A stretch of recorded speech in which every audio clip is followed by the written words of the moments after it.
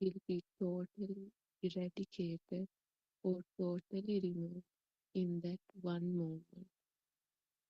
The speed at which one could realize the pure truth depends from person to person. Most of the time, what happens is instead of realizing the pure truth in one moment, your mental fetters begin to dissolve little by little, and your inward progress continues to take place. Terusan everybody. Pirvasana Shani, thank you for reading the book and starting the session from The True Dhamma Has Awakened, Volume 2. Uh, this is our regular uh, English Zoom discussion of Buddothpado Dhamma discussions, that is 2:45 to 4 p.m. of Sri Lankan time. So we have been talking about the thoughts, and it was just briefly mentioned again about the concentration meditation. As we discussed earlier, it's useful to start with to calm down the mind, which tend to run away every fraction of a second. Will run away to different stimuli. So, in an attempt to keep it calm down or to bring it to one point, even for a short while, we try to do the concentration meditation.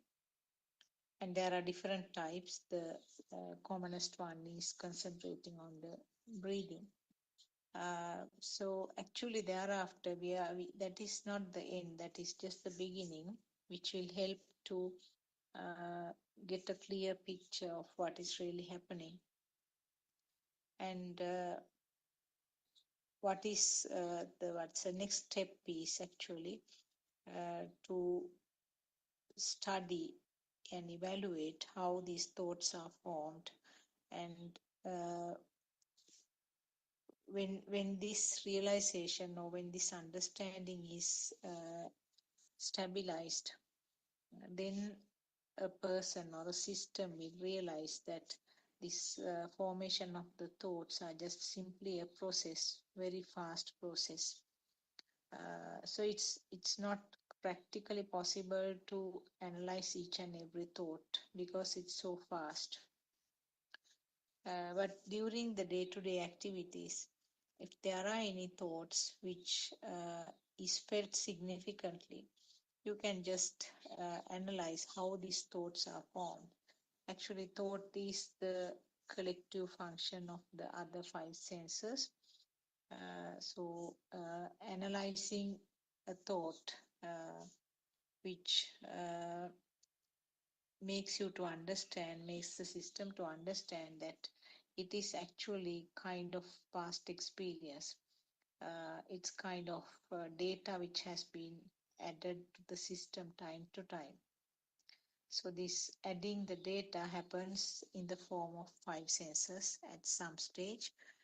All five will not function at the same time, but one by one, the the senses will accumulate to form the mental picture. Now, for example, uh, if you take a car, the car, when I say the car, you get a mental picture about the most familiar car that you are used to. Maybe if you own a vehicle, that picture will come to your mind. Or maybe a car that you really like, a model that you really like. You will get a picture, and then all sorts of information that you had regarding the car will right now spark at this moment as a thought. So this is actually just a process. No one is doing it, and it's a part of this system or the process that we explain. So understanding, when you understand this process, how these thoughts are formed, uh, then the value which is added to these thoughts become less and less. So you can realize that the system will automatically feel that the discomfort or the uncomfortable feeling with some of the thoughts that we get will be less. So that is the only method actually, you can't control the thoughts, you can't slow down, and also you can't get rid of the thoughts that you don't like and keep the thoughts that you like. When you realize that this is part of this natural process, then the system tend to ignore this process, and then whether the thoughts are heavy ones or thoughts are pleasurable ones, whatever, we know that the mechanism is the same, then more or less they become almost same. So when the thoughts are not given a preference, uh, the weight that was added to the thoughts become less and less. So that is just a brief thing to mention about what we read from the book. We can start the discussion. If there are any questions, we can start with the question, or we can discuss along these facts that we read from the book. Terwan Samai, Dr. Kokila, and other Dhamma friends. Terwan Samai. Everyone Samai. May Trikajam bless you all. May will worship our Anansi. Yeah, we can discuss any question. Anyone can bring up like an idea or anything to discuss.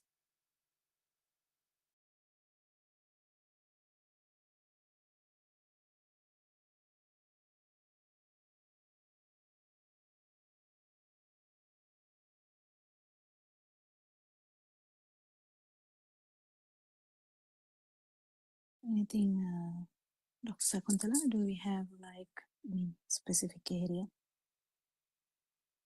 Uh, Maybe we can discuss further about how the thoughts are formed, because that is the way that the five senses are functioning, and then how the thoughts are the mechanism we can discuss, because we have been talking about that along that line for the last few days, isn't it?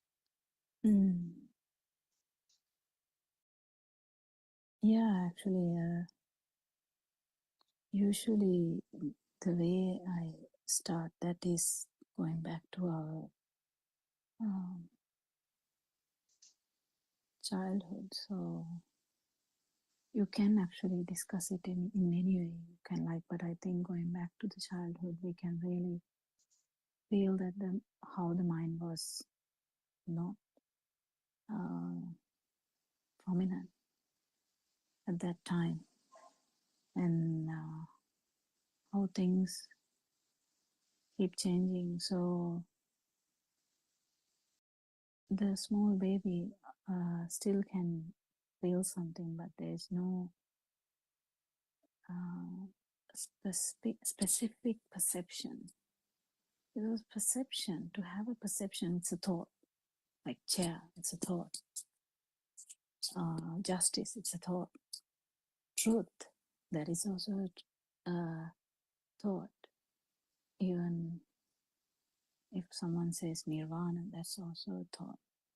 But underneath that, there's something, a vibration, and that's why we talk about five senses initially, because five senses, we talk about this, I think we have talked about this, because when if we talk about the touch, it's the fast vibration of the skin, sensory organ. If you talk about the taste, which can't be explained, because if you can explain, that's a thought. So the actual taste, that I think I brought this up that day when I was trying to say about taste of salt, because taste of salt, we try to give so many examples. We have a word saying salty taste, but actually actual experience is just a vibratory nature. So it's not actually having a perception. But when it comes to the mind, in the sense when you hear about this is salty taste, and yes, of course, then you can understand how it works, because the perception, without a perception, you can't actually talk about anything.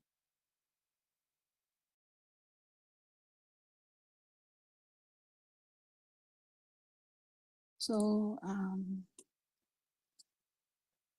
every time when we try to understand even any idea, sort of what happens when it becomes idea is when it comes again and again. If someone is talking about justice and or injustice in that sense, or independence or being dependent, it just a perception which has happened to you at one particular time in your time, whatever the spark, it has happened before, so that spark can come again. And when it happens again and again, you actually feel it as existent. It's really becomes a view. That's how the view happens. So the same with the self as well. You feel a change in here. You attribute that to self-perception. No one has done it though. No one has taught you. Even Tarzan, who just heard sounds of animals, sounds of trees, sounds of birds, still has the self-perception. How? Because anything, if he felt as a real thing, then the self-perception is there. So it's not done by anyone, not done by you. It just happens because of the process. So as when we hear this Dhamma, we just understand how this happened. That's all, actually. That's all. We just keep understanding how this happened, how the vibration led to, the sound vibration. Just imagine sound vibration. And how, when I say Niagara Falls, how can you have Dunhinda Falls in that sense? Because you may have seen the Dunhinda Falls. So when I say Dunhinda Falls, how can you have a quick recount of all about the Dunhinda Falls? How come?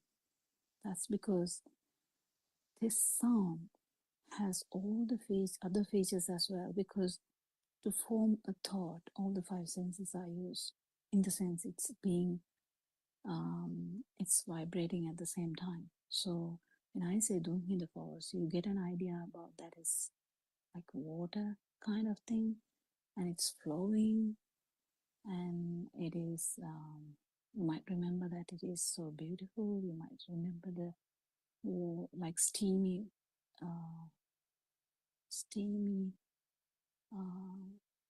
air you get when you stand close to it. You might remember all the people, all the foreigners who were inspired by that view. So everything happens in one moment, just by saying Tumhinda Falls. Everything comes to play. This is actually a science, and this science has brought us so much burning. How? Because we feel that it's as a thing. When we feel it as a thing, that is how that change happens, and when that change happens, the burning happens actually when it becomes a view that there is someone here. Always there's a duality, the subject and object perception. This is what we are investigating. How did this happen? And we understand it's just a illusory nature. So yeah, the thought, dung in the waterfall. You never think about like a rock, like Sigiriya when I say dung in the waterfall, because dung in the waterfall itself brings you different memory, different category, where it's liquidy, it's falling off water. You you have the picture of that, because I just called you and said, shall we go to Dumhinda Falls? And you get the vivid picture. If you have never been there, you might remember the photo of that. So it's beautiful to understand how these thoughts are formed, how thoughts can carry you away to this uh, reality show.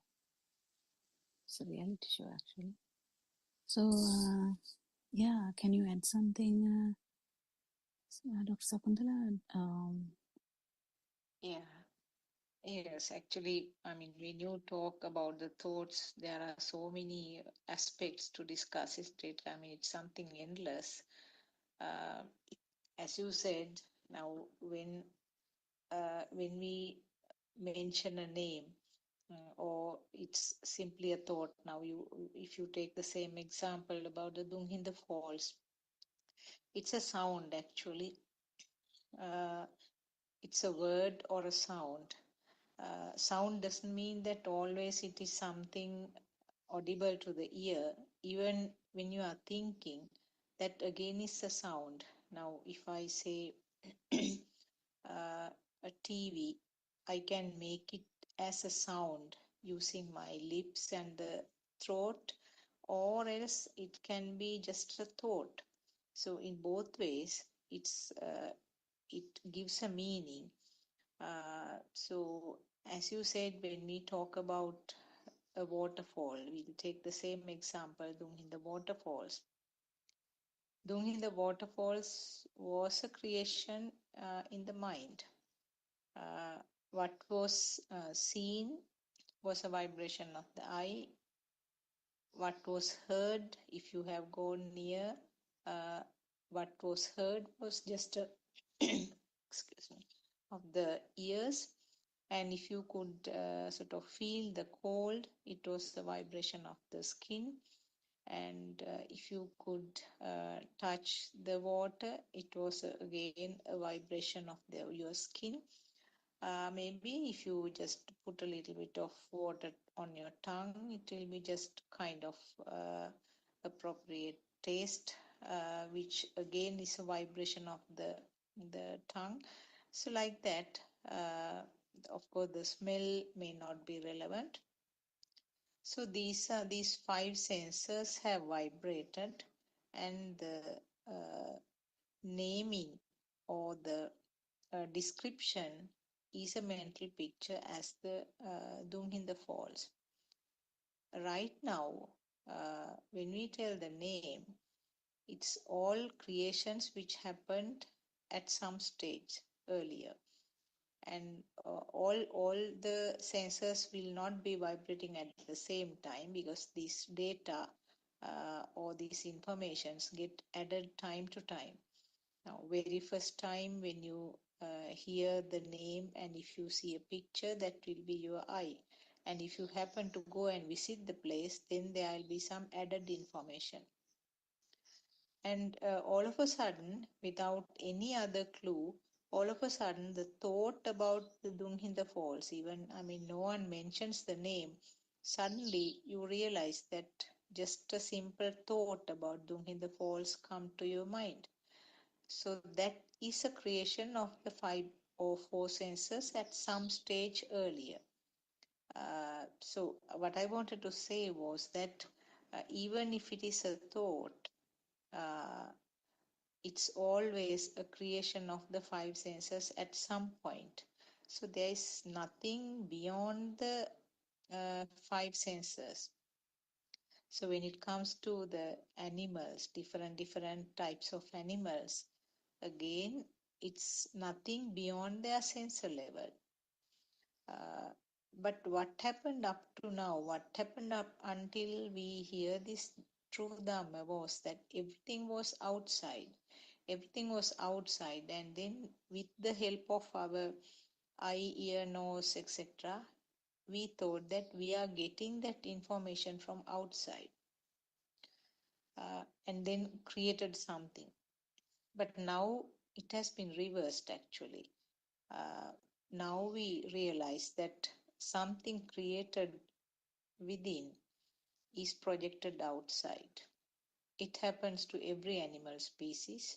So every animal, insects or whatever who are living beings, apart from the trees, have this problem. They have various senses.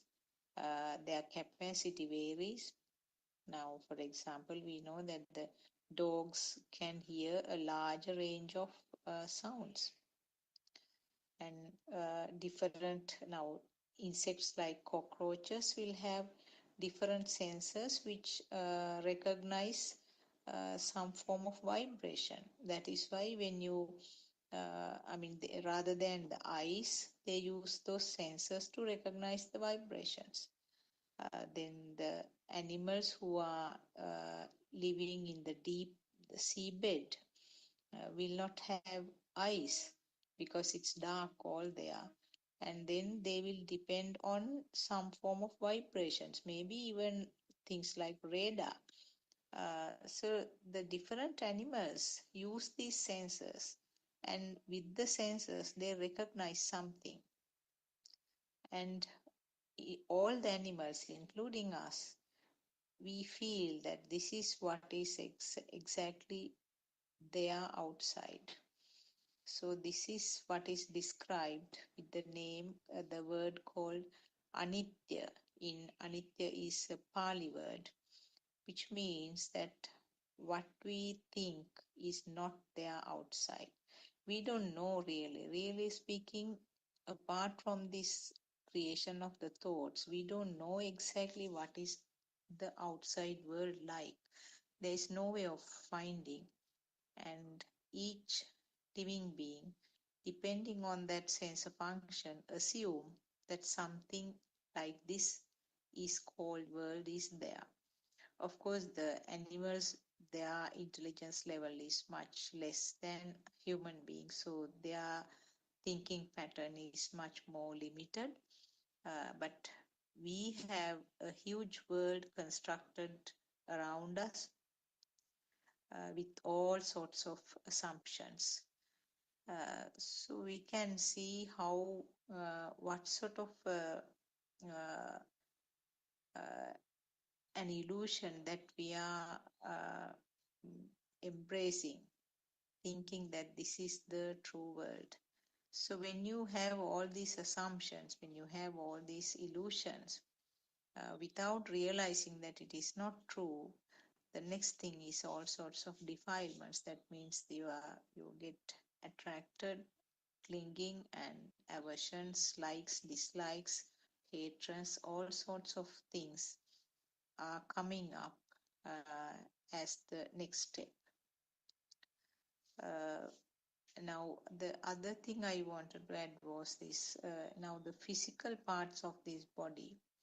Uh, Now, where is this mind? Is there a place where the mind or the thoughts uh, is existing, or can you point out a place to say that this is where the mind is, this is where the thoughts are? True that the brain has to be there to have the thoughts.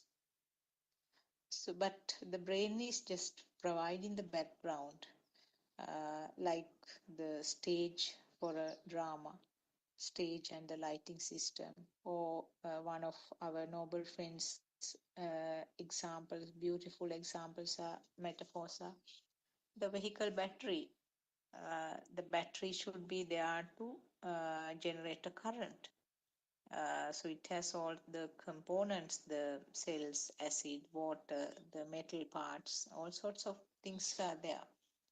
Without them, there is nothing to talk about a generation of a current. But the current is not something part of the battery. You can't point out to any place in the battery and say that this is where the current is. Also, if there are any alterations or changes in the battery, the current created by the battery could alter, could change. So this is something that we can explain by now. The brain has all sorts of various neuronal cells, nerve tissues are there, then there's liquid parts are there, the blood is there, uh, various types of special fluids are there, and then of course chemicals. Chemical function is there, which is not observable by a microscope. There is chemical function. So when there is some change in this structure, it could be the chemical part or it could be the physical structure. So when there is a change, the current which is created or generated by the battery, or the current generated by this brain, which we call as thoughts, could change. So you can easily explain, now this is again science, you can easily explain uh, how come that after a head injury, where a person was unconscious for some time, and when the person recovers, his thought pattern and even things like his the familiarity that he used to show with these familiar things, and even the things like speech, so many things can change. So in other words, thought is simply the current, uh, and current is generated with the help of the brain. But when you do have a problem with the brain, the current generated can change. Similarly, if we talk about the other sense organs, for example, if you take the eyes, if you do not have the eye, that the physical structure, you can't talk about vibration of the eye. And if the uh, eye has some fault, then the vibration of the light or the vision, what is seen, what is a picture which is created, is altered. So the two things I wanted to point out was that we need the physical part also. Physical part has to be there, but the current or the vibration created there is not a part of that. So there are some other beautiful sort of experiments. Actually, they are experiments. You can, your own experiments you can try and see. If a person is deaf from birth, you cannot talk about sounds, or you can't talk about the vibration of the ear. And if the same person is blind from birth, you can't talk about any vibration of the eye, and you can't talk about any pictures, any light. And similarly, just think, for some, because of some rare disorder, if a person loses the skin feel, then you can't talk about the hardness, softness, warmth, cold, liquidity. Those things are also out because there is no way of feeling them. One simple example is that when a person is getting some local anesthesia for something, that area, you can't talk about the skin feeling, and you can do any kind of operation or something without any pain to the person. So these examples I just wanted to show because these are actually some kind of researching that you have to do your own research and see. And then finally, you realize that we totally depend on these sensor functions. Uh, and finally, the sensor functions, the combination of the sensor functions means a thought, and thought has a power because it's a collection of vibrations. Each vibration has a power. So thought means there is a stronger power, and this is what makes us to feel that it is existing. And also it doesn't stop there, it is existing, and the person who is experiencing is there on the other side. So these are actually this is the beauty of the teaching, because you can very well tally it with the science. Maybe if there are any questions, we can discuss on that. Or Dr. Kokila, would you like to add anything from from there onwards? Yeah. Uh, it's that we tend to go by the concepts. We tend to go by the thoughts. We tend to, if you think about something, it is very important to you. And the way you think, you feel like it is correct. Sometimes you might say, "Oh no, what I thought was wrong," but still, you feel that it's real. That is the problem with this dream. We feel that it is real. This is the main problem that we are trying to solve as well. So, which part of the dream is actually true is what we are actually trying to investigate. And investigation never ends.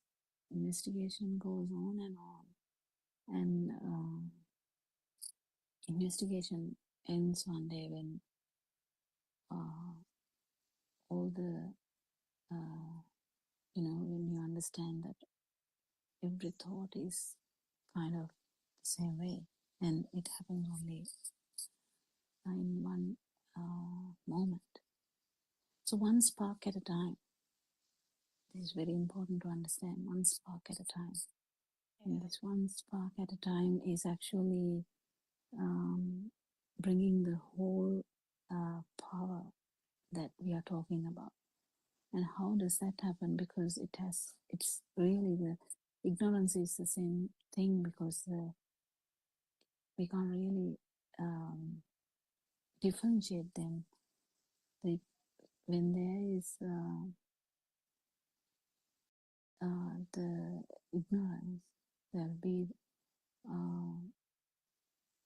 fast vibration anyway. I mean, fast vibration is there, the ignorance is there.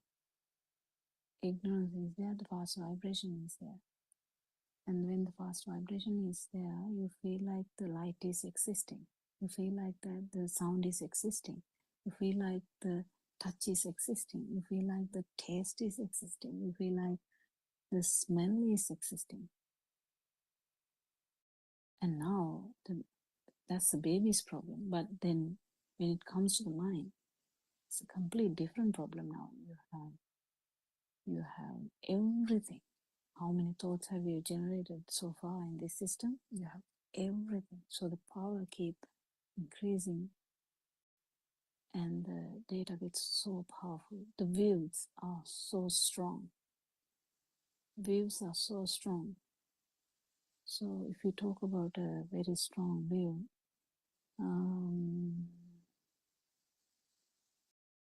well, I can't think about an example, but I mean, as we had a foreign invasion long time ago, the whole country became kind of slaves.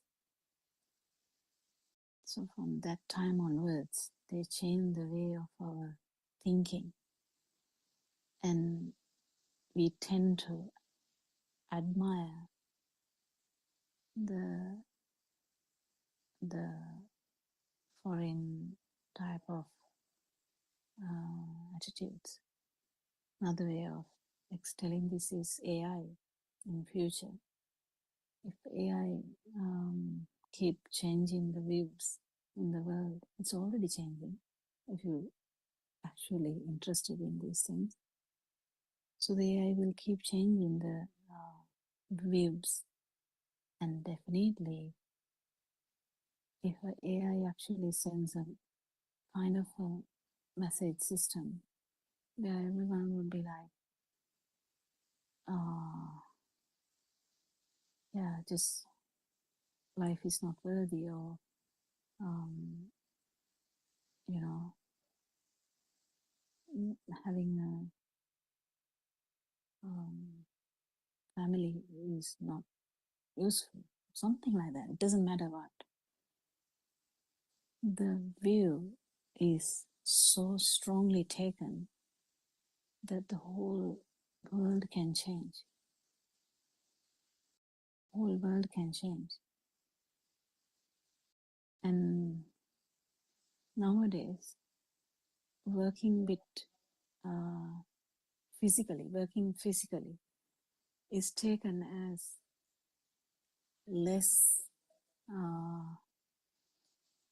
convenient. But if we go back 200 years back, working physically, and country didn't need anything to import. So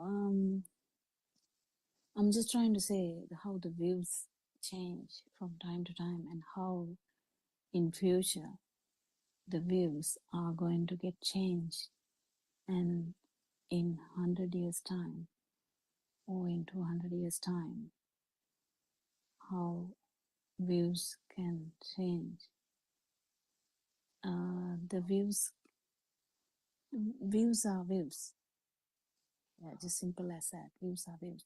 But no one is going to take it like that. Only someone who has understood this Dhamma will be not affected by all these newer views that is going to happen. So newer generation, what is the latest? Is it Gen Z? I don't know. So whatever the newer generation, the way they think will be completely different. The new generation is X. I think there's one after that. New generation.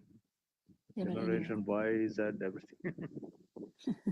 but anyway, everything, the view is changing. So one day, if the whole world is like monitored by robotics and managed by robotics, people will be okay with that. They will be thinking, yeah, that's the way to do. Why we should worry? Get all the work done by robotics. So I'm not talking about this the actual what is going to happen or what is not going to happen. What I'm trying to say is the views can change. But at one particular moment you feel that your view is correct and your view is actually there. You feel it so strong. That is what is so-called me is like.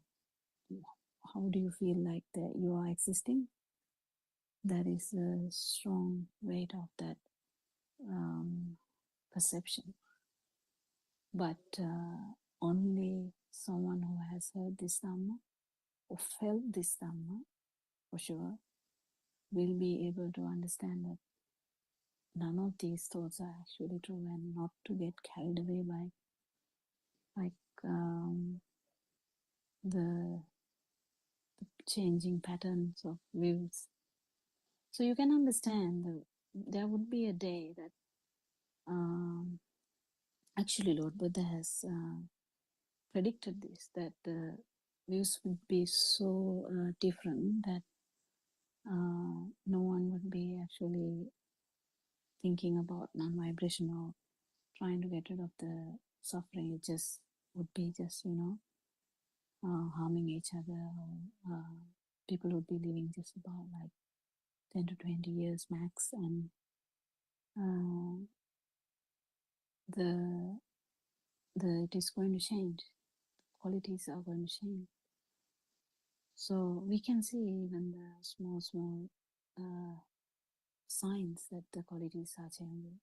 We hear so many things that are not similar to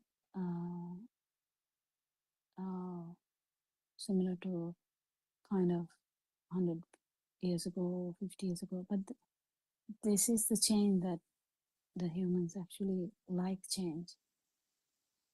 People wish for change. If the life is dull and mellow every day, you will be like thinking, it would be nice to have something different. That's how this vibration is. You like change, you like chaos, even though you don't like it, because that's what you feel alive. You feel alive. So even if it's chaos,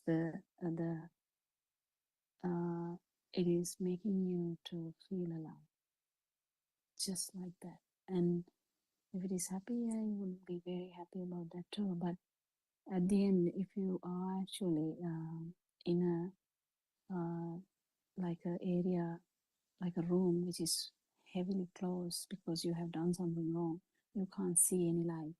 The room is dark, and you'll be given a basic type of food every day. You will go crazy. How would you go crazy? Because you like the next moment. You like the next moment. You like the change. You like the to entertain the sensory organs. That's how this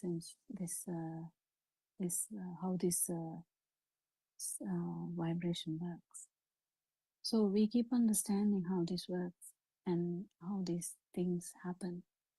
But main difficult thing is to feel the non-vibration. To feel the non-vibration, you have to fully understand that it's the spark or the stimuli or the aramana in Sinhala that which is there. And if you feel that as real, that is the self kind of perception. But when we understand Dharma, we actually turn this around, because it happens anyway. You just listen to Dharma, but it just happens anyway. You start to feel more than think. You feel that the thoughts are actually how the thoughts are affecting this system, how thoughts can carry you everywhere, how thoughts are manipulating you like a Muppet. Yeah. So you will be observing this. It's not actually you. This is just a way I have to put it there. So you keep understanding. So that thoughts are not real. It's just a manifestation of the sensory organ. And then when you come to the sensory organ, the feel, actually the feel is due to the fast vibration of sensory organs only. That's it. That's it. If you understand this, it's more than enough. More than enough. Whether it is skin burning you feel, whether it is very soft clothing you feel, doesn't necessarily mean anything. You will be very, very hot, and you will be like, oh, I need to jump into a water to get rid of this hotness. Yes, but actual burning is not there, because you know it is a sensory organ function. It's like knowing that the mirror doesn't have anything there. Just knowing that. But a bird will keep knocking at the mirror, because bird feels that there's another bird in the mirror. Even sometimes monkeys do that. Any animal will jump at the mirror. But humans, they have a sense that it's not actually true. The same way, we will be in this dream, we will be having pains, we will be having a severe headache, we will be having, knee pain, we will be having a back pain, we will be having a bad, stomach ache. Well, you will feel all that. It doesn't matter. You will feel all that. It's fine. But you're not going to be really sad about it because you know that's a sensory organ function. You don't really misunderstand it as, why am I having a headache? Why am I having a stomach ache? Why can't my head not have an ache forever? If you have a head, it can get any problem in there. It's very normal. But the thing is, self-view destroys the super happiness. It destroys the tranquility. Only brings suffering. Suffering has a lot of levels. You have to remember that. Suffering, losing someone is suffering. Yeah. Losing money is suffering. Yeah. Losing status. Yeah, it is also suffering. You can say that it's all suffering. When we talk, in this dream, you can have any kind of suffering, but there is also a suffering in the perception itself, because you are inside the dream. You can have any type of suffering in that dream. You're prone to any type of suffering. But even beyond that, in the field also, you feel that the consciousness is as something. It is felt as a thing because you misunderstood it as happening here. But when you understand that it's only a sensory function, you will actually feel the sensory organ without that power, without that vibratory effect. So that's very beautiful. So Joel can ask something if Joel has any question. I'm kind of to say is that system is working and the sound is coming from my mouth. I've understood it. Yeah, that's great. Actually, that's great because the system will work anyway. As I have told you multiple times, you can do whatever you were doing before. You can look after your parents. You can look after your family. You can treat people with so much goodness. You still can, help people. Well, probably I don't think you can do anything bad because it's still be beyond your beyond your needs. And you can participate to anything, but you will be not there. So when you are not there, it's very easy for you to blend into anything. That was what I was telling that day. And as surely Araman said when he joined, he told, it's a field. It's a field. When you ask me the question, what do you mean by becoming like water? It's blending to anything so that you become mother, you become father, you become person in front of you, you become the tree. It's kind of a metaphor though, but it actually has a meaning to say that there's nothing here. It's just actually you're not becoming. It's just kind of a thing to say that there's nothing here, and you just have the sensory function happening, the thought happening. Thought also can happen. Thought happening. So you know that this is your family members. These are your family members. This is the school. This is the home. This is the workplace. Whatever. It doesn't matter. You know how to.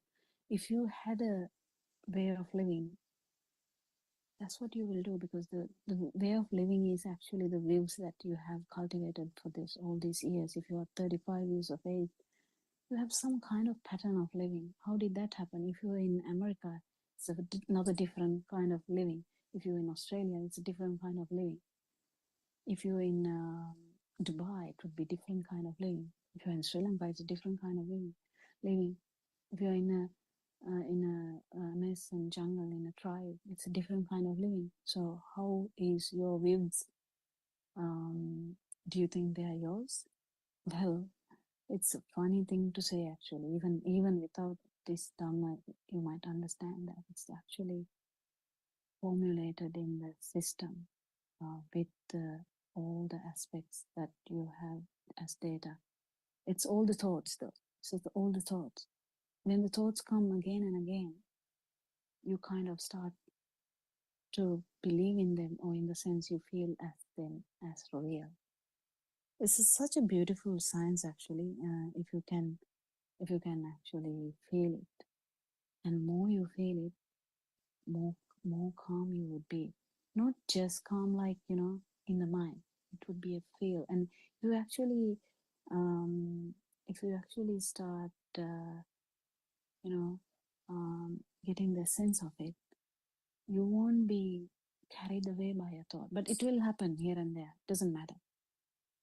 And, randomly you might be like, oh, what happens to the Mars then? Is Mars there or not? Are we not going to the Mars, or not going to the Mars? Are we going to live underground in the Mars, or are we going to use the robotic science in the Mars? Suddenly we can get carried away. It's okay. It just, sometimes our system goes into vibration, but then non-vibration, the pattern, the non-vibration also, if it happens once, it will happen again. And there would be a time that every thought would be a non-vibration. That's what is called arahant. But these names actually doesn't matter. The words really, they they have a meaning. Don't tell me that. I'm not telling that it's a manifestation. It's just a manifestation of sensory organ. That's all. It is happening in a fraction of a second. It's a spark which happen. Just can't really say it is there, because it happens only because of your sensory organs. If you had a sensory organ of a bat, you can see the night. You can't see in the daytime. You will be hanging from your legs, and you will feel the outside with the vibratory effects of your sensory organ. You know that they feel they have a radar system to feel the outside. They can't really see. So that's their world. So which world is true? None of these words are actually true. We have no experience of outside world. But we have a production of our sensory organs. Don't forget, it is there. Even an arahant will have a production of that sensory organs. Yes, it's fine. It's fine. Only the burning will be not there. And I'm so glad that we have a ability to even talk about this, because I think it is such a beautiful thing to know about the universe, or everything in the world, the Mars or the moon, or you can go to moon, you can go to Mars, and all that is so good. But it is really beautiful, really important that you know about yourself. What is your vibration, and what is a non-vibration that you haven't surfaced yet? I think have we run out of time? No, actually, we have 10 minutes more, I think, because yeah, Sakuntala, can you add something? There are some. Yeah, Tirasana. Mm, Joel just now said that he talked, he mentioned something. So in that itself, the same thing we can sort of analyze and see now. What was the process? What happened there? There was some ear vibration, and then that got telepathized with the outside sound. That means what Kokila was telling. So there was some synchronization of the vibration of what we call Kokila's voice and your eardrum. So this concept of hearing happened at that time. And then the ear as it is doesn't know what this sound is, but there was some sound. It could create some sound there. And then what happened was that within a fraction of second, the mind uh, the mind faculty was creating an idea of what that sound is.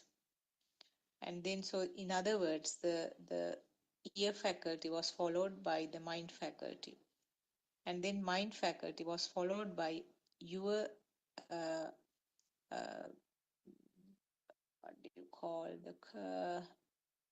the function of the body, your larynx and the throat area. There was some function in that faculty, and then some form of sound was created. So this this is how you can explain. It's just a simple thing that I tried to explain. So every time the sensors, one after the other, in between, the mind faculty has a major role to play, because each time identification and naming is done by at the level of the mind faculty. Actually, there is nothing separately called mind faculty, but that ear faculty is followed by the mind faculty function. So in other words, there is some sort of, this is the pattern that happens. uh, and now I just want to say, actually, this was a little video clip that I saw. It was shared in one of these Buddothpada groups. I don't know whether Dr. Kokila saw it. I will try to describe it and then see what your mind faculty is creating for you. It was a little video clip about a little girl. Caption was Radiant Mind. This place is a tourist attraction in China, where a glass bottomed passage has been created or fixed to the rock. The rock is very tall and it's like a rocky pillar actually. And this glass bottomed passage has been fixed to that, very narrow one. And right deep down at the lower level, you can see the jungle. So people were actually reluctant to walk along that because they seemed to be scared, the adults. This was a little girl, about maybe 3 years. She was smiling, she was running along that passage. And even the parents couldn't stop her because she was running straight forward. She didn't bother even to look down. She was looking at the front and running along that. Uh, Now, when I say this, when I describe this, uh, if you have seen that video clip, of course, then you have more perceptions.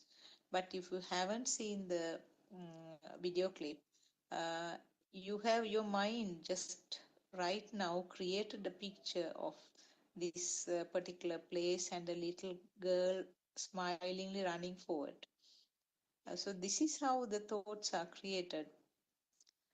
Just with the help of one sensor, rest of the picture is completed with whatever the information which is there, and it is a function of the mind faculty. Uh, and it can be the eye, it can be the ear, or whatever, or maybe two faculties are functioning, but always only one faculty at a time. Because of the speed, we tend to feel that two or three faculties are functioning at the same time. But it's one after the other, one after the other, that pattern. Uh, so this is this is what is happening every time. Either it is one sensor or maybe two sensors, uh, and there is some mental picture which is completed with whatever the data which are available. So this little girl didn't have much memory, or well, I can't say memory. She didn't have much data previously about like falling and breaking this glass and falling somewhere, injuring, dying. None of those perceptions may have been there with her, but the adults had all those.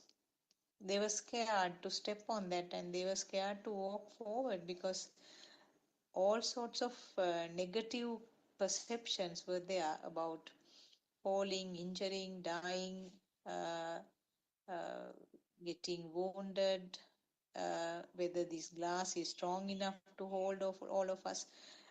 See, the millions of perceptions may have come right at that moment to that adult's mind, whereas the little girl had a very limited number of perceptions. So that is why she was so light and she was very happy and she was running along that passage. So this is what is happening every time we are manipulated, or these perceptions are manipulating, and the thoughts are manipulating, because the thoughts are powerful. It manipulates this physical body. So I think we are coming close to the end of our session.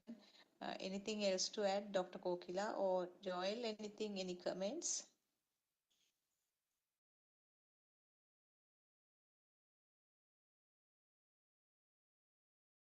I think we are actually running out of time as well, isn't it? Yeah, yeah. Okay. So we'll continue the discussion tomorrow, and Okay. Yeah. yeah, it's yeah, we'll have a like question in like any topic is fine. Trying to look Yes. at it from the now self angle is the main thing that we discuss here. So we worship our Mahasi for his guidance in this Dharma, the truth, and thank you very much for all the Dharma friends who came for the discussion today. May Triple Gem bless you all. There was Sarnai, all Dhamma friends. There was Sarnai.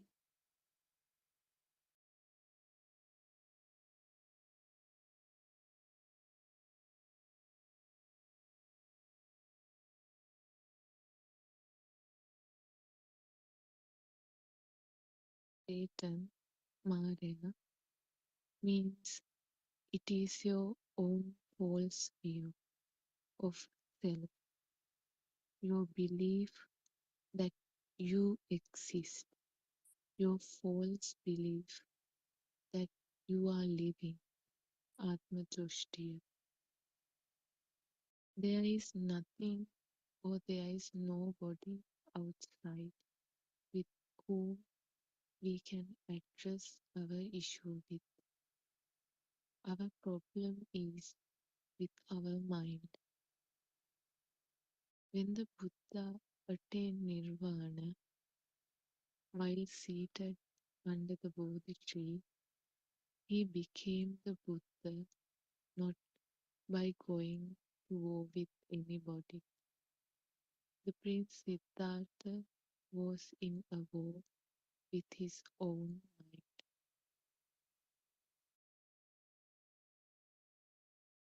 After he realized the pure truth about the mind, he became the Buddha. We too can attain Buddhahood by following the path to Nirvana. We cannot become a Samma Sambuddha because we are not the ones who discovered the illusion of the mind. It was Lord Buddha, our teacher, who first revealed the pure truth to the world by his own investigation of this illusional mind. We are only his followers who are going on the path to realize the ultimate truth or nirvana. This is the difference between the Buddha and his followers. Otherwise, we are all following the path to nirvana, and we are all trying to tune into a frequency of nothingness, the Buddha Swabhavaya, or the nature of the Buddha. Our minds become tuned to nothingness, to the Shunyatava. Shunyata Animita Cheto Vimuktiya. No mind means no thought. However, while you are still practicing to be on the path to realize the pure truth, you need to maintain awareness of the thoughts you receive. Everybody. Sarna Shani, thank you for reading the book for us. Uh, we worship our Enhancer at his feet. Thiruvan Sarnai, all Dhamma friends who have joined the English Zoom discussion, 2:45 Sri Lankan time, 2:45 p.m. Sri Lankan time. So we have been just following uh, the facts written in the book, The True Dhamma Has Awakened, Volume 2. So it's still about the mind and the thoughts. That is what we have been discussing over the last few weeks. Little by little, it's being explained what is this mind and what are these thoughts, and also the complexity of this thought and the mind. So as Shani read, actually it was a war with the own mind. That is what Lord Buddha had to do when he was trying to understand what this pure truth is. It's mentioned as Satan because Satan is the word that is used in the other religions, actually, particularly in Christianity. It's described as Satan or a devil type character, something similar to a devil. It's actually what is described in Buddhism is it's your own mind. It's your own mind which drags you to various directions and uh, becomes really troublesome, I would say. So it is the fight is with your own mind. So we will once you identify this truth about this thought, how the thoughts are behaving and the behavior of this mind, uh, you tune into what's called the nothingness. Actually, this is something constructed or built up on nothingness, basically. Some creations, everything is a creation. The uh, the, the vision, hearing, and the uh, feelings of smell, taste, and the skin sensations, all are actually creations due to the fast speed. So on top of that, the thoughts are created as a result. So finally, when you analyze it deeply, you can see that basically from nothingness, everything has been constructed or created as if it is existing. So in other words, the myself, the concept of myself is also a creation in the same manner. So this is what we are trying to understand, because we always have a fight with our own thoughts, because thoughts are not uh, under control. There is no doer, but the wrong conception is that thoughts are mine and thoughts are something that are controllable, or there is a doer for the thoughts. So this is what we are trying to understand when we realize these facts, which I explained. Little by little, we are moving forward with the knowledge on this aspect, and when we realize how the thoughts are formed, the fact that it is not under anybody's control, then it's very clear that the things tend to calm down. The agitation that comes up with the thoughts, because we love to stop the unpleasant thoughts, and we love to keep or maintain the happy thoughts. Neither of them is possible. So when you realize this mechanism, automatically there is some calming down, and then there is slowing of the thought process. Actually, thoughts will not stop, because thoughts will be forming as long as the physical body is functioning. But the fact that the value added to these thoughts, the fire which comes up with the thought, is the one which will fade away. So all our Dhamma friends have joined, the regular Dhamma friends. Theruvan Saranai to all of you. We can start our discussion, Dr. Kokila. Theruvan Saranai. Theruvan Saranai. We worship Paran Hanse.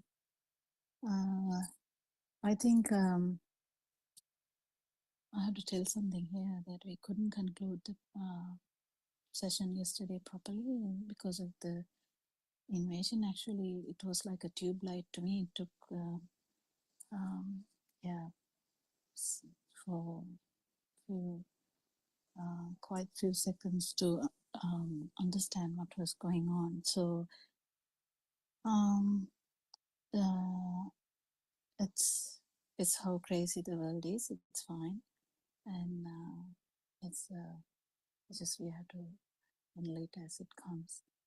So I apologize to everyone that we had, because we were not actually we were not prepared for that kind of you know crazy thing. So now we know that we can act on that, not to harm Dhamma at all in any way, because we don't take this, we give the utmost value to Dhamma and nothing else, nothing personal. So it's really important we keep that standard.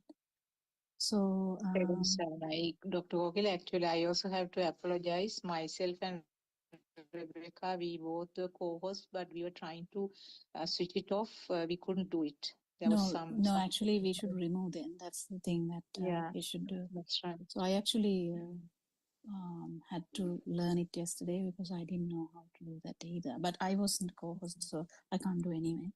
Yeah, But it was a lesson as well. So yeah, it's very unusual in these countries. But I mean, anything can happen at any time.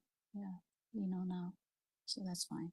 Just apologizing to everyone that we had to just because we are struggling, we just had to leave the Zoom. Yeah, that won't happen again. It's fine. So we can start the discussion today, and we can actually talk about anything in the book part, or in the things that we have read in the book, or anything else. Yes, something. Can someone start the discussion, or Surangika, can you add something? Then we can build on that, or Joel can ask a question. Anything, doesn't matter.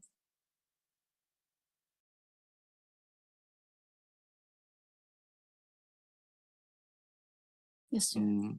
This the last bit I was listening to this book says no one can attain the Buddha's state or something, right? They read it. If I'm wrong, you can correct me.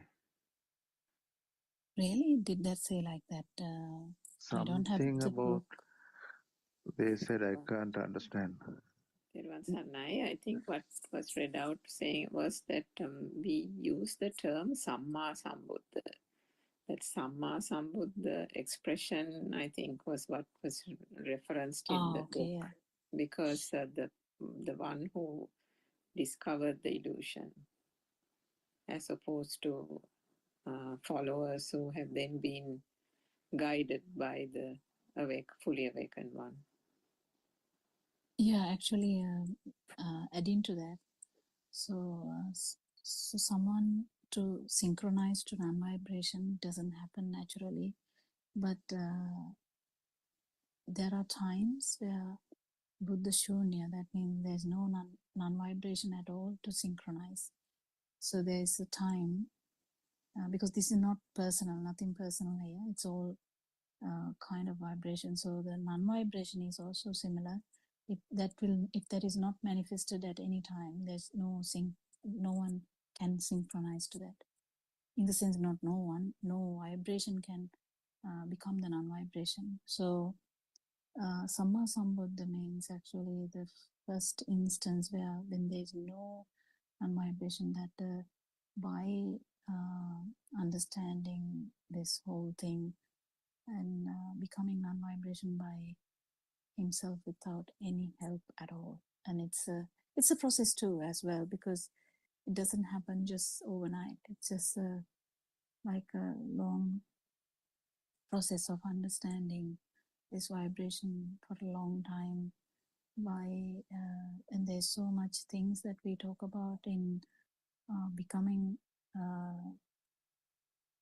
in it at any point, not becoming a Samma Sambuddha, even becoming just Buddha, in the sense becoming an Arahant.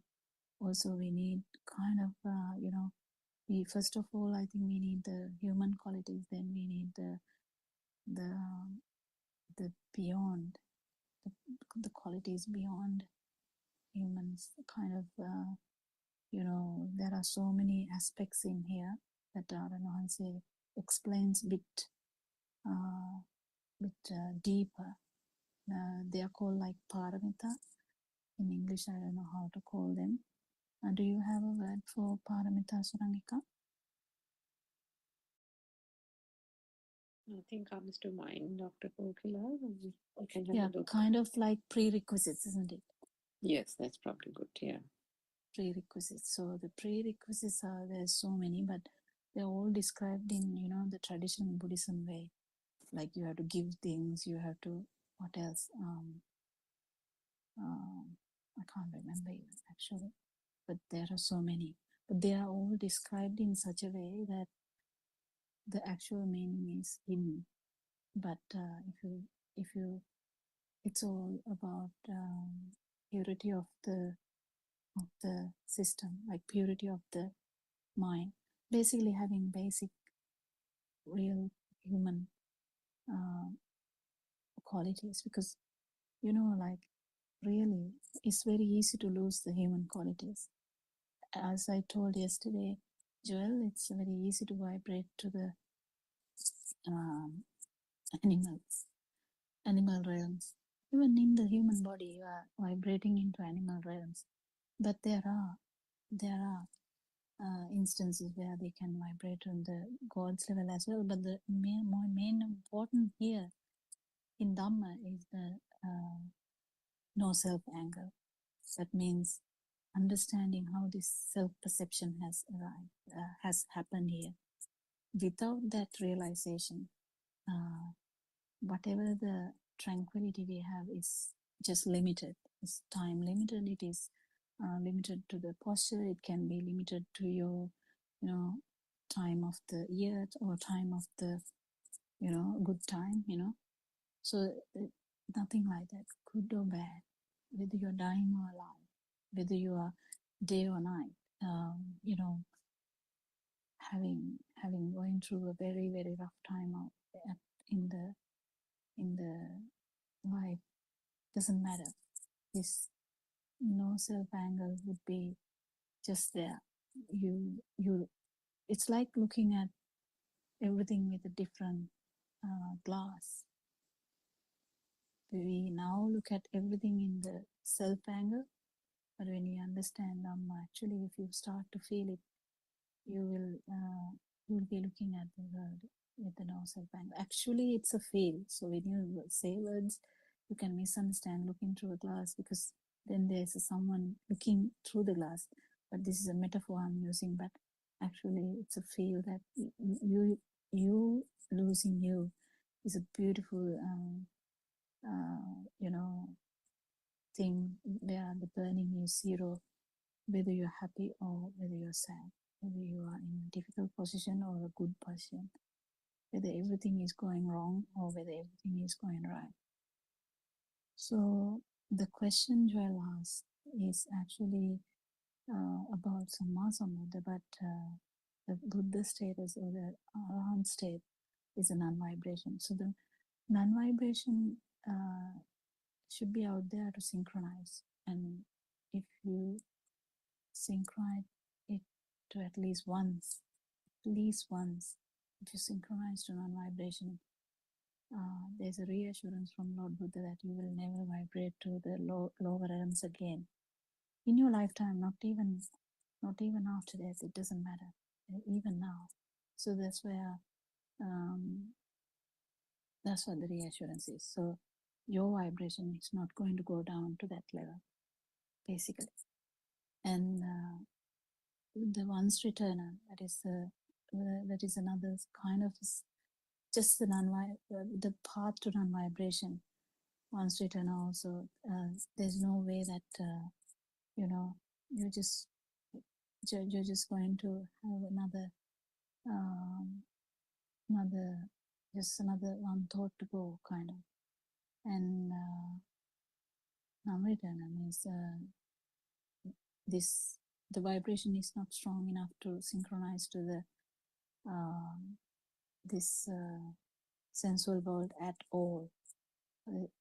But because there's no self view and there's no self, there's dissolution of the self perception and the self vibration, even the tranquility you feel, you're not going to get attracted to it. You're not going to get attached to it. You're not going to look for it, basically. That's the main important aspect that the Aran was trying to tell you that day, because you said you were looking forward to something, and then he corrected you quickly, saying, no, that's not what we are trying to say. When you lose you, you're not looking forward to it, but you are the non-vibration, you are the super happiness, you are the super kindness, you are the super loving, you're the everything. It's just out there. Any other question? Anything else to add? Actually, if Joel, yes, you can ask anything, but others can join in as well. Yes. I was just asking, I want to just clarify this about this vibration thing that we discuss about it a lot. Okay, when can this Joel realize that I have no vibration? Oh, How it's do a I fail. realize It's a it? fail again. It's a fail again. So that's the thing. So when Aran says that he says a metaphor for this. Can you actually explain how you feel the salt? Even you can give an example. You can say this is very salty, but can you actually explain what salt is, kind of what the taste is? You really can't. Likewise, even the self vibration is something for you to feel it, because inside the mind you can actually feel it. The whole power, that power underneath the mind, even that is difficult to feel. And if you understand that it's the power of the sensory organ only to turn into the non-vibration, so this has to be practiced a bit. The practice comes with the wisdom. So you have to have the you have to have the understanding of this Dhamma, that there's no one here, and then there's the mind is not true, and then there's sensory system which works very fast, very speedy, and this speedy activity is the power.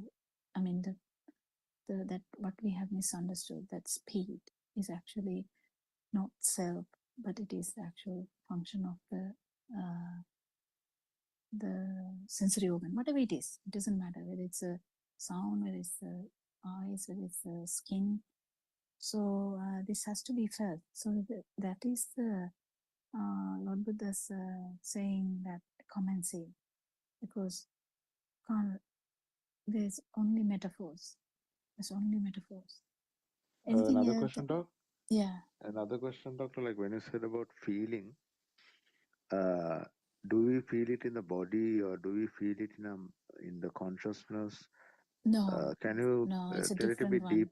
That's where they call it jnana, because this is not related to the actual sensory organs. That is the problem. I think it is something that you can feel. Even this self perception, it's very deep. Normal self perception, because we don't even understand that we are in self perception. To say, you know that if you remember as a child, if you liked something, imagine a game or something, you like that, how intensely you get attracted to that. Can you explain that? You really can't, can you? And also, if you feel despising or some dislike towards something, even though we can say I dislike it, but actually, can you explain that feel? It's feel. Even there are so many words now in our society. There are so many words we use to, but actually, whether it describe what you feel out there is very, very personal, isn't it? Can't really describe it, even though we try to describe it with words. What you actually feel can be even different to what you're trying to describe. And sometimes people say, I can't really describe it. Yes, because even the self-perception you can't describe until you actually feel the non-self-perception, because it's absence of this absence of this the vibration. So it's very difficult, I would say, to describe that, but one would know, 100% one would know, because it's a completely different experience. It's not like be inside the mind and thinking and getting another mental picture. It's not like that. It's just complete piercing of the thought and feeling that strength or the power or the vibratory nature, and understanding that it's um, just the just the function of the five sensory organs. So yeah, it's something to be felt, and that's the challenge here. Lot of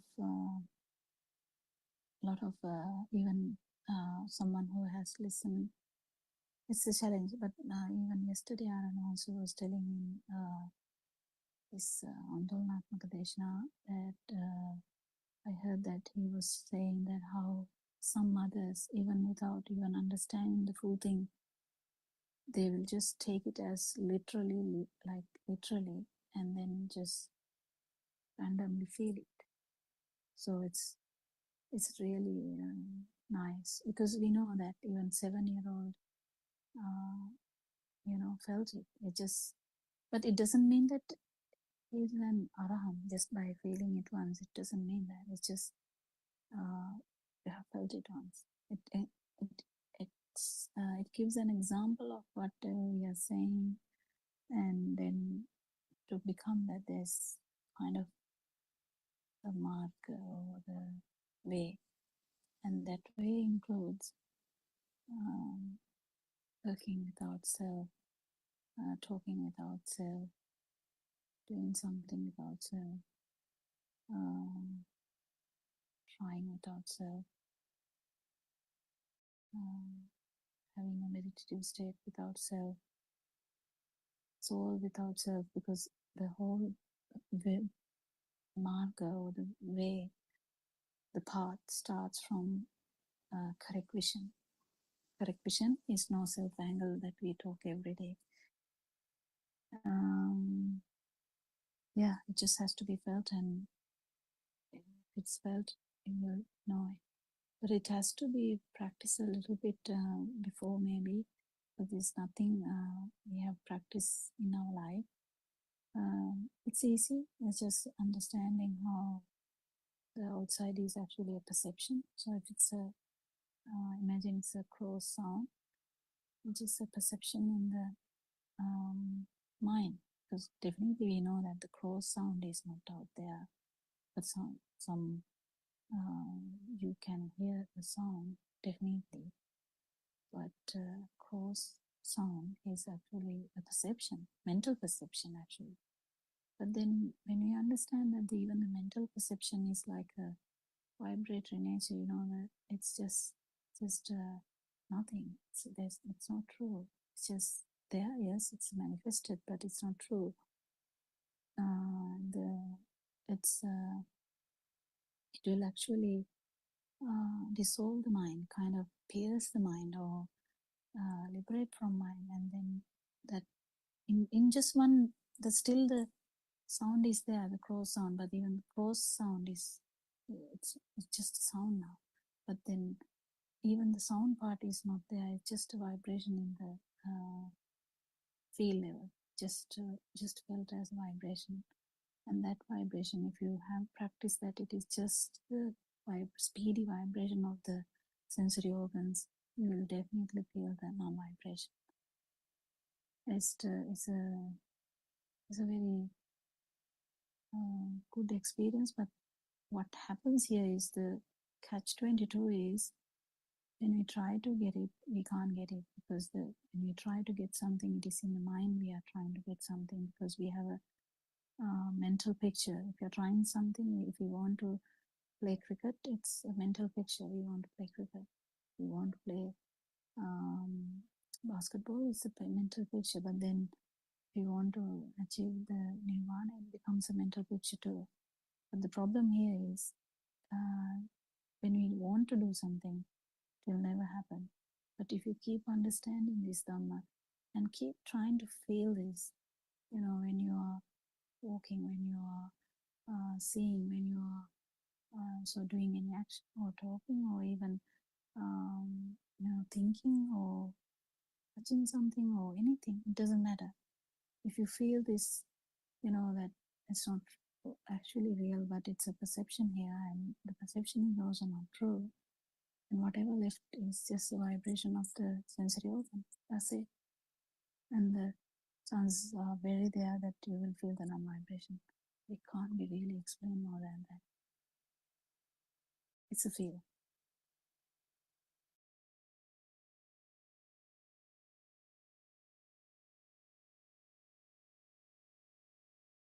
Anything else? And can you something? We have Dharma also here, Suramika here. Anyone? Therwan Saranai, Dr. Kokila, Therwan Saranai, Aryan Mahansa and Dhamma friends. I please bear with me. I have got busy with the sports activities of the school, but I still listen to the discussions. And when I get rid of this, definitely I'll be joining, because I know how useful, how beneficial they are. And Dr. Kokila, I just joined for a few minutes. Please bear with me. I heard you were talking about paramita, perfections, and that made me to come. And also, Dr. Is Kokila, that the name? Is that the name? that's the perfections, isn't it, for paramita? 10 Oh, okay. perfections. Okay. Yeah, and Dr. Kokila, now Joel asked about Buddha state, and you were explaining it beautifully. So I want want to ask whether when someone feels that he is or she is not having any burning, that is liberating from the stimulus, so can we call such a situation is also a Buddha state? Temporarily, someone can feel Buddha state before attaining arahanthood?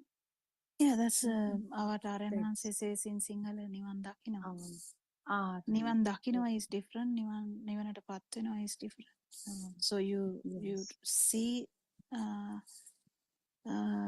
that non-vibration, you in the sense you feel it, but then you haven't become, because you have to, if you have to become it, it has to be in each and every thought.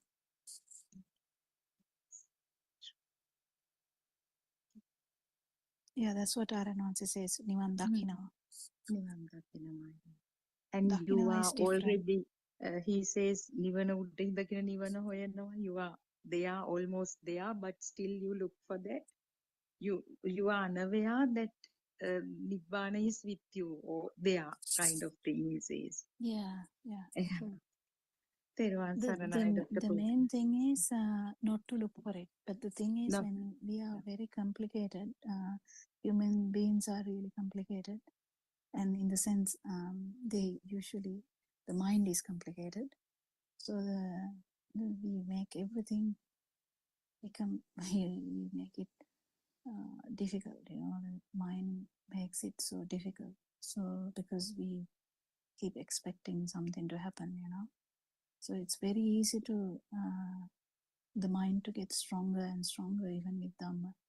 So that's where we lose the track. So if we lose the track, these Zoom discussions are very, very important to actually, just shake you and just get you back in track.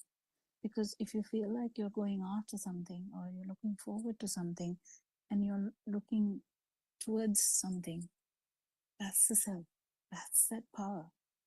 And understanding this is a bit difficult. It becomes So more and more easy. complicated. It's not that complicated, but our mind makes it complicated. That's what Aranansi is saying over again and again, that it's very simple for Sunita Sopaka, who is like, they were like cleaners. The one was cleaner, the other one I can't remember. But then there was like the story, there's so much stories where, they were not He's academics or saying, such anything, but they had low vibration. So they just had only need one push. They put the brake. Just one. It's very easy, if you're close to non-vibration, it is easy. And there are barriers. If you ask about the barriers, there are a lot of barriers that Lord Buddha has explained. Sticking to one thought, or sticking to thoughts too strongly, and the one is not taking them seriously at all. I mean, you can just let everything go and just imagine that, So there are different ways to tell that. I can't even remember the whole thing, but Lord Buddha has explained that what prevents you.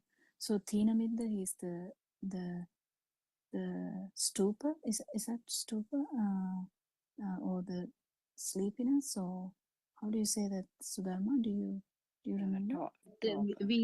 we thought it should be lethargy. One day also we discussed it. But lethargy has different exactly explanations, because lethargy is like a medical term too. But anyway, it's fine. What is the Thina Middha? Is actually we had another actually Thina good. Middha is pure laziness, doctor. Now, while listening to Dhamma, I mean, in the conventional perspective, people go to sleep while listening to Dhamma. They don't have courage. I mean, that's how they define those days. But in this context, also, anyway, not having courage, enough courage, is all kind of laziness. It has a I deeper think meaning than laziness to do this yeah, investigation, I would say, because exactly.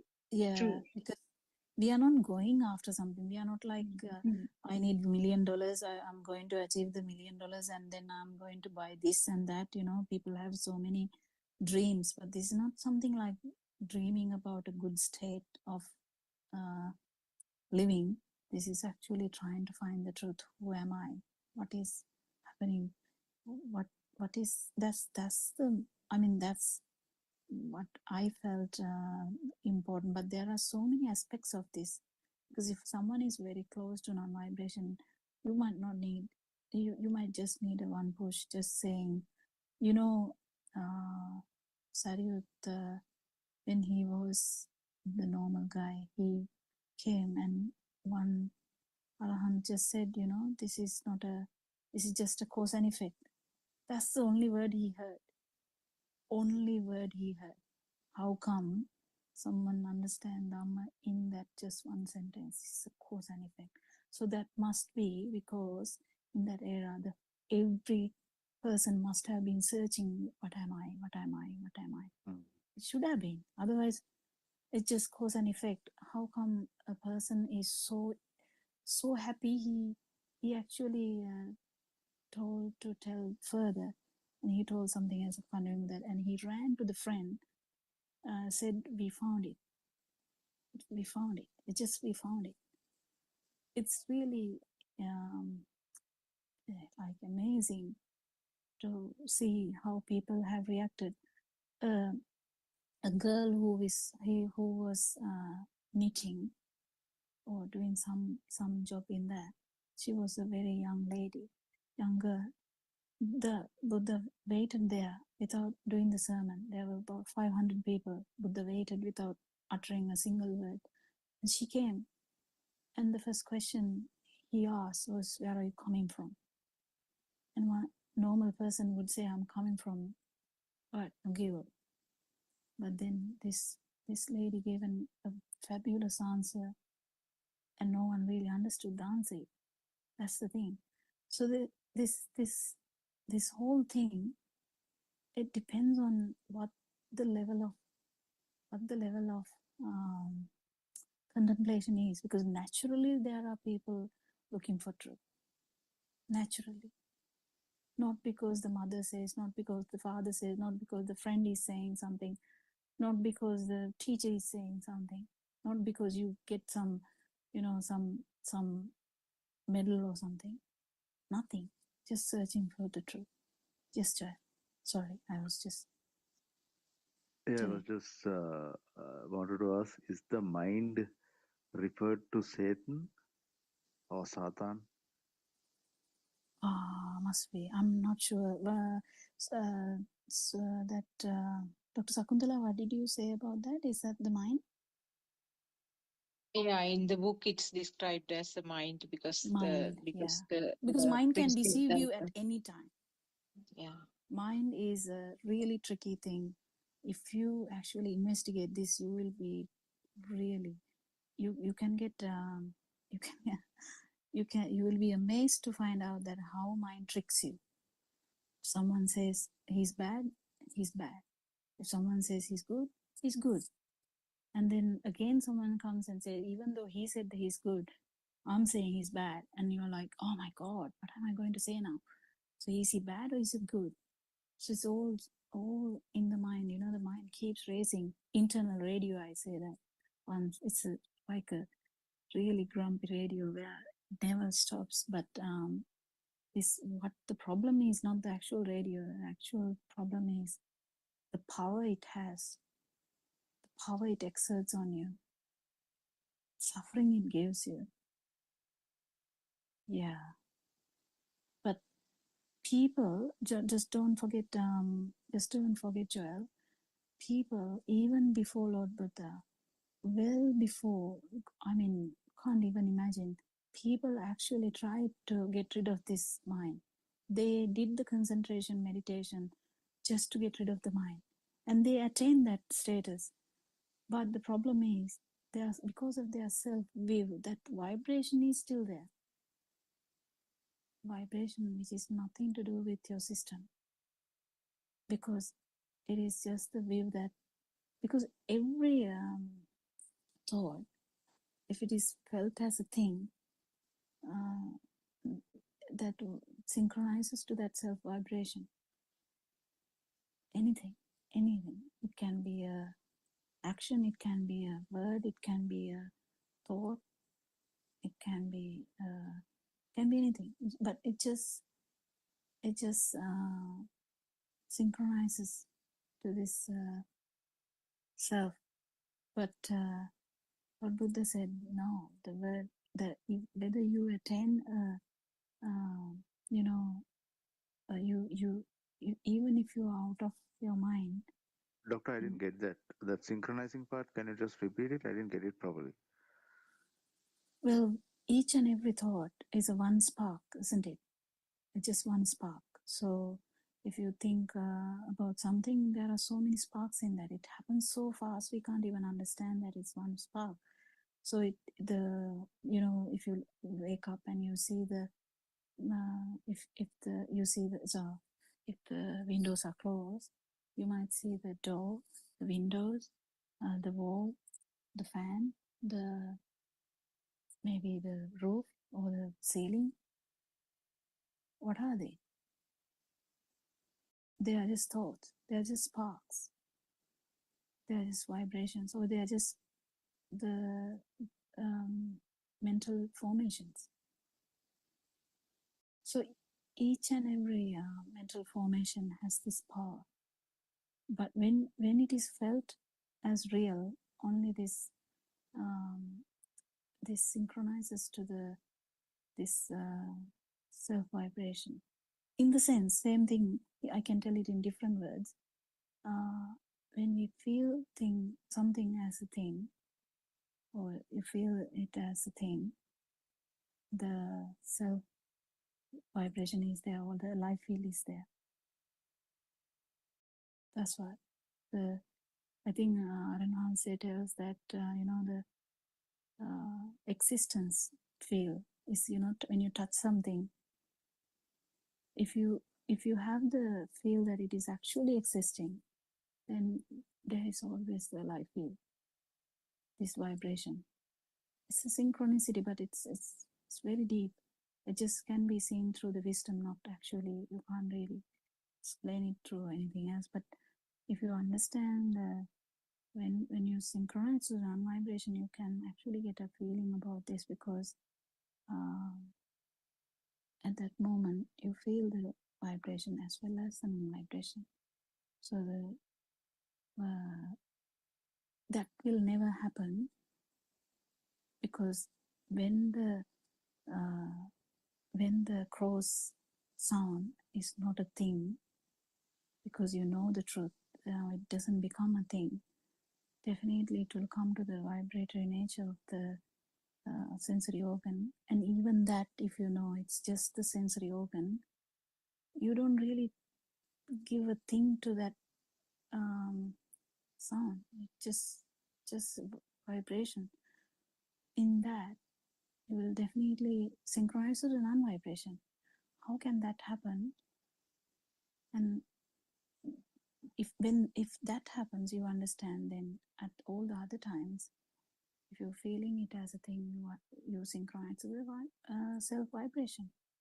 That's what I was trying to say, but it can be too complicated when I say that, because I'm not that good in explaining, like sometimes I answer, but it's like you don't give a value to it, yeah, to that thing, kind of thing. If it's a yeah, sound, even you don't yeah, give big yeah. value, but just it's a No, sound, and just no, it's a sound.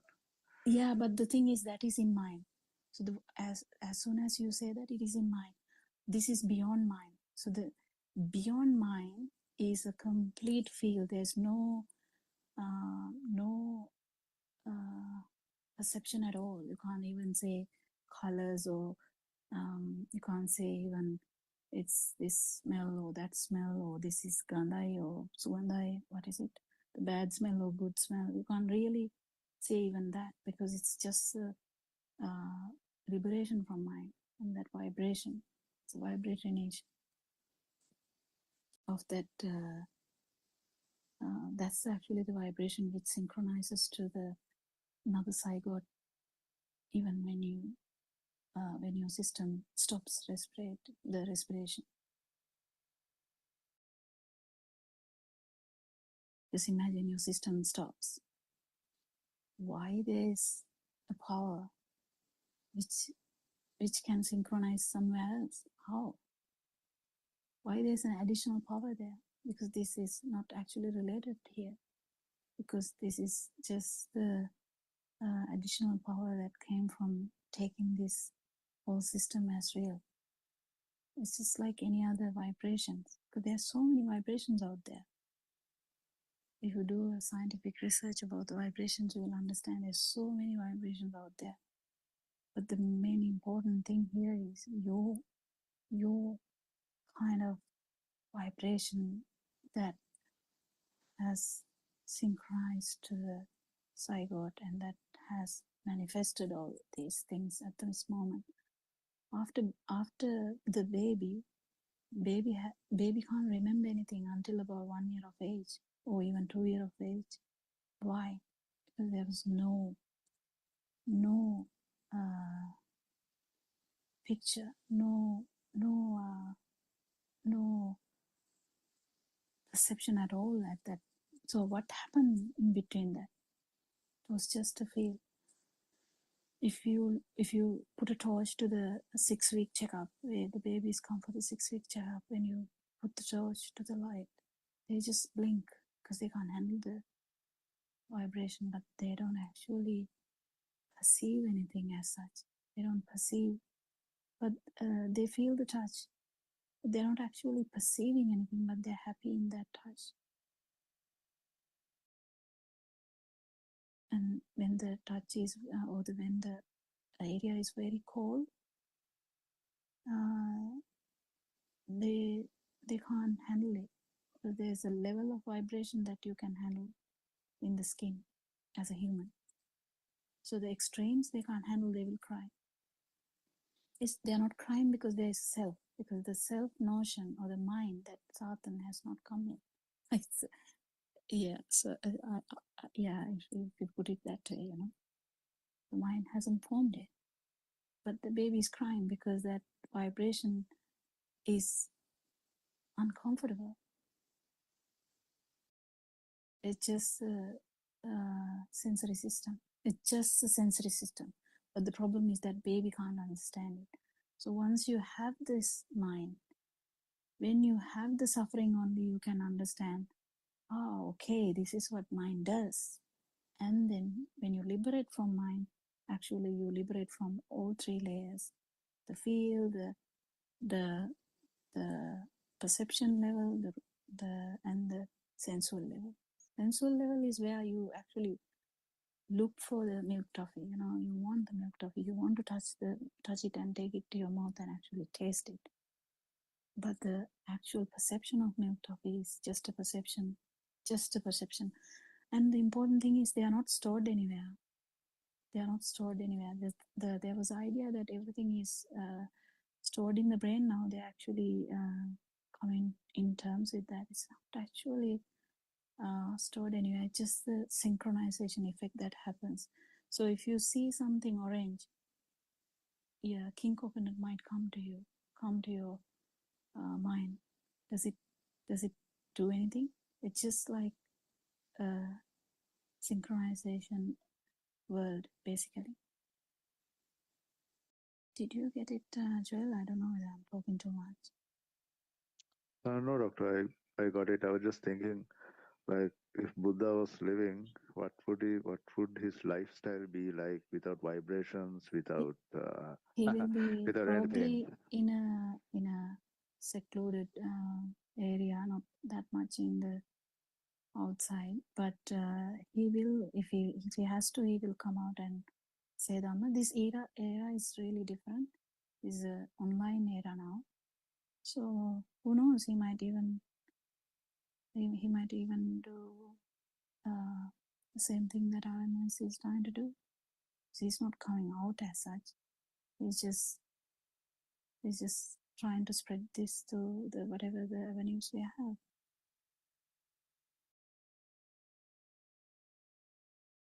Will I hand over to Surangika, Sakuntala, and Sudharma?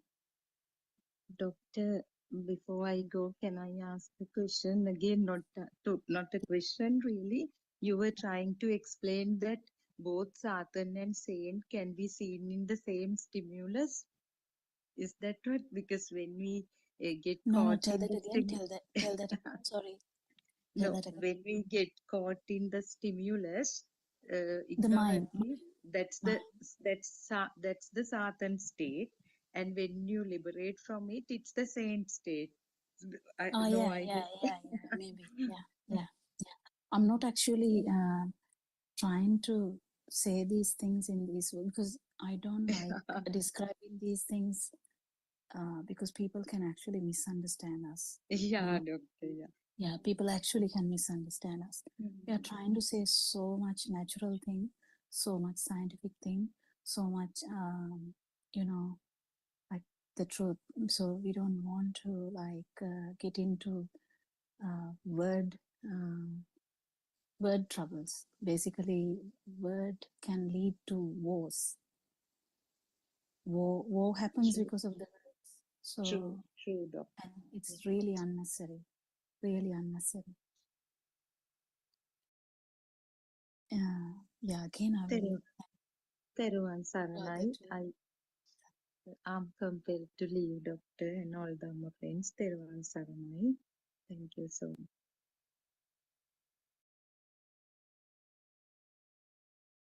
Radha, can you add something?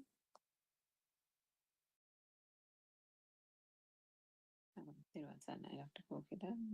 I think that question is quite interesting. And that's the conundrum, isn't it? The mind and the all-powerful mind. One cannot forcibly get out of it or do any such thing. And to Joe's question about the wisdom and the field also, it's not something that can be forced. There can not be a person here doing it because this whole truth is about non-self, which means that we are debunking the myth that was the I, the self, isn't it? The illusion, the grand illusion that has been there for ever so long is that there was a self here, an I here, a personality, an ego, whatever you want to call it. So the truth that the Buddha found in that search that he did on his own, which is where that Samma Sambuddha thing was explained in the book, was that, all this, for the last 5 years, Aranvasi has been explaining this truth, which has been revealed again through his own perseverance and the truth that the Buddha unraveled 2,500 years ago. And that was also the thing that all the other seekers of the truth failed to understand, that wherever they've tried to find the truth in so many other different ways, the Buddha realized that the issue was with the mind itself and this thought. It was the thoughts that was giving this false illusion of an I and a self. And if that self and I and that undercurrent of power, the self vibration, is addressed, then the entire mechanism and the process of this Abhisankarana kind of system, the volitional formation that causes one to believe that there is a world and there is an I here, then falls away. So it's not an easy thing to do, but it definitely can be done, and that power only diminishes gradually. And the only thing one can do is actually to keep on realizing the truth of how these senses work, and how this vibration occurs. And here, when we talk about vibration, it's the self vibration itself, which is the I or the self view, and the vibration attached to that. Because for some time there was a confusion, even from my experience also. There was a point where the confusion arose about, we talk about vibration, and from that, the sense faculties, the perceptions arise due to the speed of vibration. So here we are not talking about that vibration. What we are talking about is the self vibration.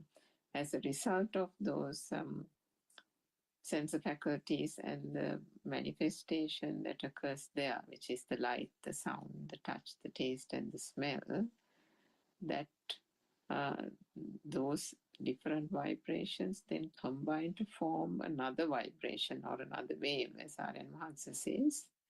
And that is the mind consciousness, otherwise known as the thought. So it is that thought which is a different vibration, and then from that arises that whole self of sense of existence that Dr. Kokila explained. And then with that sense of existence of a thing and a world, the duality occurs. There is no duality. It's just part of the whole mirage. If there is something, then there is a person here that automatically gets created, manifested, as a person experiencing something, as a person witnessing something, and a person basically existing. So how does one, to get to that vibration? The vibration is that underlying current, the feeling that one is alive, the feeling that there is a world around me, the feeling that I'm a person, I'm alive, all those kind of things. So that feel is the self vibration itself. So, like that example of the salt, you taste the salt. You can use words and express that it is salty, but can one actually express what that salt tasted like? Is the thing that cannot be expressed in words. It is something that can only be felt. So, on that note of non-vibration that Joel asked, definitely when one is on the path with the true Dhamma, there is a telepathization to the noble teacher and to these Dhamma teachings, because it is coming from the point of non-vibration. And the vibration, the self-vibration, then automatically gets shaken and goes into a point of lesser and lesser vibration, which is why one feels very calm, isn't it, when one is listening to Dhamma talks, when one is discussing the Dhamma. How does that happen? Because at that point there is non-vibration. But the Buddha state is the permanent state of non-vibration. And what again has to be clarified there is no state called non-vibration. The dissipation of vibration, or the loosening the vibration, or the cessation, I should say cessation of the vibration itself is non-vibration. Because otherwise one would be looking for this non-vibrational state, looking for a state of nirvana. There is no another state. Yesterday, I think we talked about the 31 planes of existence. All those 31 planes of existence have defilements, have at least a tiny, minute sense of vibration, which is why the Buddha said, even when the state of anagami, the non-returner, which is a higher realm and a very, very low vibration, even when one reaches that stage, which is a very difficult and advanced stage to reach, the Buddha still told his disciples, do not delay, do not tarry. Even the smallest amount of defilement, or I think he used the word like, asuchi, which means like, dirt. Even the smallest sense of dirt or fecal matter can still smell. So what he meant by that metaphor is that one cannot rest on one's laurels, even being a non-returner. There is still a certain amount of perseverance that still needs to be made. Again, when we take the example of another Thero in the Buddha's days, I think it was Khemaka Thero, who still, when other monks said that you have now reached Arahathood, the ultimate Buddha state, he pronounced that no, because being honest to oneself and understanding and feeling, I should say, I suppose, the one on the vibration, it is something that only can be discerned by that particular mechanism, by that system. No one else can pronounce over it. And Khemaka Thero did say that defilements, yes, the defilements are gone, but there is still a sense of vibration, more rather than the non-vibrational state. Non-vibration had not been realized. So it's again, yeah. So I think it's the mind and the mechanisms of it that needs to be grasped and understood, and this comes only in bits and pieces, little by little, gradually. So there's nothing to get discouraged about. It comes, and all that can be done is to understand how this mechanism works. And as Dr. Kokila said, that wisdom, the inner transformation, is something that then arises, which is ultimately the feel of the feel. Basically, there, I think it's just the feel that there isn't anything. The shunyatave, isn't it, Dr. Kokila? Yeah. Yes, Kokila. But also තෙරුවන් සරණයි yeah, රණීත. I like to know what's this today. This discussion is going. It was based on some of Joel's questions, I don't know. So, What's that? what was the last question? Joel, what was the last question you asked? My last question was like, You can ask anything actually. yeah, this is the mind called Satan, and what's the link between Satan and the mind? Yeah, that's related to, I think, the What's the meaning? Christian thing. What's the, I wasn't sure. It was from the book. what's the meaning? Is that mind? I've not heard that clear. What's that mean? Yeah, Popular. What's the question? Surangika, do you remember the book? It says Satan. Is it Satan or? What's that question?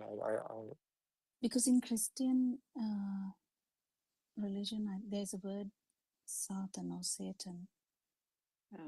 Yeah, I don't remember the book, Karen Manson, but I think in Christianity, there is a reference to Satan. I think in Sinhalese we say Satan, isn't it? Yeah, it's okay. What's the question? Question is whether it is the mind, that it could have been described as the mind, which is the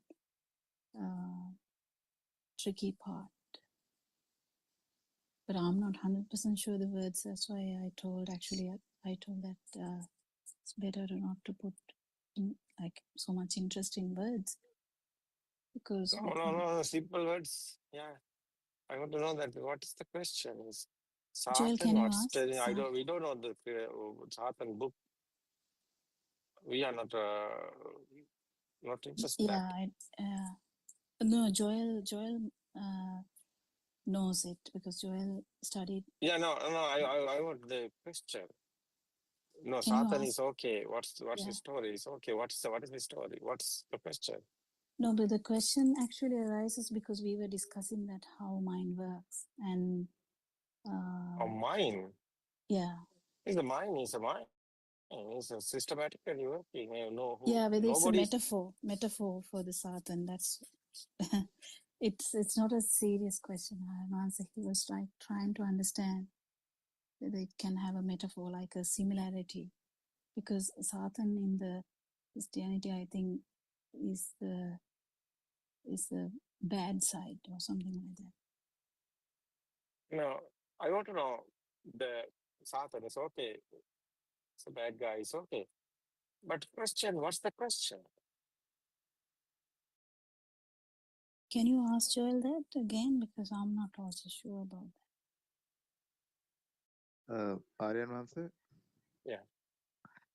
I just wanted to ask, like, is the mind?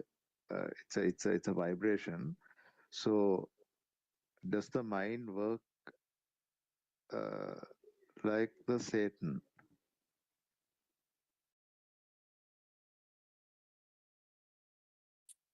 Mind work, right? Certain. What's that? Does, like, now, for example, like if we get bad thoughts, thoughts like unwanted thoughts, a perception, uh, how does it's a Satan linked to it? Oh, it can be happen to everybody. What's the, this is a Buddhist story, is the Devadatta. What's the story is Devadatta? What's the Devadatta's mind? He's a ego, no? What's he won't do? He's thinking this world is real, no? He's in the world, but world is not real. Is the is our mind. World is not real. You see that there's a light, and so sound and film together coming. That's our thoughts. Sound and film, nothing anything. Sound and thought, and the this everything sense of creation. No? When you are blind, you can't see. When you are deaf, you can't hear. So otherwise, you smell and taste, and otherwise you are smooth and rough. Is this? We are talking about the four elements, no? That's smooth and rough and hot and cool. These are our body feelings. So these are together common. That's the thoughts, no? It's okay. Thoughts, chair, table, red, yellow, blue, everything is thoughts. No? We are thinking. So anybody, Satan or Devadatta or Buddha or anybody, he is in this world. He is in thinking world. It's like a feeling. It's not a real. It's a the case is the everywhere there is everywhere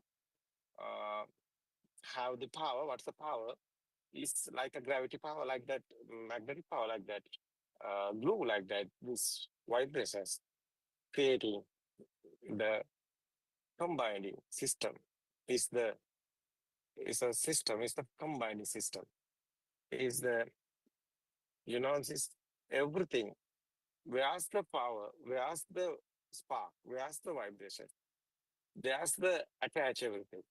How is telling this? You see this? Is attachments. No. Uh, glue like that. That's the power. No, our thoughts also same shape. Otherwise, light also, the many sparks together coming. It's a combining. No, this is the science. We are talking about dharma. What is this dharma? What is this dharma? Dharma is happening. Nobody is doing. It's a systematically happening. How is this system? How is this system creating? How is this our sensor creating?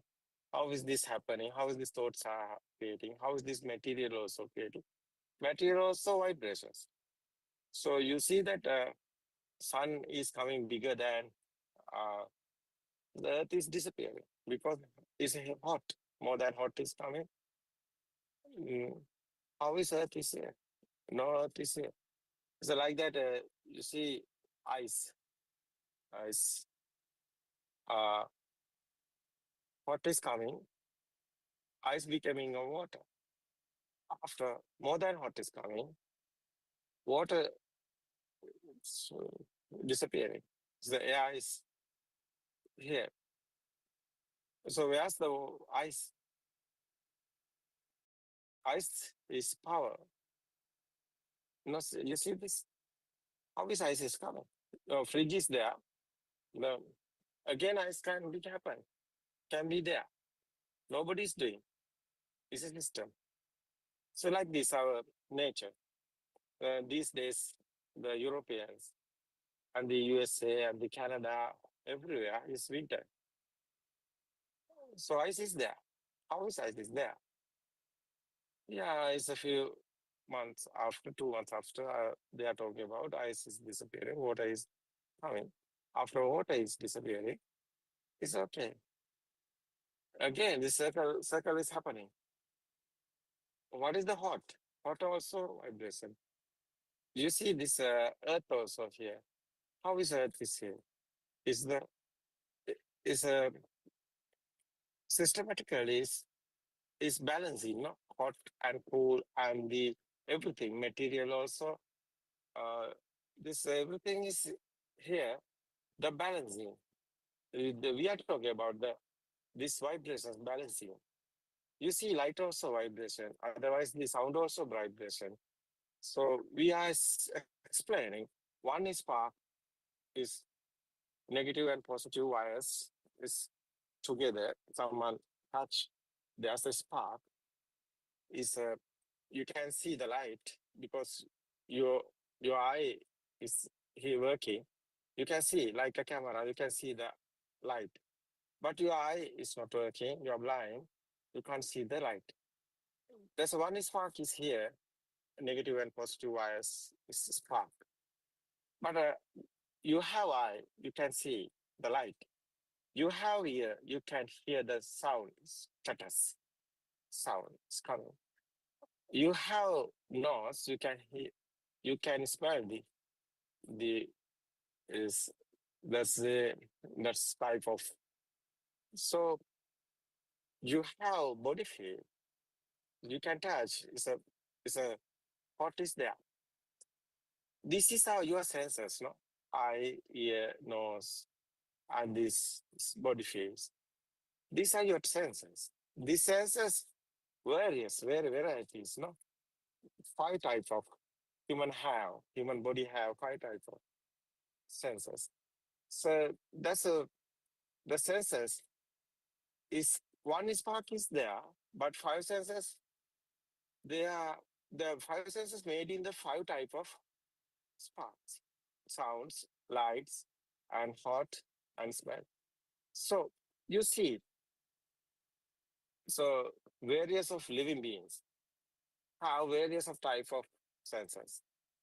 So some living beings, some ants, haven't five senses. So sometimes one sensor, 2 sensors, 3 sensors, sometimes more than 5 sensors. They have. So what is this word? Is your word is real? No, it's your senses. So what Satan's thinking? It's okay, we can realize this. What is this thoughts? Thought is not real. So every thoughts have the power. You see, red, yellow is existence field is there because the power is there. You see that how is light perception we are talking about? Power is there. Perception is a spark, speed be happening.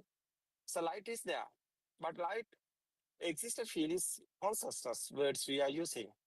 Consciousness words we are using living being. Consciousness we are not talking about the trees. Consciousness have the living beings. So why this we are talking is a power. It's a waves. Yeah. What is this? But this type of power is a thinking power. You see this finally, your eye creation light existed, and the sound also existed, and the light and sound together coming, no, sound and form together coming, that's your thoughts. Your thoughts creating, that's your mind. You are thinking, no? It's a chair, table, red, yellow, it's a 1, 2, 3, everything is what is your sound and lights, these pictures together. These sense creations together is one is spark. One spark is speedily happening. That is why one spark we are talking. Every moment, one spark here. So one thought is here. This thought have existent field. That is the imaging existent field. Because what is this spark? What is kindergarten time? The teacher given the picture and given the sound. So you see that many countries, different languages using. What is this language? Only the sound. Sound and picture combining, that's a language. Chinese are talking chin, chin, chin. We don't know what is the sound. Otherwise, the English are talking about chair, but Sri Lanka here, Sinhala is not talking about the chair. Sri Lanka is talking about the putwa. What is this putwa? Only the sound. Yeah, these thoughts, not real. But existent feel is there because power is there. So after what happened here, that speedily sparking is a rapid speed, this story, because your eye is a factory like that, making the pictures like this, sound also, sensor creations. You see these thoughts, there's a light also, there's a speed, no, speed, sparking, no, waves here. We are talking about the waves. You see these waves, always combining, always, otherwise sparking is happening, not stopping. Because system is here, Earth also is systematically creating. You know, this Earth is rotating the 165 kilometers per minute. No, so this Earth is rotating speedily, but we can't see because the huge size. But we are thinking this, we are still here, but we are not in, still here because Earth is always moving, circling, but we can't see it's happening here. That's type of here. Everything is vibrations, but we are not seeing the vibrations. We are not seeing the waves. We are seeing these pictures and sound and material, but this material is not still. It's it's not permanent. It's not still. It's always changing is happening. These are not everything is not real. So why I'm explaining this? Because these thoughts is the secret. Light also spark, speed, is a power. They are light also power. It's the field is there. That's Buddha's word is itasanya. That's the existent field. Light. Only we are talking one sensor. It's eye. But you see, the uh, sound and light, pictures together coming. And the body feel also one time, these five senses, what's this spark is here? That's one time, is everything, everything, this moment is happening. That's why it's kindergarten time, baby, see the picture, but sound is coming here, together is a thought is coming. So it's one spark, otherwise thought is not two. Thought also one spark. You see, this thought existent field. So this thought existent field is not stopping. again and again, this thought is coming. This is speedily, this vibration, these waves not stopping. The automatically, systematically is happening. We can't stop that because the speed is the everything is this illusion. How is coming is the speed is the secret inside because it's spark, it's a waves, uh, vibes. We are talking waves. Right? Uh, um, you see this chair also again and again coming. More power is coming. Same. Mother, father, everything. You see this power is generating. More power is coming. That's a uh, do also is coming feeling. That's why existent field converting the alive field.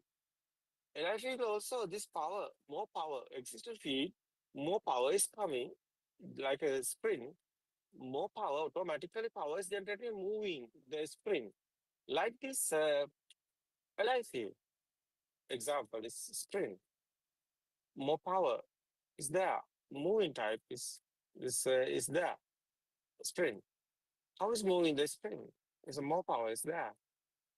Like this human mind. More power is coming.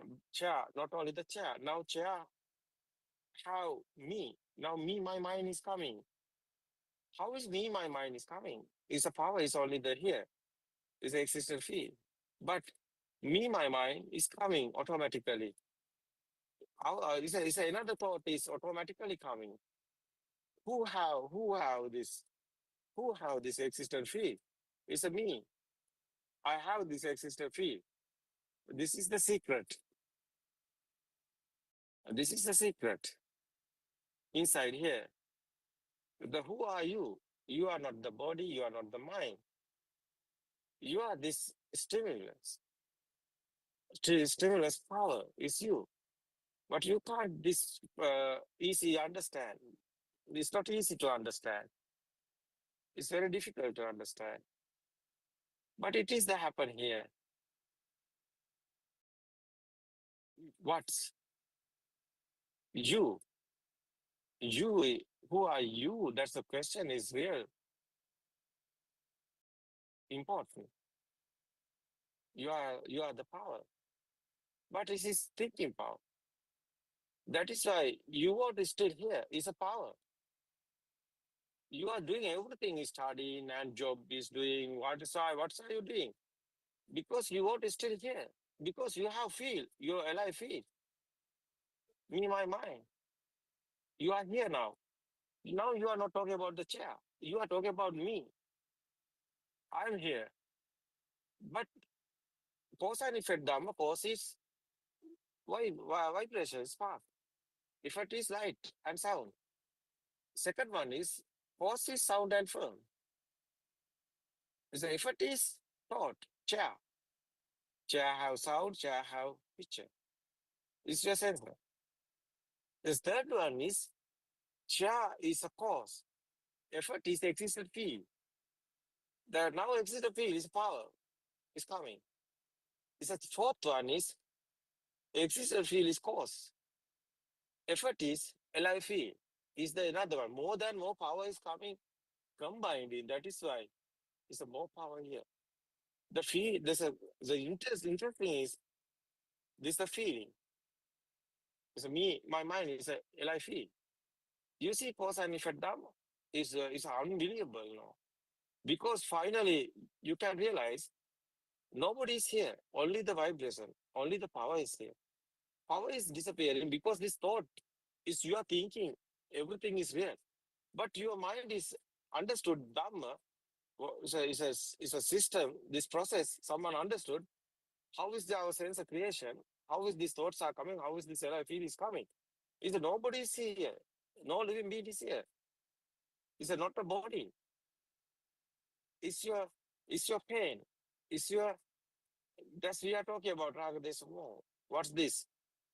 Attachments and disattached. How is this happening? This is a system. System. This is this vibration. What convert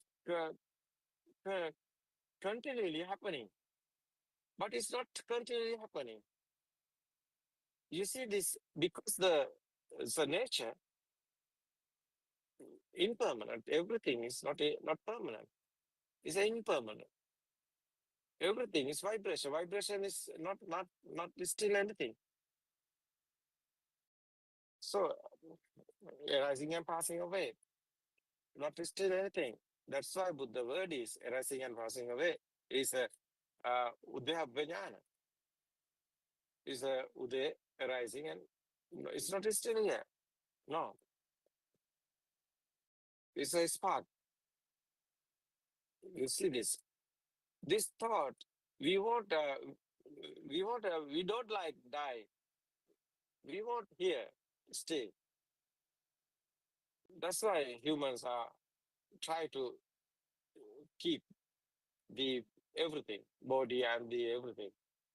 But it's nature is here. The system is here. Nothing here anything.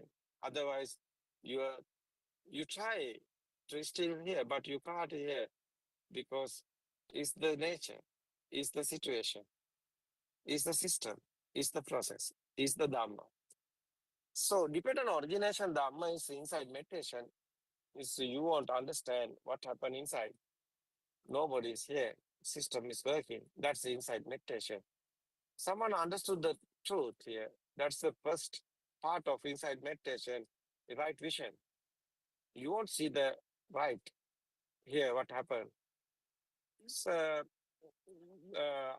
that's why Buddha's word is Satyajnana. It's a true Dhammas. First, you won't understood the truth. Second one is you can experience it. Nobody's here. It's not easy to understand, but you can experience it. Everything is happening, not do here. Nobody is doing. System is working. So it is very important, yeah. Finally, someone understood this process. It's a who is here? Nobody is here now. System is working, no problem here. It's okay, no problem. We understand what happened here. The thoughts haven't a file, it's out values. Thoughts haven't a value, yeah. Thoughts are normally here. Nobody is doing this. Systematically, thoughts are here, but no values. That's why thoughts are valueless. No power. That is why no pain, no any inside vibrations. So thoughts also here. Everything can be happen. You can be die. Your your child's your everything, your whole house, everything can be. It's not everything. Not stay here. Everything can be happen, but no problem because you are understood. It's your thoughts. It's your mind. The no worry, no sorry like that. No worry, no suffering, no sadness. That's why endless happiness is here because you understood everything. It's no problem here. So Satan is you are talking about the mind, but it is only the incident. It's only the thought, not necessary. Because no bad or good is your mind. So everything is only the thoughts. You see, Tarzan's thinking is other one. So yes, thinking other one. It's okay. Otherwise, these are stories. No, nobody knows what is the what is the real one. It's okay. Many books right here, but people finding people are realizing what is the real book, not anywhere real book, because real is understand. It's a wisdom. It's the nature. It's the Father, and Son is the thing. Like this, you see, you can realize this. Every religion is a programming because people mind can tolerate. People mind can't tolerate the situation. They are praying. They are praying gods. They are praying many things. They are praying, history. The trees also they are praying. Sun and moon they are praying. Oh, they are imaging what they are praying. It's okay. Yeah. But it is innocent, no? It's helpless. That's why they are praying. They can't tolerate. They can't. They haven't a confidence. That's why. They can't thinking after death. Or they don't know what happened. That's why they are thinking somewhere they are going and like this. But you see this Dhamma, very nice. It's a nature. Yeah. Nobody's here. No one is here. System is working. You see system, someone don't know this Dhamma. He's thinking outside is here. He's going after death somewhere. It's happening because the power is there. It's a thinking power. It's existent also power. You see, everything is real. Someone thinking existent power also there. Otherwise, I feel also there. Like, so the meaning is he also there here. The like a sirasa there and like a radio waves like that a power. No radio waves have a power like that. You somebody in illusion they are in misconception they have power. That's the power. That's why power is not zero. Power is thoughts. Thoughts. Someone understood these thoughts. Our mind, what the mind is a thought. Thought have a power. Thought have a. Someone know this thought is not real. This power is not there. It's very important. It's not the Tarzan stories. That's not the Devadatta story. Not the important Devadatta or Tarzan. Is the thoughts is given this power. Is very important. Sometimes we can made in the stories, new stories we can make, but it is only the stories. So animal also they have their own senses. They have power otherwise. Every living being have power. This is like a cirrus, there are like this. There's a radio waves like that. Some magnetic power like that, electric power like that. This mind power we are talking about. Is a system. You can't see the magnetic power, but you can drop the stone. How is coming fed out? How is coming fed out the flow? Is the power is there, but you can't see where's the power. Yeah, electric also power you can't see, but it's there. Like this, your thinking power you can't see, but power is there. So we are talking about the stories, but it's not the stories. That's the power. Something happened to you, you won't rebuild again. Something lost you can rebuild again.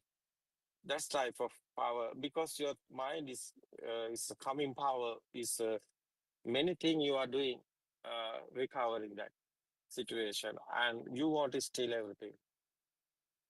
No, I don't know how much is this story understood, but I try to explain. Sometimes my English is not good, but it's okay. I want to give the message. Message is a power. Power is fading. Thank It's you, okay. Aryan Vanse. Thank you It's so okay. much. It's okay. Okay. Okay. Yes, I think our time is now gone. What think about? Suranka, what do you think about? Yes, Kopra, do you hear me? Yeah, it's a beautiful Yes. explanation. After all, Yeah. say don't know anything. Mind is a mind, isn't it? It's just a process and a mechanism. Yes. Mechanism, yeah, it's very important to understand mechanism. It's good words. Mm. Yes, now what's the time is here? Our side, yeah, 4:22. It's okay. Our other Zoom is now starting. Terosana, everybody. Terosana, popular also. Terasa Suraika. Tomorrow we can join again our English phone discussion. Terasa, terasa, terasa, Jaya.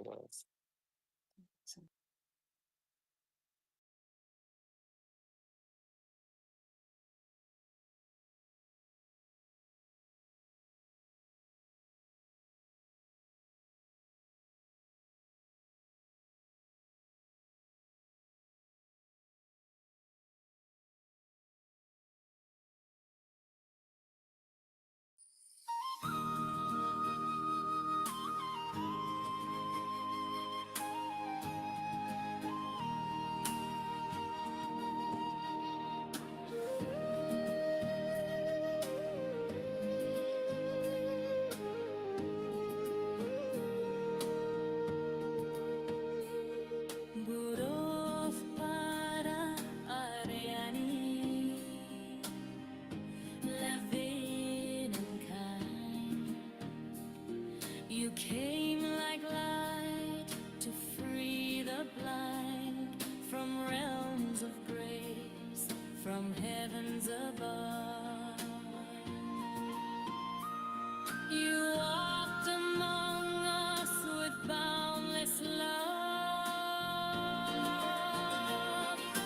Buddothpada Ariani, Buddothpada Ariani.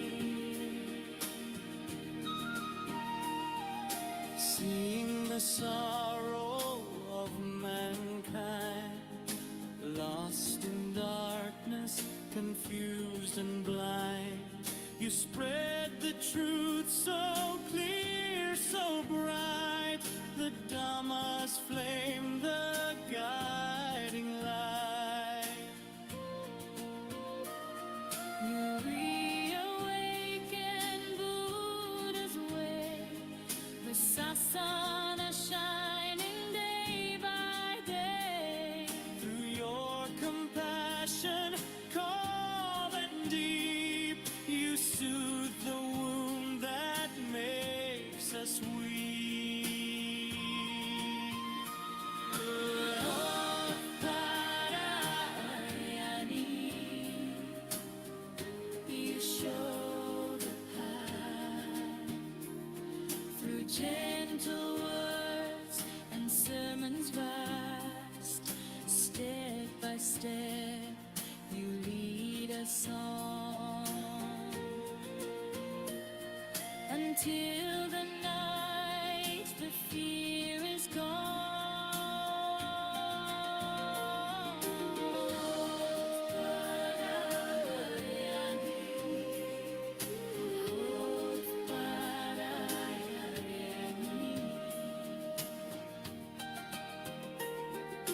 Nibbana now is not a dream. It flows within like a peaceful stream. Oh, Ariani, may you live long. Our hearts forever sing your song. May you live long, oh noble guide. In gratitude we stand with pride. Buddothpada Ariani, bright as the sun.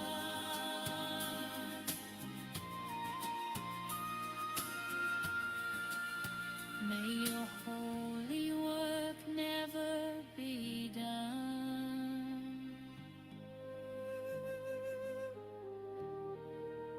May your holy work never be done.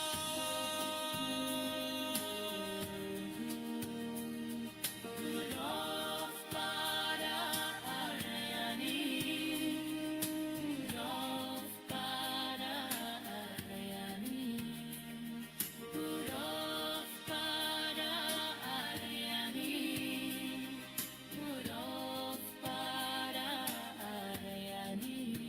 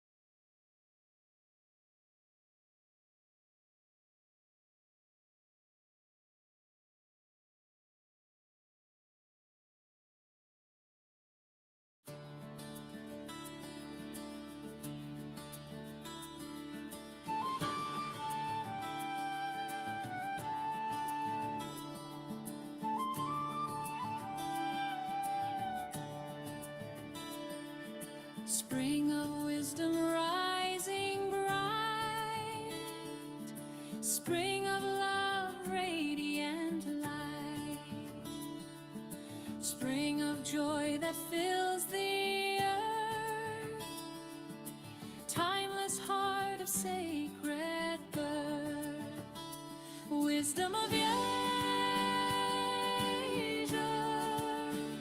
shining glow, Buddothpado.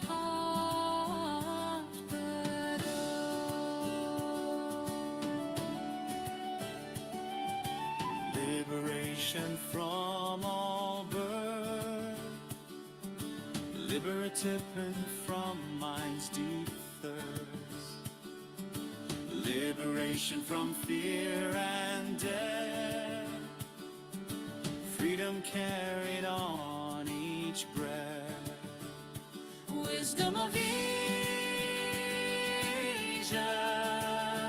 everglow, Buddothpado.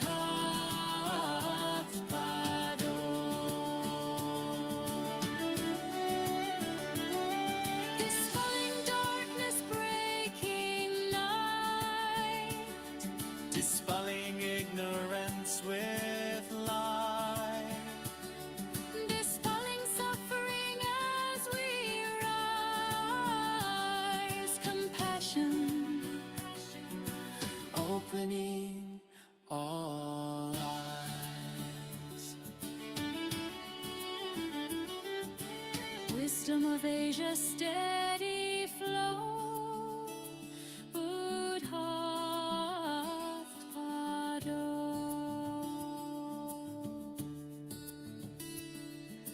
Truth of life and truth of mind, Truth no time can leave behind, truth of birth and death made clear, the path of peace is always near, wisdom of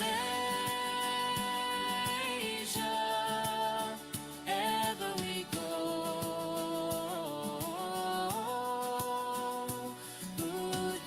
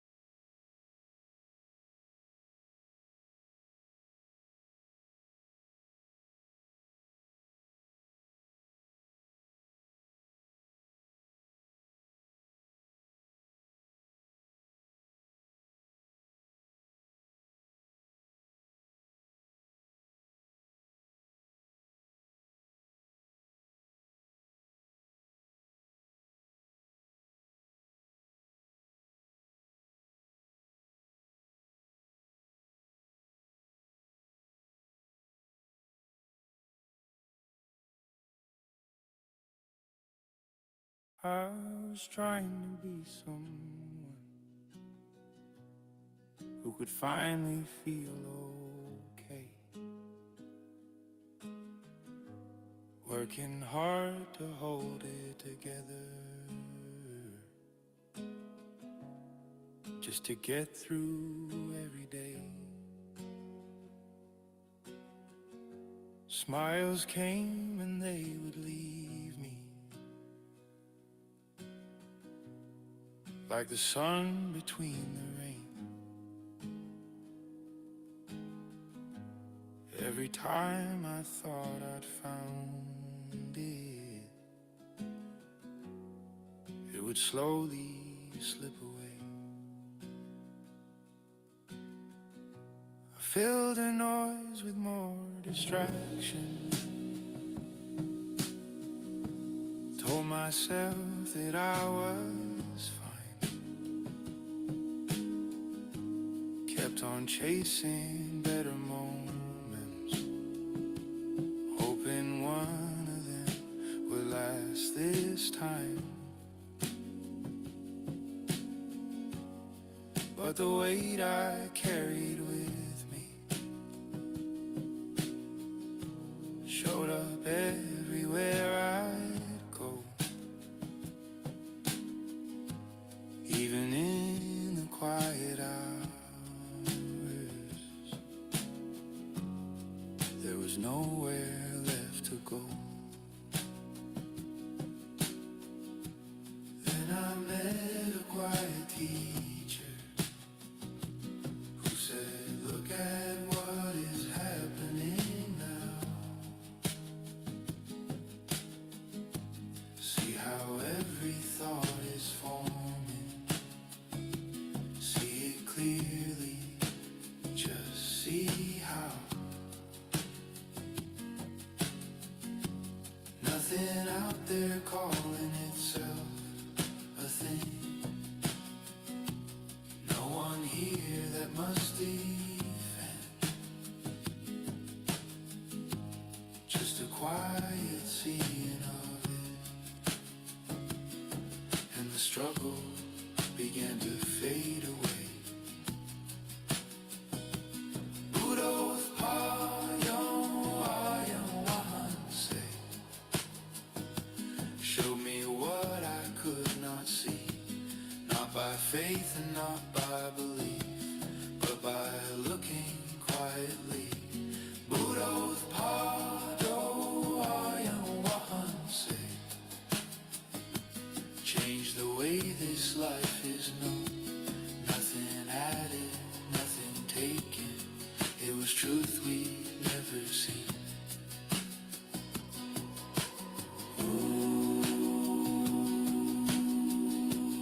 Nothing added, nothing taken. It was truth we'd never seen. Nothing added, nothing taken. It was truth we'd never seen. Buddothpado, showed the way by asking, see.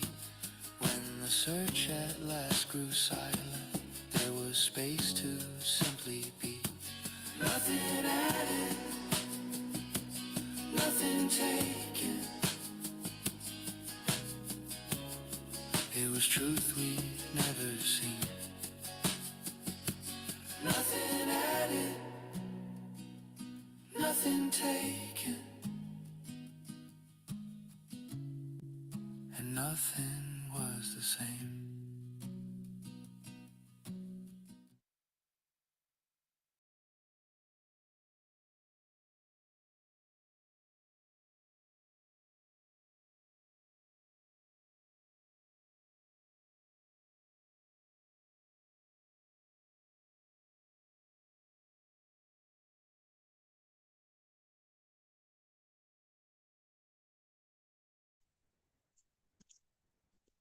Therwan Saranai.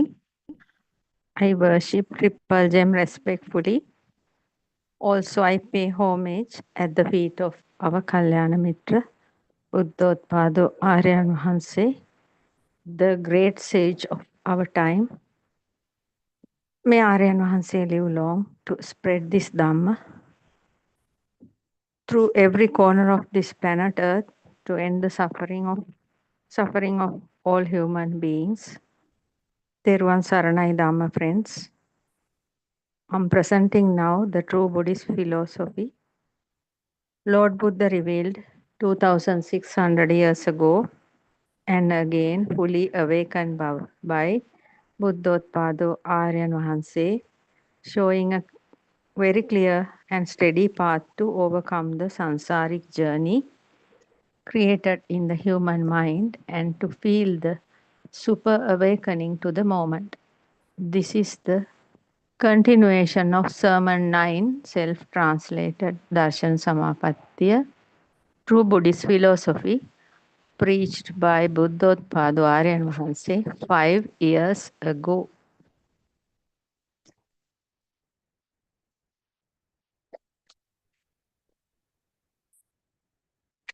If we find something outside means it is a sorrow. Yes. Because we know now. Up to now, we have described according to our Aryan Vahanse's true Buddhist philosophy. We don't have actually a world outside.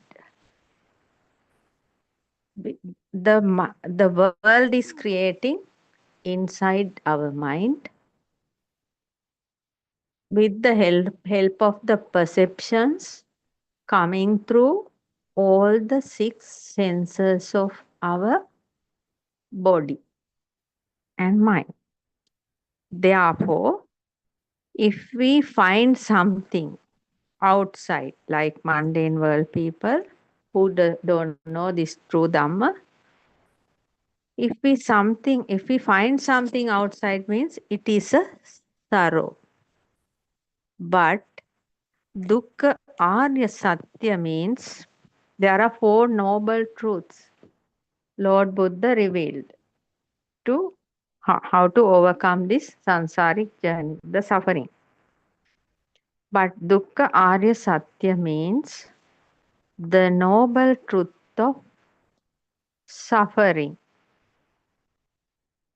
Means samudaya arya satya, the noble truth of origin of suffering. Means there is nothing meeting from outside. Yes. If we meet something outside, the sorrow begins. The noble truth of suffering means samudaya arya satya, the noble truth of origin of suffering. To redeem from the suffering, we first know what is suffering and how is this suffering is originating. So samudaya arya satya means the noble truth of origin of suffering. Also, there is nothing meeting from outside. Arya Satya means the truth seen by Aryans. That means an Aryan who come to that pure land, reached their mind to pure land. They are called Aryans. So Arya Satya means the truth seen by Aryans. That is Anidassana Vijnana. That means non-visible consciousness, non-manifesting consciousness. That means the consciousness is not falling outside. No any objective is meeting from outside. So that is called Anidassana Vijnana. Non-visible consciousness, non-manifesting consciousness. In here, it becomes dukkha arya satya. It becomes dukkha arya satya, the noble truth of suffering. No suffering is arising here. Because in this anidassana vijnana, non-visible consciousness means the consciousness is not falling apart or falling outside or no objectives are creating or there are no findings in this non-visible consciousness. Therefore, there is no suffering is arising here. It is called as skandha dukkha. It is called as skandha dukkha. Sorrow cannot be imposed, but looking how the suffering is created. That is why it is a Arya Satya, a Arya truth. Skandha dukkha means sorrow cannot be imposed here because in skandha dukkha, how the suffering is created. We see how the suffering is created with these aggregates, 5 aggregates.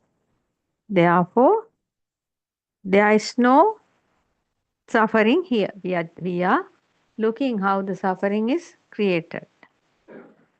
Seeing action, mind, and redeeming from names and forms means Nirodha Arya Satya, the noble truth of cessation of suffering.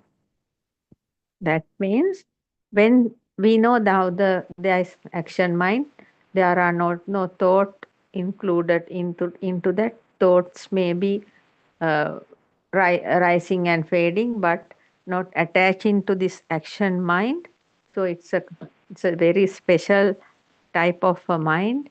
We are achieving it through the practices of how to understanding how the thoughts are creating and how the thoughts are appearing and disappearing. And we know the consciousness, non-manifesting consciousness is creating, and that is this action mind. So seeing action mind and redeeming from names and forms. Yes, when we see the action mind, the names and forms are not going to attach to it. So they are naturally redeeming. Names and forms are redeeming. That is called Nirodha Arya Satya in Dhamma. It is called the noble truth of cessation of suffering. Yes, because there is suffering. That suffering occurs due to these names and forms. Therefore, when we are redeeming from the names and forms by seeing the action mind, that is called Nirodha Arya Satya, the noble truth of cessation of suffering.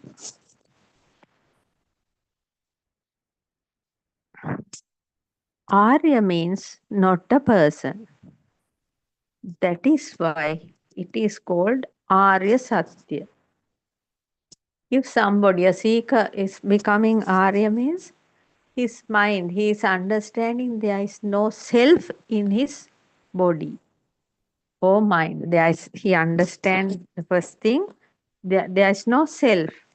Therefore, Arya means not a person. That is why it is called Arya truth.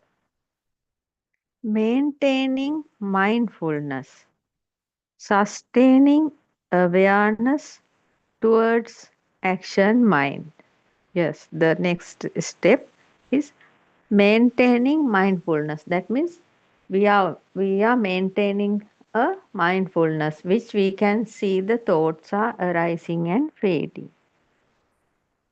In another way, it can be said like this: sustaining awareness. Awareness is there towards the action mind, towards the non-manifesting consciousness, the action mind which is not attaching or detaching or with not grabbing with this action mind, not grabbing with these names and forms. So Maintaining mindfulness, sustaining awareness towards action mind is called Dukkha Nirodha Gamini Patipada Arya Satya. In Dhamma, it is called Dukkha Nirodha Gamini Patipada Arya Satya. The noble truth of the path leading to the cessation of suffering. The noble truth of the path leading to the cessation of suffering. That means when we are maintaining a mindfulness towards action mind, then we will be able to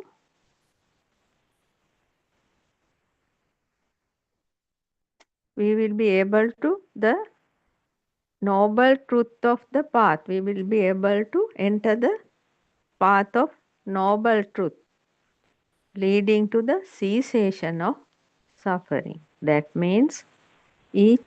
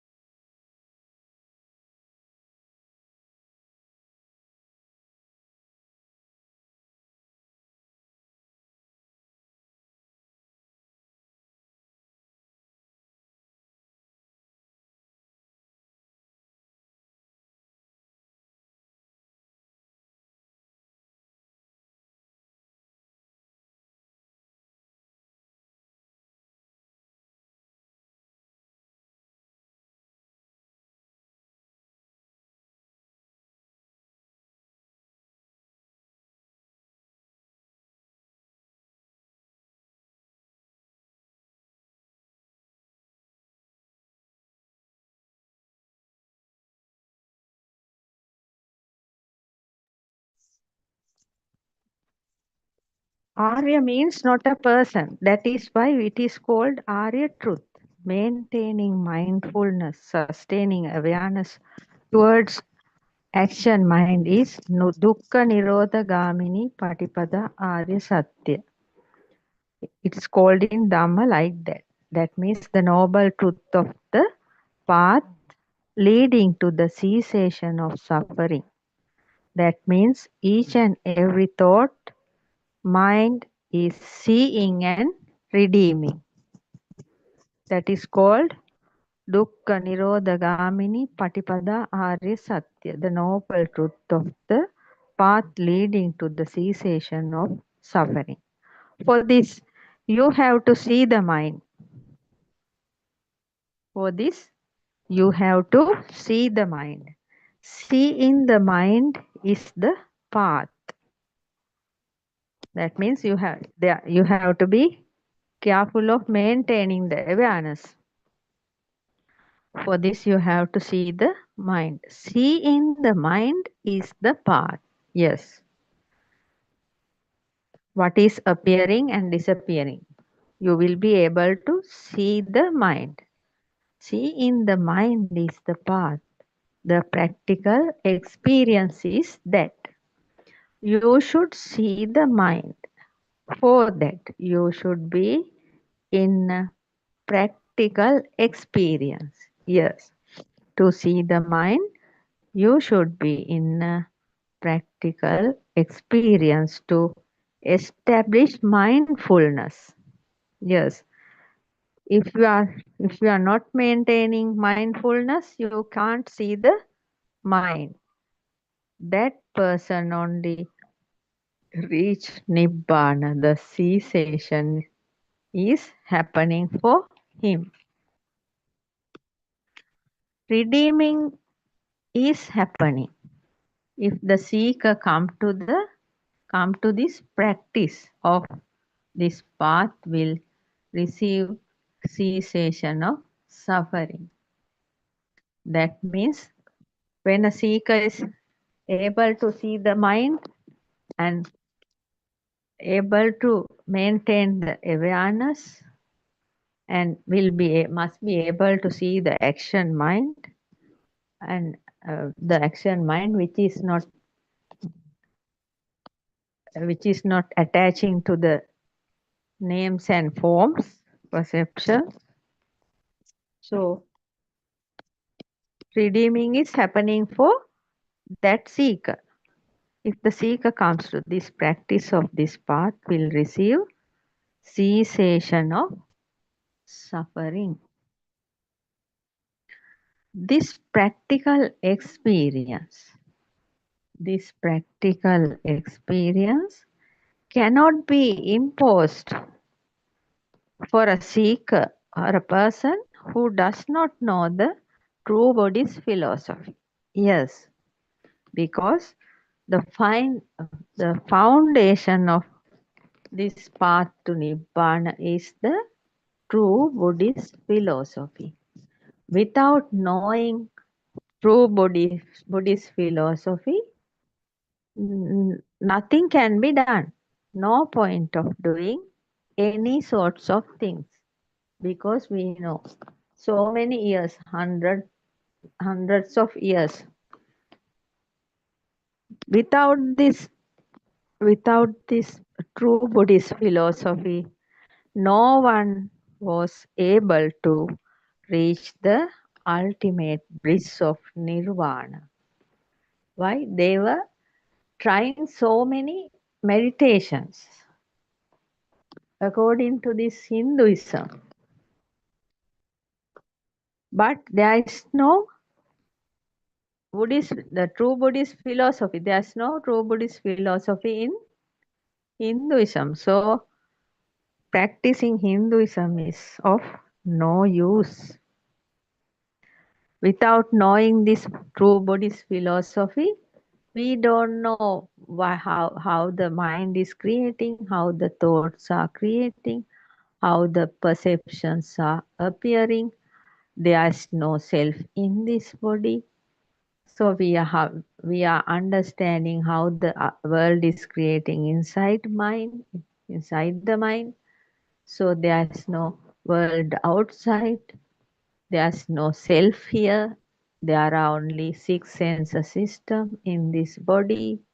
It is only a part of the nature and it's working according to the nature law,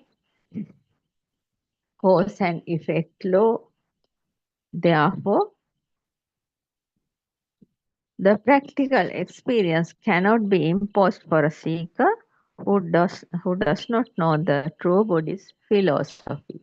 Yes, first step is true Buddhist philosophy. After listening and realizing true Buddhist philosophy, then only the seeker's true wisdom of truth is arising. Then only he will be able to do this practice.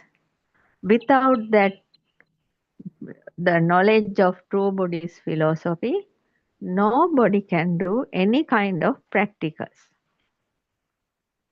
That is why in Dhammacakkappavattana Sutra, yes, the Dhammacakkappavattana Sutra, Isipatana Migadaya, Lord Buddha said, preached the Sutra of Dhammacakkappavattana. Sutra included Dwa Dasakarang Tiparivattam, the 3 phases and 12 aspects. That means 3 rounds and 12 modes. This Chaturarya Satya, the 4 noble truths, when described in this way, there is Dhamma in it. The way of redeeming from suffering is here. Yes, this sutra was preached to the 5 precepts, five monks who were with Lord Buddha a long time ago, and Lord Buddha, after understanding this, realizing this Dhamma, went to preach this sutra to them, Pasvaga 1000. The way of redeeming from suffering is in that Dhammacakkappavattana Sutra very clearly stated. If somebody is seeing the truth, if the names and forms are not combining, if then this seeker is redeeming from the mind, there is Nirodha, cessation of suffering is there. The way of redeeming from suffering is here in that sutra. If somebody is seeing this truth, according to Darshan Samapatti, if a seeker is seeing this truth of the mind, truth of the world created inside the mind, and truth of the body and mind, everything, and if the names and forms are not combining, because he know all these names and forms are just perceptions, so he is not getting caught to those perceptions with some kind of power. Itta sanya, they are not going to attach to them. Therefore, he is not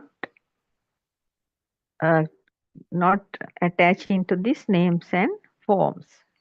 And the names and forms are also not combining. If the names and forms are combining, only a thought will be arising. If that seeker is redeeming from the mind, there is Nirodha, cessation of suffering is there. Yes, because mind is giving us all the trouble. Mind consciousness is the heaviest problem because it's giving us a load of suffering. If a seeker is redeeming from the mind, then there is cessation there. That means the cessation of suffering is there. Redeeming from the mind means cessation of suffering. In that position, samudaya, origin is there. Also, it is also a noble truth is there. That means in this Nirodha position, samudaya, origin is there. Samudaya and Nirodha, noble truth. That means nothing is occurring. Yes, when we are seeing our mind, a seeker who comes to this level, he can understand nothing is occurring in his mind because he knows the truth.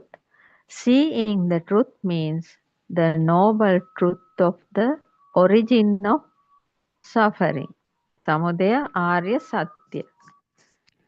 Seeing the truth means how the thoughts are creating, how the names and forms are there, and all the perceptions there are names and forms, or everything is perception, and how they are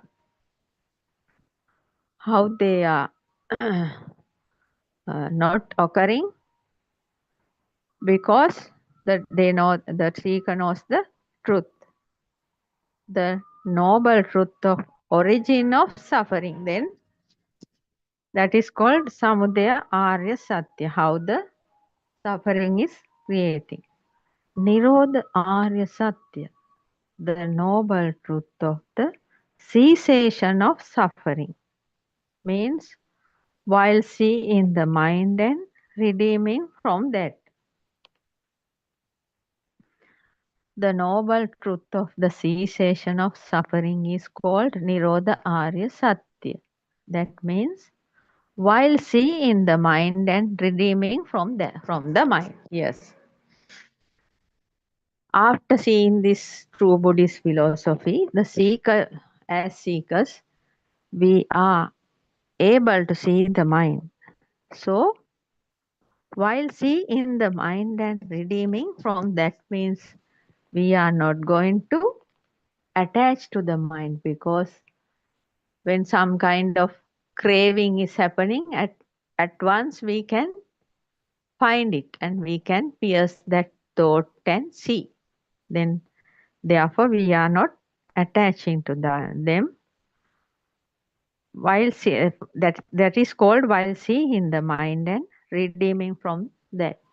Yes, then the thoughts are just passing away like the water flowing in a river, like the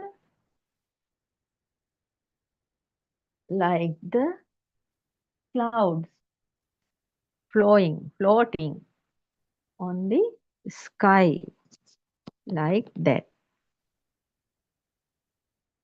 The mind which is seeing the truth and not gathering with outside, redeeming from name and form. Yes, the mind which is seeing the truth means the truth of the mind, truth of the body, truth of the world created inside the mind. Everything can be seen for that seeker. Everything he will be seeing. That is why which is seeing the truth, the ultimate truth of the human mind, ultimate truth of the human body, and truth of the world creating inside the mind. Therefore,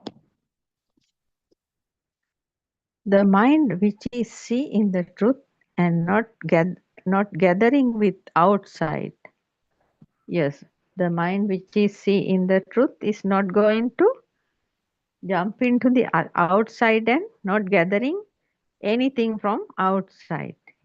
This kind of mind is redeeming from name and form. Yes, we have given names to each and every form we see, we hear, we feel, we touch, we sense, we taste, we smell.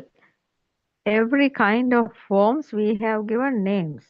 So the mind which is seeing the truth and not gathering with outside is redeeming from name and form.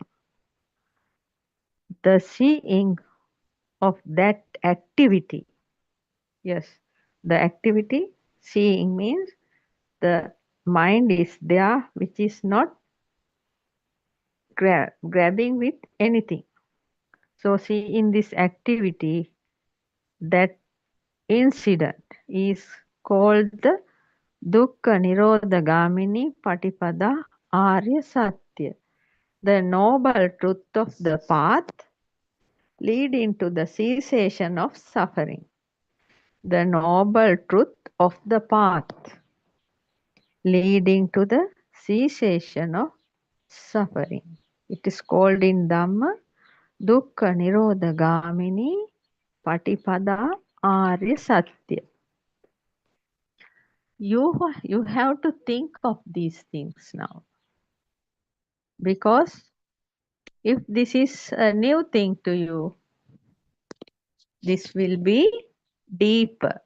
But for a seeker who is practicing this regularly, he will see it within him. You will see it within you in your day-to-day life as natural as your normal behavior. Yes. Because Dhamma is not a separate thing. Dhamma is our life, our day-to-day life. It's Dhamma is Dhamma is our life. The true Buddhism, true Buddhist philosophy and true path to Nibbana is the nature law. There is nothing new. It's our life. This is called Aryakanta Shilaya in Dhamma, noble moral conduct, the noble virtue of moral discipline. See in the mind appearing at each moment. Yes. See in the mind appearing at each moment. Yes, we can without any problem, without any big fuss, without a problem, we can just see the mind, because according to that practice we have come to that point to see the mind without a difficulty.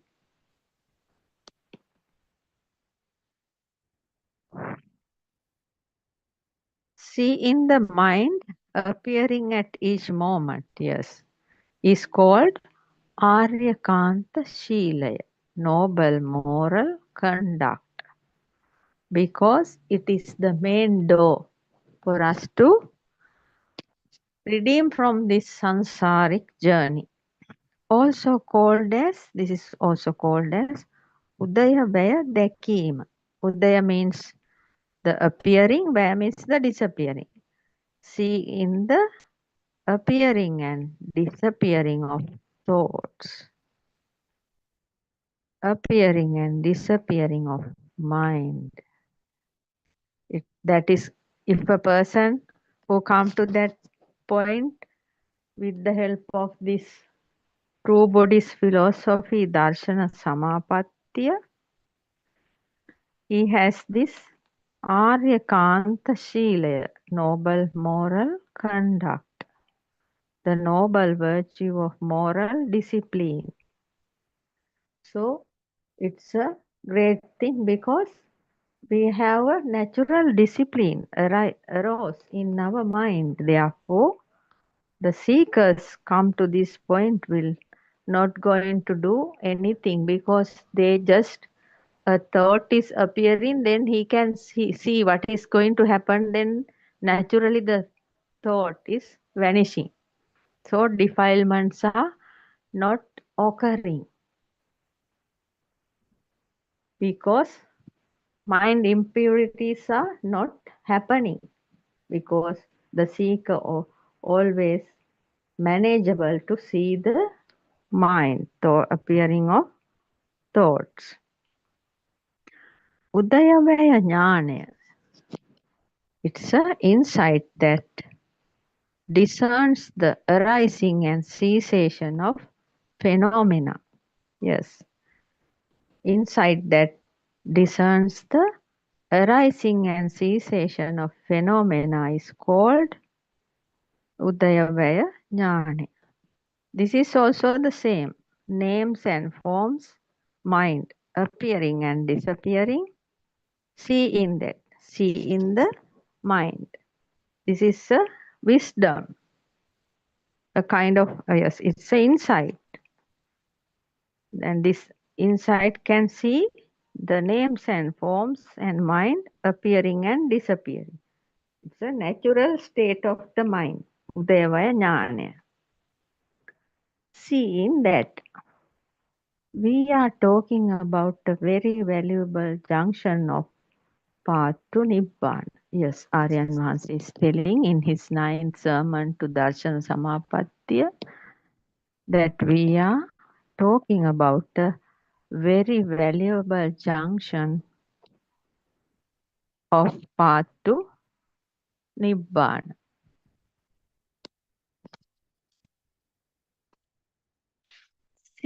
Seeing like this and redeeming is called Cheto Vimukti. Yes, seeing the mind and redeeming from it means a big liberation of mind. Cheto Vimukti. Whatever people have in this mundane world is not, there is no value than this liberation of mind. Cheto Vimukti has the greatest achievement and power. So, without this liberation of mind, if a person has so much money, so much land and property, whatever he has is of no use if he is not having this liberation of mind. That means without the liberation of mind, there is no true happiness is happening, because mind is always giving us trouble. The mind consciousness is creating stories like nothing and giving so much of suffering to this mankind. Shunyata apranita cheto vimukti. It's called in Dhamma Shunyata apranita cheto vimukti. Liberation through emptiness without fabrication. Shunyata apranita cheto vimuktiya is called liberation through emptiness without fabrication. Then there is another thing.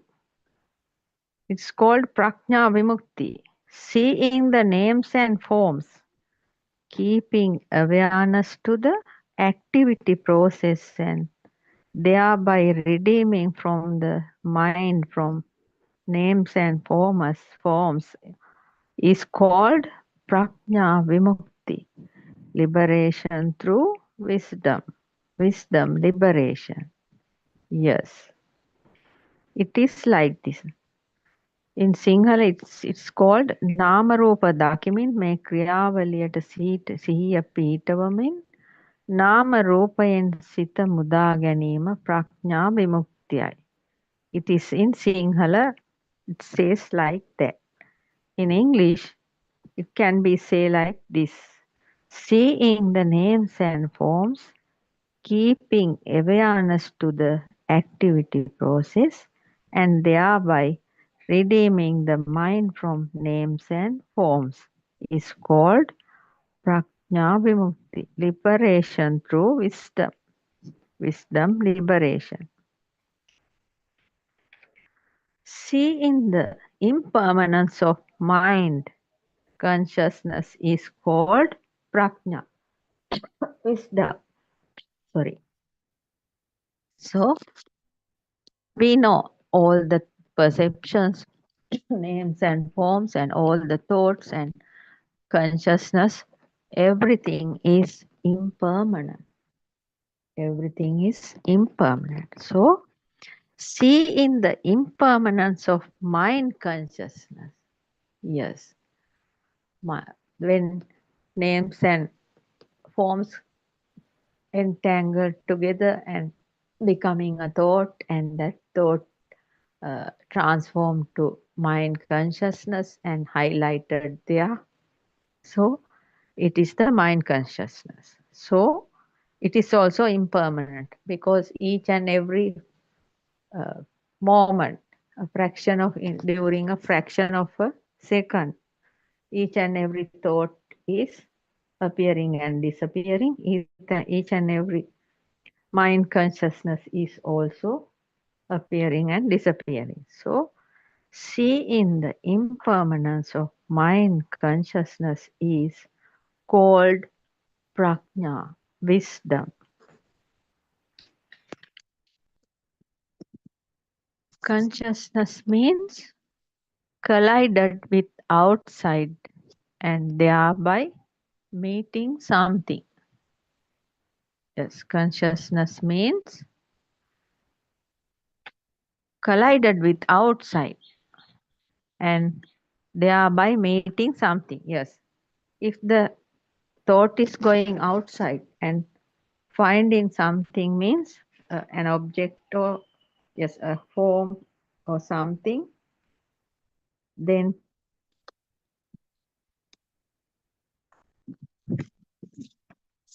that is called consciousness, means collided with outside and thereby meeting something. Seeing this is not true is prajna. Yes. Seeing the consciousness collided with outside and thereby meeting something, and seeing this is not true is wisdom.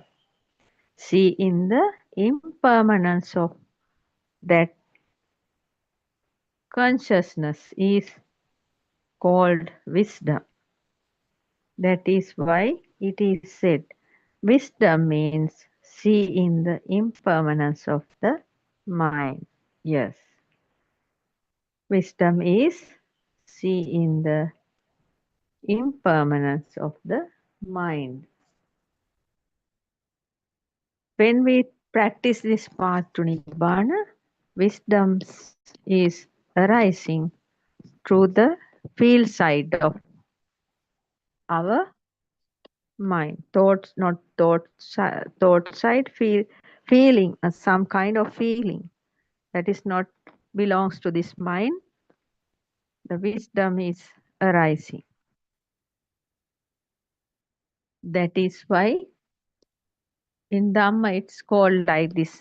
Prajñavantang ayam dhammang jnayam dhammang duppanyas. Because this Dhamma is for the wise. He who understands the Dhamma sees clearly. Yes, this Dhamma is for the wise because this is very subtle. The path to Nibbana is very subtle. According to Aryan Vahanse, we have to see it very carefully with the good attention and with the hard. That means we have to try hard to see this path to Nibbana. So we should have different types of calm mind, tranquility, and a kind of knowledge, not knowledge, kind of awareness. We should have awareness and mindfulness and effort, and we must we must hear the true Dhamma from our spiritual master, the Aryan Vahanse, and we should have faith on him as well as faith on this true Dhamma.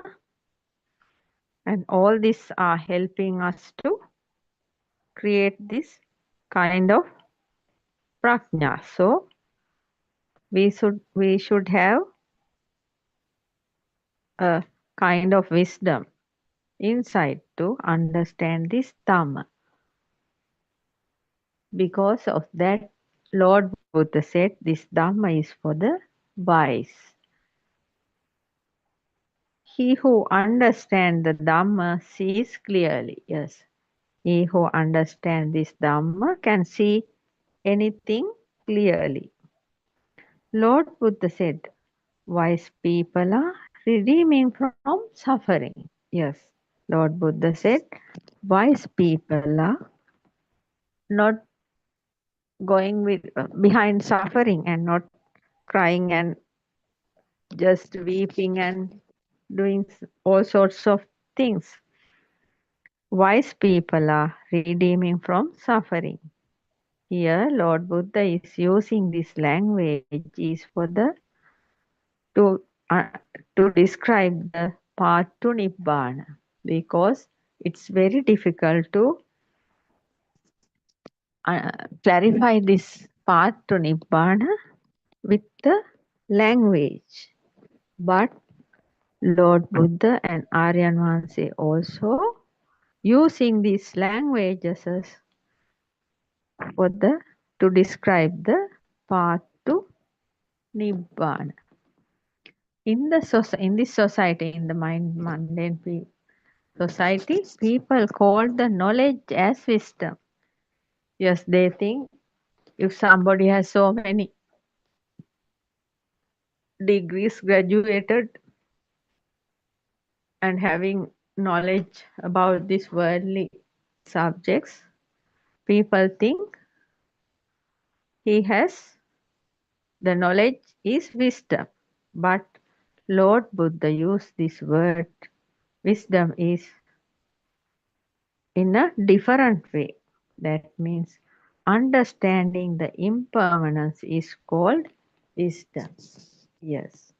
Nowadays people in this society thinks everything is permanent. And understanding the impermanence is called wisdom. As practitioners, we know nothing is permanent according to our Kalyana Mitra Buddothpado Aryan Wahanse's sermons. We know every fraction, within every fraction of mind, everything is changing.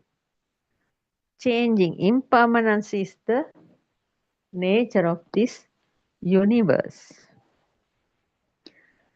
Thinking is one thing and activity process is another thing. Yes, there are two types of happenings in our body and mind. That means thinking is one thing and the activity process is another thing. You sense the thirst, but your mind cannot drink water. You are feeling thirsty, but your mind cannot drink water. But you drink water. You normally drink water. It is an activity. Yes, you are drinking water as an activity. Thinking is different. You know, there are so many activities in our body. Whatever we are walking, we are sleeping, we are working, we are cooking, we are driving, anything, all those are activities. And there are so many activity processes also in this body. Heart beating, breathing process is there, and you are having meals and digestion is also happening. When the under the hot sun, perspiration is happening. All those are activity processes. But thinking is different and the activity process is different to that thinking. Then what is the mind? What is the activity? Yes. After listening to this true Buddhist philosophy, now you know what is the mind and what is the activity. Now you can see both all the time. Yes. When there is an activity happening, you know it's an activity. When your mind comes in and say this and that, you know it's mind. There are so many perceptions coming through your senses. You know that all those are mind, because mind is always trying to gather things from outside. Mind is gathering. Now you can see both all the time. This improved nature of action mind. Yes, this is a kind of a improved nature of this action mind. That means you can see both what is the mind and what is the activity process, activities. So this improved nature of action mind that we are talking about for you to understand. We are clarifying. Aryan Vansa is telling, Aryan Vansa is clarifying all these things to understand the mind and understand the activity for us to see the difference. You know, when you are in deep sleep, all the activity processes are happening inside your body, but there are no thoughts. If somebody is in a coma for months, sometimes in years, so there is no thoughts. Just that person's mind is dead, but the activity process of his body is happening like that. When there is a operation, when there is a operation is happening, that means under the anesthesia, uh, your body becomes numb. Then you can't feel anything. At that time also, without any thought processes, the activities are happening. Therefore, there are two different sides in this body. So, activity processes and thoughts. We are during the day, from the morning to night, we are doing so many activities. We are cleaning the teeth, we are washing our body, we are ironing clothes, wearing clothes, and eating foods, packing foods, and going out for the work, job. Everything is a activity, process of activities. We used to go by bus, go by train, or or else you may drive with your vehicle. All those are activities, but those activities are happening without thinking much. They are happening. So there are two separate sides in this body. Understanding the thought process is the greatest thing in this lifetime. Living as a human being and understanding the thought processes, how a thought is creating and how the thoughts are disappearing, how the thoughts are flowing in and out, how the perceptions in between, so many perceptions, how they become names and forms with power, and how the names and forms are entangling and making thoughts. Thought has a power, and how the thought power is transforming this thought to mind consciousness, and their mind consciousness with its power. Mind consciousness has a big power, so it's creating, highlighting the thought and showing. If we are able to see that, according to the Aryakanta Shila, if we are able to see that, according to Udayava Jnana, so we can live a peaceful life without running behind the thoughts appearing and disappearing. It is like this. A small girl is running towards a butterfly. There are so many butterflies appearing and disappearing. They are flying everywhere. So this little girl is running behind butterflies. Suddenly, butterflies are not to be seen.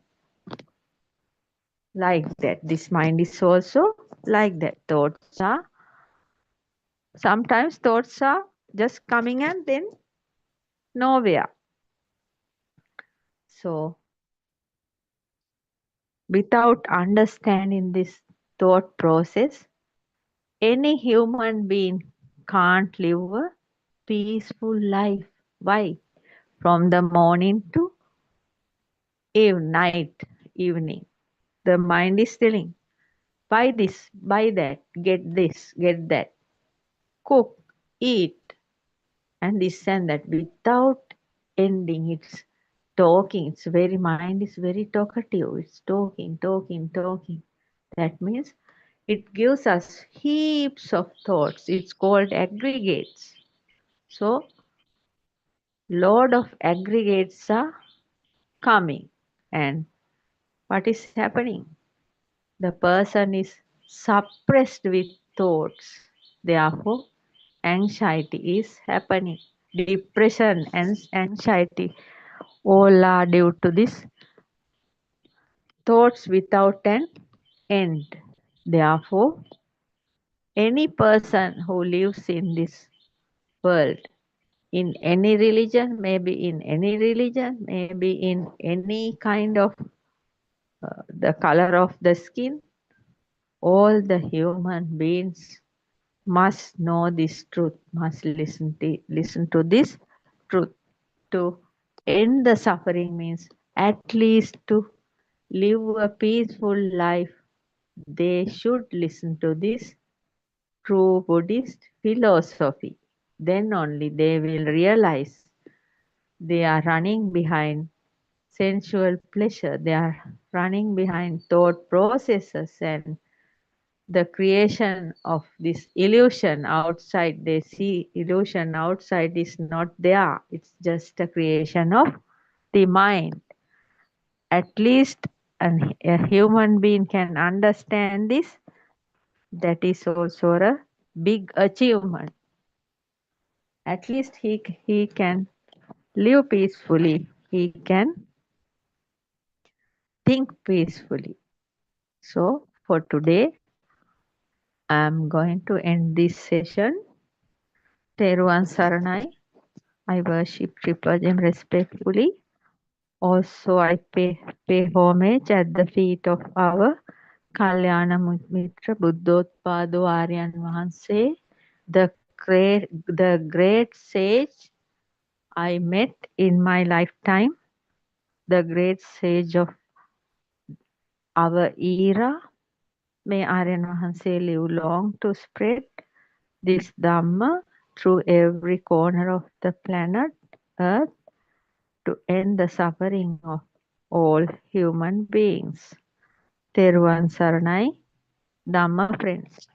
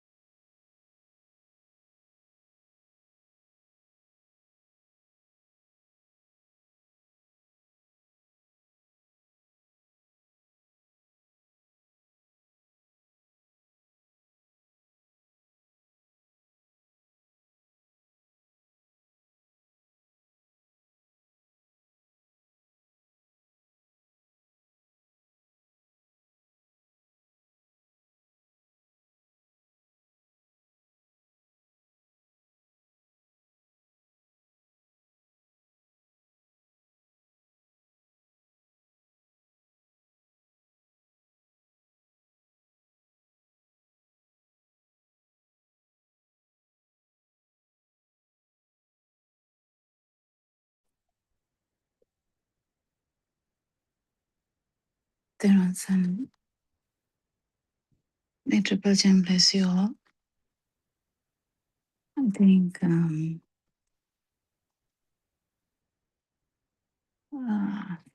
we have started a little bit late today. Thank you, Aranmansa, for your noble guidance. We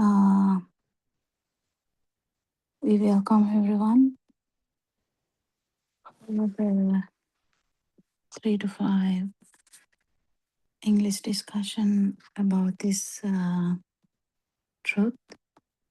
We have only few friends now at this moment. Hopefully more will join later. Do you have anything, Champa, to discuss?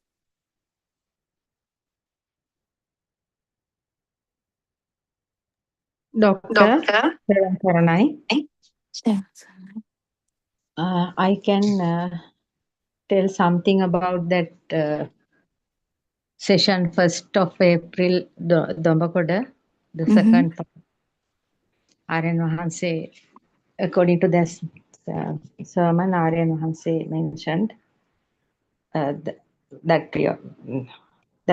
at this moment, there's nothing in this mind, and it's not true. The mind is not true. Also about the 3 worlds in one objective thought. That also we have known about this existing field of the light, that is alive field. That, of course, if you can bit more explain it, it's better, I think. Existing field is happening due to the existing field of the light. Because of that, the alive field is happening. And Aryan Vahansi also saying this with realization, spending so many years on mountain rocks, mountain peaks. He has seen so many times about this thunder and lightning.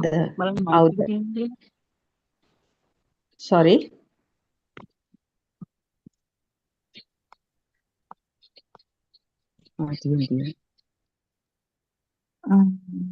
Yeah, no, she's silenced it. It's fine. Yeah. Perception of light and sound with existing field. And therefore we see the chair. The feeling of the perceptions around us may exist. We think all the perceptions are permanent around us, existing. We feel the existing field also. And Aryan says it's the soul field. Searching for perceptions and trying to keep them around us permanently and trapped into the sensual world because of that. If something happened to you, then only you are starting worrying about that. Burning is happening with different kind of incidents. Also, Lord Buddha asks us to redeem from this world and the world beyond this and live happily. And there is some more. Aryan Vahanse said, egoistic thoughts and the proudness, when the egoistic thoughts are falling down, you feel relaxed. This freedom is the tranquility you can't get from anything, any worldly things. Most valuable thing in this world is truth. If you are wearing lot of gold, it is no use if you are having a burn inside your mind. If you are living in a mansion like Taj Mahal even, but having a pain in the mind, that is also useless. Even if you are the president or the prime minister, no use if you are having a pain in your mind. The only peace is in this mind is knowing the truth. It should be realized without taking as a knowledge. That is all for today, Doctor. I have heard that part and make a note. Yeah. Actually, Champa, it's a good time because we have enough time now. Would you drop all your knowledge and can you actually discuss Dhamma? Can you, if just imagine I don't know anything about Dhamma, I'm a beginner. Can you explain about this no self Dhamma? I'll try, Doctor. I'll try. Don't know whether I can do it, but I'll try. No, don't say that. Yeah, just do whatever you can because just imagine you feel that Yes. I'm suffering and you will do Yes. your best to help me. But I'm willing to listen. So there's someone who is willing to listen, not fighting with it. So Yes. in such a situation, if I ask, what did Lord Buddha say? Yes. Why did Lord Buddha say there's no I, me, mine? Why did Lord Buddha say that? Why Buddothpado Aranwanse is saying that? Yes. Yes. Yes, Doctor. Right. Teruvan Saranai. Doctor, as you know, we all are living in a world of suffering because of our thoughts. Everybody is thinking the world is outside. Therefore, we are trying to maintain what we see, what we feel, what we hear within us. But actually, it's not like that. 2600 years ago, Lord Buddha has revealed a very clear path to overcome the suffering of samsara. And again, after a long time, our Aryan Mahanse, our Buddothpado Aryan Mahanse, the great sage of our time, has revealed the same thing very natural way without giving so much trouble to the hearer, listener, showing a very clear path. Because according to Lord Buddha said there are 3 types of wisdoms. We have to understand this Dhamma. First is Satya Jnana, truth, wisdom of truth. Second one is Krutya Jnana, and the third one is Kruta Jnana. No, just say simply because I don't understand any Pali. Right. That means, Doctor, the true Buddhist philosophy is the foundation of this path to realization, path to ultimate bliss. So we have to listen to this. That means the truth first. That means the true Buddhist philosophy first. Otherwise, there is no way to go beyond this suffering. That is the first ever lesson. So Aryan Mahanse is very clearly shown us there are 11 sermons in this Darshana Samapatya. It's very clearly telling us how the mind is creating, how the perceptions are there. You know, we are living inside the millions of perceptions. And What do you mean by perceptions? Sanya? No, I'm actually asking because I don't know anything about Sanya even. What is a perception? Because I have no understanding about Dhamma here. Right. Okay, Doctor. That means what we see, a form, different forms are there, no? If we see a form, that is just a perception. When we hear something, that is also a perception. When we smell, when we taste, when we feel, because there in our body there are 6 sensor systems. That means eyes, ears, nose, mouth, and body. So through all these and the mind, all these 6 sensor system, we always coming one by one. One for the eyes and one for the ears, like that. All those are coming through all those 6 senses are perceptions. So we created the world inside our mind because of these perceptions. So Because is there a thing called mind? Is it actually there? no, What is no, no. Actually, mind, there is no such thing like mind, because this universe is full of energy,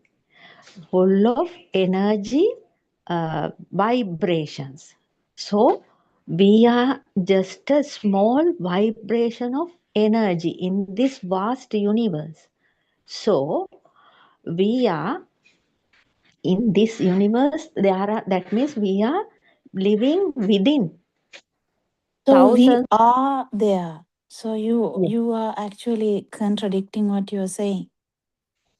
yes, because I have to first show so every 80 million people in the mundane world all are living in this vast universe within vibrations.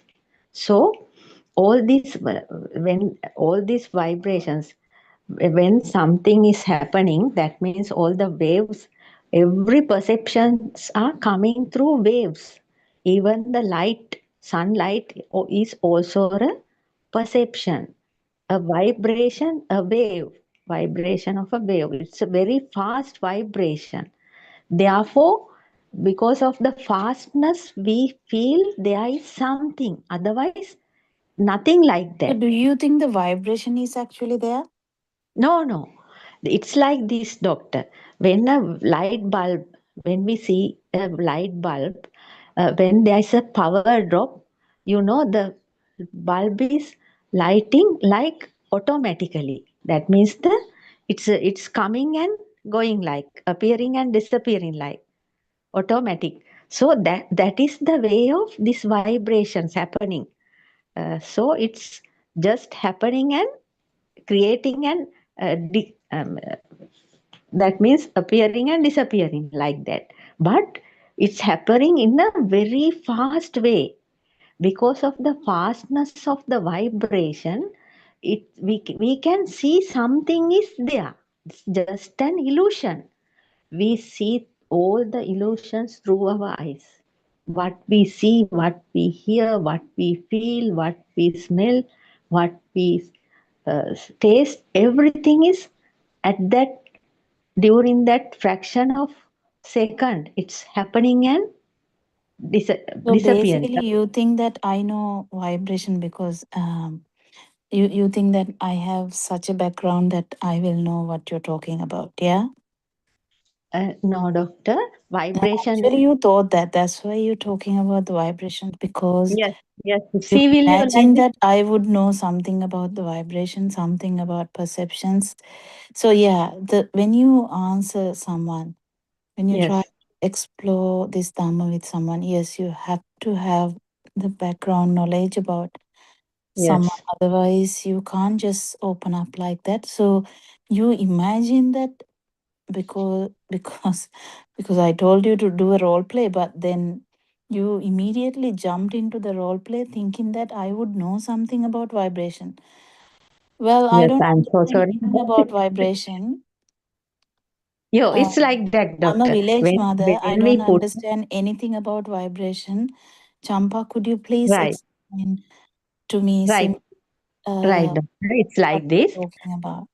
Yes, when we put a stone, when we throw a stone into the calm water, Why right? don't you go to the baby life? Well, I thought that would be much more better than that for a village mother because village mother will understand what happened to her, not to the not to the level of physics, isn't it?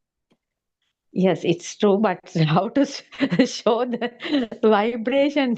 It's easy to show the vibration by No, throwing the. you can do it in different way, even not talking about the vibration. You know, Aranwansi has so many techniques. Yes, Yeah. yes. But like this, no, doctor, anybody, that means anybody born into this world, like a small baby, we just think about a small baby. The baby, How did that baby get the vibration? yes, because baby has no idea about this world. The baby is just there, but when hunger is there, baby is shouting. It's also coming out it's also a vibration, but baby doesn't know anything. He feels hungry and he shouts. So when the mother come near Does the the baby baby, know that baby is hungry? no, it's baby's body is like a machine, and when the burning is there, baby, there's a shout is coming out. Mm-hmm. So baby's mother used to come near baby and feeding milk. Then that baby is starting to feel his mother because of the touch sensation. So that is one thing. And then when he drink milk, he is another way he is having that taste vibration. It's happening naturally, touching vibration, and he feels mother's warmth and the touch. Then the baby can see his mother's form. So he realizes this form is coming regularly and giving milk. So that way the baby is trying to understand a form of his mother and smell of the mother, because every mother has a kind of a small smell. Everybody has different kinds of smells. So through that vibration the baby is having smell, and he can see, he can hear mother's voice. Mother used to call baby drink milk, so he can hear mother's voice also. So all those are vibrations. Then baby is getting used to it, getting used to his mother's sound vibration, mother's feel vibration, taste of the milk vibration. Like that, baby starts his life to understand seeing and feeling and tasting. Like that, all those are vibrations. So the baby is uh, naturally, little by little, uh, trying to see the world and trying to understand the things around him. So, mothers used to take him to give a bath. At that time, also, he can feel the water. And when the cream is applying, the baby can feel the smell. And when his father is appearing, so mother is telling, baby, this is your father. Then the baby is trying to understand another form and his voice. Like that, baby naturally try to understand people around him. Is it baby trying to understand, or is it a natural phenomena that the vibrations when they Feeding. happen at the same time, they Yes, kind of manifest as a single vibration? yes. This is Baby is not trying to do anything no, here. You no, have to no, be careful. no. Yeah. Yes, baby is not trying to do anything. In a single vibration, all the five, uh, that means senses are there included. That means from the beginning of the life, everything is feeding to the baby. Natural phenomena is happening. So the baby's mind, there's no mind for a baby, and naturally there are thoughts and mind starting to appear and disappear because there is no mind. Mind means also a vibration of power.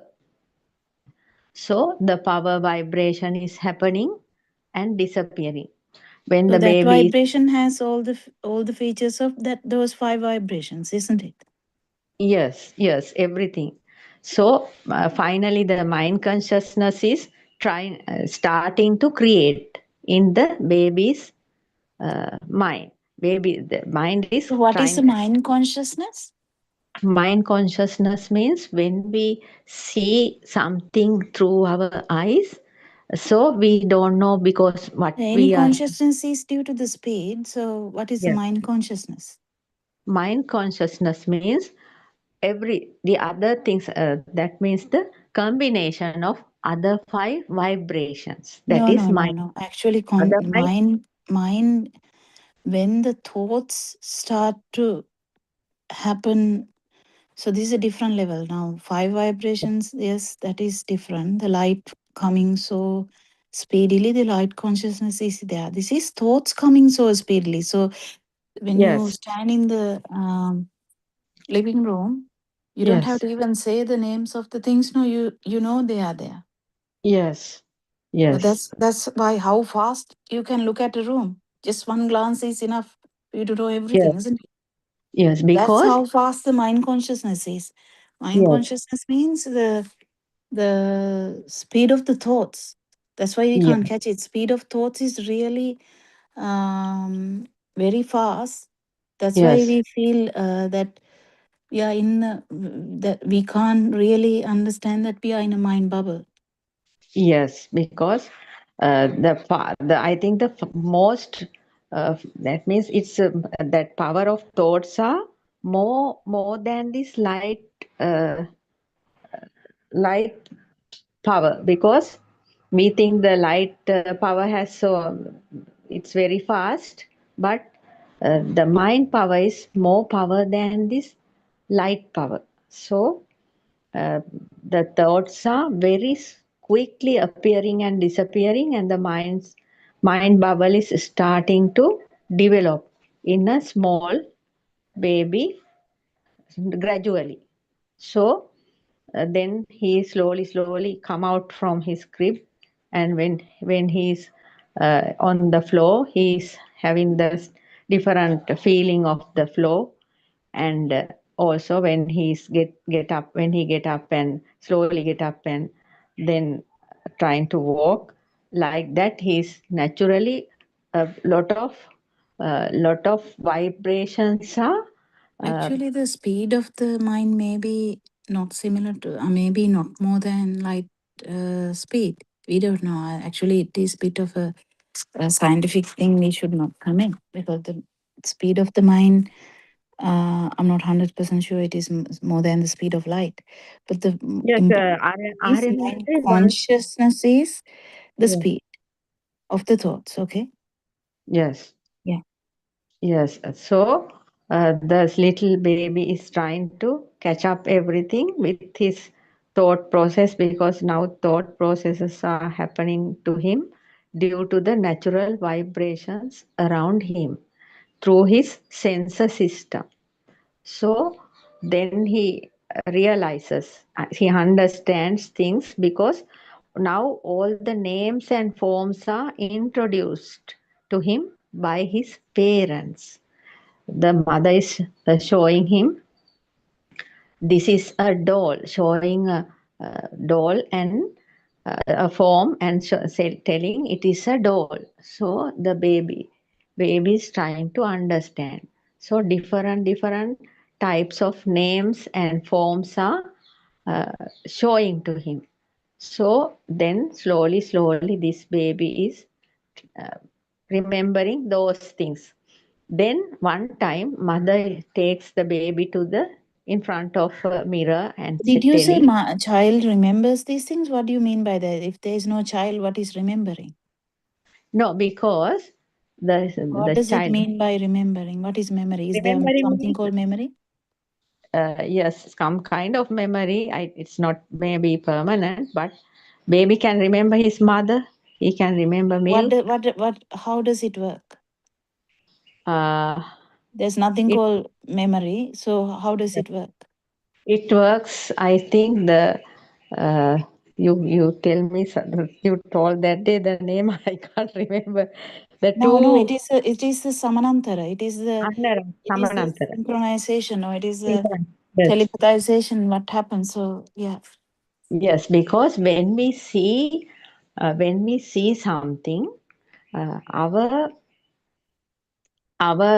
eyes and the vibration of our eyes and the vibration of the tree is equal when that synchronization is happening. That is the way we understand everything. We see everything. No. That's wrong. That's wrong. Uh-huh. It's wrong. So just imagine the baby understood, not just baby understood, the system is now aware about a mother. Yes? You said how Yes. the mother arise. Yes. Mother actually arise because of the light wave and the sound wave coming together, mother arise. Yes. So Yes. it is okay, the touch wave and the taste wave and the smell wave also is there. So the Yes. 5 waves coming together, there's a mind wave, right? Yes. Yes. So the mind wave, how does this synchronicity happen? So now, as soon as a small baby baby has this mind wave of mother, Yes. the eyes are closed, Yes. everything, there's no sound. Yes. Still, if the mother comes closer, just imagine the baby felt the smell. Yes. How would the thought come? That is because when the lights are not there, even baby can recognize mother through that smell. How? Because the smell is synchronizing to the baby. Then how That does is the mother come there? Why? because he knows this Not she knows, but what happens there? Because because he he there, felt what happens he there? felt he felt it early, no, before he felt it, so now he can realize it. No, but what happens there? You don't come out with the actual thing. So the smell sensation happened. How did mother arise there? Because the synchronization is happening.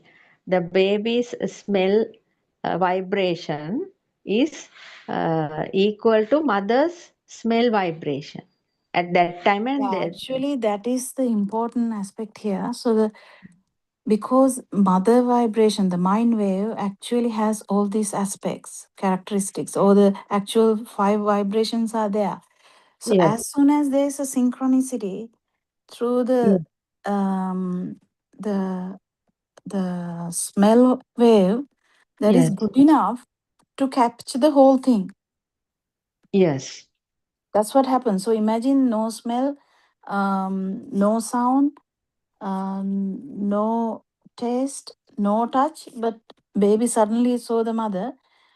How yes, does the sound wave come so quick?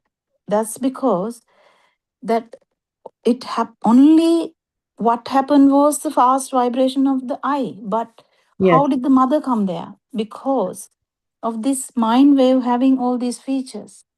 yes, So all the 5 vibrations are there in that mother vibration. Mother yes, vibration is yes, not one single vibration. Even though it is a one single vibration, it acts as a one single vibration, but it has the features of the other 5 vibrations. So just one speed of light, but what happens there is that the frequency tallies yes, immediately.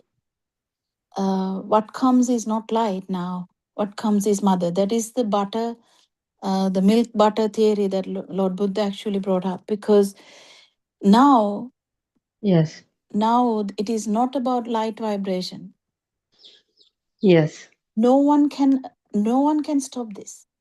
No one yes, ever, even an arahant, would know yes, that as soon as the light wave happens, what is bringing up is mother, because that has already arisen. That has already arisen. So the synchronization immediately happens. This is Happens. Niyama, this will never change. Yes, yes, yes. That means, doctor, the mother's feeling, that consciousness has that mother's feeling in baby.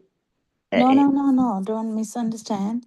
yes, If you are looking at it in a like a conscious way, just look at it in a not feel it. conscious Feel. angle. Just look at Yes, it in a avinyanika angle. There's no self angle.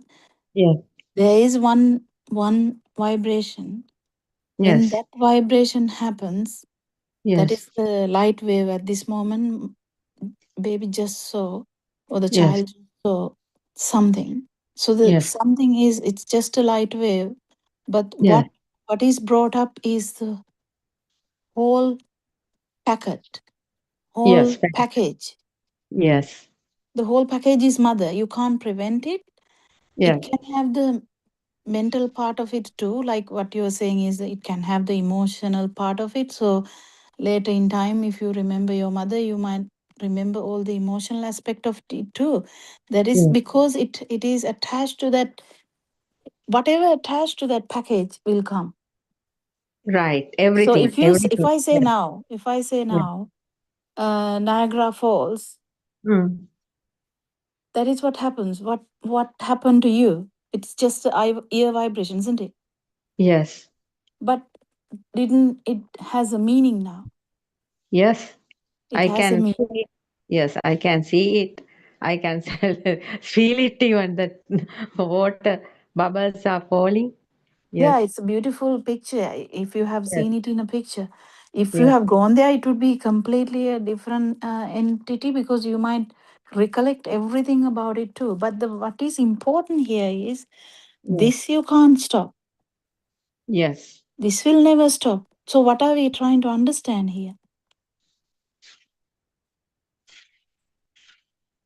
Because there is no self. This is a natural phenomenon.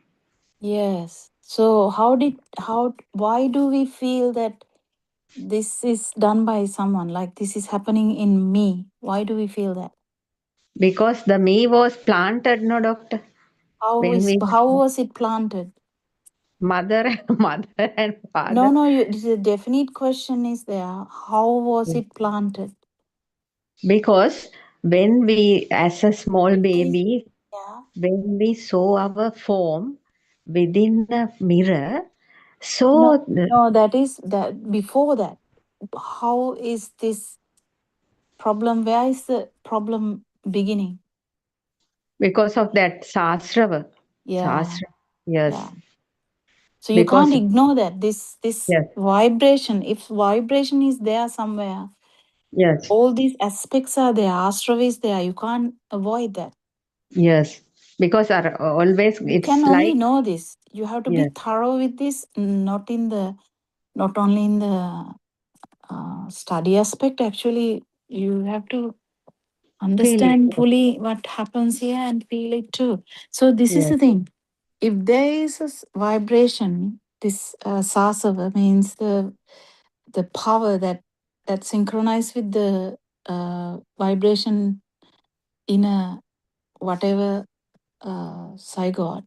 Doesn't matter yes, which zygote, yes, but whatever zygote, if there's a vibration in the zygote, another vibration synchronized to that. That vibration has yes, this whole the package in that there too, but just hasn't had the power to form anything yet. But it will slowly have that. That is the basic thing that we have to actually catch also. yes. So this Mm. dream that you Mm. were talking about, how this dream is coming to, you were explaining nicely how it is happening. But Yes, the baby had the power inside yes. for To this to attach, happen. yes, to attach That is every. why Mm. even the baby level, even Mm. the baby level, the baby felt light as something. Yes. Baby Yes. doesn't know that. Baby Yes. can't even say anything because it's only in the field level. But Yes. it is felt as something. We can't even remember now. That's why we had to pierce one thought and find it. Yes. So the baby had this alive feel anyway, and that Yes. power is there impregnated in that. And that power Yes. is actually manifesting through these sensory organs. Yes. Sensory organs are actually formed because of this power, and Yes. in the sense because it's a bija niyama. Now it's a different story now. Again, bija niyama, like the chitta niyama, bija niyama, we can't change even that. If there is Yes. a vibration, if there is a synchronization to in any level, if there is a synchronization and that is bringing a life field somewhere, if there is a life field somewhere, this will Yes. manifest something. Human, Yes. it is different. If it's animal, it's different. If it's there are so many types. You don't have to know everything, but what Yes. you have to know is this manifestation is a result of that vibration, and then there is a manifestation. Then now slowly the world is beginning to happen. What is the world? Yes. Mother, Yes. father, brother, Father. sister, milk, Yes. rice. Yes. Slowly the world is happening. Yes. In the beginning, this is very haphazard. This is not very strong. The mind is not strong. Actually, Yes. there's a fluctuating area where the mind and the feel is.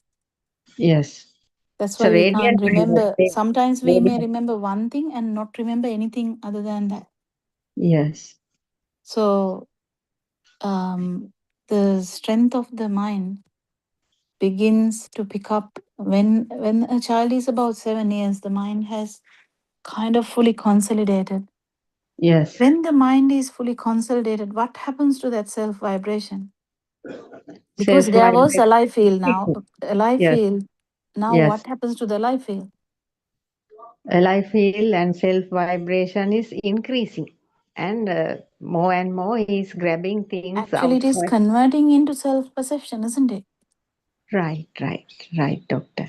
Self perception. Yes. Yeah, because the mind function is like there's nothing called mind, but what happens is chitta niyama. When the sound wave and the light wave come together with the touch wave come Yes. together, this mind wave is formed. Mind wave has these features. Mind wave Yes. has these features. All these five aspects are there. Actually, what is it called? But doctor. Uh, 8 types of vibrations are actually Right. Yes. Uh, four the great elements and the light, uh, sound, and smell. rasa oja, taste Yeah, and sound. Varna gandha, the yeah. color, smell, Smell, taste, taste, and light, the and sound. the sound. Yes. Those are the four, and the other four is the four great elements that is through the Yes. body skin or Yes. body component. Body So there consciousness. is Yes. 8 elements, actually 8 vibrations are in this mind vibration. That's a chittaniyama, how this happens. In Yes. Can you? bijaniyama, what happens is Yes. if there is a vibration somewhere, this Yes. if it is in the system of a life field, because bijaniyama can be explained in the actual tree also, but when there's a life Yes. field means consciousness.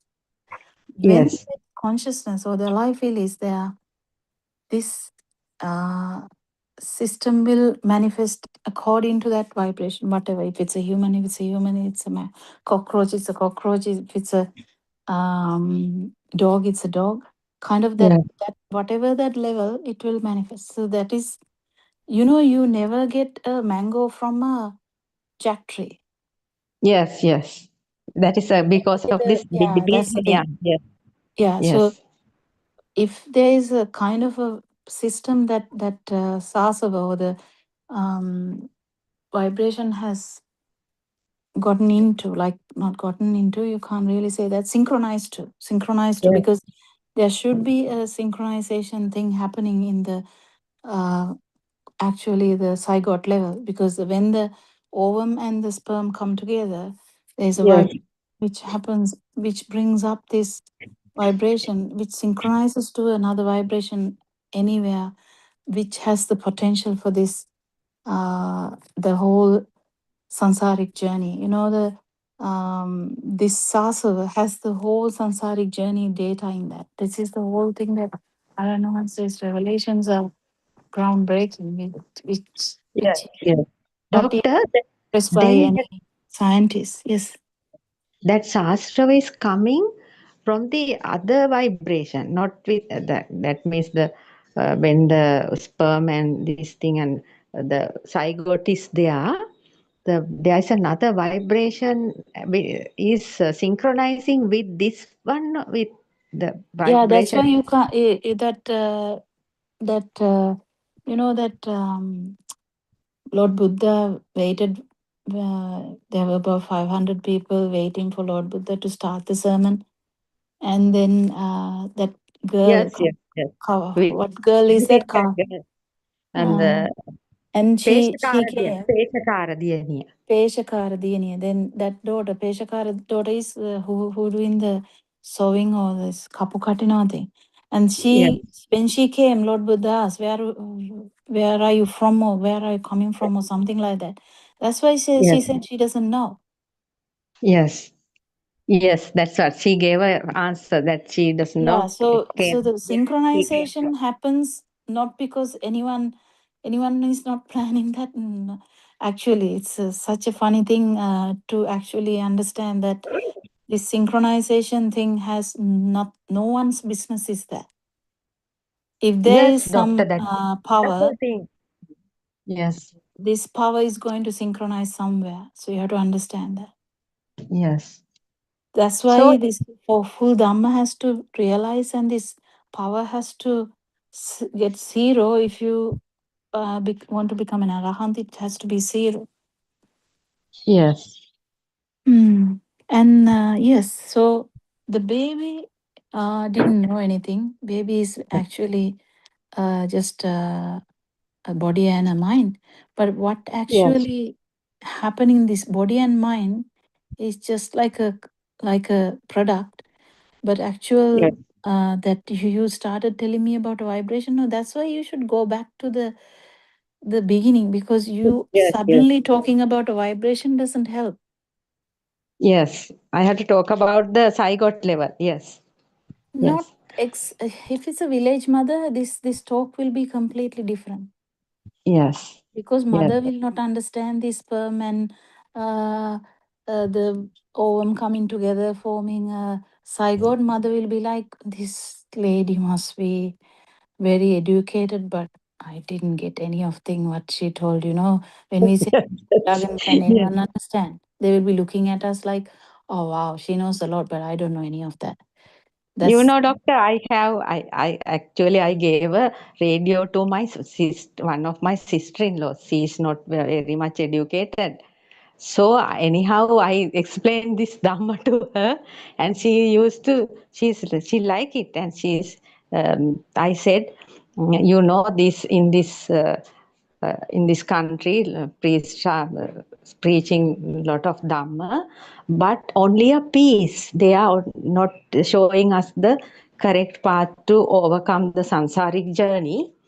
So no point of listening. Now she is 70 years, but she's healthy and can do any work like that. So I told her to listen this Dhamma, and she's very fondly she is listening to that radio. And I told her uh, that means not much. I said no use of listening to a part of Dhamma which the Lord Buddha showed a very clear path to overcome suffering.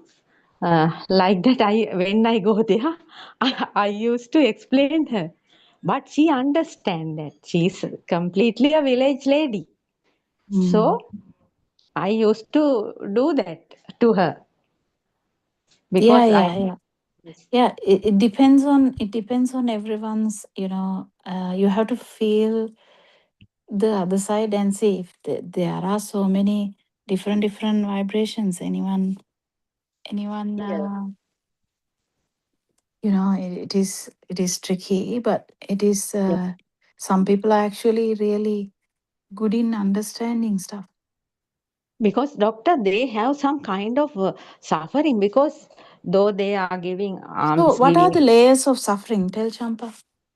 layers of suffering in the sense, doctor, because everything is everything. If we find anything from outside, that is suffering, no? Because No, you we have to be more specific than that. What are the layers of suffering? that means jatipi dukkha, jarapi dukkha, those things. So you're No, asking. no. Just what do you know about suffering? Suffering in the sense, because of this Dukkha. The word dukkha. dukkha, I'm asking in the English word suffering. Yes, dukkha is happening because we are through our six sensor systems. When we So what is when the suffering we know? Easy way of knowing suffering. What is the easy way of knowing suffering? burn. If something is happening not according to our wish, then Yeah, there is okay. That is okay. Now just imagine your husband did something completely irrelevant and didn't tell you and is in trouble now. So just imagine that. yes, Just if you imagine that. yes, So now you are angry because something you didn't like happened. So what yes. type of suffering is that? It's a mind suffering. Okay, That what means are the suffering levels that underneath that? doctor. That means it's a burning sensation is there. That means the Yeah, thoughts. but the what is the suffering then the worm has? Worm has only one way of suffering because he has only one sensor, no? Only the Yeah, but skin. what is the level of suffering? Same like us.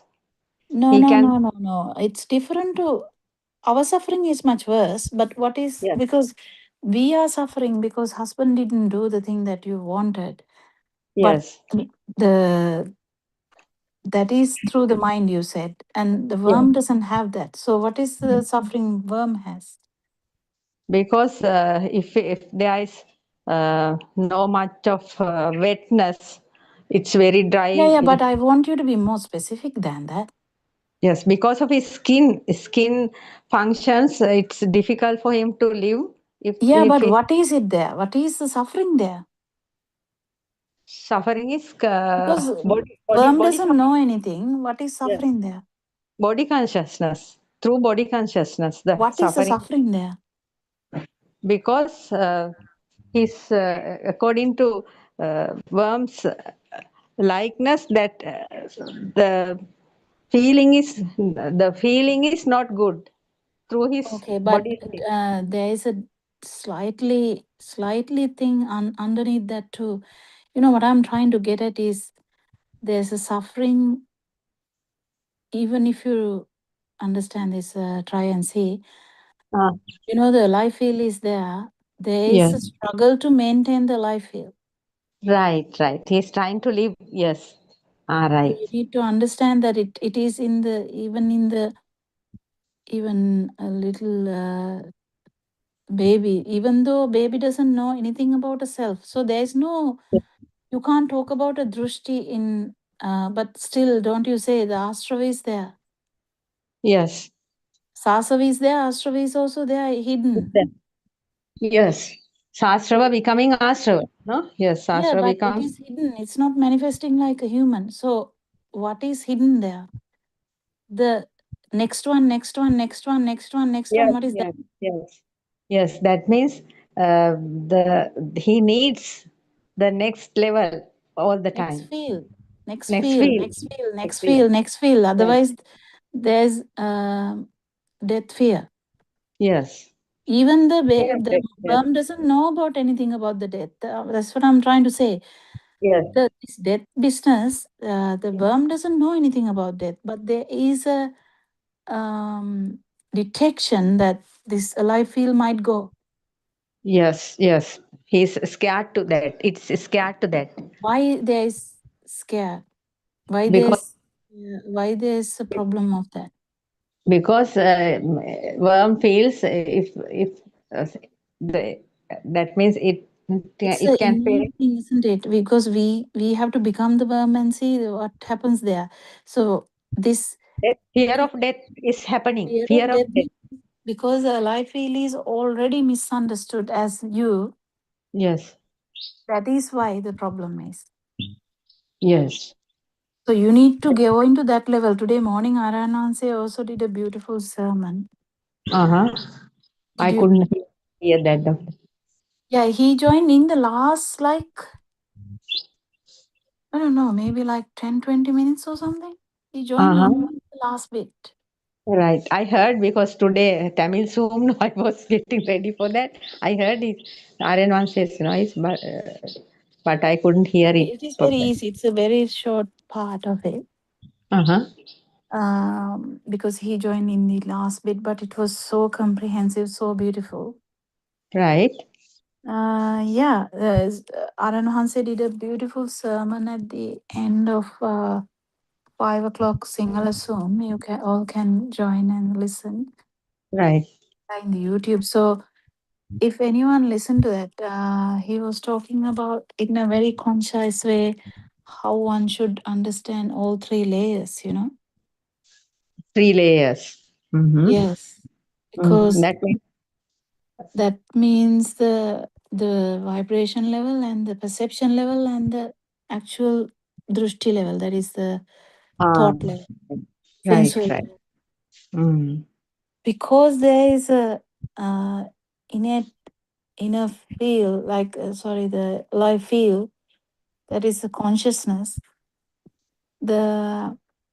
If there is a consciousness anywhere, whether it's a small baby, whether it's a worm, whether it's a Brahma, it doesn't matter. If the life field is there, it means consciousness. It is a very specific thing that one has to actually experience, that everyone in the world, actually even the scientists thought consciousness is the base. They thought the consciousness is the base because they couldn't understand further, yes. beyond that. Yes. So the consciousness, they thought becoming the consciousness is the best thing because it felt as forever, It felt so good. Yes. And it felt as so good, actually. And they enjoyed that good feeling, and that is it.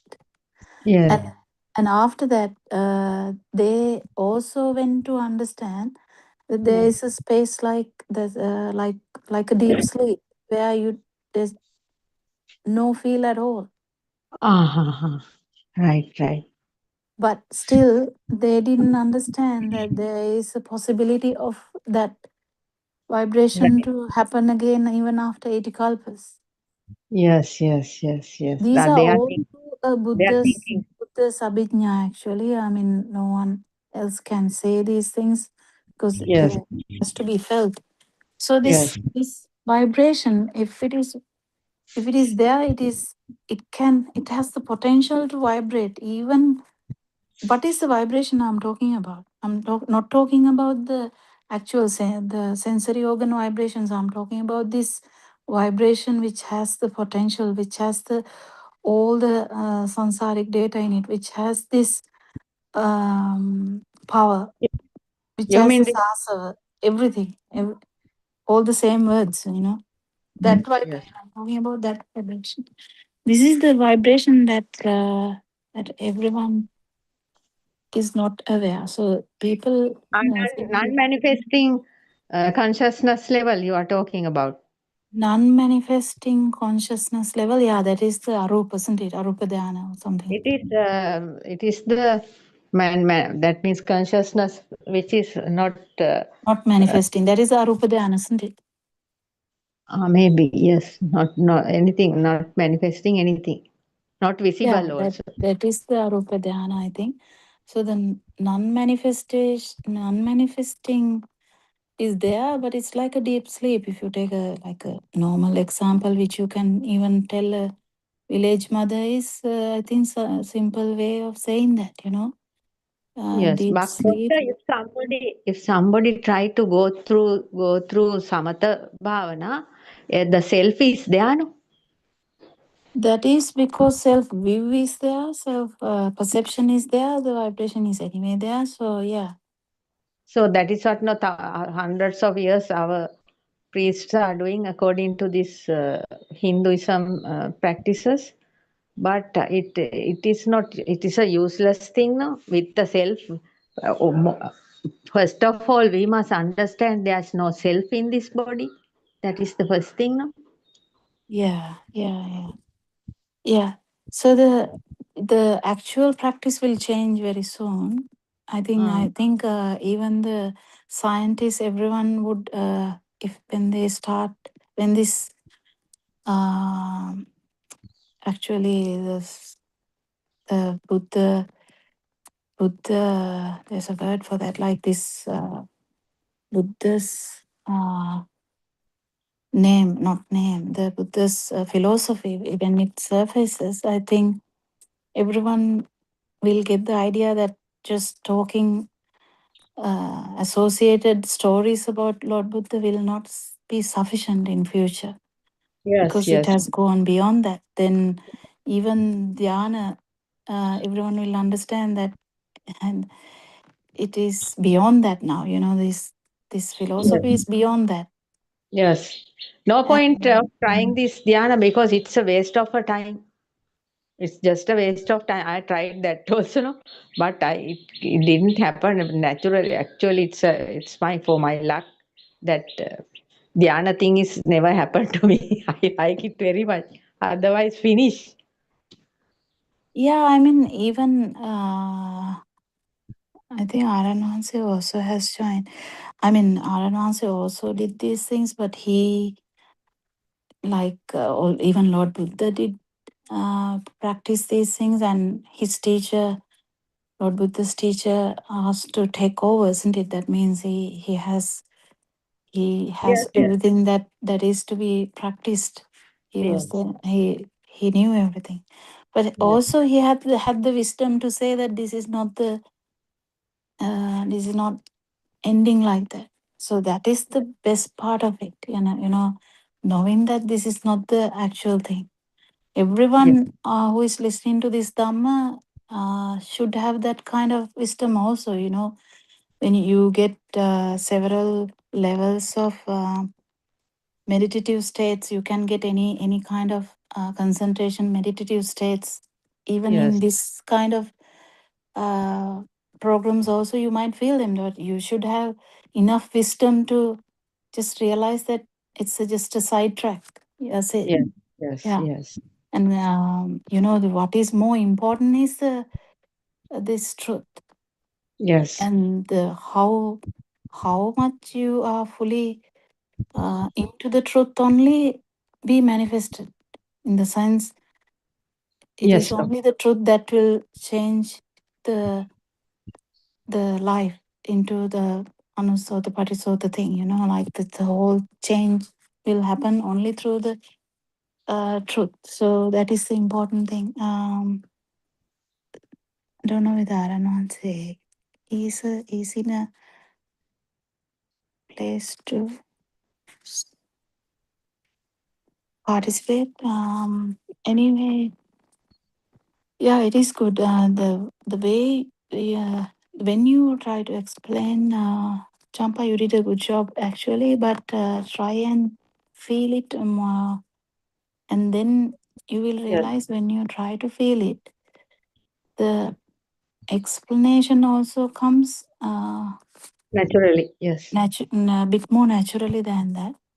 So, and also when you try to explain the It will actually try to, when you try to explain, it becomes more clarified, like Yes, yes. better, you kind of Easy think. to understand, the way of easy to understand, yes. Yes. Mother, the I can't remember her name. It says Galaxy Yes, yes. 3S, and Man, also yes, Manel can talk, I think now. Yes. is her name Manal?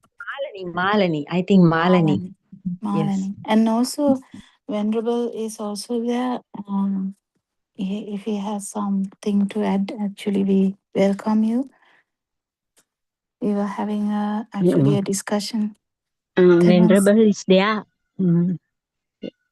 Yeah. Teruvan Saranai. Venerable is there.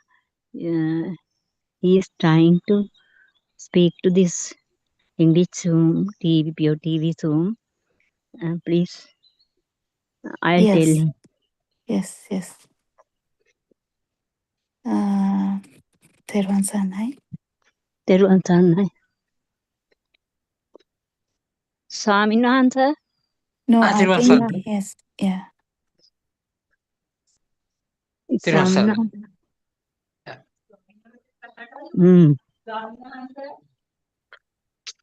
Swaminathan. Swaminathan. Teruvan Saranai. කතා කරනවා. No, we can hear. We can hear Venerable. No, the teacher is looking for me. Yeah, Right. I know. Yeah. Yes, you can join as well. You're welcome. Mostly welcome, Teruvan. Teruvan Saranai. Is there anything you would like to ask or talk about? No, Or, I joined late today. That's no, why I have I actually joined we. at 4 p.m. I forgot to join. Yeah. That's okay. Actually, I asked Champa to tell me as if Yeah. I don't know any Dhamma, and I asked her to explain Dhamma to me. That's how our talk was going. And it was, I think, because just it's really important, when you try to understand Dhamma. Yeah. It's really good if you can talk about it, and because it's something, some things get cleared every day. Yeah. Yeah. So, do you have anything to add? You can add anything new also. We don't have any agenda here. Just anyone can join at any time. Oh.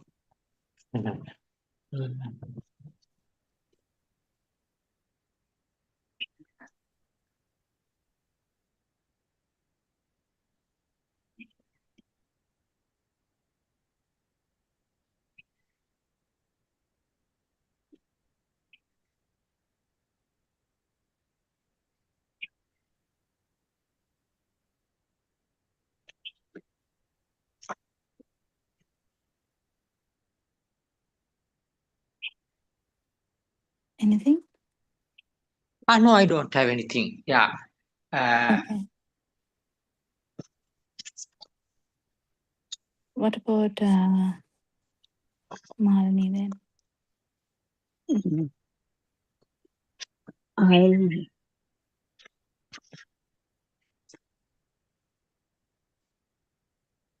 Swaminathan. Yeah. Are you not speaking? No, I don't have anything to add. I It's okay. It's okay. Yeah. He will join later, Malini. I am also. I came here to meditate in the Dombagoda. We are in Dombagoda for 5 days. Okay. Aranant suddenly selected me. Aranant asked, "What is my job?"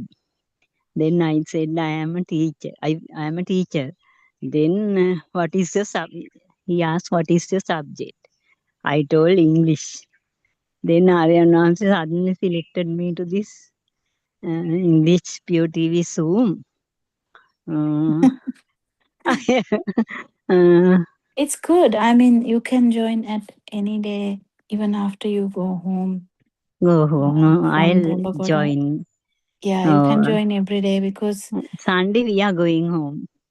These Yeah, days okay. we are at Buddothpada. We are helping to this. So you can tell what you felt. You don't have to say anything as such. So what did you feel today? How was it today? How did the day go today?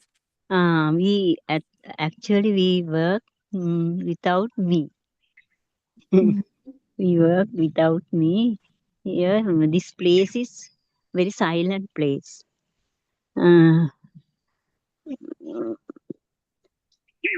then we worked a lot of work here, sweeping, cleaning, and also helping to cook.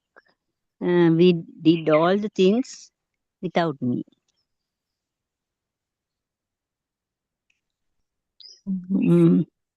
Doctor, are you here?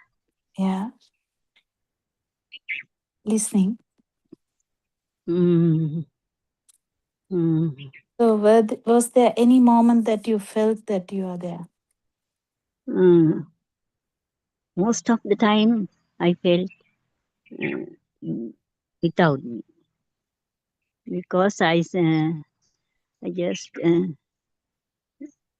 I only see my senses there. Hearing and seeing, feel, and that five senses I experience a lot here, the five senses.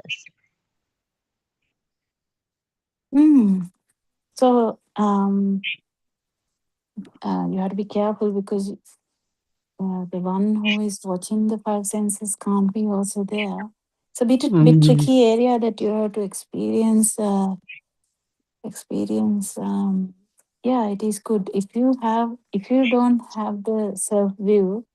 All these experiences are so beautiful. Yes. The most important thing is whether the self view is there or not. So if the self view is not there, anything and everything, even if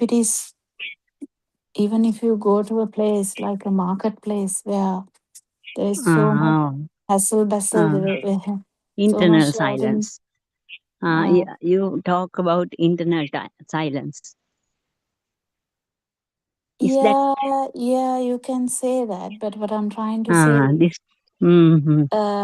if you actually fully realize that there is no self, even the life feel as a creation, then this even if the place changes, it will be the same. Yeah. So these experiences are good because then you know that there was never a self. The experience of non-self is the most important thing, and understanding even the life feel is any consciousness in that sense is actually a creation. You have to come to that level to actually fully realize that it is self is actually not there, in the sense even this vibration is not there, because otherwise it is not complete, because outside is not true also gives you a better feel, and mind not true also gives you a much better feel.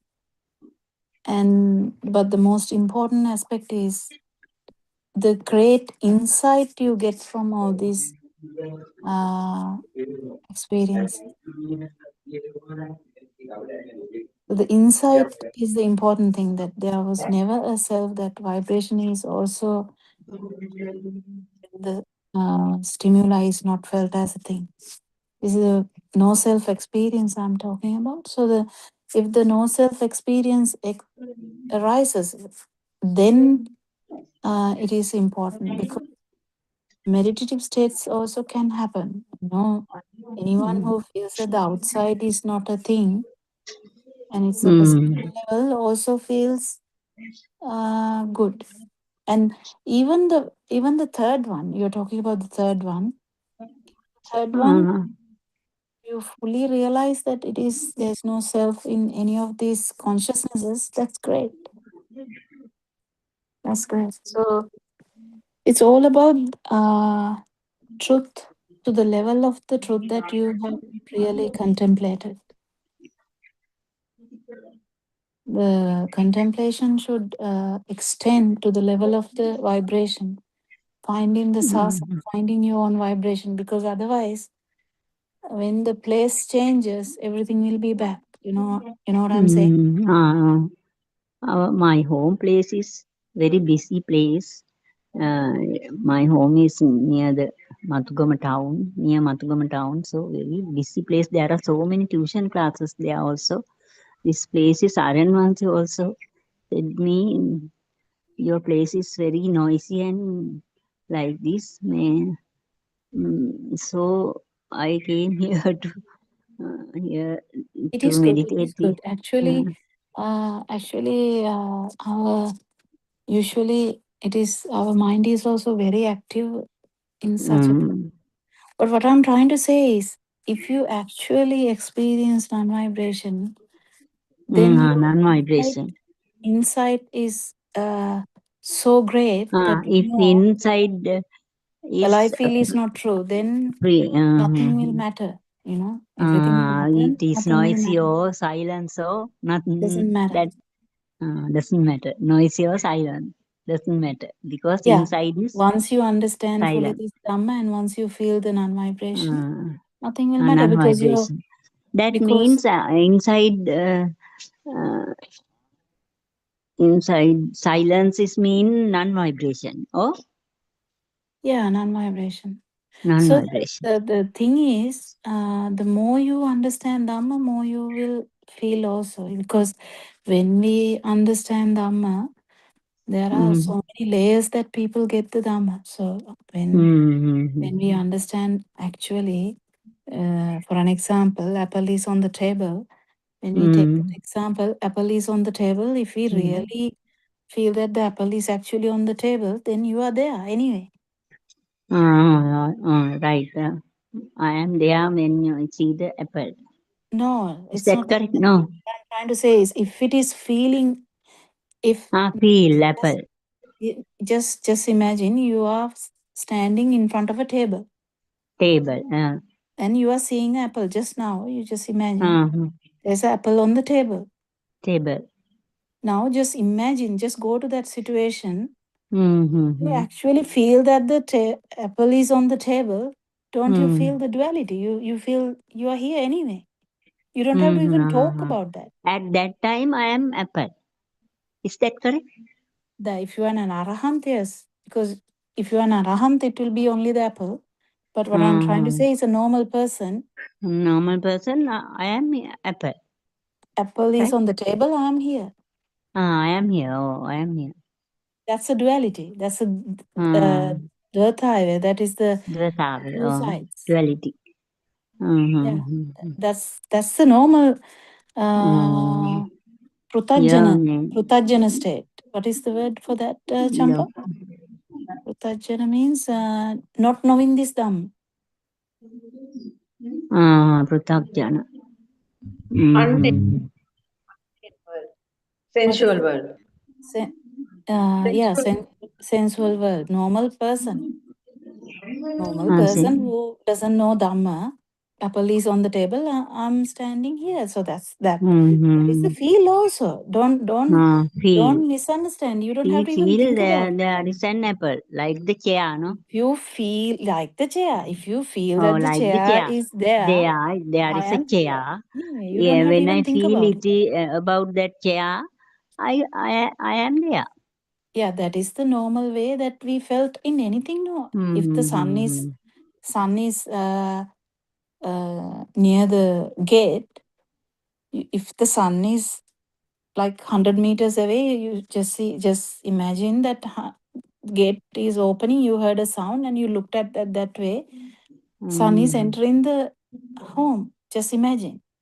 And if you feel that the actually sun is entering from the gate, well, of Mm. course you are here. But the Dhamma changes everything.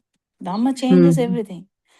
So Mm. now, as a person who has listened to Dhamma for 4 years, isn't it true? You've listened to Dhamma for 4 years? 4 years, for 4 years.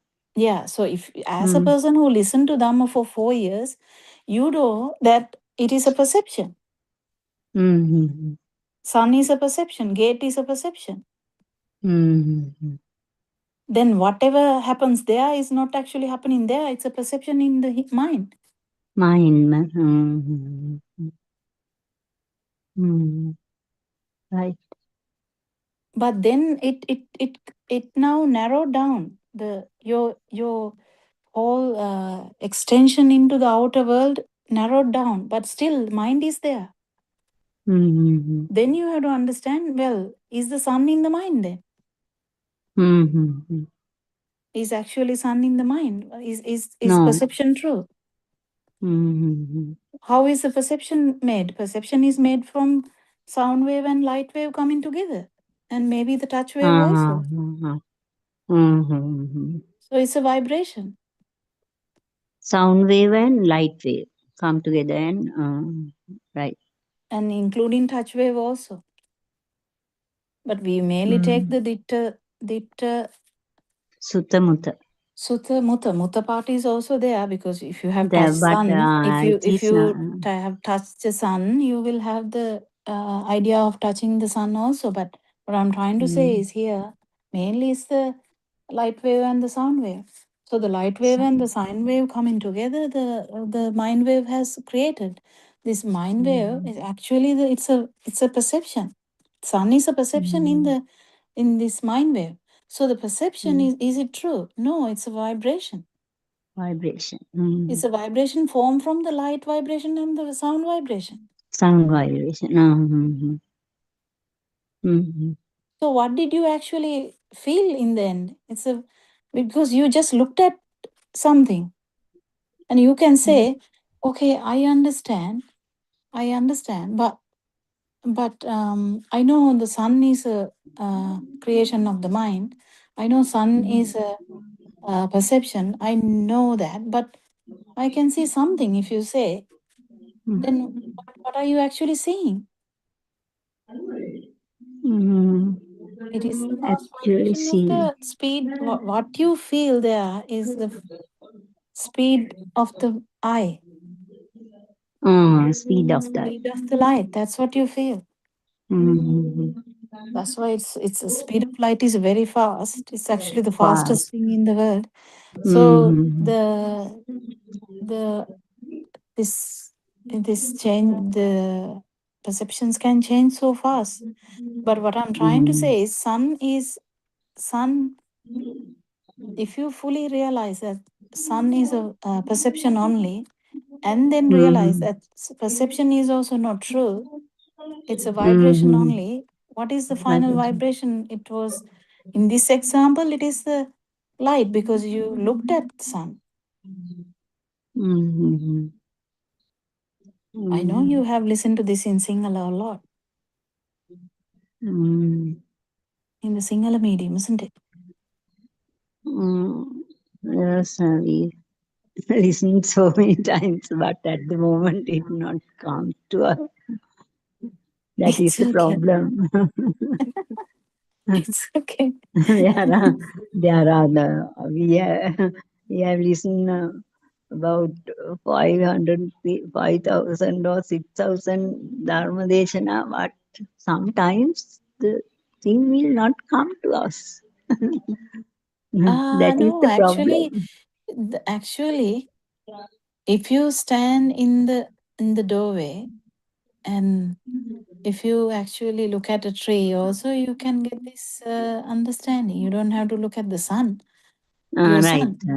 It doesn't matter. It can be a chair. It can be a tree. It can be moon. It can be a crow. It can be a worm. It can be a rock in your garden. It can be anything. Whatever the perception, it doesn't matter. What catches your attention? At the moment, what catches my attention. What is there in front of you? That's the mango tree. So yeah, then if you apply to that, the mango tree actually is it in front of you? The Is it mango actually tree. there? No, it is no. It is only a thought. It's only a thought, and is the thought means it's actually a sound wave and light wave coming together is the thought. So is the thought real?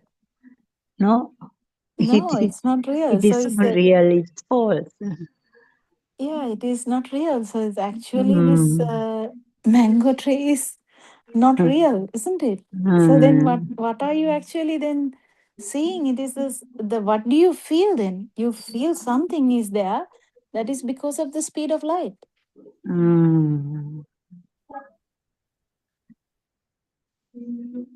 Speed of light, is it true? No. Even that is not true. What you feel is also not true, isn't it? Then only the non-vibration Feel. will come. Yeah. Non-vibration will come. Feel that is, we have to feel that there is nothing there. Oh? No. You just have this understanding. It will come naturally. You don't have to think about anything. About it. Naturally comes. But you have to have the understanding what is happening here.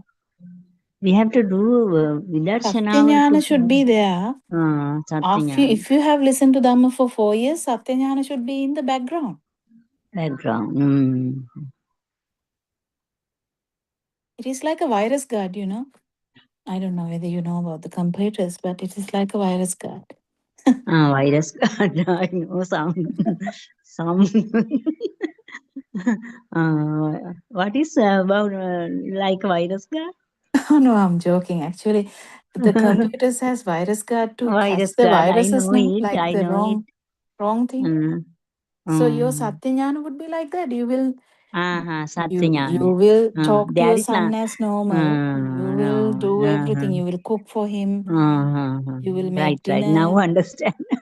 You will do everything, Now. but underneath you are not. You're not having the self vibration power there.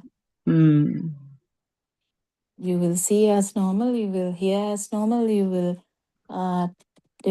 All the other senses will work as normal. Your thoughts will also work as normal. All the consciousnesses will be there. But because the Dhamma is there, so the power is not there.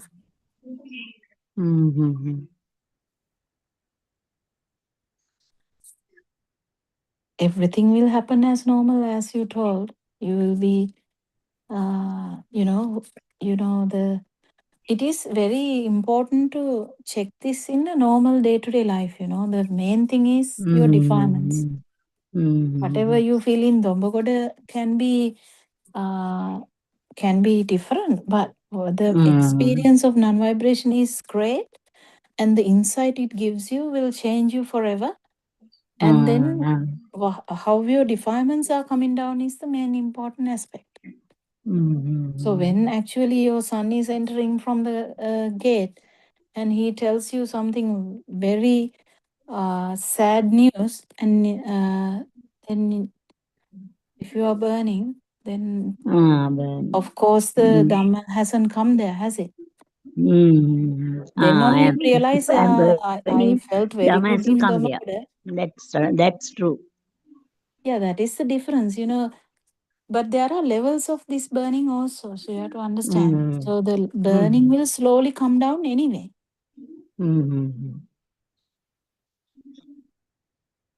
Anyone who is listening to this Dhamma will slowly get that the perceptions out. Everything in the outside is a perception only. Then it will be, even that person is going to feel better because the sensual world is not that important to that person. But still, the perceptions may have a value. Value. Perception may have the value, but with time, even with the great insight you get from Dhamma, even the perception level will slowly Go down. will go down, the power, and then Power. it will be the feel, the consciousness, and even that level, it is not going to be a thing. Then what you feel is complete. Our burning condition also will go down. 100% it will go down, and then slowly what will happen is the level of the burning going down. There will be a good. You can't call a good feeling. A super tranquility coming up. That super tranquility also will become a thing at the end. That is the actual path. Here, Dhammagoda, when we are in Dhammagoda, our burning level is very low. That is the most conducive environment to feel the non-vibration, actually.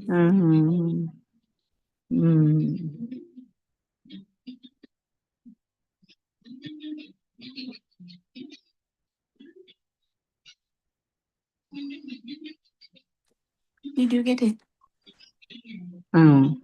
I got it. Yeah, take it easy. Take it easy in the sense, even if you're 70 years of age, you can become 70. My age? Yeah. 73 years. Yeah. So you can become the 3-year-old Malini.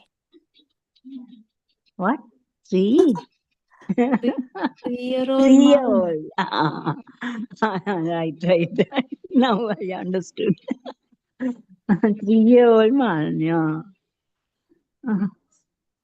Right. But non-vibration is not 3-year-old Malini. Non-vibration is different completely. So actually, you have to when you become when the mind is not powerful. Anyway, it is like 3-year-old Malini. So little children also, the mind is not that powerful. In Dhammagoda also, mind is not that powerful. So it is very conducive for you to get into this feel and feel the full vibration of the sasana. Can you hear the sounds of birds? There are a lot of birds here. Here? Can you hear it? Sounds of birds? Yeah. True. There are more birds. Here comes this tree, and it's going to rain here now.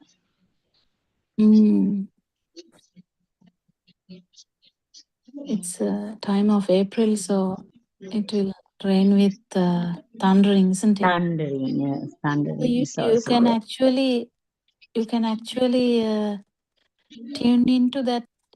You can do the sound meditation. Meditation. Sound meditation. You can do the sound meditation. Sound meditation. Because now you said there, even we can hear the sounds of birds. So you can understand how the sound is a thing, It's a sound only. It's a sound only. It's a sound only if you actually... I feel it's sound only. I hear it and that's all. It can be a thought. You have to be careful though. You have to go to that level. You have to go to the level of feeling that and then feel the non-vibration. In the sense, without me, kind I of have become the sound. It's another way of saying. Because otherwise you will feel this duality all the time. All the time, duality. Yeah, but after understanding this Dhamma, it doesn't matter whether you hear a car horn, whether you hear someone shouting at you, whether it's a bird sound, whether it's a thundering, whether it's a rain sound, it doesn't matter. Does it matter? Yes. No, it doesn't matter. Because you have fully understanding that even the consciousness is not true. That understanding is the problem, that is the basic level that changes everything. Fully realizing that this sasava level. Sasava level.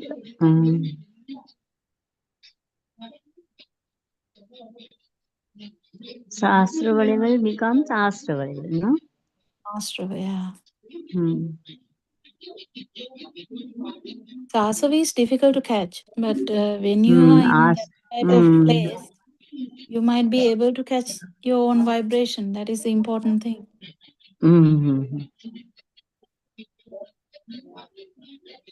For that, you have to understand that even though now imagine what is the sound that you hear now? What type of sound is it? Birds. Which bird is that? There are, I can't find which bird. There are so many birds, new birds. Okay, There are just imagine lot of it's a birds. bird sound. It's not a horn. It's not a horn. It's not a rain sound. You know that it's a bird sound, isn't it? Bird sound. Yeah, that perception, that thought is not true. That's not true. Yes. Yeah, so that's just a perception that you have. The bird sound Bird sound. is a perception, but actually, even if the bird sound perception is not there, you might feel something. What you will feel? It's a fast vibration of the ear.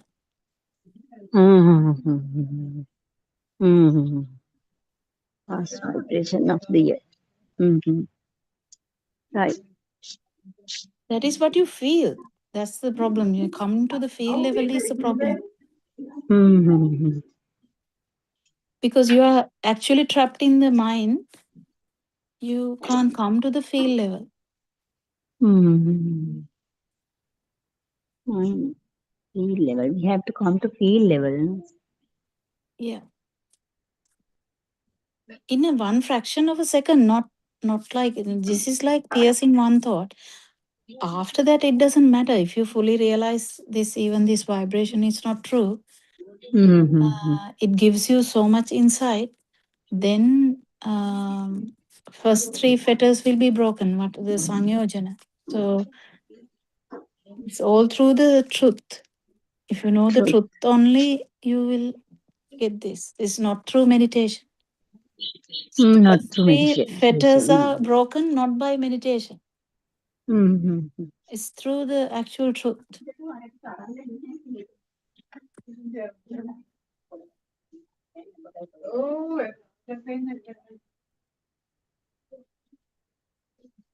So how many are there in the Mukta at this moment? At this moment,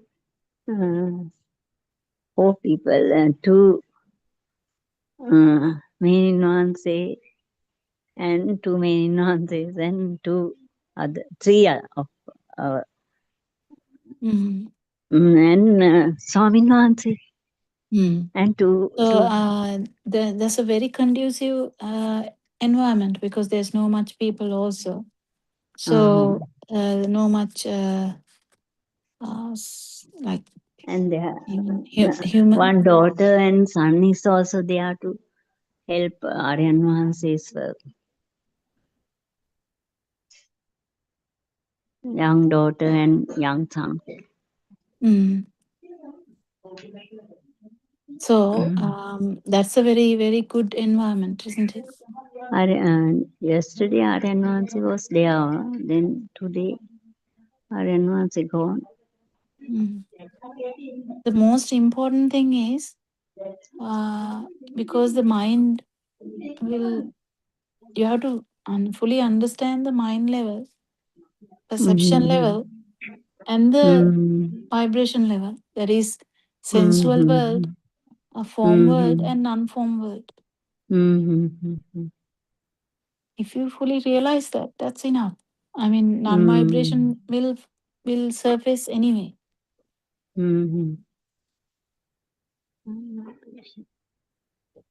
So you said mango tree.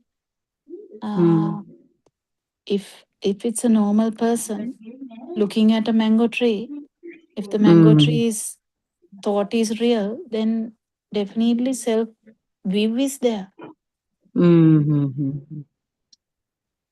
Sakaya drishti. Sakaya drishti.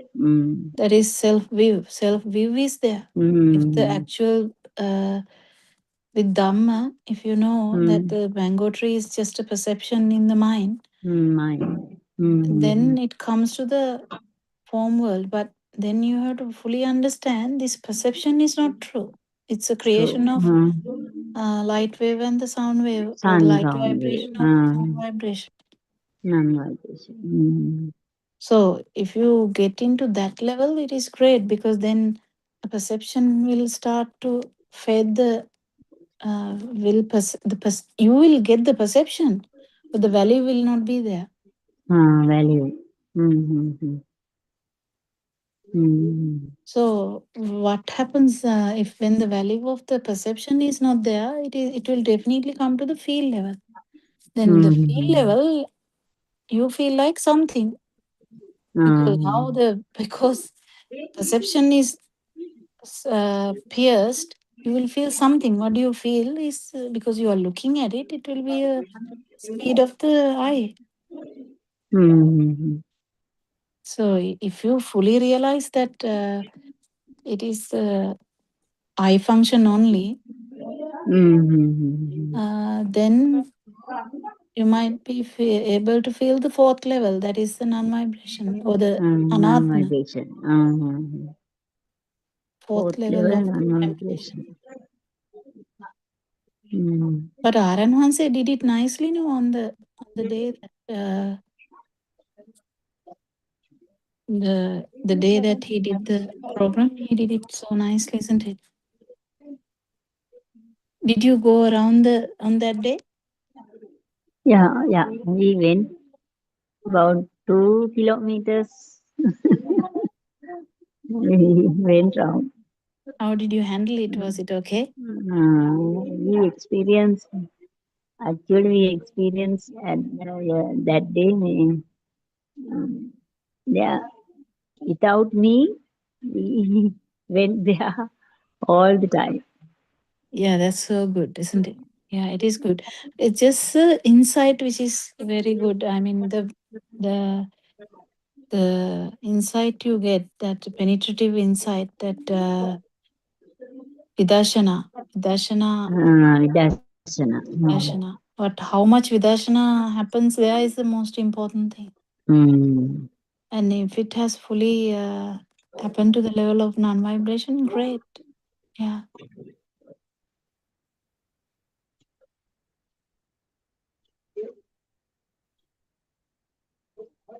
It is raining here. Dr. Kokila, it's raining here. You can mute. Yeah, it's okay. I'll stop here. Okay, yeah. Teruvan Sarnai. Champa, anything else to add?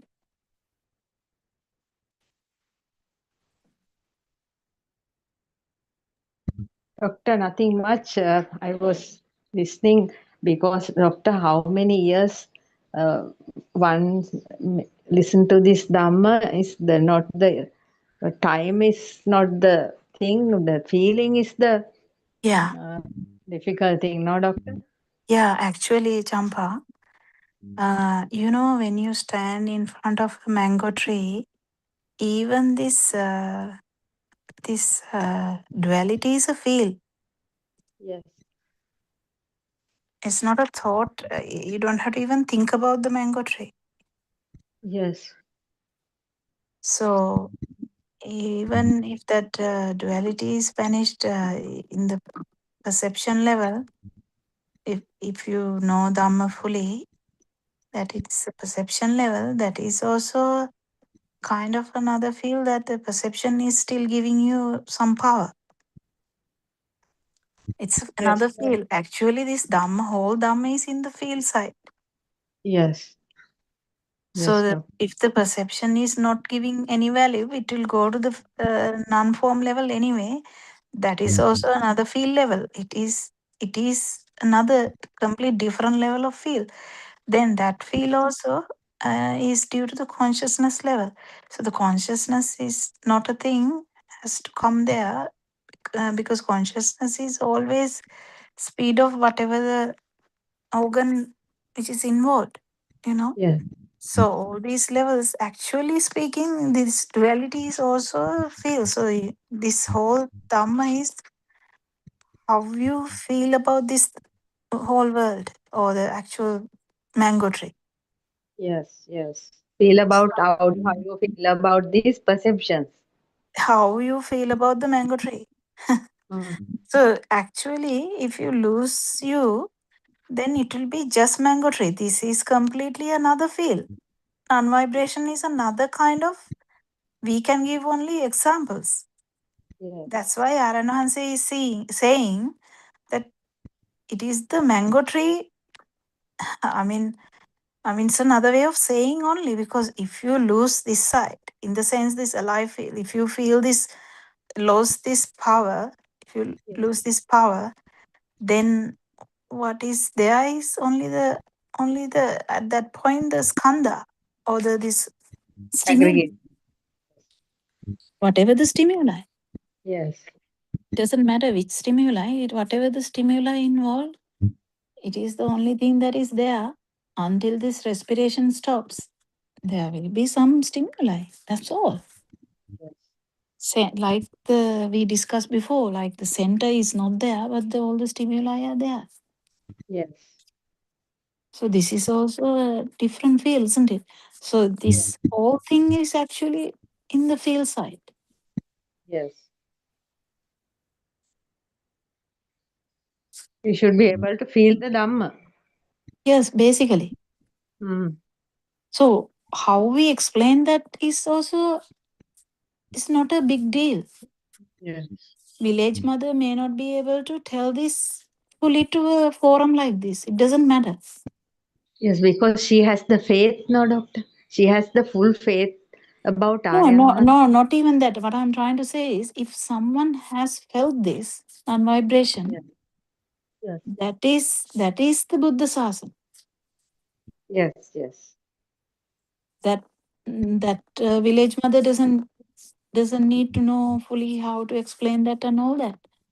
But that is the Buddha Sasana, in the sense the non-vibration. Because she is in the nature, no, all the time. So Yeah, she but feels. even if there are millions of village mothers also, it doesn't matter. Yes. If one has felt this non-vibration through Dhamma, should be through Dhamma, otherwise it doesn't matter, because there will be no actual insight even if it is felt. So if through Dhamma someone actually fully realizes that there is no self, or the full the self view is broken, that is the Buddha Sasana. Yes. That means in our subconscious mind, this true Buddhist philosophy should be there in our subconscious mind. In the sense, the experience of this alive field should be broken at one point at least Yes. by the non-vibration. Yes. Then only this whole thing will come to the full consolidation. Like we have doubts otherwise. Yes, no doubt at all. Actually, this is a very wonderful way of, uh, I don't know, there are no words to explain. Do you remember in this Vichikicha thing, there are like 8 or how many numbers? I don't know. There's in Vichikicha aspect, they say so many Vichikichas, so many types of Vichikichas. Don't you remember? Vichikicha about the dependent origin. That's a doubt about the dependent origination. Doubt about, is it Buddha Dhamma Sangha? I don't know. There's so many Yes, yes. Vichikichas. About Dhamma, yes, that is of course. Do you remember how many types? No, I don't know, doctor, that. I may have heard it, but I Yeah, I don't know. can't remember. Yeah, I can't remember. But there are types of, Lord Buddha said, about Dhamme Kankati, Aparante kankati. That you mean that hubbante kankati, aparante kankati. I heard it. I don't know whether it's correct. yeah, those are the doubts. These Udde all the doubts will be gone only by a experience of non-vibration. Yes. Not any of these meditative states, because you don't Yes. get any insight from meditative states. Yes. No, when listening to this true Dhamma, doctor, because we searched a lot, no. So at once I felt hearing one sermon is enough. That feel is there. This is the truth. Yeah, We 100%. Yeah. Yes. One sermon, when we hear one sermon of Aryan Vasid, that is more than enough to understand this is what we were searching for. Yeah. It's very, very overwhelming though in the beginning. So anyone can feel overwhelming. It is normal because suddenly you are being told that you are not there. Suddenly you are being told that even the sun is not there. It can be overwhelming, that's why we start very slow. Yes. We first understand that the outside is a perception only. That is the first level. That's the first level we understand. We don't try to pour everything at once. That's why the way you started also was bit too much. But you are biased because you think that I know. You're trying to start from the Yes. vibration level. But actually speaking, when you try to tell Dhamma in a real day life, you should start from very natural, by saying, Amma, is this mango tree? What is a mango tree? What is a mango tree? Sometimes it might click them, Yes. Oh, really? I know mango tree can't be anything. It's just a thought. Yes, actually, yes. Who told me that it is a mango tree? Yes, they might get it suddenly. Yes. So it has to start from there. Actually, my mango tree is a production of this mind system. So the mind system is not true is another level. Yes, yes. Because mind system is created by all these perceptions, and perceptions are not true. It's another level. And even then the next level is consciousness level. Consciousness level is also not true. It's the speed Yes, of the doctor. sensory organ only. All those are misleading. Yes. Misleading and misunderstanding. So when the misunderstanding is not there, this glue power or the binding power will be slowly going. Yes. This binding power is the one which is slowly reducing. Yes. That is what this Dhamma does. Yes, actually it's happening, doctor. Now, now we are not attaching to so many things around us now, doctor. Even Yeah, for but this. this is the problem of words. When you say we are not attaching to anything, that is not the outcome. Actually, we losing we is the outcome. Yes. So we have to be careful in wording, okay? Yes. That Yeah. means the system is slowly Coming to that, yes. yes, detaching things naturally without even our knowledge. Yeah, that is Without outside not becoming true. That is the level that you're talking about. Actually, mind not becoming true is that level, but the whole thing is a bit deeper, isn't it? Yes. Yeah. And I think we have come to the time, so we will Yes, stop time is the over, doctor. Yes. Zoom discussion. Thank you, Arano Hansa, for your noble guidance. We worship you every day. Thank you so much. And thank you, Dhamma friends, for participating today. Thank you, Arano May you all understand Dhamma. May you feel Dhamma, the non-vibration.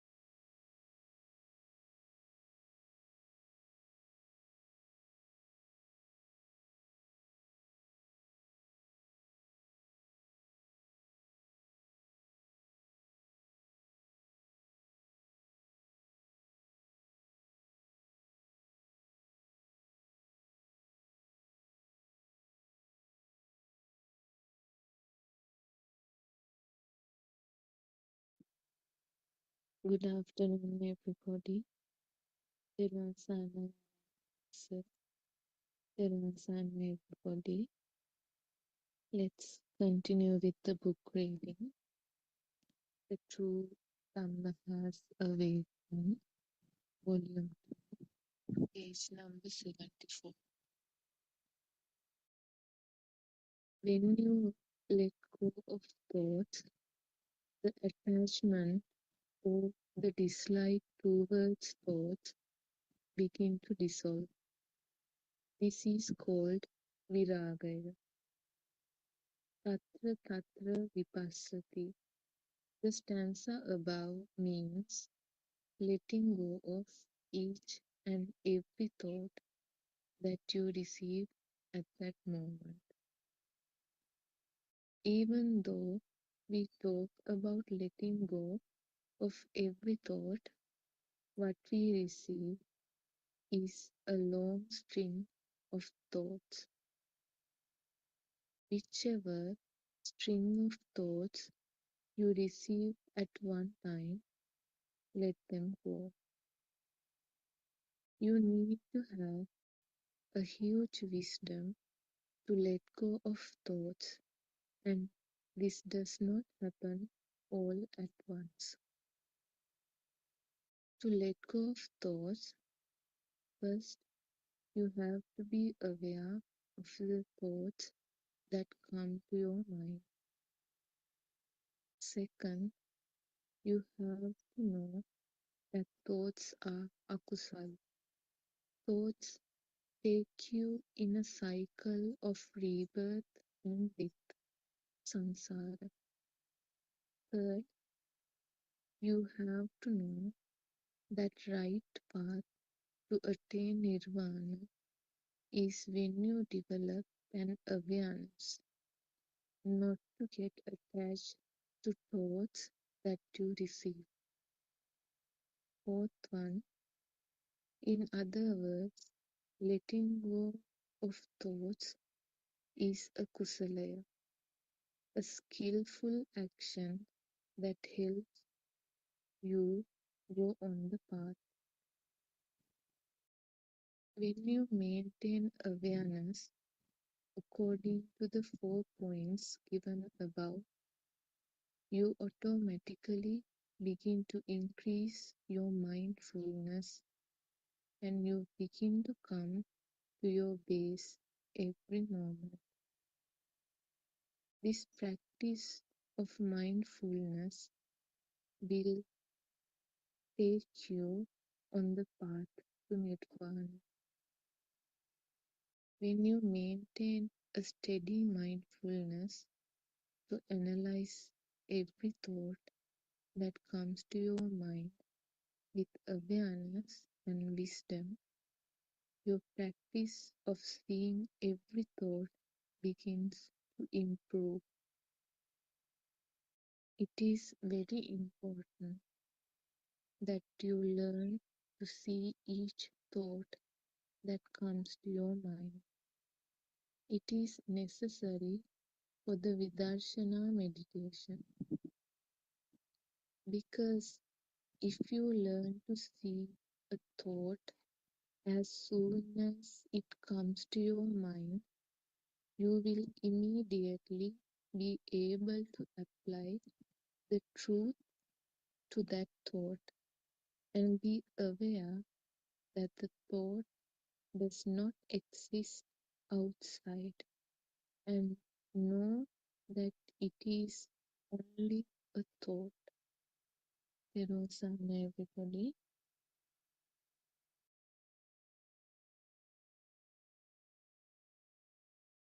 Therwan Sarana Shani, thank you for reading the 2 pages for us. I'm sorry I joined a bit late because I had a problem with my connection.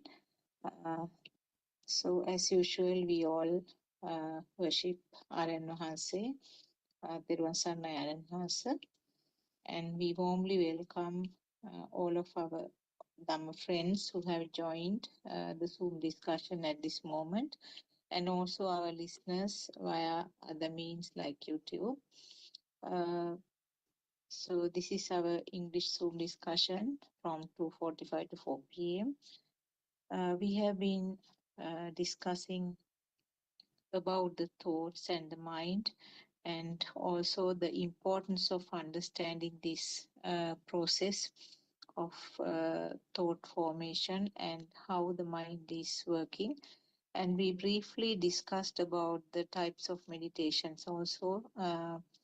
And we now know that the concentration meditation helps in some way to calm down the mind, but it doesn't actually help uh, to complete the process of this full understanding.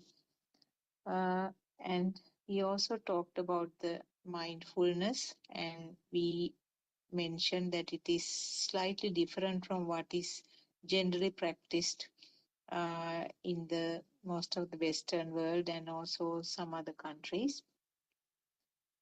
So basically, in Buddhist teaching, what we have to try is to understand how these thoughts are formed, what is this process, and what is meant by the mind. And also, when you understand this process, we know that there is no owner to this process. There is a system functioning, and that itself, that understanding itself, helps to sort of cool down or some form of uh, calm down the agitation of these thoughts and the mind. So that is what it really means. That is what is it's necessary or the important, because we know that thoughts manipulate uh, this physical body. So whatever we are uh, doing as day-to-day functions, whatever we are talking, all are manipulations of the thoughts. Thought has a power. That is how it acts uh, with this manipulating process. So I think I will invite Dr. Kokila and the other Dhamma friends to start the discussion. Thiruvan Saranai.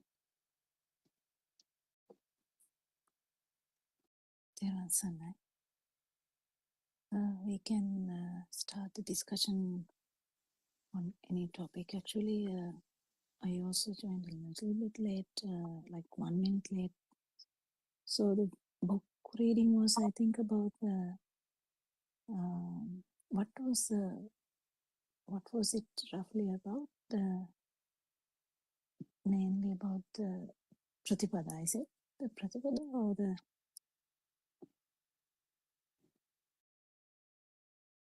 Yeah, actually, I missed the first part. I don't know whether Surangika was there or Shani. Will you be able to just tell us briefly?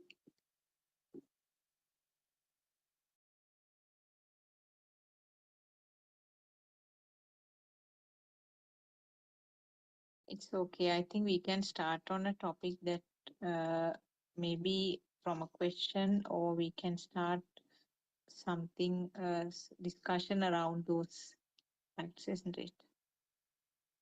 Yeah.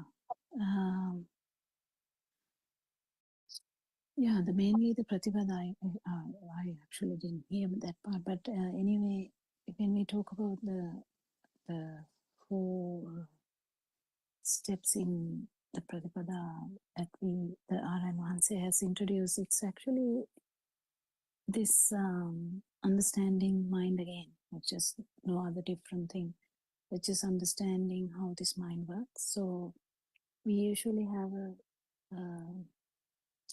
we have chair, we have everything outside. Usually understanding that it's a perception here is kind of the first step, because the mind, if you dream about the chair, you just understand how do you feel that the chair is in the dream. It is the same chair that it is outside if you dream about the same chair.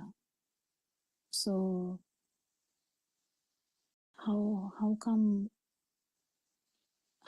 you get that perception again? This is actually science as well, how these perceptions work. So we keep understanding the outside is actually, even though we projected it outside, there is definitely a projection, that's fine, that's normal.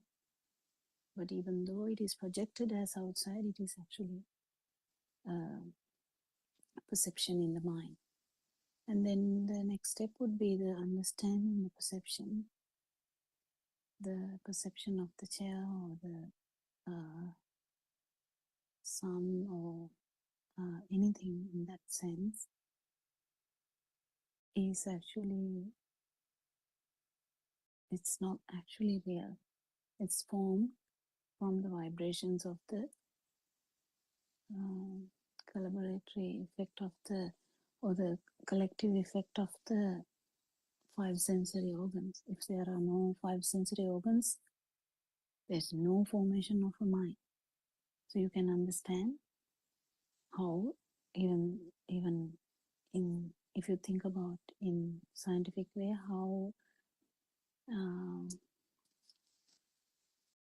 the sound. So if we talk about the apple, which we have taken before, the apple sound, how these things, the picture, the color, the taste, the smell, is all there in the thought of the apple. So understanding how this system works is so beautiful. It is the most important thing is understanding the truth. So understand the science, basically, science of living or science of how we feel alive, or how this world of us is happening, how this film is being broadcasted, basically. So when we understand that it's just a vibration of the sensory perceptions, we go deep into the sensory perceptions. It's just an experience of vibration. What happens there is the fast vibration, only that's the feel. Even the 6-week baby, which where there's no information yet, there's a feel. They don't know whether it is, whether it's the blue or the pink. They don't know whether it is, even good smell or the bad smell.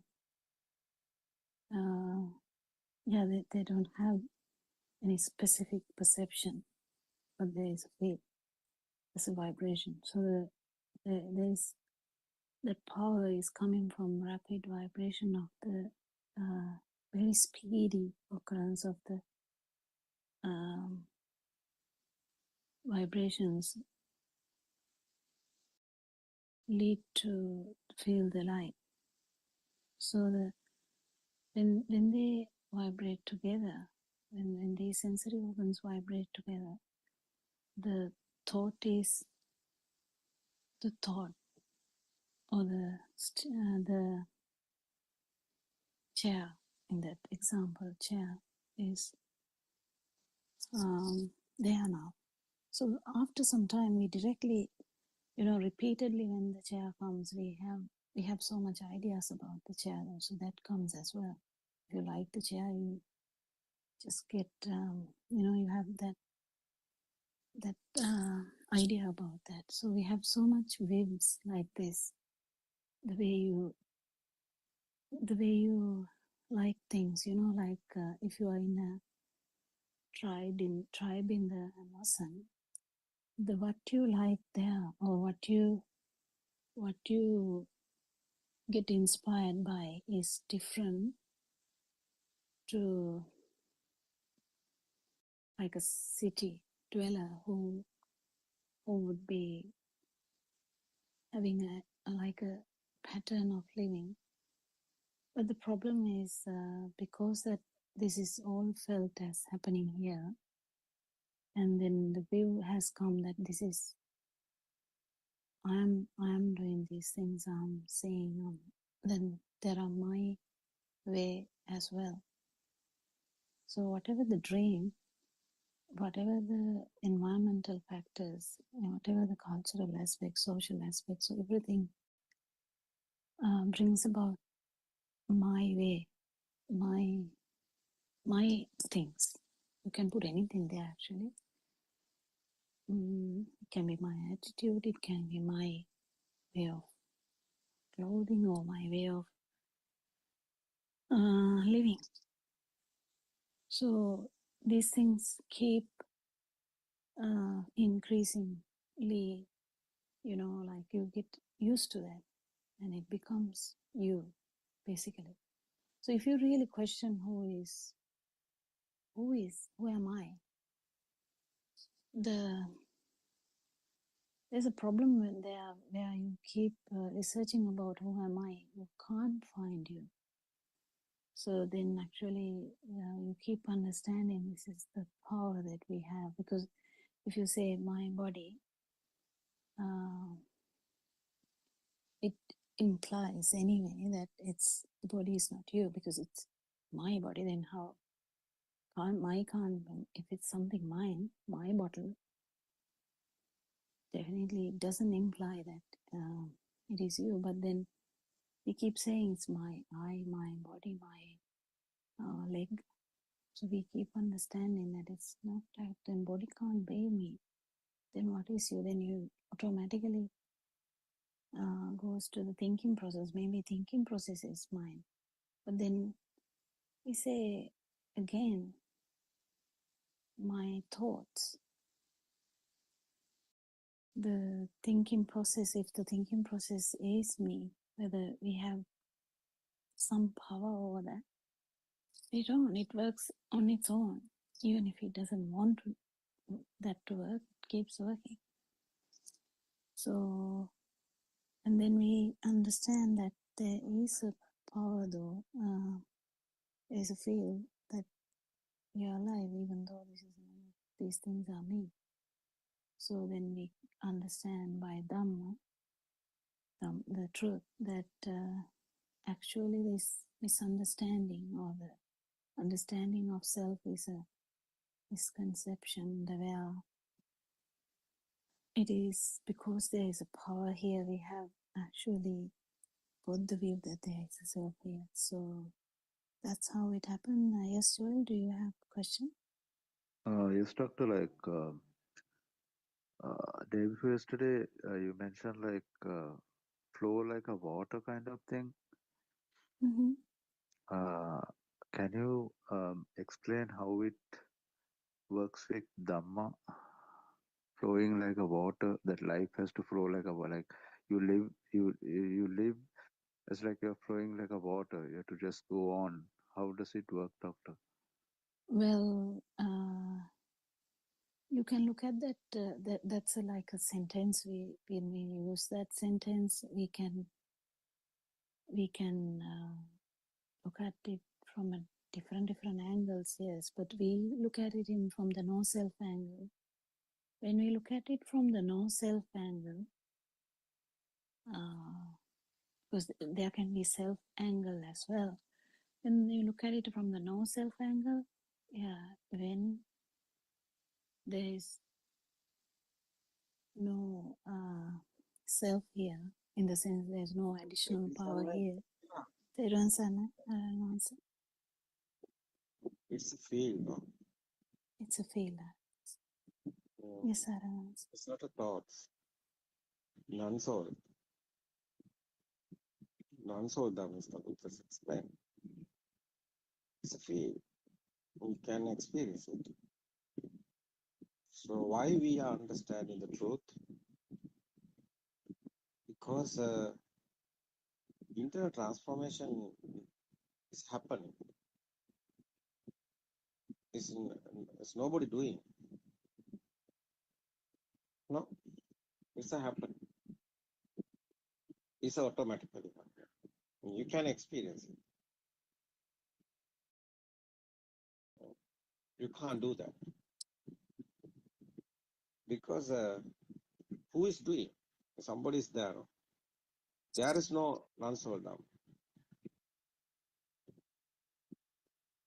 Somebody is doing, he is there. How is talking about non-soul? That is why.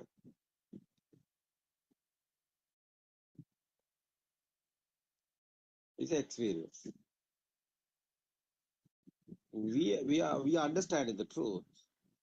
What is the truth? How is creating the lights? How is creating the sounds? How is creating the smell? How is creating the taste? How is these senses are creating? How these senses are creating?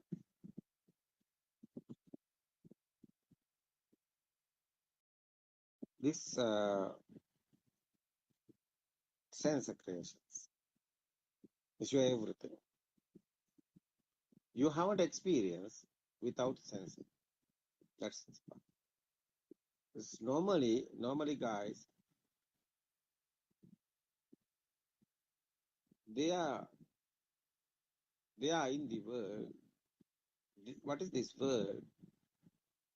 Their own senses systematically. So it's a creating. The effort is your senses.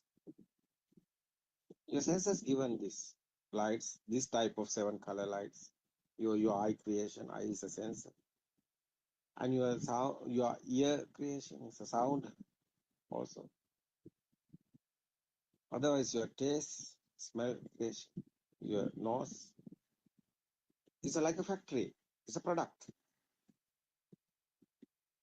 Your nose is a sensor.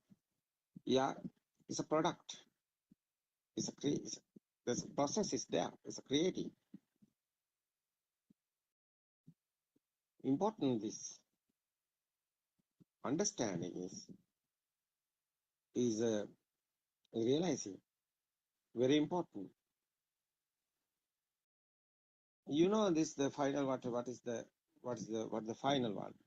You see the eye creating sound is the eye creating the picture is the product is okay. Is the ear creating is the sound is the product. The nose is creating the product. The effort is your systematically it's happening. Nobody is doing smell. It's a mouth also. It's a tongue given you to taste spicy. Otherwise, your body sensor creating is your feeling is hot and cool, smooth and rough. These 5 sensor, one time is this present moment is okay. One time is okay. What you are looking is a chair. What is the sound is here? What is your pitch eye creating? What is sound eye ear creating? What is this smell and the taste and the body creating? These 5 senses creating one time. What is the sound? What is the picture? That's fine. That's together combining these 5 senses creating. The effort is a thought. It's a thought. It's a sixth one. It's a mind sensor. Mind sensor is this 5 sensor creating together. Its effort is a thought. It's a mind sensor. It's a spark. It's a one spark. What is this example? Is a chair. Chair have picture. Chair have sound. Chair have smell. Smooth and rough. This your senses given you to eye given to picture, ear given sound, and body sensor given the smooth and rough. You see, the kindergarten time. What's the teacher? What's teacher doing? Teacher given this picture and given sound, and you can touch. Yeah, etc. Cha is a thought. That's a thinking word, the mindful word. That's why Buddha's word is there. Chittena niyati loko chittena paras.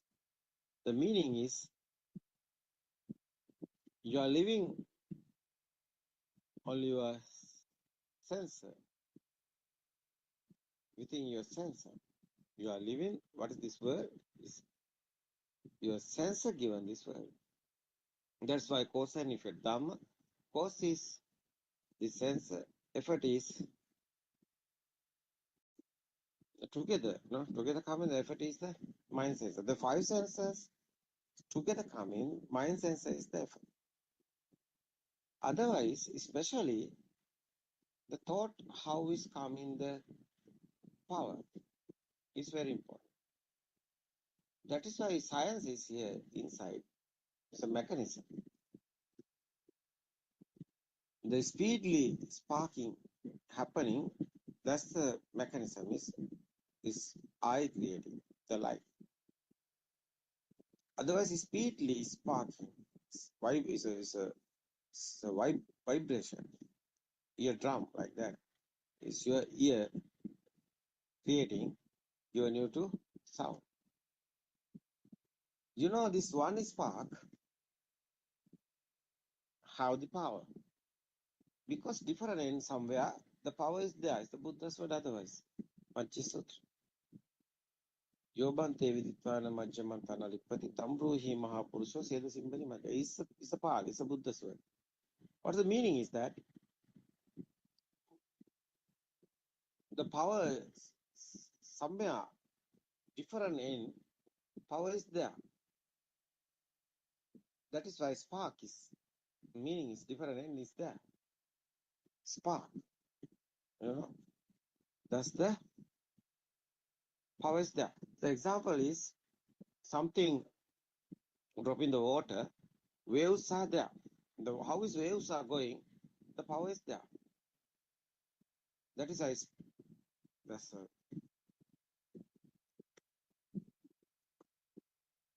why is waves is happening. That's something drop in the water. That's a spark. No, that's why power is coming. That is why different in somewhere. There's a power is there. North and south like that. There's a earth also. Like that, magnetic, no? Magnetic power like that, different is there. Electric power also, you know, there's the, how is coming electric power? It's a rotating the different ends, no? A huge magnet rotating, no?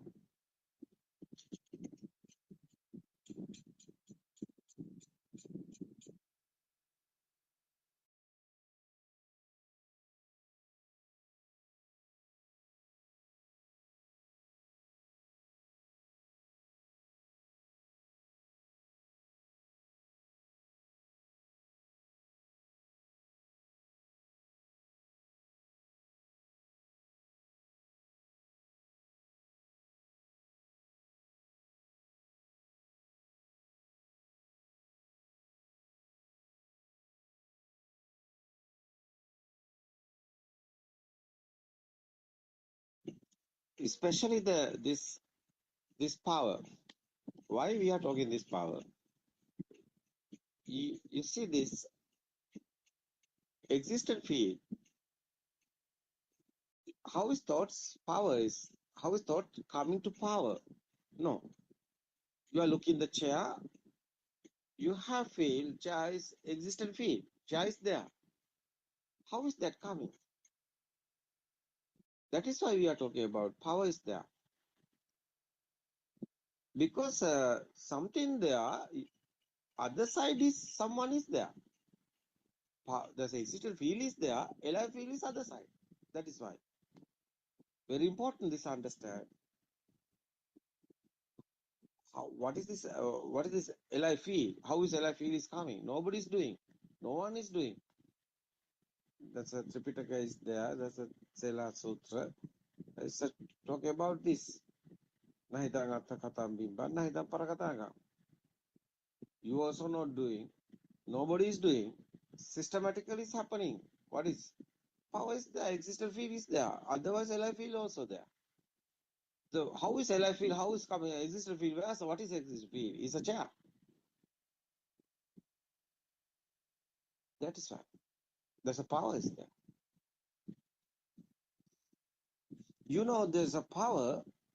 After that, kindergarten time is happening. This it's a Buddha's word. Your eye is the world.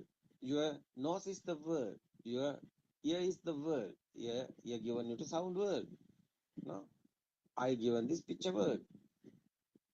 This sensor given you to this world. Your senses not working.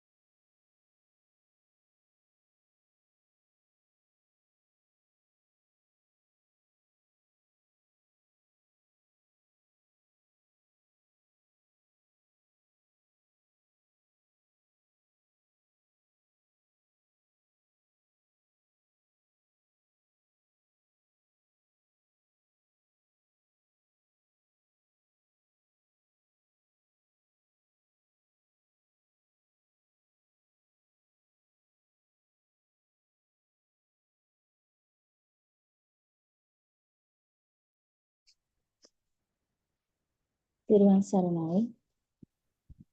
First of all, I would like to pay my utmost respect to Buddothpado Aryan Mahansa.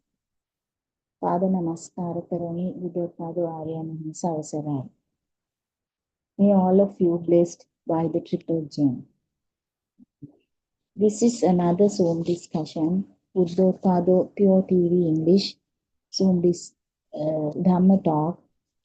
As usual, we are here to give some knowledge about this Dhamma, this pure truth. Buddothpado sermons will help you to understand this pure Dhamma throughout your life. This is a very new opportunity for all those Buddothpado followers as well as those who seek through Dhamma. Yeah, you can get this real truth, what Lord Buddha has preached 2,500 years ago.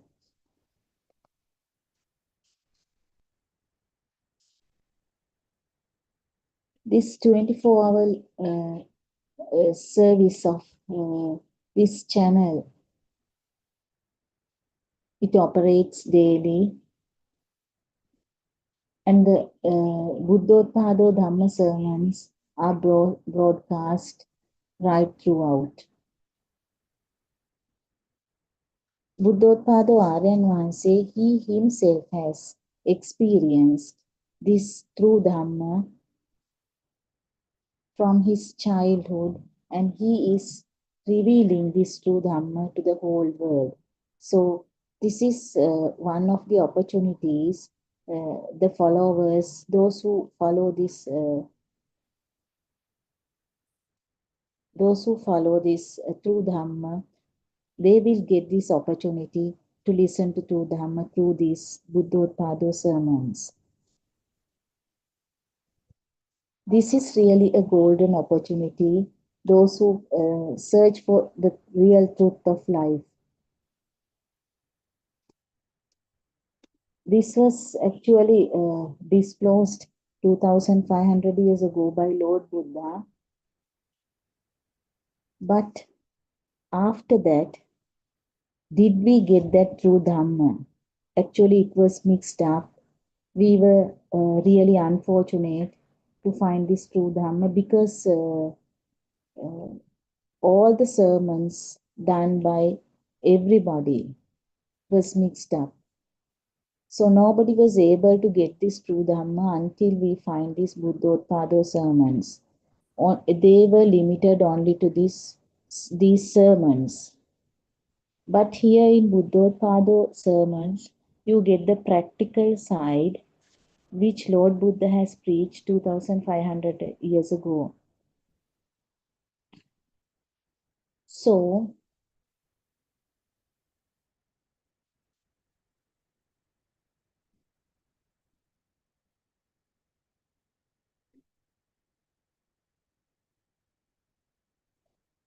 not knowing what to do, we were doing so many Amisa pujas and all. So the practical side was covered, and this Amisha pujas and all, even meditation and all these offerings, alms givings and all were done by most of the people. Even we used to do all these things, thinking that we can go to heaven if we do these pujas, offerings and all to Lord Buddha. So we always try to find Lord Buddha or Buddha from outside world. So it was just a wooden or a clay statue we worshipped. It was this was the thing that most of us did earlier. But after realizing this real truth, we understood that Lord Buddha or Buddha, we can't find it from outside. So we have to have, we can find it from inside, from ourselves. So we were thinking about this mundane world. So we were going with the tide actually. We could not understand the thoughts. We could not understand our mind. So we were running a rat race with the world. So we realized after listening to these Buddothpado sermons, we realized that there is no I, my, mind concept in this. So try to find out Lord Buddha outside is useless. That is what. There is no so-called Buddha or Lord Buddha. We can't find from outside, from mundane world, which is a misconcept. So even when we consider about this meditation, that is what it has become. Actually, it has become a trend nowadays. Meditation, in the sense, people try to do meditation, thinking that a pure truth, we can find this pure truth, or we can find nirvana through meditation. So when we talk about this, people like in past, people like Kisagotami Patachara. So these they did Lord Buddha ask them to sit and do meditation? No. So only a few questions were asked, and they could realize their own mind. So that is what happened. Even Angulimala, when we talk about these stories, Kisa Gotami, Patachara, Angulimala, and so on, as we have heard in Buddothpado sermons, so many stories are there. So while running to this with that suffering mind, with a lot of suffering, they ran to Lord Buddha. So did Lord Buddha ask them to sit and do meditation? No. So actually, although we heard these stories before listening to these Buddothpado sermons, they were just stories to us. Now only we can understand the meanings thoroughly actually. They were just to pass the exams, or we by-hearted all these stories. So we didn't think about the inner meaning, or we didn't think about the meaning of that. So if we go through these situations thoroughly, we can understand. So Lord Buddha has not asked them to meditate, sit and do meditation and all. So meditation in the sense is something that we can get not permanently. That is something just to calm down your mind. Sometimes you may feel that meditation is necessary, but we cannot achieve enlightenment.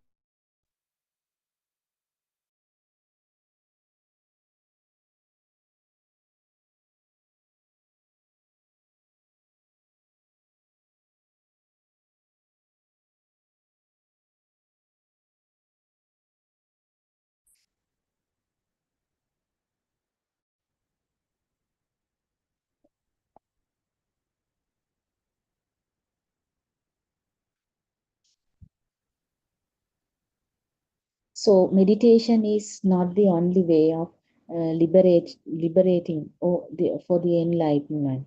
Meditation and our day-to-day living should not be considered as two separate things.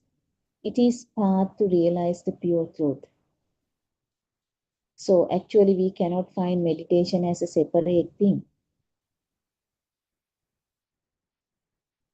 Concentration meditation, as we have heard about that as samatha bhavana. That means that tranquility, a state of mind. We can feel once we start meditating or samatha bhavana, actually we can feel, we will be able to feel that calm, tranquility, peacefulness, and also happiness. Even during the time of Lord Buddha, there were samatha meditation. Samatha meditations were there.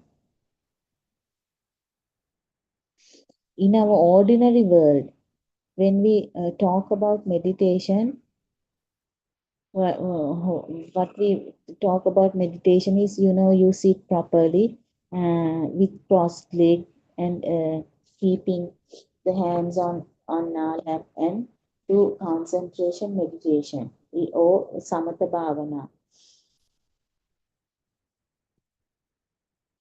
So even when we listen to these ordinary Buddhist sermons,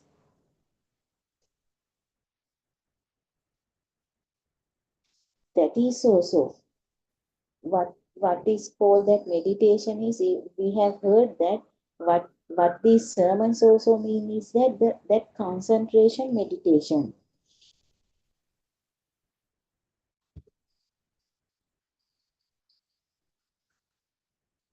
When we are doing this samatha meditation, actually the self identity is there. Because we all have this experience. Maybe you all have this meditation experience. But the thing is that while doing this self identity is there.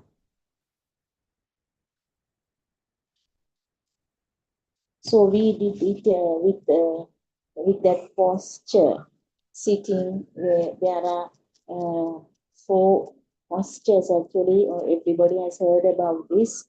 Meditation in 4 body postures means that sitting and standing, walking, and also lying down.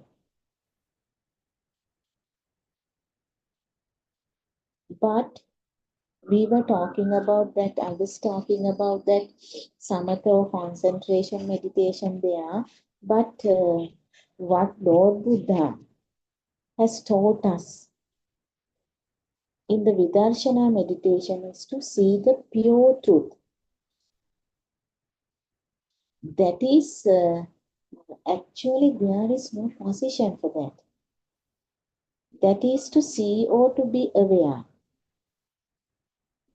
That means outside, there is no outside, there is no inside. Yeah, now that normally we do that practical program in this Buddothpado sermons, that practical session we used to do. So that is what this, there is no outside, there is no inside. Everything we experience as coming from outside is actually only a thought.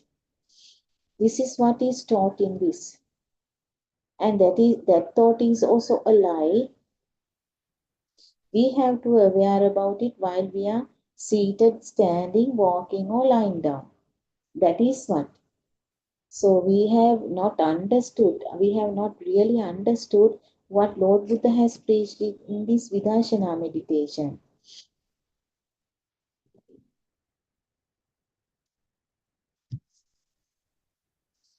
Also, Lord Buddha has explained how we all create our own rebirth and suffering due to ignorance about the pure truth.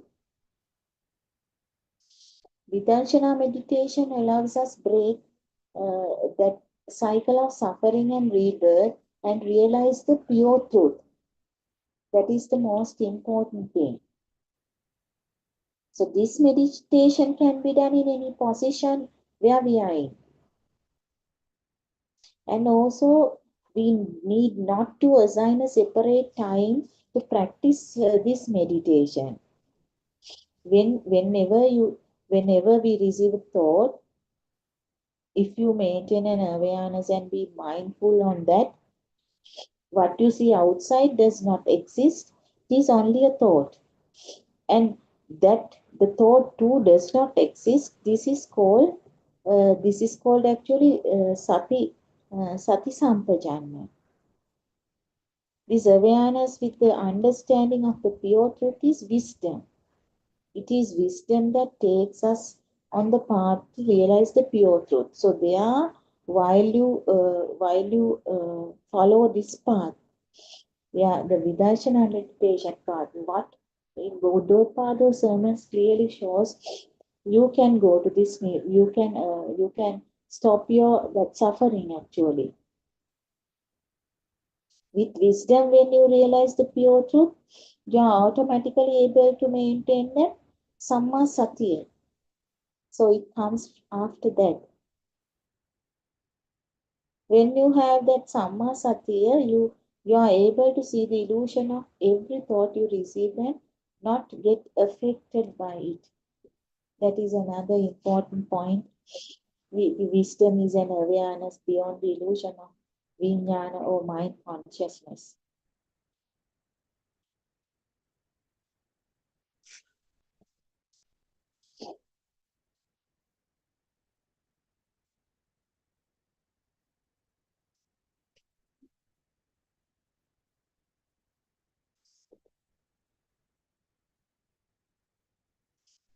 So there is no difference between the day-to-day living and meditation actually. When you go on living your normal life with awareness about the pure truth, you automatically become one with the truth. You realize the pure truth there. For an example, we have heard this story, very common story, Ananda Thero. When Ananda Thero became an Arhat, he was not in any of the four postures where we were instructed this Samatha meditation. As earlier we talked about this sitting, standing, walking and lying down.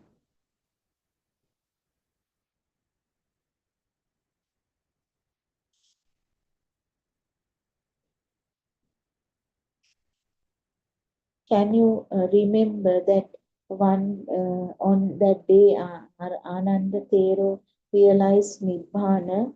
He has just finished his walking meditation and he was just able to keep his head on the pillow to sleep while he was going to sleep. That is what we heard. That means while he was trying to keep his head on the pillow to sleep.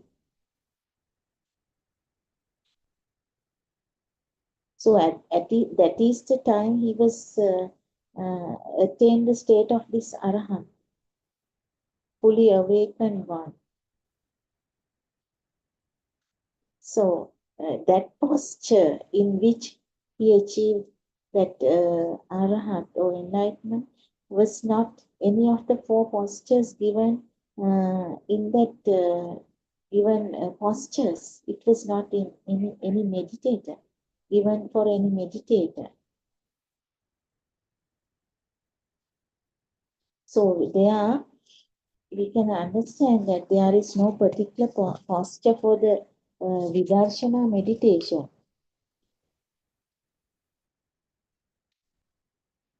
When you go experience anything like seeing, hearing, smelling, tasting, touching, and thoughts from your mind, you have to be mindful that is only a thought.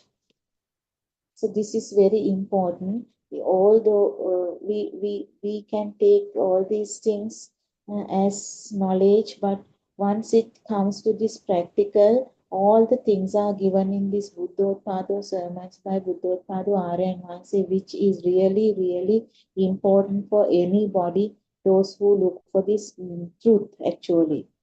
You have to be aware that the outside you see and the inside you feel is an illusion. So this is what throughout the sermons what Aryanvas is preaching. And that even the thought, it's a lie. This is seeing the pure truth in everything we experience. This is the way to go on the path to attain Nibbana. The method to eradicate ignorance and to break the cycle of rebirth.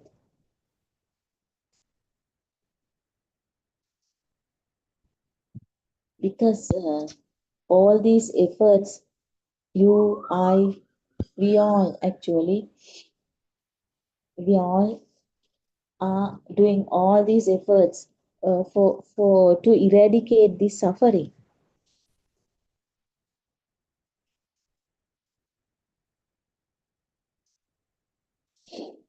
So stop that. To stop that, we have to realize this. Another reason is that we cannot assign a posture of the body for the meditation is actually because is there a mind? If you think that you can release yourself from the mind, where is the mind? If the mind does not exist anywhere, is there a position in which we can find the mind? No, we cannot assign a position.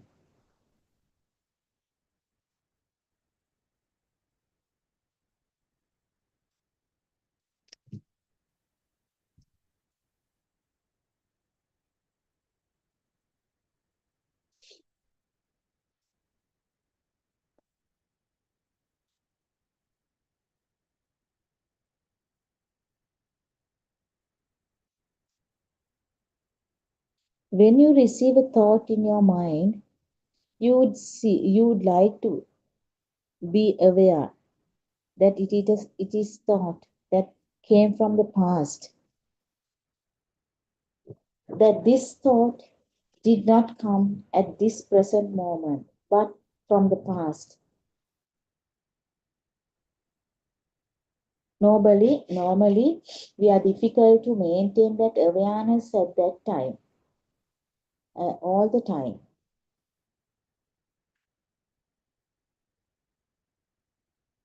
If you think that you have had a past,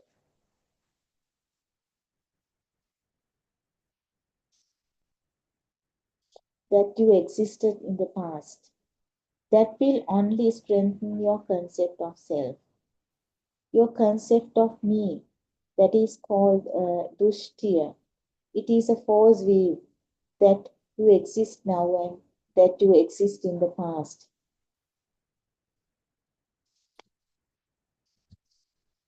You know, the truth is that there is nothing as the past. Most of these Buddothpado followers, they know this. At the beginning of the teaching of the Dhamma, we have that experience about the things made up of the four elements.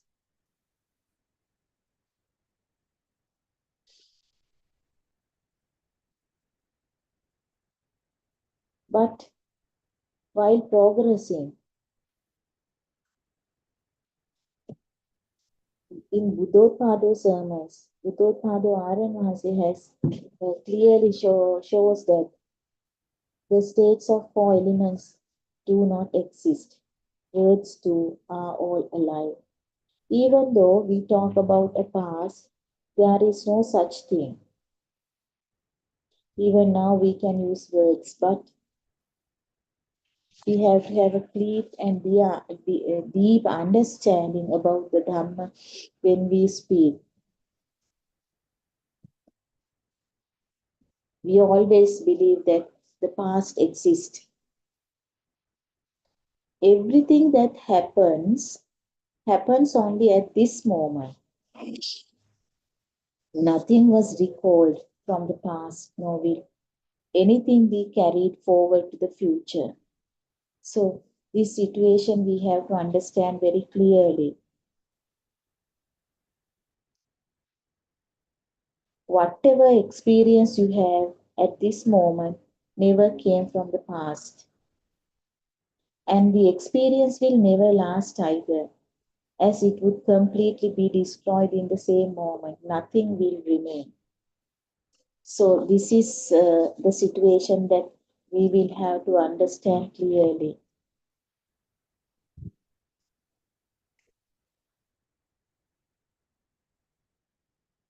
If you consider a book, for an example, the knowledge that this is a book did not come from the past. There is no such thing as coming from the past.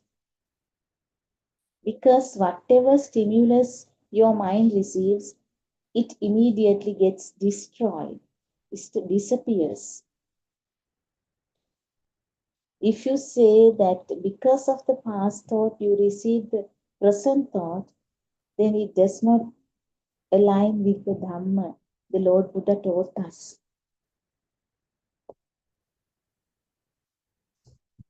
It is a phenomenon of arising and ceasing of stimuli. A thought is only a spark. So now we have come from that meditation, and after that we have come to this thought again. So there is no past, there is no future.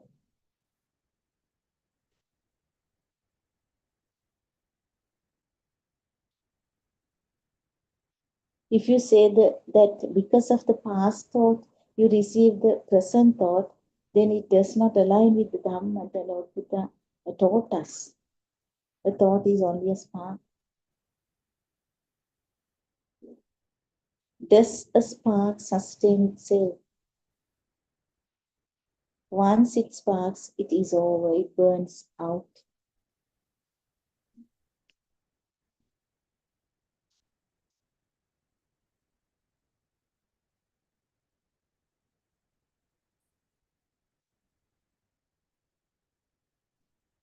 As we do not have this practical experience, we always try to bring forward our past knowledge that we gain from different Dhamma textbooks. This is what has happened actually.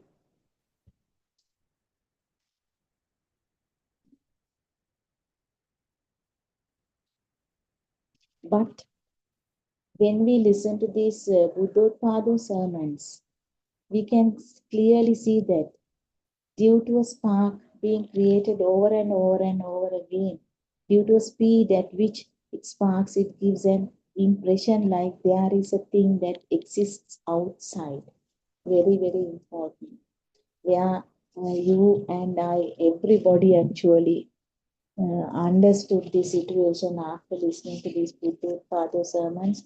Although Lord Buddha has preached it 2,500 years ago, nobody was able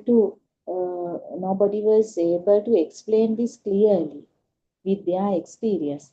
In the knowledge of books or in sermons, they were just knowledge. So this practical experience of Buddothpado sermons helped us a lot.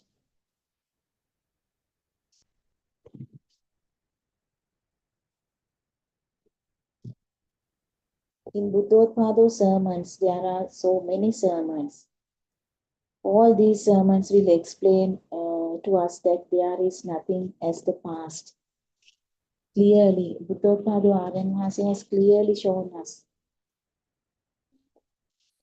with the help of all these sutra and all, what Lord Buddha has preached.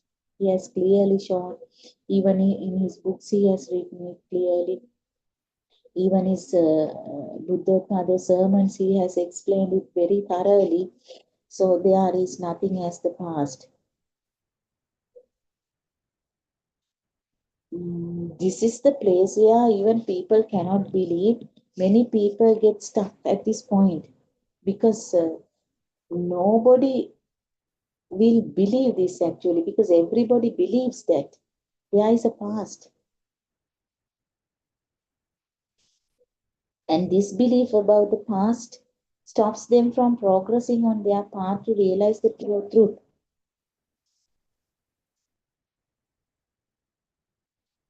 As well as in Buddothpado sermons, so this is another point where we get stuck at actually and cannot proceed on their path, is because most of the people think that the four elements exist.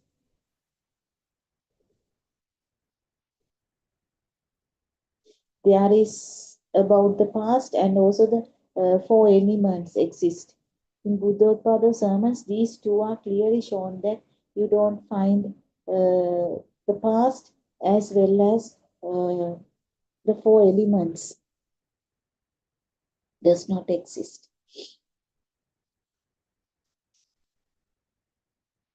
If we cannot clear these doubts about these 2 points, actually, we will not be able to proceed on the path, and we can't realize the pure truth,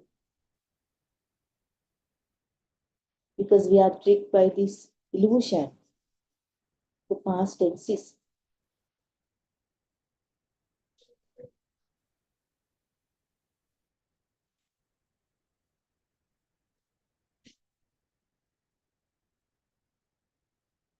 We have to develop that wisdom. If not, we can't proceed.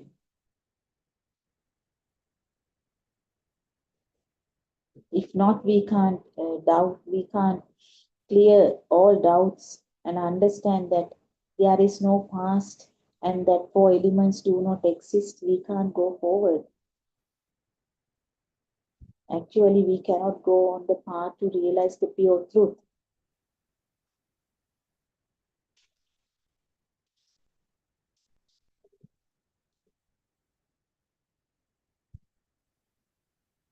If we do not have a clear understanding of the way the illusion works, we cannot come out of the illusion of self-identity.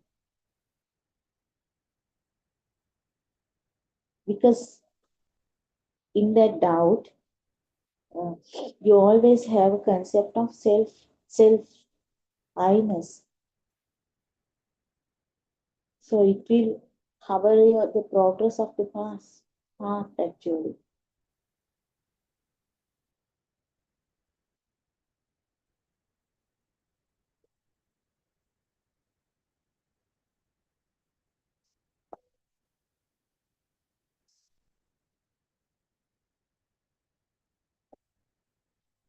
We must have a clear understanding about that, a past never exists.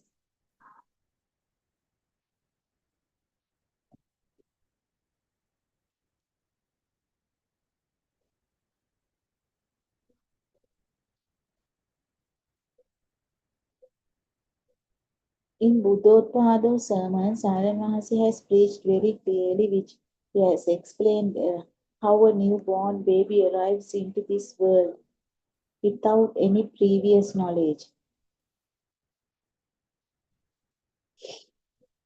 So it also explains how the newborn baby's mind is so pure, without a trace of defilements.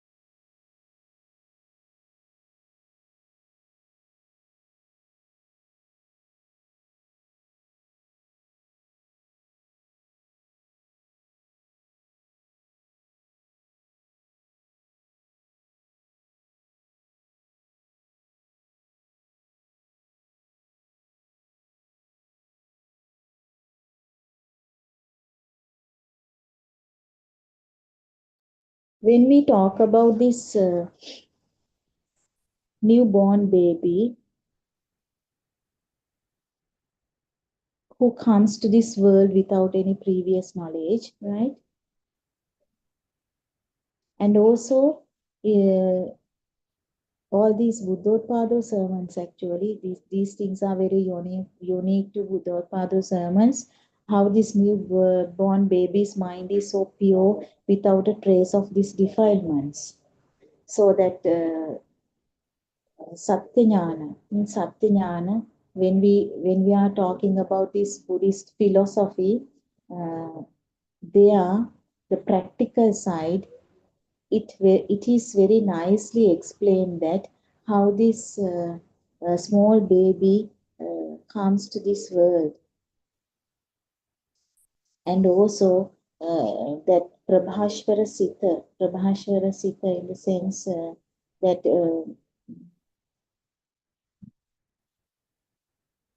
the white sheet the baby carries.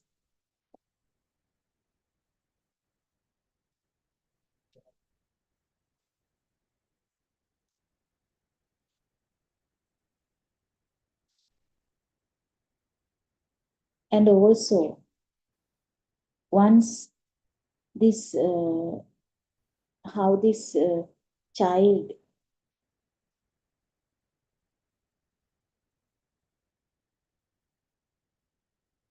pollutes the mind, how the mind pollutes after teaching the things by this teacher, Montessori teacher. The difference between the baby in the cot and this Montessori child. So it clearly shows how the things are taught by the teacher.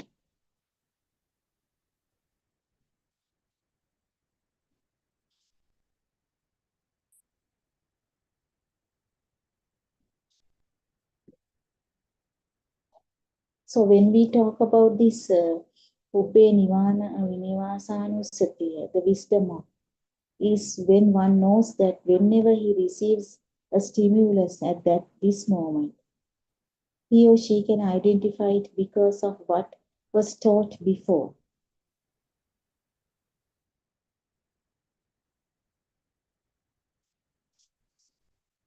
He or she is always aware that they have been living in the past always. At the same time, he has the wisdom to see that when a thought arises, it disappears immediately, that nothing remains. He has the wisdom to know that he has been living only in the past, never in the present moment. He can see each and every thought that arises in the mind and knows the truth of it. He knows that what he sees is not real, not true. He knows that thoughts do not have anything in them either.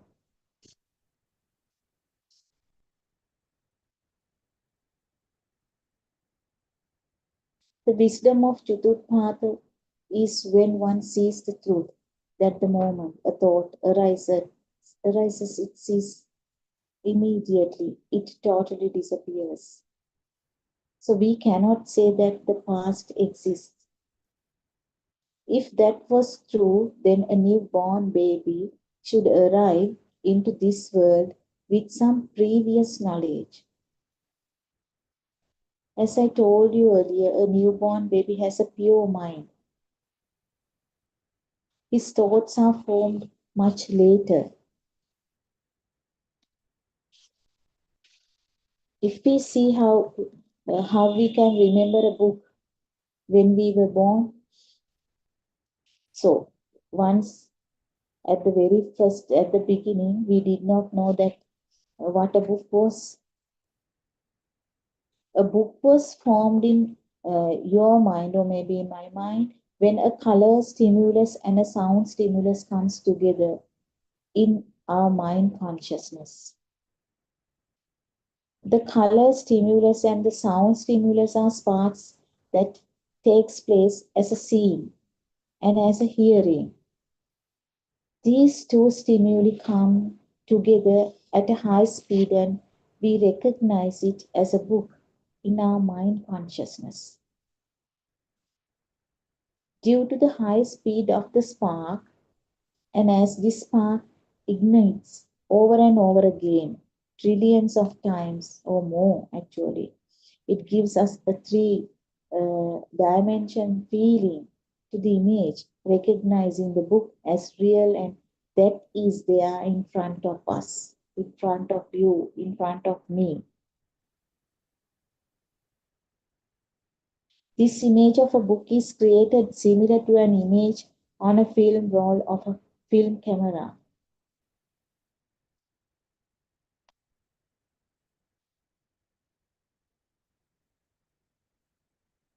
It's only a thought.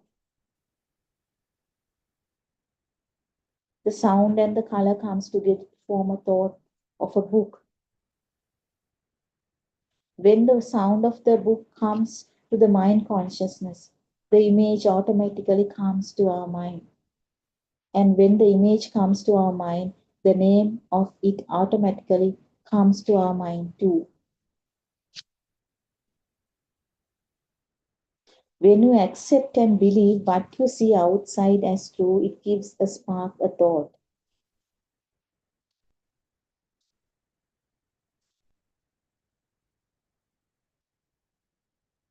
When we look down at the ground, we know that the sun is shining up in the sky or the moon is there in the sky. The same way, when we look up at the sky and see the sun, we believe that the ground is below our feet. When we look at the brick wall, we know that there are trees and leaves outside the house. These are all things that we believe that it is real and that is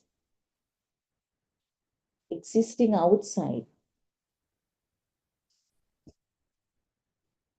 So what you have to understand is for every sound, there is a color, a shape. Color in the sense of shape. For every color, there is sound. So this is very important, this point where you have to understand. If I tell it to you again, for every sound, there is a color in the sense a shape. If I say a shape, for every sound, there is a shape. For every color, there is a sound. For every shape, there is a color.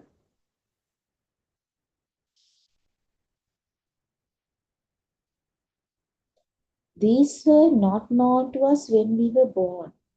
We didn't know this actually. Then later, as that baby grew up, he's introduced an image and a sound together. What that Montessori teacher does, it is like a small spark created at the beginning, then little by little, gradually, more sounds and images are introduced to the baby. That it is like a collection of many sparks gives a bigger current. So this is what is happening to that Montessori child. What teacher does.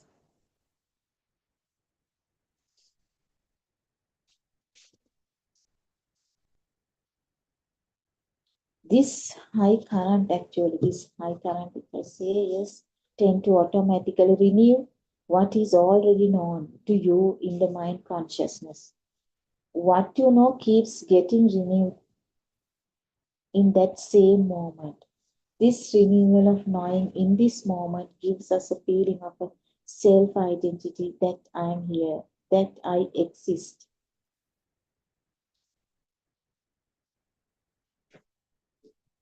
Now you think that this body is mine, where we cannot say that this is not my body. So we are attached to this body. But when you realize the pure truth, all this, what we believe exists, disappear. Actually, what we thought don't exist at all. The fact that we think that I exist and I am here is only a thought. Everything we experience is an illusion.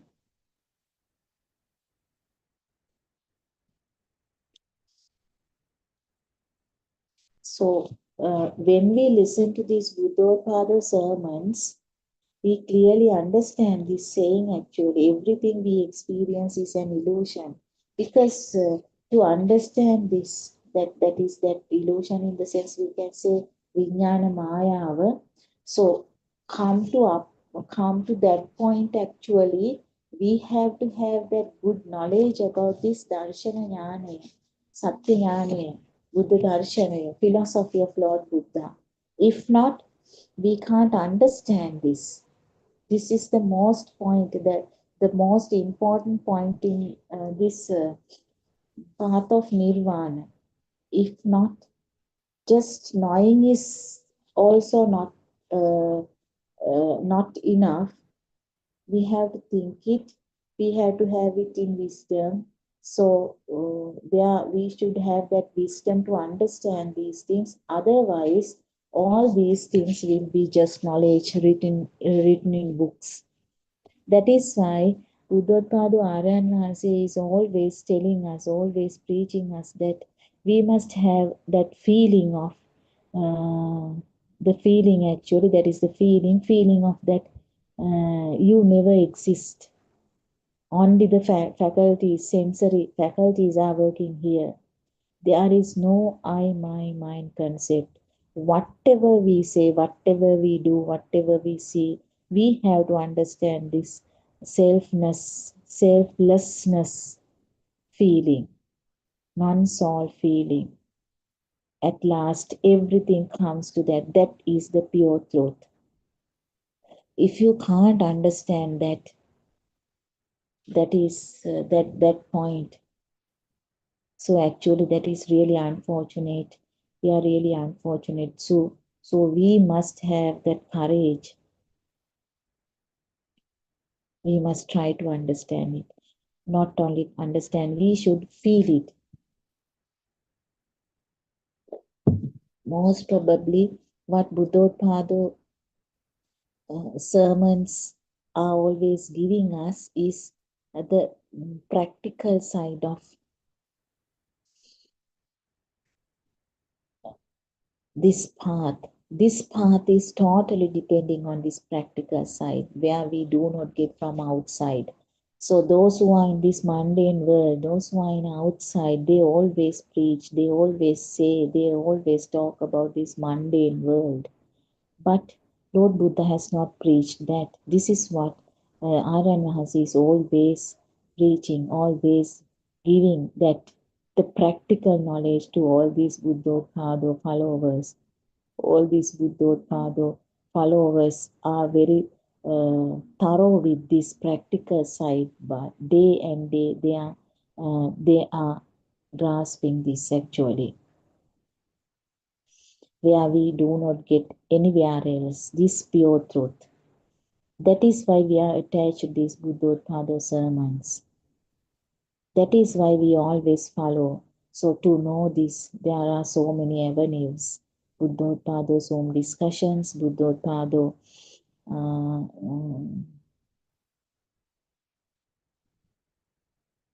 practical sessions are done in many aramas, and also these bhikkhuni aramas and different places all over the world actually. So 24-hour Dhamma talks, even BTV is there. Most main Inhan says preach this true Dhamma. in Sinhala language, in English language, where you can find it in Buddothpado PeoTV in English, and also Tamil. There is another channel, Tamil. So there are a lot of avenues open for the seekers of this true Dhamma. So don't get late. You are not late. So if you try to understand this and if you try to feel it, so you will win the whole world. You will gain everything. So we are really fortunate in this time. We are really fortunate to listen to this true Dhamma. If not, we were also in this mundane world thinking that we are the best. Even we did not know that we were in the wrong path of Dhamma. So now we realize that how to go in this path, because there are no rafters. We have to have our own raft. That is what always Buddothpada says. So try to understand this. Try to feel this Dhamma. So if you try to feel this, you will win the whole world. If you can understand one thought, you will understand the whole thoughts. Understanding one thought is more than enough, because the rest is the same. Just like he has given this example, if you need to identify a leaf of 5,000 leaves out of 5,000 leaves in a tree, so you can pick one leaf and that leaf will give the knowledge of the rest of the leaves. So likewise, if you want to identify one thought, that means you have identified all the thoughts that are coming to your mind. So we have come to the end of this today's Dhamma talk, which is very, very important to each and everybody, those who are seeking for true Dhamma. So for today, I would like to wind up my Dhamma talk here. As usual, I would like to wish you all like this. May we have the courage to look deeply. May we have the wisdom to let go. May we awaken to the moment, and may all beings be free from suffering. May all beings be free from suffering.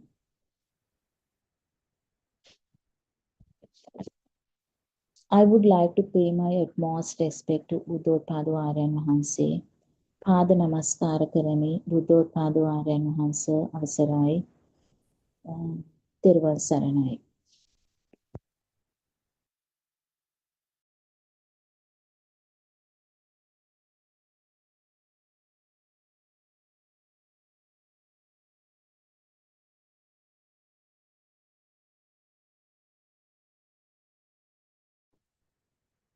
තෙරුවන් සරණයි.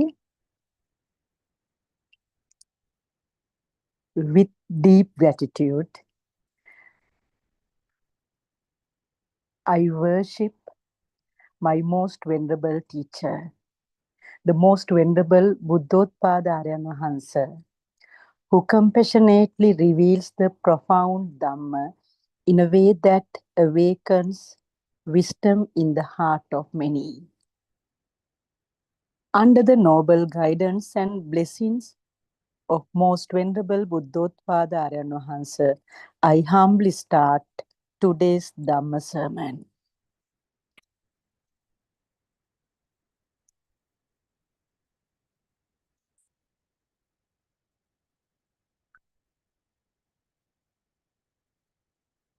It is very rare to hear the supreme truth.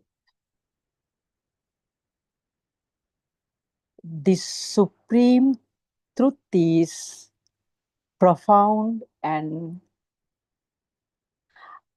unfathomable, somewhat deep to understand. How can we recognize this truth? By a mind that deals with duality, limitations, fixations, boundaries, and concept. This is a very subtle matter.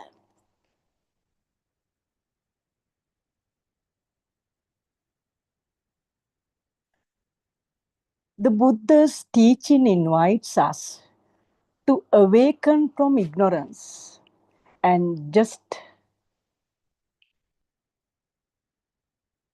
come out of the dream. As we wake from a dream and recognize its nature through our wisdom, as we have already understood,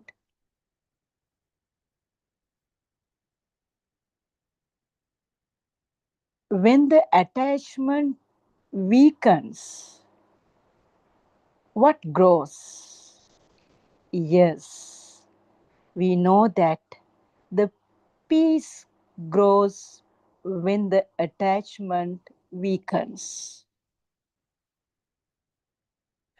When peace grows, liberation becomes possible.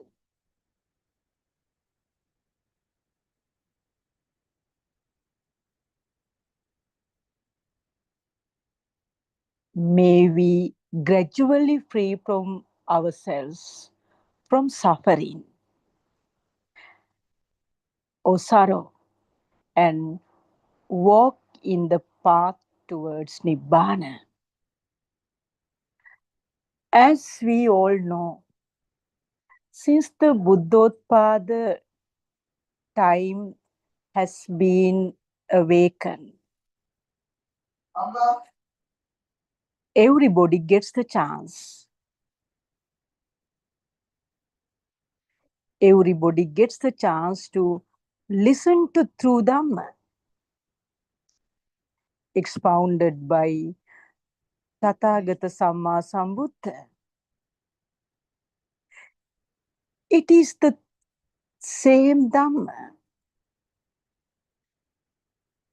delivered by our Buddothpada Arahanta, using the way which is inherent to him.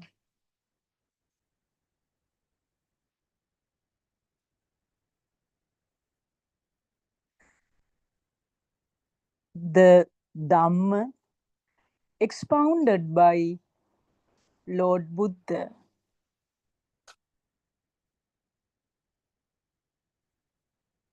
using very simple terms.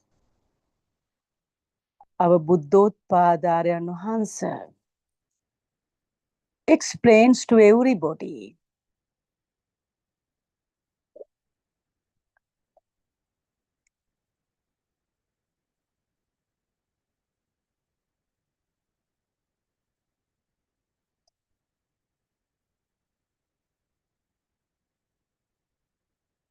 We have to be very careful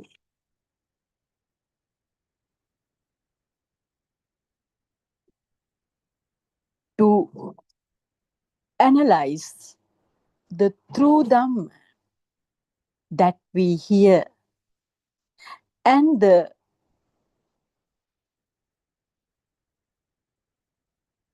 different kind of other Dhamma that takes us in this samsara journey. We will never get the liberation if we happen to listen to such Dhamma. We have been listening to such Dhamma for a long period of time. We were stranded in this samsara.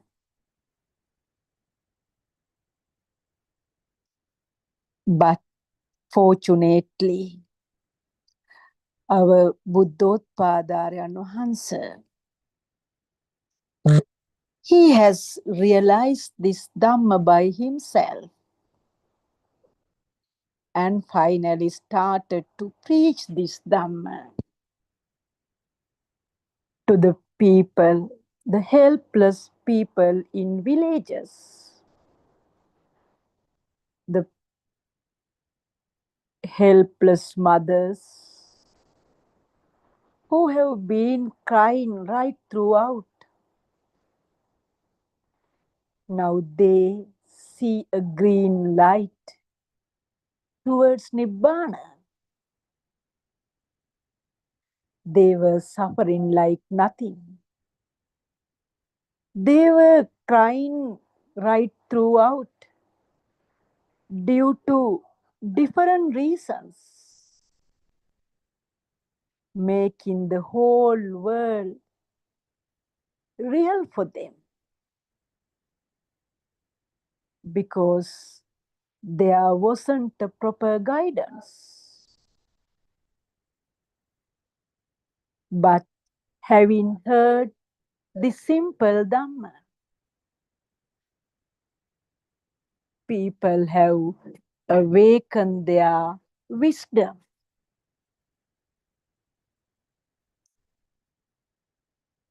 Even one hears this Dhamma for the first time, she or he will realize that there is a difference. The Dhamma which we listened years and years did not show us the path to Nibbana.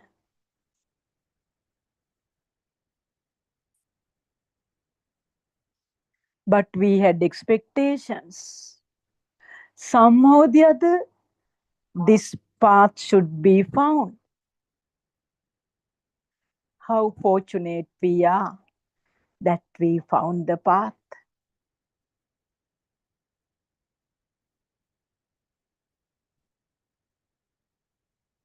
There isn't a need for us to get out of the path now, because we have realized this is the exact path. We should not miss this chance for any reason. At the beginning, one may think this is somewhat difficult to understand.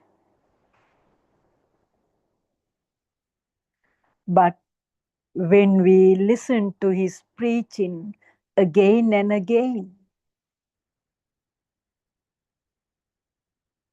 we can understand the difference that is made.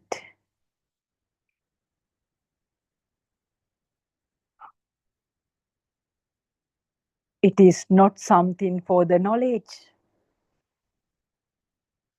At once one may get things for the knowledge, but continuous listening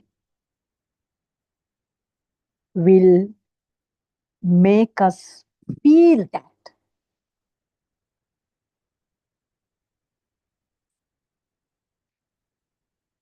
When we feel that,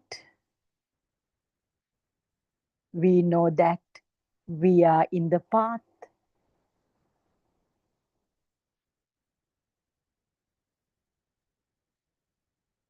It is an assurance that this is the only path to Nibbana.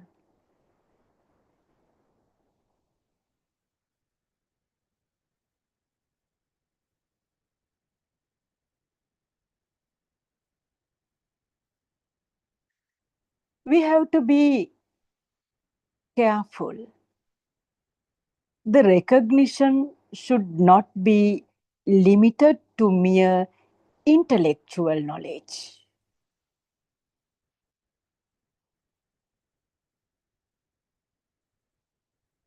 It has to be a living truth to oneself. Otherwise, it will be an intellectual gymnastic with no end to suffering until such time it has become the experiential knowing. One has to move along this path vigilantly in all day-to-day activities, inquiring and seeing one's own thoughts. It is arising and ceasing. How those thoughts construct, delude us, how the influence of thoughts are reducing, and how the freedom from thoughts is progressing. Ultimately, seeker will be convinced by his own experience that there is no such thing called mind.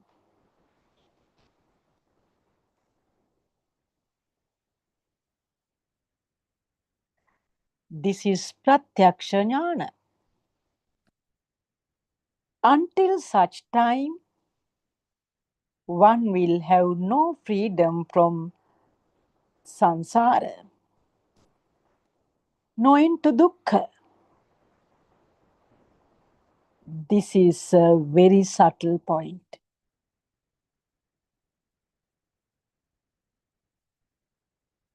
One day, you will understand how important this explanation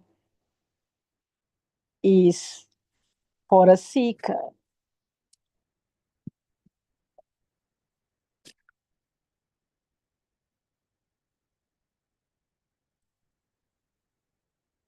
Under the guidance of our Aryan Hansa, we have given a series of similar talks previously. This is the supreme truth. For this, a way of observance, patipada, is required. At first, you get this as intellectual knowledge. That's true. Then you have to see how the objects of mind come into seeming existence and disappears, and so on.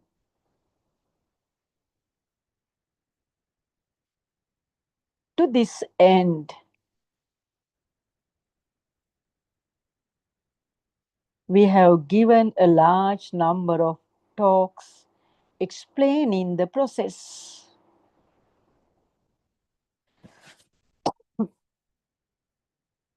How one gains experiential knowing depends on each one's nature and spiritual understanding. That is why each gets a different kamatahan. Through these practices, the seeker will be able to get the experiential knowledge.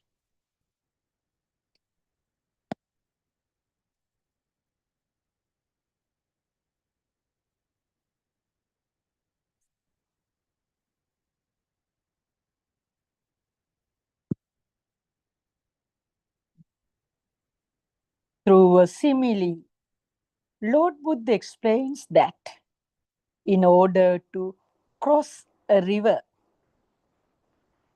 there are no ready-made rafts. Each has to make their own. This means depending on our own past experiences, tendencies, habits, etc. We have to have our own path to suit our nature, because one's nature is truly understood by oneself. He or she knows the status of the mind. We have to get rid of our past conditioning, habits, etc. through our own efforts. That is why we always say a person needs to have a great determination. The efforts, perseverance,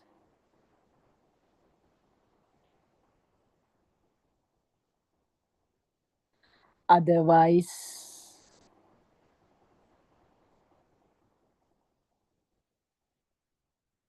if we are lazy, if we postpone the things, if we get exhausted, of course, these are impediment to spiritual progress. Depending on your job, spiritual understanding, habits, beliefs, age, or social responsibilities,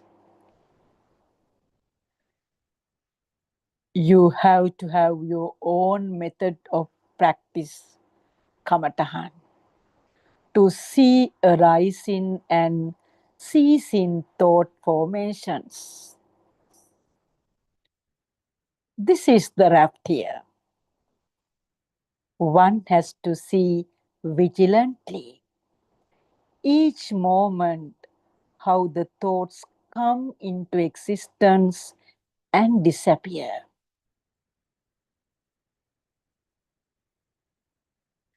This is tatra tatra vivappasanti.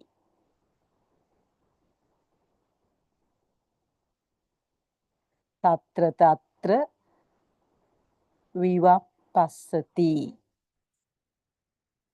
You have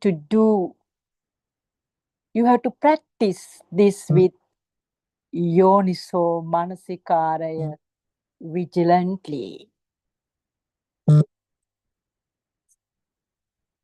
There is no universal method for everyone. You have to sail across the ocean of samsara using your own raft.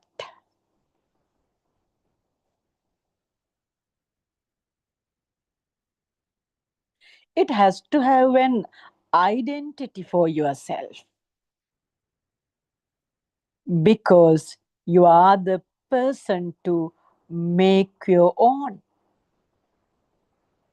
We cannot get into somebody else's raft.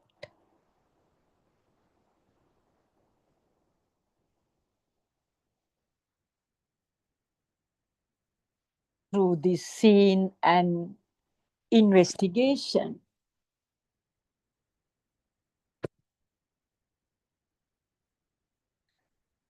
there comes a stage that you will have to drop all your past knowledge, concept,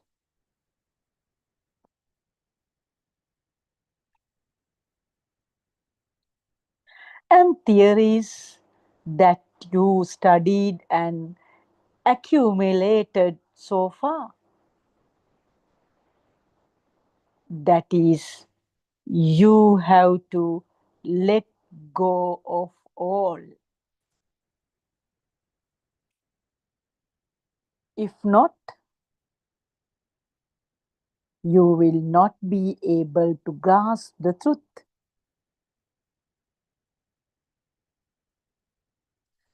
The so-called mind is merely your knowledge.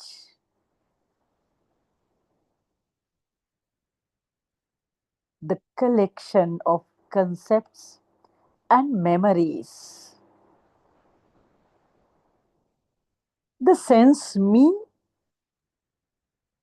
sense of living me, sense of separate entity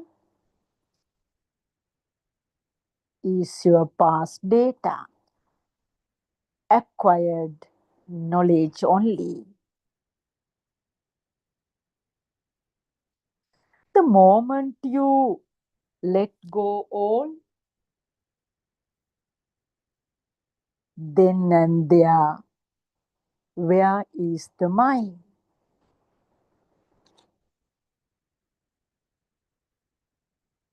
When you are in that track, a time comes when you can neither too excited and hurry, nor stagnated without sailing. Otherwise, the raft will be capsized. This is the non-doing state that Ogatharma Sutra explains. To attain this non-doing state, one has to come to Paccaya Pariggaha Jnana. At that state, all Indriya Dharma becomes Bala Dharma. We have been doing detailed explanations on this.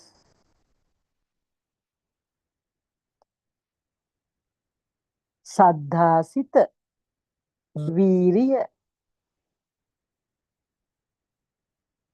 Sihiya Samadhi, Animitta Samadhi, Panya, all have been explained previously.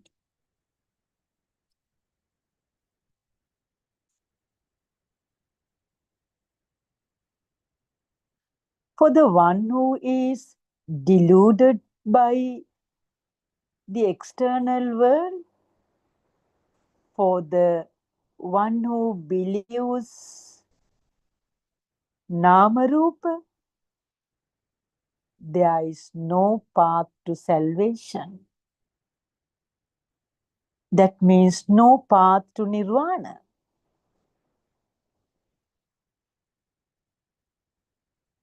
He will not become a bhikkhu of this sasana.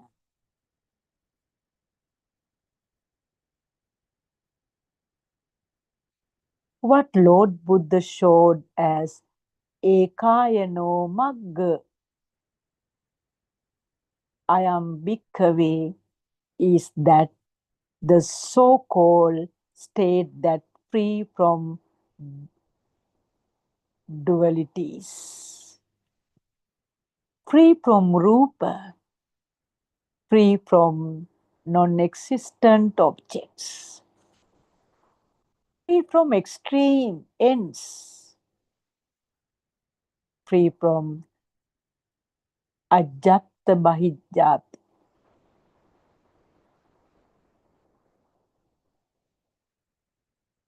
free from fixations, boundaries, etc.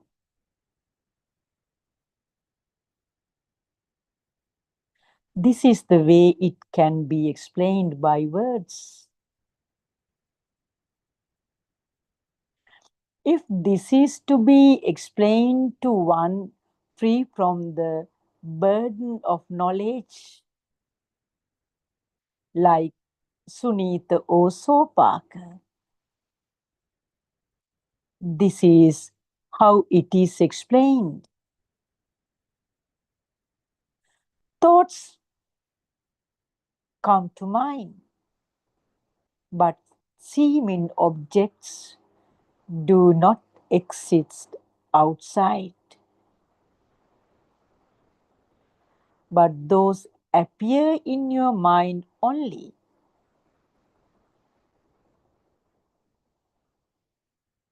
We know that we always live in a fabricated world made of mental concepts and imaginations.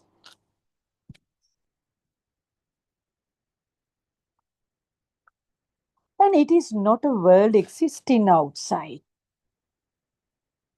We are merely in an imagined world of names and forms, Nama Rupa.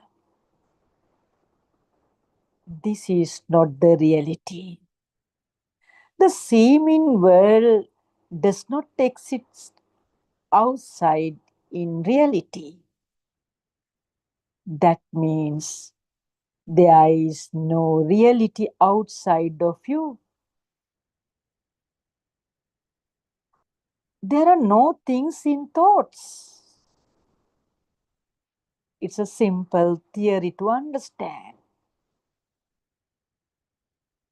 Thoughts are also not real. They disappear, they appear and disappear. With this insight, one is free from duality, external and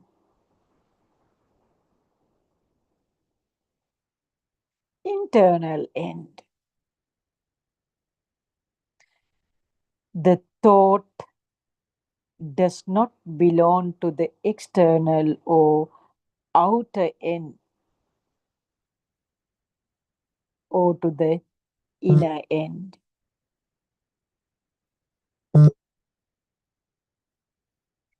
The thought itself cannot claim a place for its seeming existence. The thought itself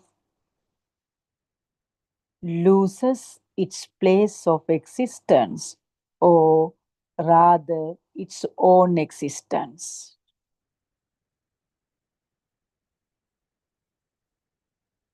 Now we say a sound is heard. Is that a thing? No, the sound is not a thing. Just hearing only. No concepts, labeling on its own. Take the sound of the wind. We have named it the sound of the wind. Take a sound of a dog or a sound of a crow. We name all of these. Without a name and form, it's just hearing only. Just hearing. When we have this insight, that is the unreality of name and form, Nama Rupa. What will happen to all concepts and labeling? Yes, obviously they fall apart.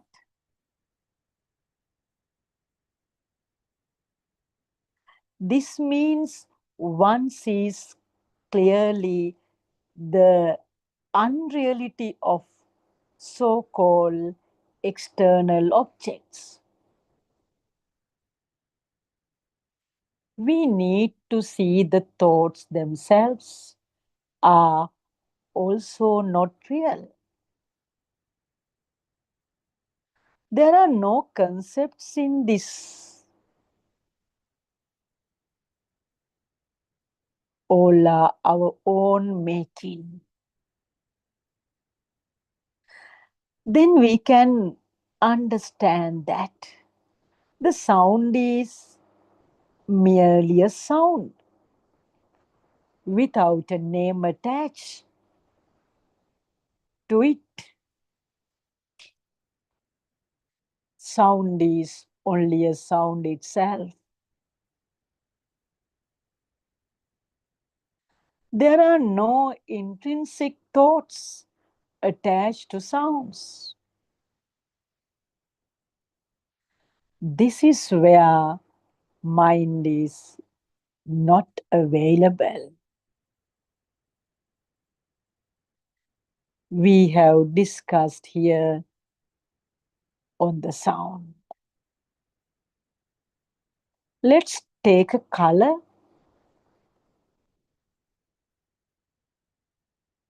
A book is seen by you.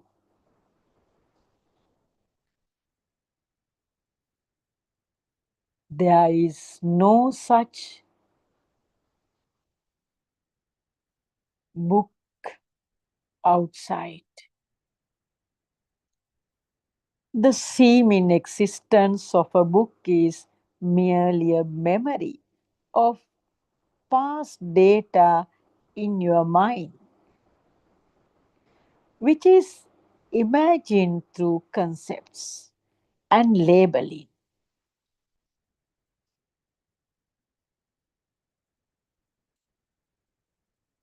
Who created these concepts and gave them labels?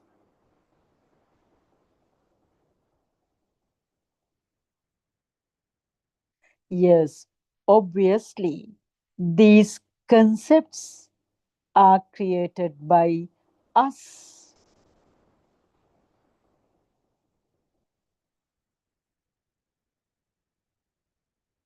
In reality, those are non-existent. Can you find a book in your mind? Can you find a book outside of you? This is merely a scene only.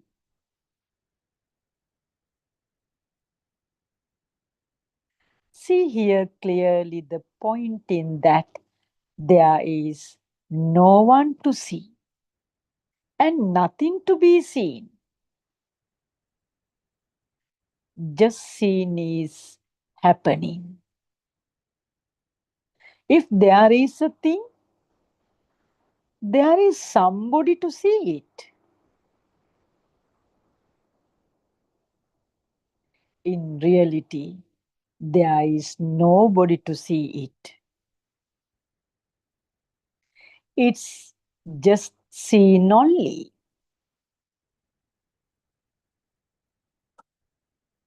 We believe that this is a very subtle example. Everyone can simply comprehend.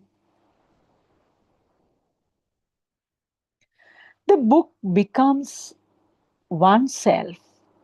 Nothing exists apart from oneself. If it is a house,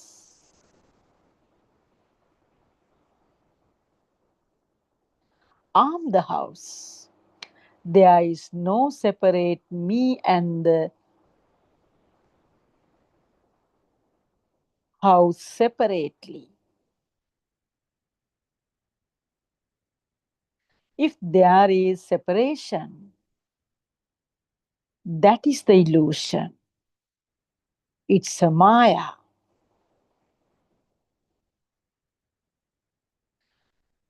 Through this deep understanding, you will not find anybody or a separate entity.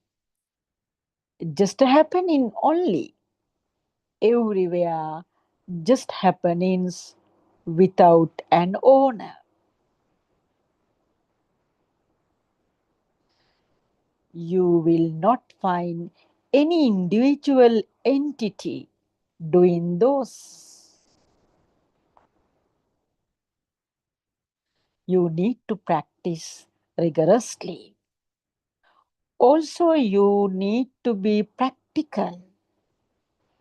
Leisurely, you have to check your thought formations and be free from those. You need to see the truth at each instant when thoughts arise.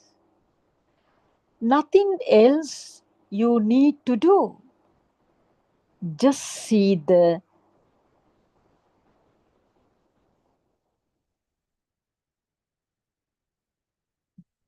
nothing is outside.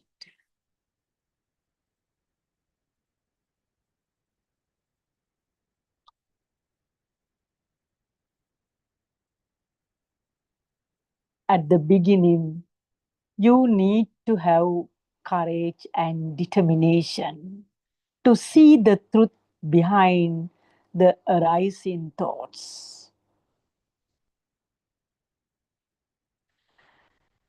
The thoughts are generated in you. So why can't you realize? Why can't you analyze whether there is a truth behind? Just take an example. Let yourself to develop some thoughts. Take an incident.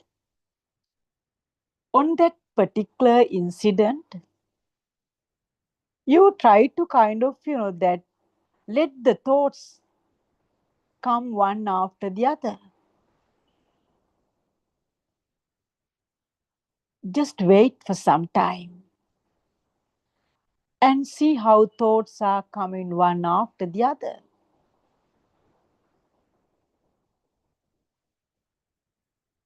And wait a moment and see back with awakened wisdom. Did you see any truth in your thoughts? Were they real? That is why I told you, this is a very simple concept to understand. If you look at it with concentrated mind.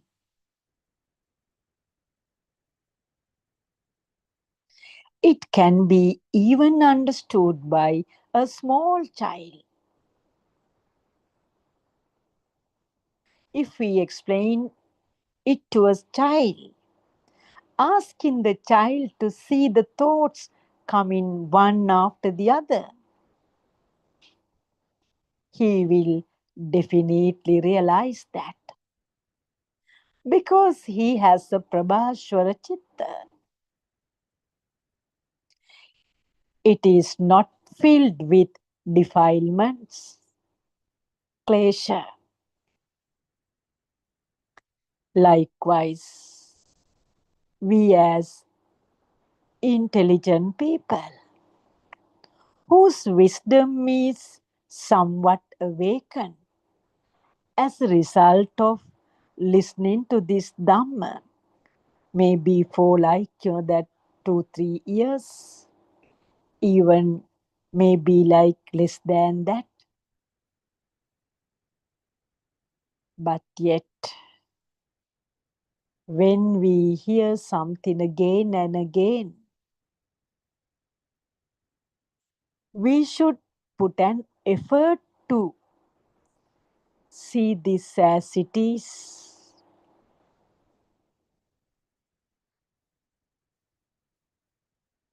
If one sees that nothing can be seen outside,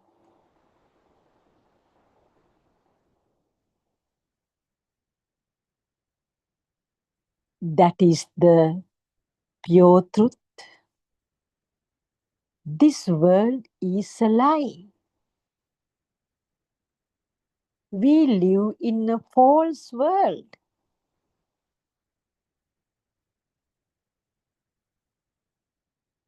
Why can't we understand this simple theory? Our expectation is to make everybody understand this simple theory. Otherwise, everybody will suffer. That suffering will not be ceased.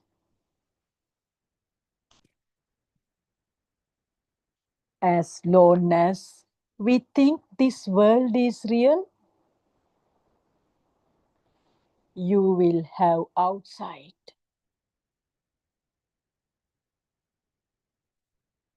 You will have so many things in the outside.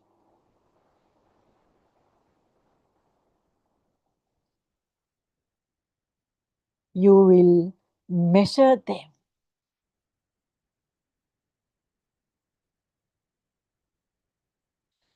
To all the material things you will give validity. Because of that validity, you will try to make them owned by yourself.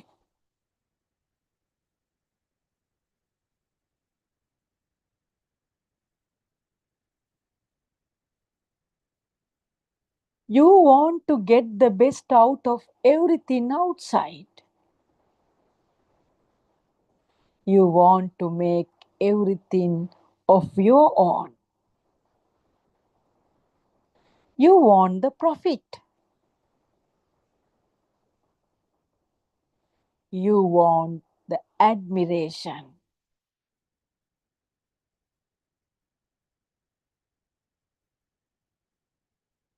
You want the happiness.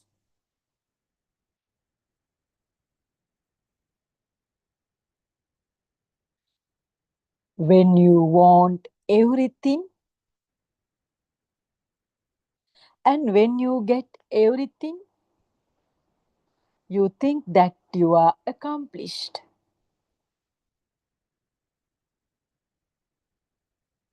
You think this happiness lasts for a long time.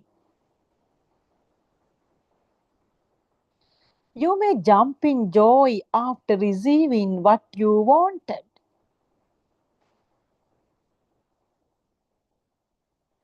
But when you lose one by one from you, what will happen to that happiness?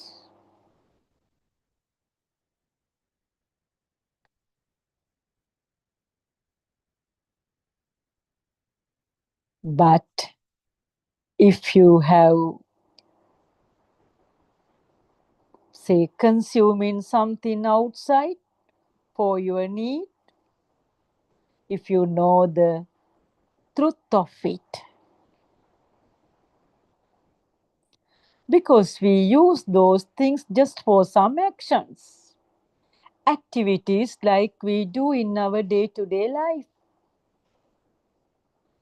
If we have the bondage with them, then the issue comes.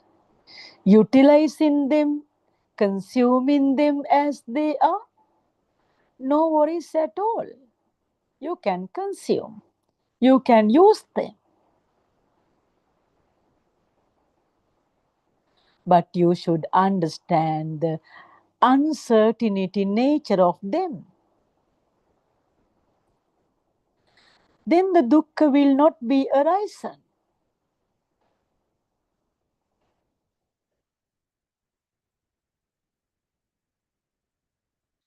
That is why our Aryan Wahansa always asks you to understand this theory.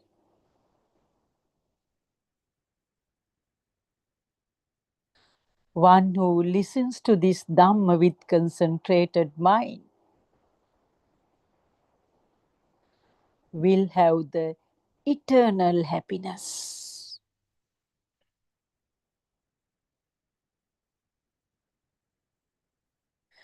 When we have something of our own, we don't like to lose it because it is very valuable for us. But due to a certain reason, we may lose it. Then you will cry in pain. Sometimes you may cry years and years. You will make thoughts about it.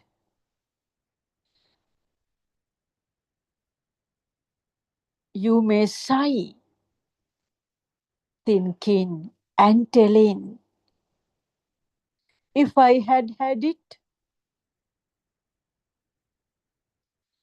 But a person who understands the reality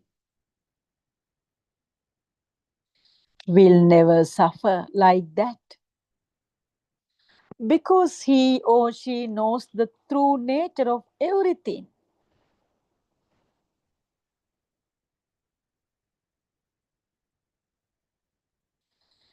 Even if he loses something, he does not have a different unsatisfaction. Even he gains something, he does not have a different satisfaction. Either he gains or loses, he doesn't mind, he doesn't bother. If there is anything to eat, he may eat. If there isn't anything to eat, he may just keep silent. No worries in him. Whom do you think then is very happy?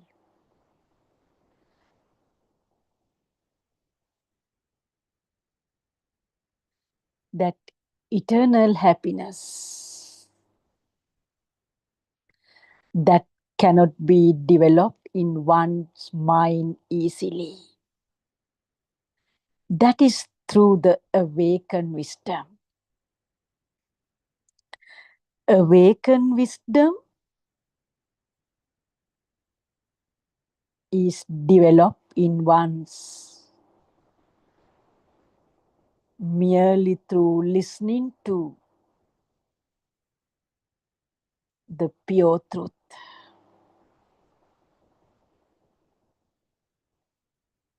That pure truth, as it is expounded by Tathagata Samma Sambuddhajanan Wahanse,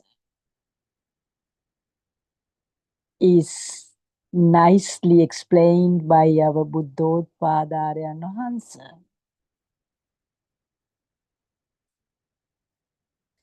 Number of sermons he has preached.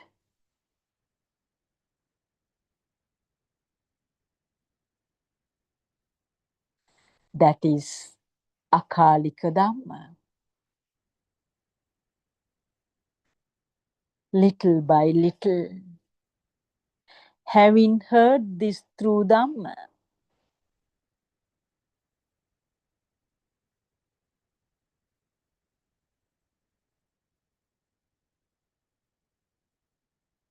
poor people, helpless people, they are reaching to the path. Some have already come to the path.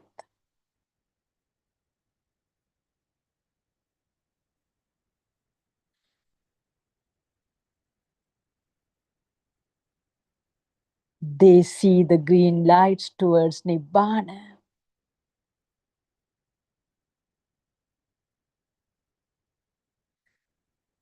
If you want to enter this Nibbana, the supreme bliss of Nibbana, your determination, perseverance,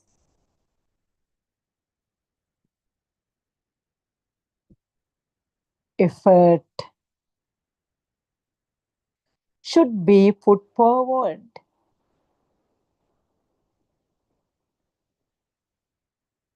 until you realize this Dhamma.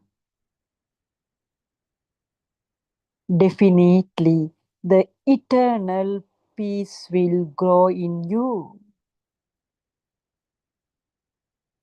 You will have no worries.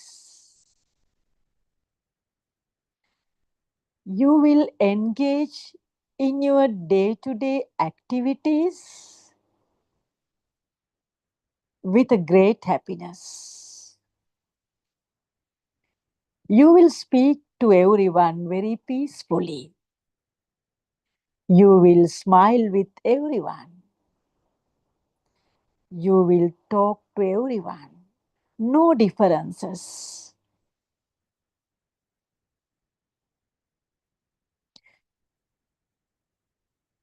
The broader sense of the word, you will become the nature. Everybody loves this nature.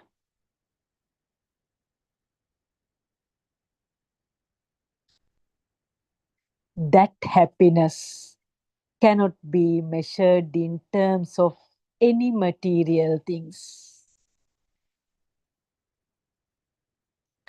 One who gets that happiness only knows how we were suffering in this samsara. It's in vain that we suffered a lot. We would have met our Aryan Vahansa long time ago. One will definitely think so. Anyway, one who are fortunate to listen to this Dhamma, they are no longer late. We have come to the path. The path is clear. We have realized the obstacles. We, with concentrated mind,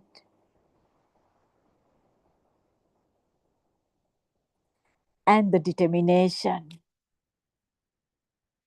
we remove the obstacles in our path.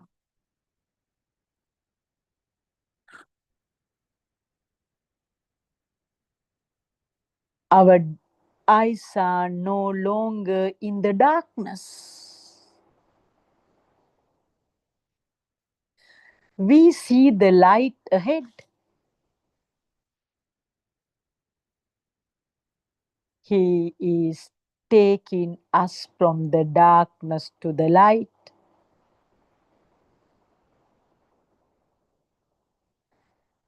Now we understand. Some time ago, our eyes were covered by dark clothes.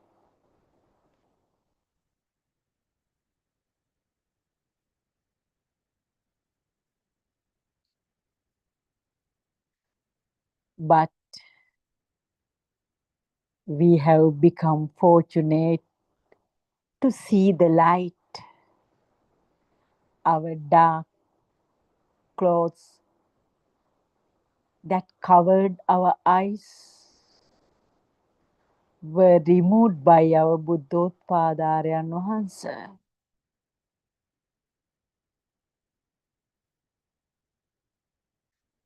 We have realized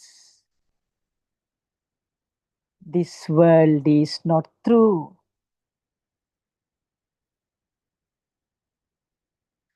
We have got entangled in the falsehood. But our Aryan Vahansa has taken us from that entangled world and kept us in a clear path. Do we have to think twice to go in this path? No. The reality is kept in front of our eyes.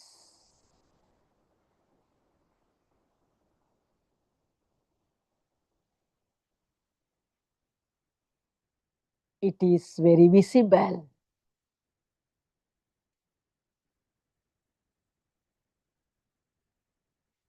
It's our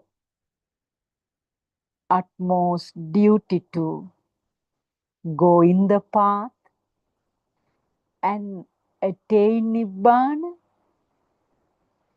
as well as to give our Aryan Vahansa a helping hand to give this Dhamma to the helpless people. We should help them to get away from this samsara. While we are in the mud, we cannot rescue a person who is in the mud. Then first of all, we have to get out of the mud. Then we know that we are not shaken. We are steady. Then only we can get the person who is in the mud out of it.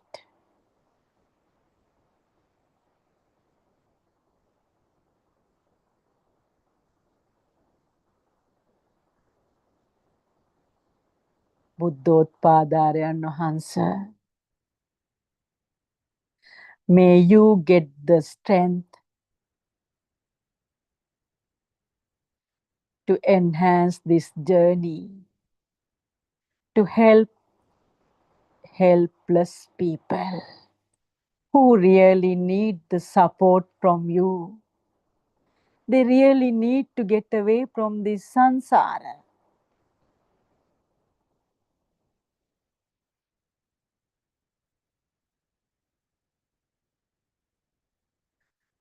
Years and years, they have done so many meritorious deeds and collected merits, expecting to attain Nibbana. But your true Dhamma has taught us neither merits nor demerits help us to end this samsara. They make our journey further longer.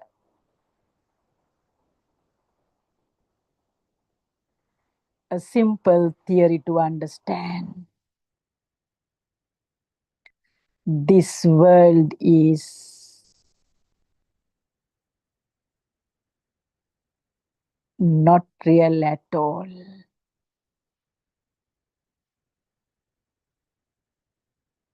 I worship my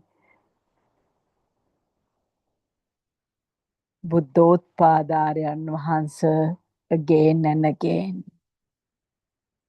May you be blessed.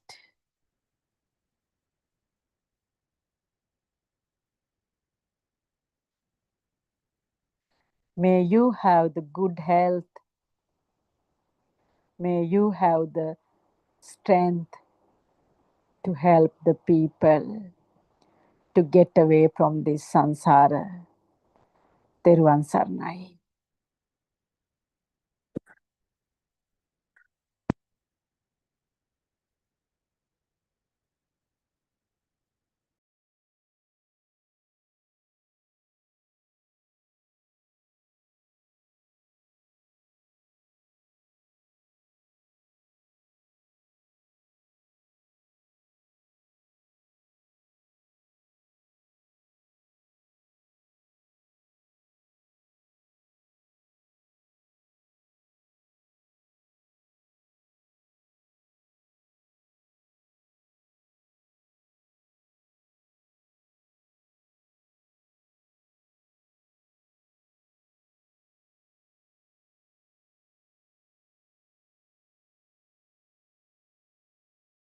Good afternoon, everybody.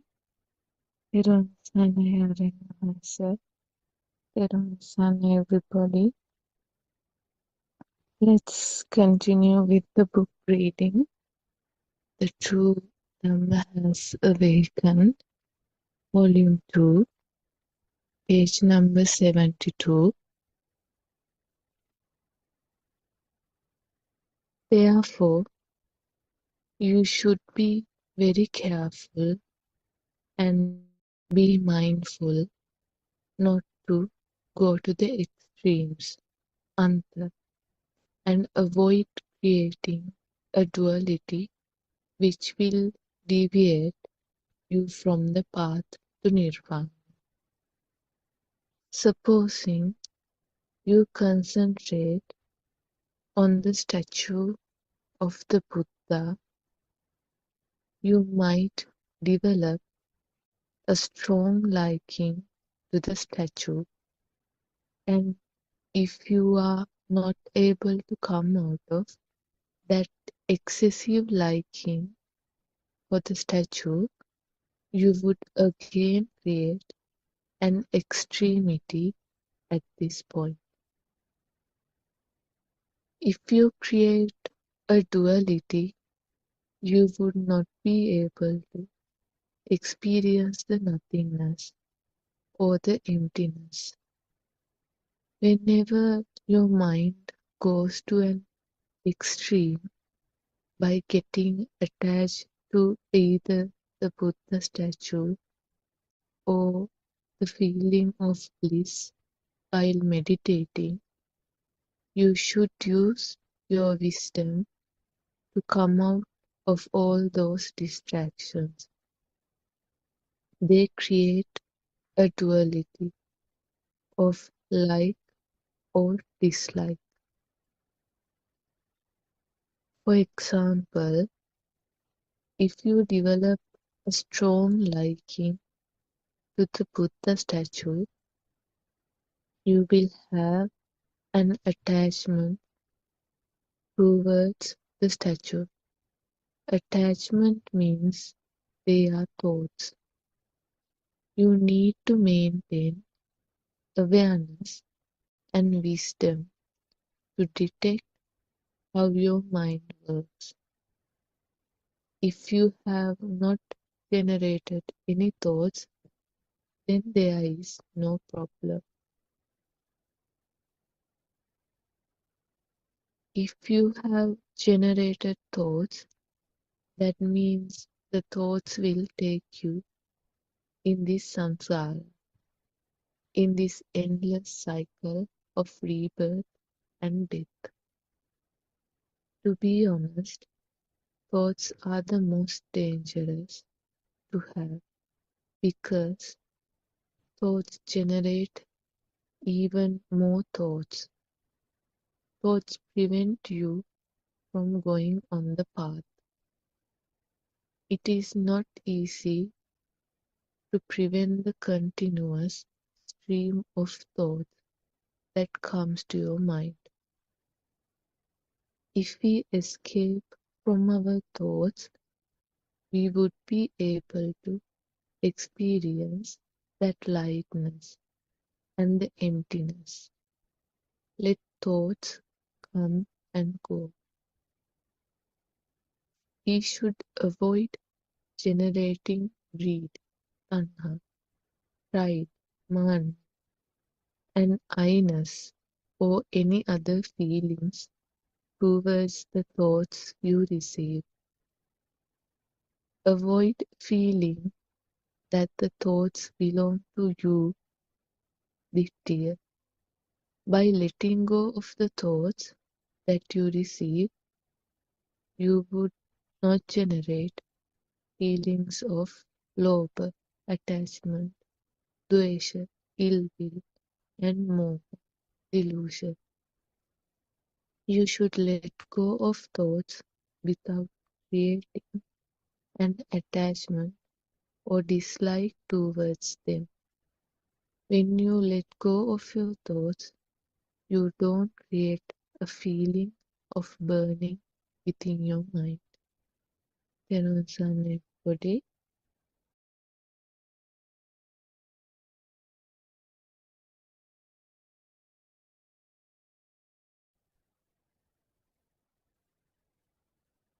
Therwan Sarnai, let's worship her and say, and yeah, so I think we are discussing on the same kind of aspects we discussed yesterday about the rebirth, how this samsaric journey works. Actually, we can talk about it today. Surangika, how about joining in and starting the discussion? Is it possible? Therwan Sarnai, Dr. Kopila. Yes, certainly, but I couldn't listen to any of the talks today, this morning. I was out the whole day. Maybe we can think of some topic. I can see that Joel has not joined, but we seem to have another guest. Maybe we can ask whether they have a question for us.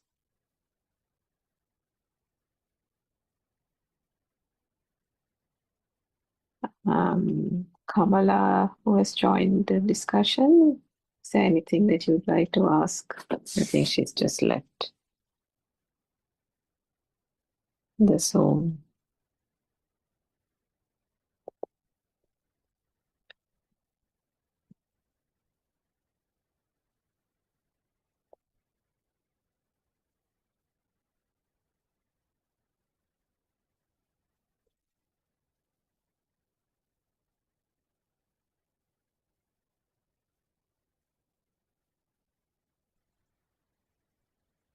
We can start discussing anything in that sense. Actually,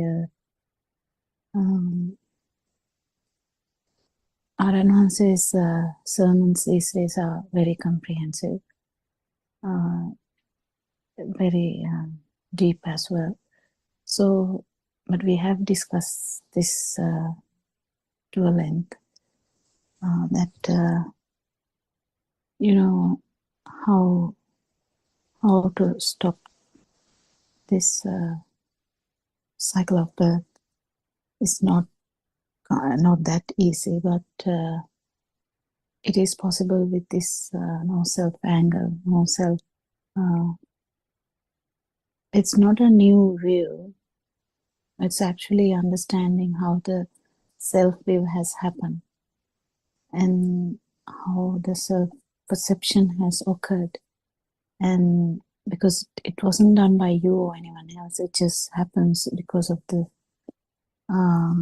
system. And if we understand how this works, actually there's nothing will surprise you, nothing will like make you really into this dream. This all the perceptions we have, I mean, from a time you can remember to now, you have maybe don't know, maybe millions or what, how much thoughts we have, how much data we have, and all these carry away because we felt them as real anyway. And after listening to R.N. Hanse's discussions, R.N. Hanse's sermons, we have realized that yes, we feel like that, yes, it is there, but how did this burning come from? How did this feel, the alive feel come from? If we take a baby, actually a baby also has this taints. We call them taints, but actually we can say like it has a power as well. So when when this power is there, it continues to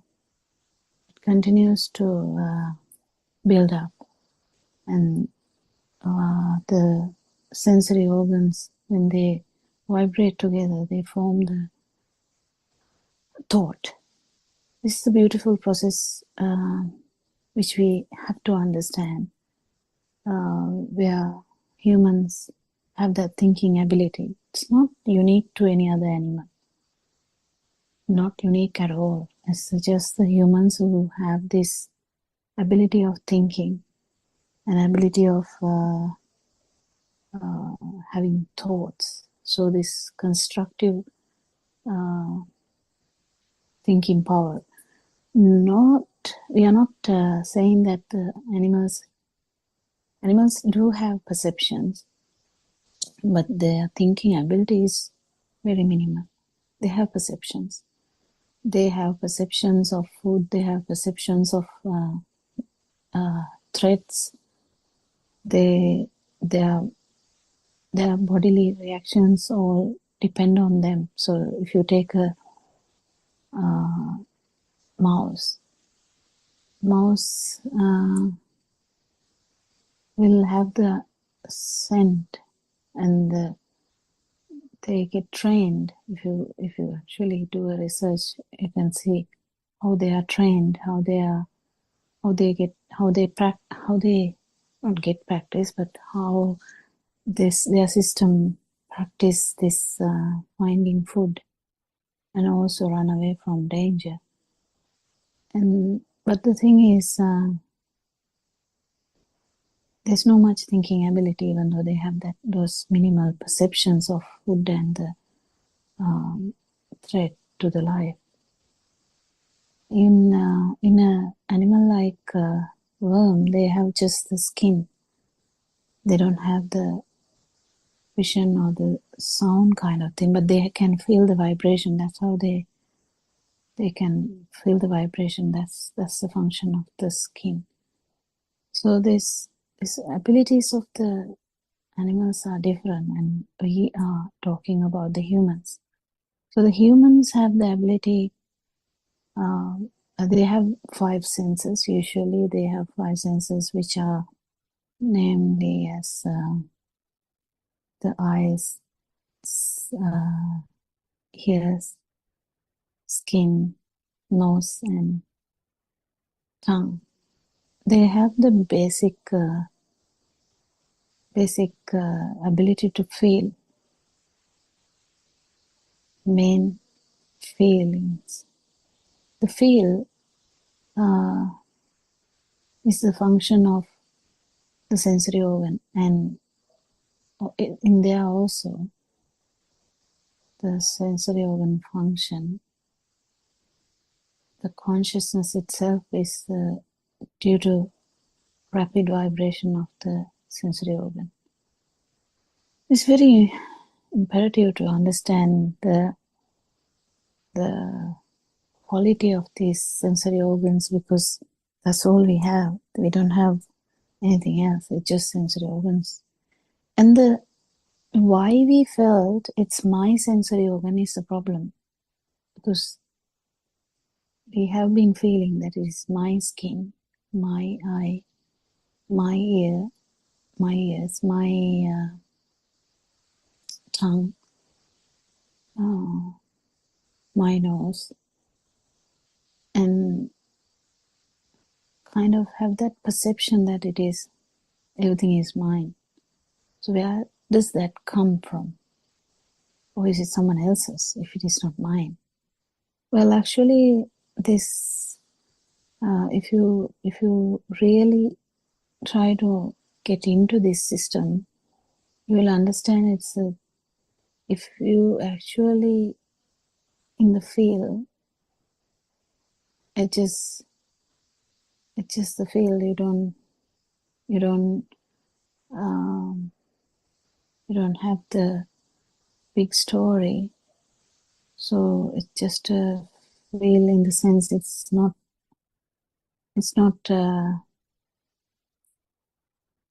giving perception of chair or book or table.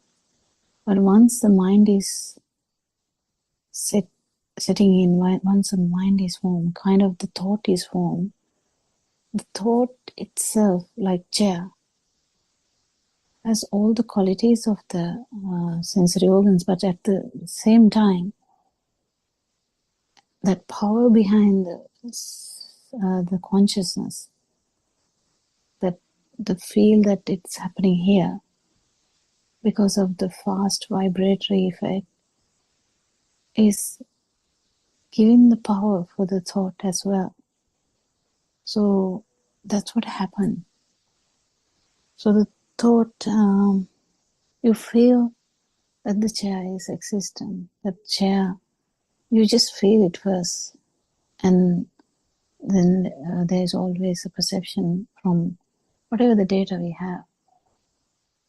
The perception itself gives rise to a view, because we have the thinking ability, gives a view that, okay, this is chair. And when we have that outward manifestation, like a projection, there's definitely a thought like, it's me here. So the I, me, mine, my ear, my eyes, my skin, my thoughts, my body, there's a whole lot of things. It's okay. I mean, we just use the words, but the actual thing is, what we had was only the experience. That's the main thing. If you see something, that's the only experience that we have. The I, me, my part is just a additional thinking pattern. So we keep understanding this, how this works, but important thing is to feel this as well, because non-vibration is always there, but we can't just the manifestation of non-vibration is very, very, very, very rare. I mean, we can't really say very, very, very, because the Lord Buddha has given so much example to say how much very rare for that is. So, so the feel of non-existence, or feel of to absence of a life feel, when it won't just come up without without any understanding of this system. So that when you understand the system, that you just understand it's only the experience that was there. What? Well, you hear something.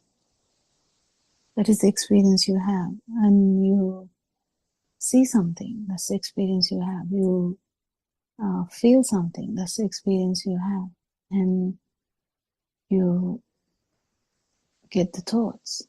I'll do this, I'll do that.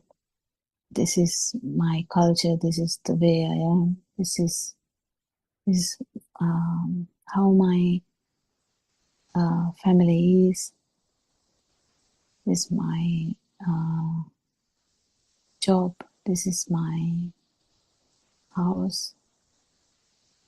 At the end, when the system collapses due to the stopping of the respiration, or the stopping of this system due to some reason, when the respiration stops, the thinking stops. That's what the main thing happens, not just the body itself. It's just the thinking stops, and the power to the body is not there anymore.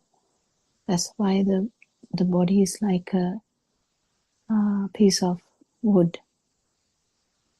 If you have seen bodies without the life, it's just like a piece of wood, piece of rock in that sense. So what happens is that we say the life is not there. Why do we say life is not there? That is because there's no alive feel. We can feel it, others can feel it. So when the life field is not there, we call them, okay, he has died or she has died. So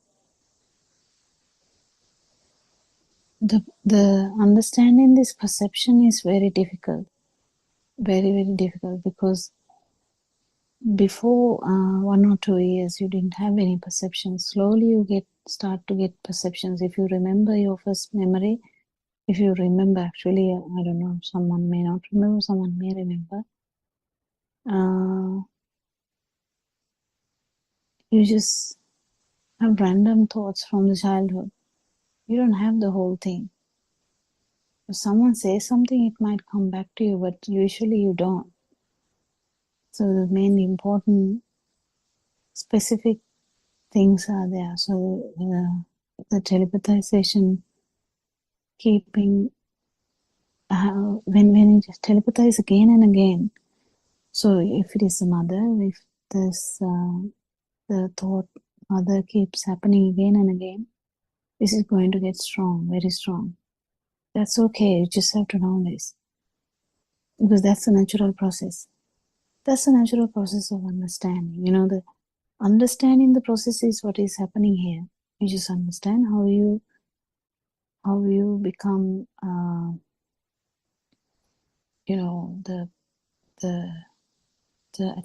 how this power becomes more and more when the time goes on. So to understand or actually feel that one moment, a fraction of a second, is actually just one experience is very important, because that's where the whole thing can be untangled, or because everything is closely knitted, all the views, the chair, the family, the house, job, aspirations. You have so much future plans. It's okay to have them. It's just understanding how the system works is the main important thing. So we said yesterday also, it is very important to do this research. Whether it is scientific, whether it is spiritual, it doesn't matter. If you go somewhere and you see how there's experience of seeing. You have an experience of seeing, but the problem is there's a seeing, but why do we feel that I'm seeing? That's the duality kind of thing that we get. But when we understand that it is not true, it's not a big deal at all, it doesn't become a thing. And when you awaken from that dream, even for a fraction of a second, it doesn't matter. But if you awaken from the dream, you can feel the vibratory nature of the sensory organ, whatever the one which started the thought. So that at that particular moment, if you understand this consciousness or the feel is actually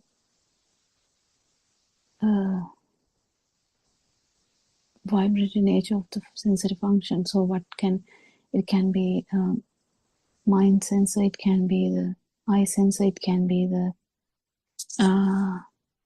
ear sensor, it can be the skin, nose or tongue sensor. So isolating this experience and understanding this chains and understand how this was misunderstood is really important for everything.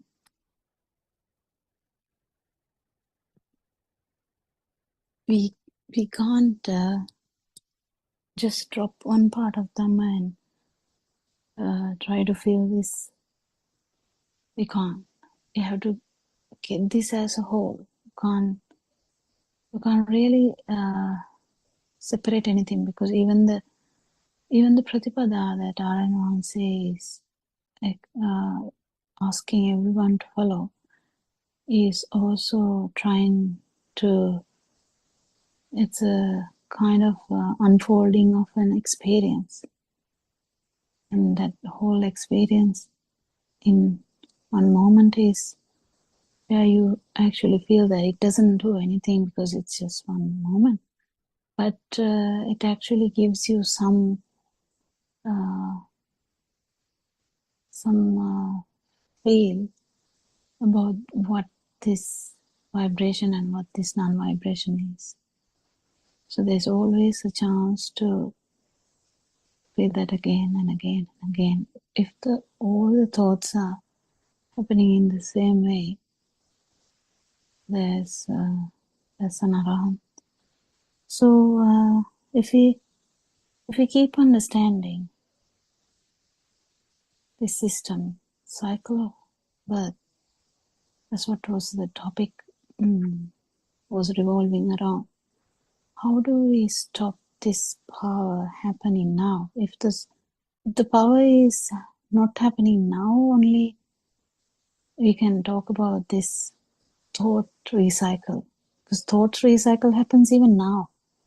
We are not talking about anything about the death and being born. Actually, yesterday I missed that part because I thought it would be too comprehensive. But I can elaborate on that today. Actually, this cycle of birth is happening now and here. So if a thought is felt as a thing and the self-view is there, definitely even the next thought is going to have that. And next thought is going to have that too. So you are being born in every thought. So the cycle of birth is anyway there.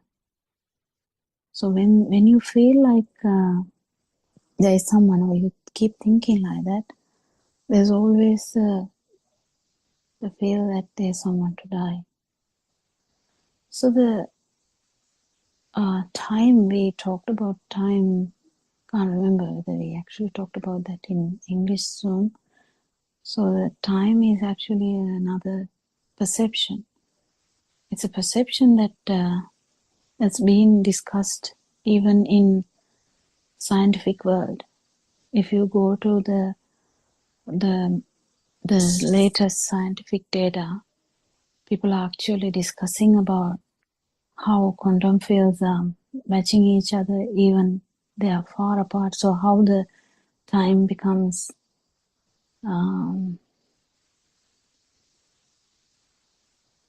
irrelevant. Actually, it's irrelevant. So, but how do we feel a time then? We feel a time when we are in this mind world or the dream, because this happens so fast. We feel like they are linked, and also we kind of have a perception of time, perception of past, perception of future, perception of existing, perception of self, perception of being alive, perception of everything. Actually, even the emotions, they are perceptions, but we have the feel too. But when we start discussing them, in the sense when we have the thoughts also. So, because we as humans are very good in turning on this machine of thoughts, very, very good in that. So the more powerful your thought system is, more powerful your thoughts will be. So cycle of birth, it is happening now and here. So the cycle of birth, it will continue to happen anyway. If there is power, exactly. If you are having a urge for the next one and the next one and the next one, definitely even with the stopping of respiration, there is an urge for the next one anyway. The power, extra power to maintain the field, to maintain the dream, to maintain the self, kind of all the thoughts. Like if someone is actually drawn to the outside, anyway, they will try to keep things. I want my son, I want my daughter, I want my... So there's everything will be external kind of feeling, you know. I want my home. I want to die in my home. I don't want to die in hospital, something like that. So you have kind of a lot of perceptions, but they're all related to outside. So you want something and sometimes you don't want something. So there's always these two extremes. Whether you hate something, whether you love something. So whether you like something, whether you dislike something. So always there's a extreme. But actual feel, there's nothing like that. It's just the consciousness. So, but non-vibration is not the consciousness. It's beyond that. So when we understand that the consciousness or the feel is just the occurrence of sensory organs, this power, there's no possibility of sympathizing into that power, because there's always this system of synchronicity, matching the vibration. So when the vibration is not there, there's no match. So, so we have kind of, if we have a vibration, there would be a power. When we have a power, there would be a vibration. So it's very important. So if you have a power, definitely if there's a matching vibration out there, it can be in any realm. It doesn't matter if it's matching. It will be there. This is all discussed even in science now. It's just that it hasn't come in that light. They talk about it in different levels, quantum levels, string theory, everything. They talk about this, but they don't talk about this in comparison to life. But I saw like an article recently where someone was talking about that there's something before the actual birth. What they call actual birth is the baby coming to life. But yeah, so people are trying to understand this, what this power is, what is this, because this was happening long time ago, when in Buddha's time also people are trying to understand this, how this suffering happens, why people die, why people go old, why people get sick, why people why people are trying to find truth. Is there a truth? Some question this in different ways. Some question, why am I alive? Why am I born? Am I born for a purpose, or am I just born out of chance? Or what is happening here? You know, like, am I going somewhere after this? Or is there a place I'm going? Or is that just another thought? So we don't actually talk about all these aspects much, because even the thought of chair, everything is there in that. If the thought of chair, if you feel that it is real, everything else is real too. So we can't really you know, that's how we understand. Whether you're thinking about the politics of the world next time, that's the same thing. Politics of the world, chair, just another thought. So whether you're thinking about the next birth, or whether you're thinking about where you are going after that birth, or whether you are going to die in a nursing home or the home, whatever, they are all thoughts. So that's the thing. You have to understand all the thoughts. So the actions, if you take about the actions, just we'll talk about the actions. If we say run, we have like a visual perception of the running. We have the sound, the running. We have the idea of running. So it's again a perception. When there is a defect in this system, if someone says run, like the child, even the elderly person who can't, who has defects in the system will not understand, so they will stare at you even if you talk English for the whole life and someone says run. I have seen this a lot. I see this a lot when people are very old. They can't understand the simple words that they used to know. So the action also is missing. But if they want to, they might run. But just that the link is not there. So how does that happen? That there's a derangement of the perception that we had. So this is very important to understand. Even the actions are actually perceptions, even though we feel that I'm walking. Actually, walking is a perception we have. And in that actual feel, maybe just the feel of the sole of the foot. But we feel that we are walking. So we listen to bird sounds, but actually what happens is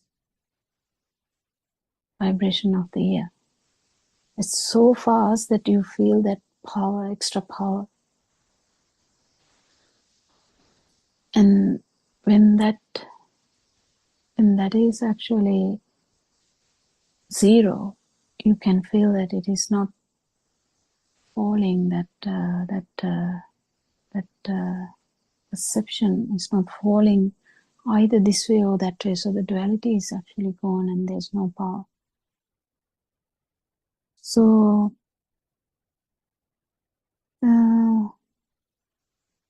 it's very important to understand this experience. Just for a moment, at least if you can understand this experience or feel this experience, that's a good word. If you have to understand, yes, but you have to feel that when someone says the outside is actually your perceptions, you can feel how much lighter you would feel. But then still you are inside the dream. So you have to understand none of these perceptions are actually true. They are like vibratory, a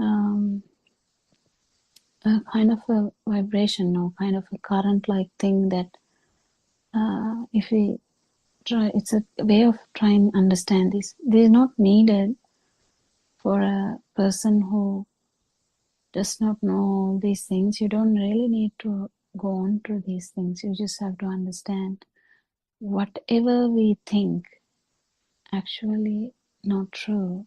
They are just in the mind, and whatever we feel is just the fast vibration of the sensory organs. It could be mind, it could be the other 5 sensory organs. It's the most effective thing that you can feel the non-vibration.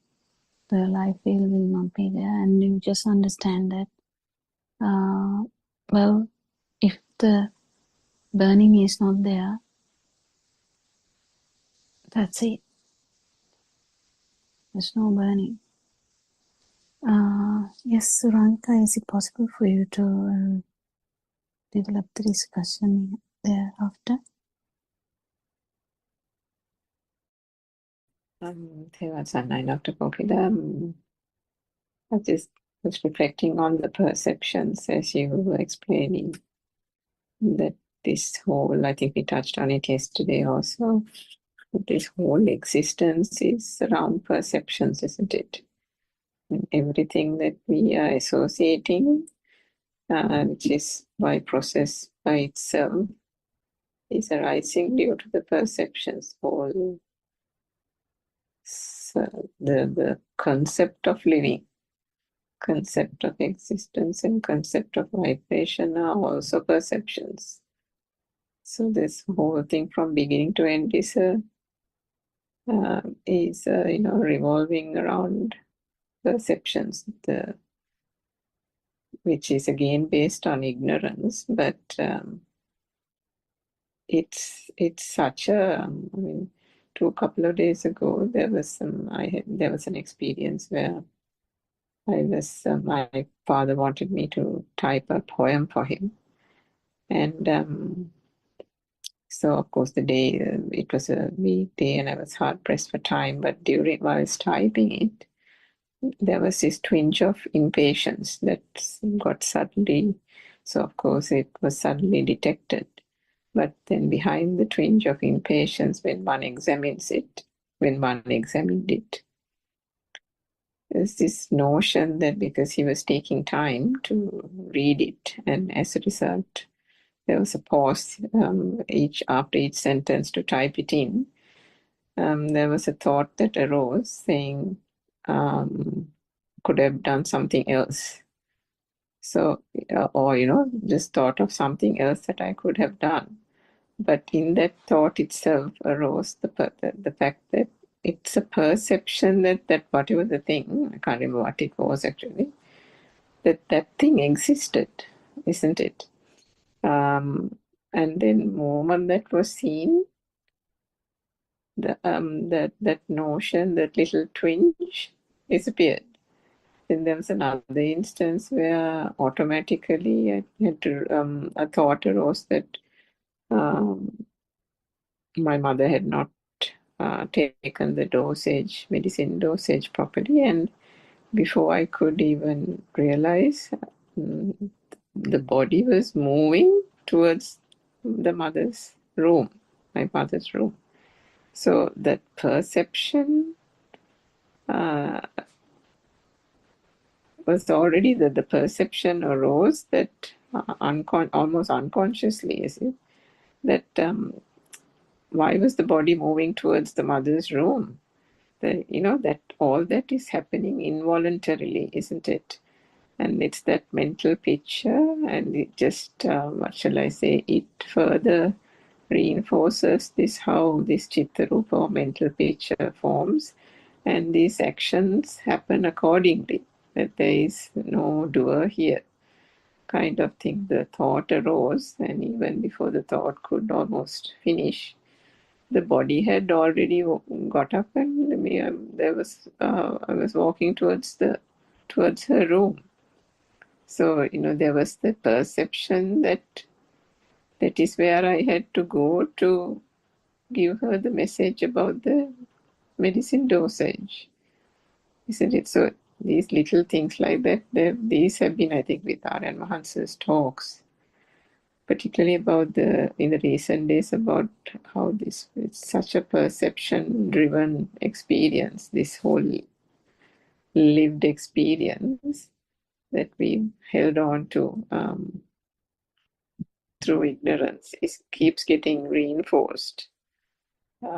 Just thought I'll share that, but there are still instances where that becomes a thing, even in the slightest, even for a flash. The twinge is there, and you probe into why the twinge is there, and behind the probing, behind that, the cause is that there is a thought or again a perception that something is there, or something else is there, or isn't it? I'm not being very clear in the way I'm explaining it. Actually, even in that, going forward, when we try to go forward from that point, it's just a mind sensor, isn't it? It's just the mind sensor. That is the thing. So we have to go forward from that point. Again, going forward, we have to actually get it, because several if we take several perceptions that we have had before, they have that twinge anyway. If you can just, this is a synchronization effect. But when this can happen without that power too, so you might get the idea, oh, we could have done something else without the power too. That's the thing. So it's very difficult. It's very unique to the system to say whether it came with the power or without the power, because you have to remember that anything, any perception have these associated mind sense outcome patterns as well. So imagine durian. If durian is actually a fruit in like countries like Sri Lanka, where the smell is so powerful, sometimes you can feel like even vomiting. Others, some person might eat it with so much happiness because they love it. But the smell doesn't really, it doesn't really matter. So the perception itself carries these previous attachments or the emotions. It's like a document attachment, you know. When the document is Googled or researched, the attachments also come, kind of like that. So it's very important to move forward from that, understanding how this works, how the thought of, you know, something happening to the family, something happening to the kids, or something happening to the parents, or something happening to self, you know, how that shaky feeling comes. But if we keep understanding how this system works, you understand this synchronization is such a vast thing, that like a universal thing that happens. It's happening everywhere, and it happens with the whole package. So if there was a thing, you know, in the Sinhala song meeting, someone was talking about how the sound of a message or a text in the phone, like the sound, like we get the sound like ting or something like that, how that brought up everything attached to it. How come that happened? You know, like it's really interesting to do this research. And when you do that research, you understand there's no self there. It's just how this system works. I know that research about this really works. It really works. And this, you know, when this happens, misunderstanding that it's my memory is really, that's what we knew. I mean, if I remember something, I would say, yeah, I remembered. Who else remembered? I remembered. This synchronicity or the telepathization or the equal vibrations, how they work and how they bring up the whole package of emotions. You know, if someone says,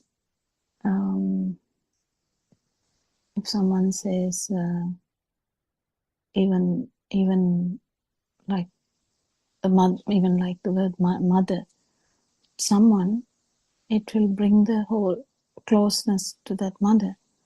But you know, the experience we talked about some time back about the person from the beautiful lady, you know, the person from Canada, her problem.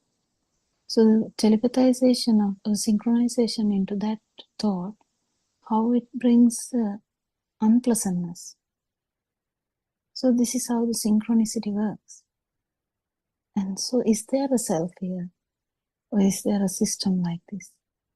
So we keep understanding the system. So if we are time bound and we have had this rat race, tell me about it, I think Suranka will really agree about that time-based rat race we have. So that's why we are pressed. We are actually pressed, so we kind of feel the tension, but that's actually in a thought, and how does that happen? I could have done this in 5 minutes, but because this topic is chosen, it is going to take so much time. So the synchronicity is a beautiful thing to understand how this mind sensor works, how this, the field that what Aranwanse is talking about, how the field synchronizes to the whole samsaric journey. It's a beautiful thing that it's a field, but the thought also has this pattern. The thinking process also has this pattern, but the field process also has this pattern. So it's everywhere the synchronicity, how it works. So has there been a self here? No. But definitely there is a synchronicity. That's why there is a cycle of birth. So isn't it beautiful, Suranka? Mm-hmm. So it's really interesting to understand how this works, and moving forward, as I told you, we need to understand how this system works, and the way you keep misunderstanding that it is the fringe of self, no, it is this system, how it works.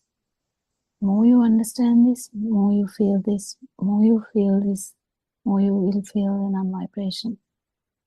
Because Dr. Kokila, the thing that I wanted to ask, I must have tried to find some time to speak to Aran Mahansa also on that point.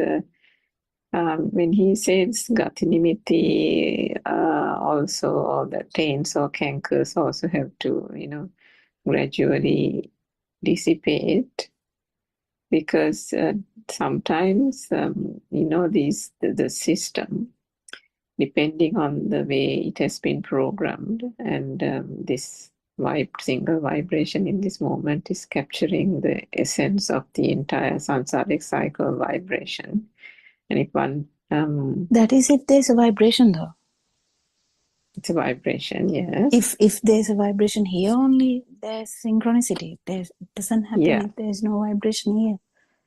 If there's no vibration here, there's no power here.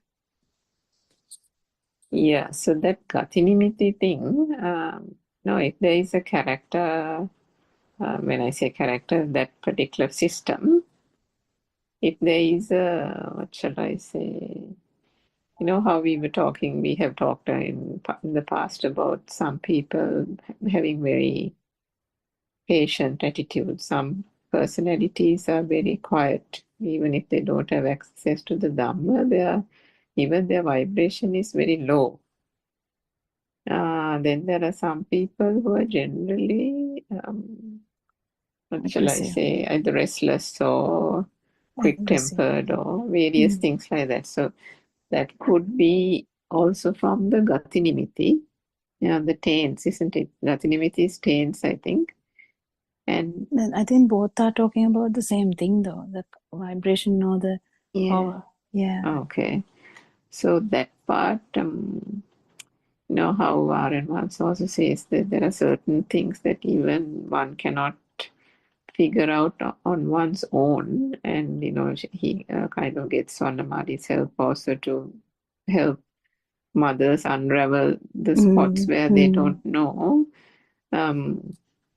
now you might say that this is another thought that is being uttered here, but that was the point that I wanted to clarify with Aryan Vahansa, whether the Gati Nimitti, the cankers, can still come in the form of, I mean, it can that be just dismissed as it's the mind sensor, or is there something that needs to be?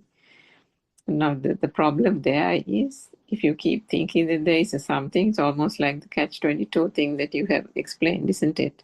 That there are catch-22s all over the place. Yeah, but then initially you will feel that power. If you feel that power, you definitely feel it with so much power. So much, the vibratory power is so much. But then when you go on experiencing it again, if you experience it again, you can feel that the power is less. And that's how an arahant would know that the power is zero. So there is always kind of reduction of this power anyway. The main thing is, the main risk of how your thought pattern is going would be the risk of getting stuck on that. That's all. Otherwise, if you really, because this arupa, or the field side, or the anchor side, or the taint side, is you can't really think about it and change it. It automatically reduces with the change of the self-view. Yeah. So you can't really do anything there, because it's you can't wish it away, isn't it? yeah, you can't. But then we keep understanding that whatever the thought that is powerful, that thought has the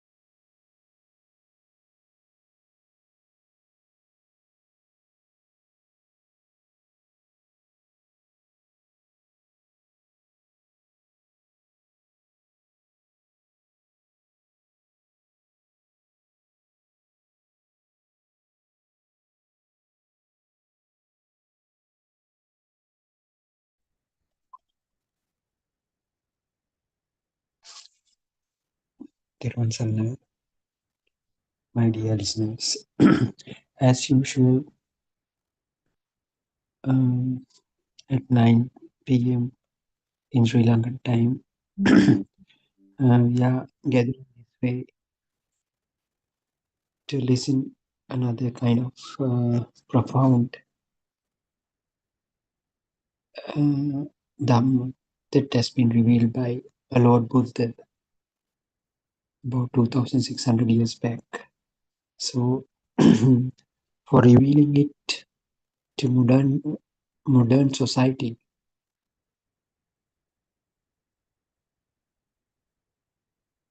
uh, as it has been revealed into this modern society, we have to be very thankful to our noble friend Buddothpada for bringing this hidden truth back into the modern day world. So, in that aspect, I'd like to humbly worship at his feet for giving this opportunity for all of us. So, so we were talking about how the self has been formed involuntarily. So why we are so much bothered about that thing, about self? Because feeling of our existence is the main cause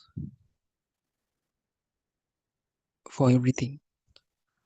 In the sense, as we feel that we are living in this world, we tend to face certain difficulties, certain hardships, and at the and as well as sufferings and all the things we encounter in this world just because that we are feeling that we are alive. But according to the Lord Buddha's message, actually there is no such a person. So if I say like that, it is somewhat wrong in Buddha's aspect, in Buddha's perspective, because in Buddhism it does not say there is no living being. Either it does not say there is a living being. What Lord Buddha said is,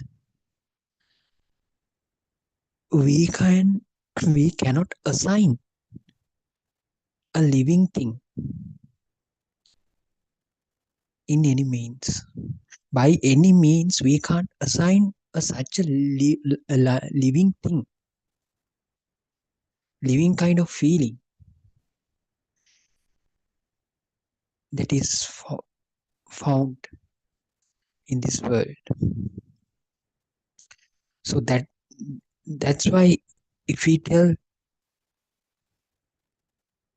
there is no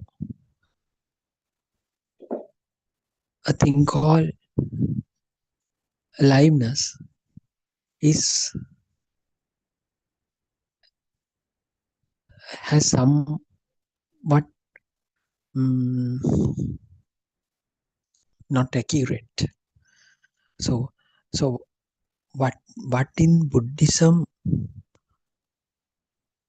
say, what Buddhism says is, there had not been a self, even in the past, even at the present, even in the future as well. So you can't assign a certain value to that living kind of a thing. So in Sinhala we tell it as this way. So in the lamane. So it doesn't say now there's no such a living being. So it does not say there is such a living being. No, and then both things, negative and positive, the presence and the and non-existence are both not accepted in this doctrine. What Lord Buddha wanted to emphasize into the world is there hadn't been any kind of so-called living being in this world. So that is the fact that we are trying to understand. So how Lord Buddha said so? In what basis? In what grounds? To make it more understandable, Buddha, along with that message, Buddha gave another set of instructions, came with certain kind of a philosophy that will enable us to see this nothingness, understand this nothingness. So that is none other than the Dhamma of Paticcasamuppada, or in English it is known as dependent origination Dhamma. In simple terms, cause and effect Dhamma. This is not the action and effect Dhamma. So most of the priests, most of the monks, most of the religious leaders, especially the so-called Buddhist leaders of these spiritual leaders who follow the Buddhism, either in the Mahayana or either in the Theravada. So they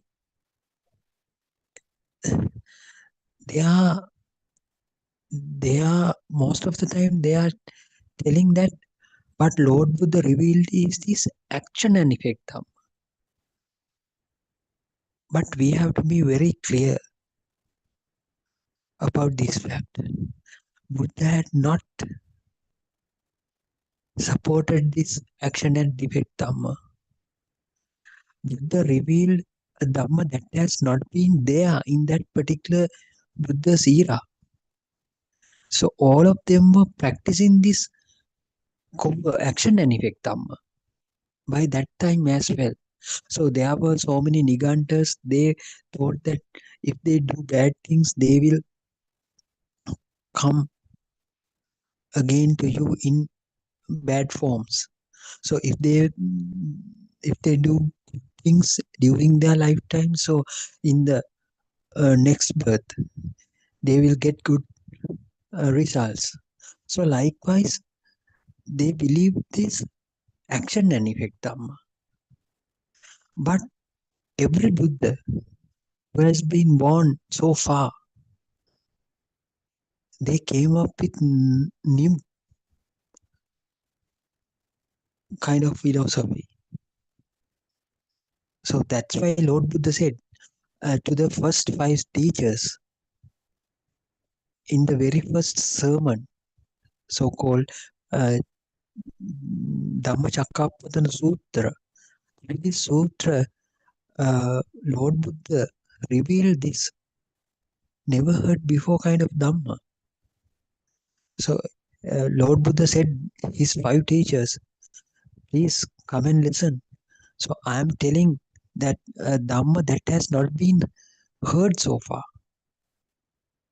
So from that words, from that things we can understand Buddha has revealed something new. So it should not be the action and effect Dhamma, because action and effect Dhamma is the Dhamma that has been following already by so many Digandars and so many spiritual leaders in those days. So today also, unfortunately, we can see in 99% of the religious leaders, especially leaders of these Buddhist temples, in their sermons, they are telling, do good things, give give give alms always, and you will get good results, and you will be after the birth you will be attaining to good places if you collect more merits during this life. So if you do bad things, they will give you bad results, and this is the Buddha, this is the Dhamma that has been revealed by Lord Buddha, and so many things they tell as they have been preached by Lord Buddha, but that is wrong. They are talking about this action and effect Dhamma, Karma Phala Dhamma, but Buddha has not revealed this thing. Buddha not supported. Buddha did not support that particular concept. The concept that has been brought about by Lord Buddha is the cause and effect Dhamma. So if you follow this cause and effect Dhamma, if you adhere to this cause and effect Dhamma, unknowingly this action and effect Dhamma will break up, will be broken down. Because there is no way of collecting merits or collecting sins, or there are no way of, you will understand that there is no chance of returning back in karma forms, or there is no way of going so-called soul from one life to another birth. So what Lord Buddha revealed through this cause and effect Dhamma is the moment, is the only moment that you live. Even that particular split second, you don't live actually. That fraction of second even is not true. That is the essence that has been revealed by Lord Buddha. So this is none other than the Dhamma of Paticcasamuppada. So we have to be you have to be very clear about these differences between action and effect Dhamma and the cause and effect Dhamma. Every Buddha who have gone so far, they revealed only one single Dhamma, that is Paticcasamuppada, or dependent ordination, or cause and effect Dhamma, not the action and effect Dhamma. In any means, their philosophy didn't support this action and effect Dhamma. But unfortunately, what you can see as Buddhism nowadays, in almost 99.9 places, you will find still action and effect Dhamma, the Dhamma that has been excluded, that should be excluded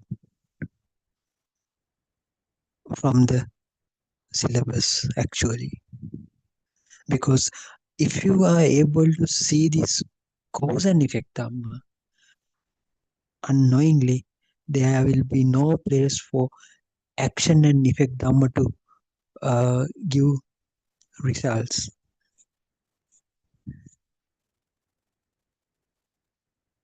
So there will be no space to action and cause and action and effect Dhamma to take effect. So what you have to understand is this pure truth. Pure truth is there is no so-called living being here. The state of Nisatto, Nijjivo, Sunyo. So if the Lord Buddha did reveal this action and effect Dhamma, so how it tallies with this ultimate message? The message is the state of no living being, no self here. That is the message. But can you ever explain? Can you ever explain this message through this action and effect Dhamma? Through this Kammapala Dhamma? No. If there is Kamma, there should be a person to receive that particular karma. There should be a person to accept this karma. So if you do good things, then it says you will receive good things, good results. So there should be a person to receive these good results. And in other words, there should be a living being to do certain meritorious things. In the same way, there should be a person to do bad things in order to get the bad results. So in both instances, there should be a person to do and receive the results, to do certain things and receive its consequences. But what Lord Buddha said is, this anatta dhamma. There is no kind of a soul here, so-called soul here. The soul had not been there forever. For at any means, there had not been a soul here. So they are so controversial. These are the controversial points that even most of the venerable theros can't explain. So if you happen to hear those, listen to those sermons, you can directly ask them. So how you say, how you tally, how you match what the Lord Buddha's message and the action and effect Dhamma? There is no way. In order to have, there should be a person to receive the consequences of the actions. If you believe in this action and effect Dhamma. But what Lord Buddha said is, there is no such a person here, no such a living being here. So that's why Lord Buddha said, when you follow this cause and effect Dhamma, or when you understand this cause and effect Dhamma, there will be no place to action and effect Dhamma to be effective. There is no place for this action and effect Dhamma to make certain effects for you. So that's why we have to be very careful when you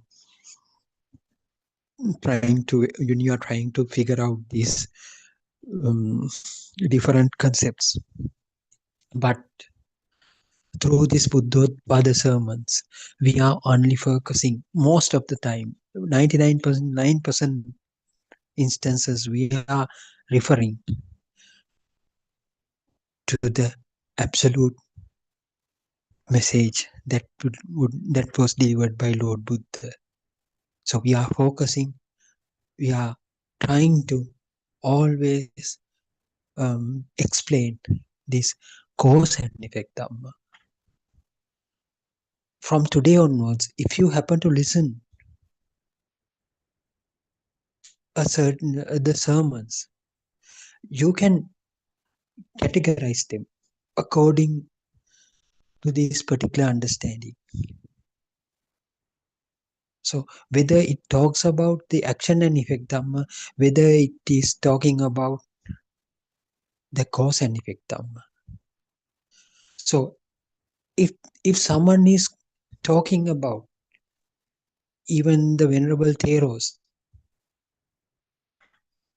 if someone is talking about this action and effect Dhamma, if they tell do good things, give alms, and refrain from killing animals, refrain from stealing someone else's belongings, and refrain from bad behavior, and refrain from alcohol and narcotics, and those things are okay. So we are not telling this should not be followed. No, these are good things, but that is not what Lord Buddha said. Even the Mahamaya, the Queen Mahamaya, the mother of this Prince Siddhartha, was also observing 5 precepts. So by that time, no Buddha has been born. No, the Buddhist doctrine was not established. Even Mahamaya Queen Mahamaya was observing 5 precepts. These 5 precepts says refrain from stealing someone else's, refrain from killings, refrain from doing bad things and telling lies, and refrain from narcotics and all these things. So these things are good. But even Buddha has been born, even the era before the Buddha came into the world, these beliefs were there. These practices were there. For if Lord Buddha told the same thing, how it become a brand new, a different kind of a concept. That's why we have to be very careful when you listen this Dhamma. Just try to figure it out first. Are they talking about this action and effect Dhamma, or are they talking about cause and effect Dhamma? So these good practices, we know in every religion they say these practices. Don't steal, make love to the other people. So all the things are there. So even you don't need any kind of spiritual leadership to say so. You know these things. These are the good qualities of a well-developed culture. Even they are maybe atheists. They don't believe in these religions. That's all right. So they are good.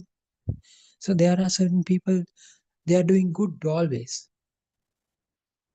But no need to spiritual leaders to tell like that, preach on these things. So we have to clearly understand what actually Lord Buddha said.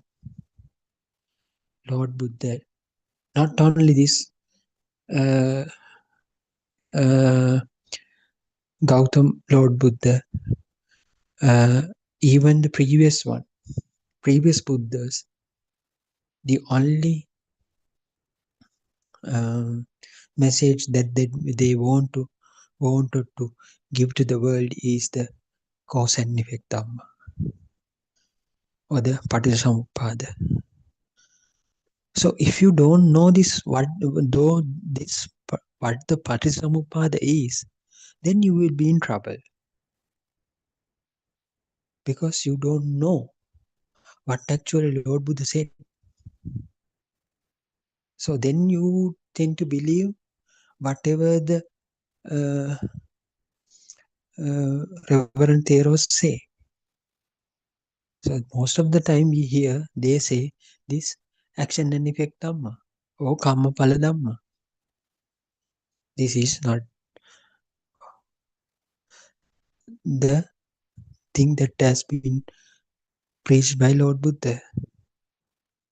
So you have to know this Paticcasamuppada well. So we have been talking about this cause and effect Dhamma for previous discussions as well. So yes, even how much we talk about it, it won't enough, because it has something go beyond the knowledge. So gaining knowledge is needed, but there should be something that should go beyond the knowledge. Through application of the knowledge into your day-to-day life, you gain certain experience.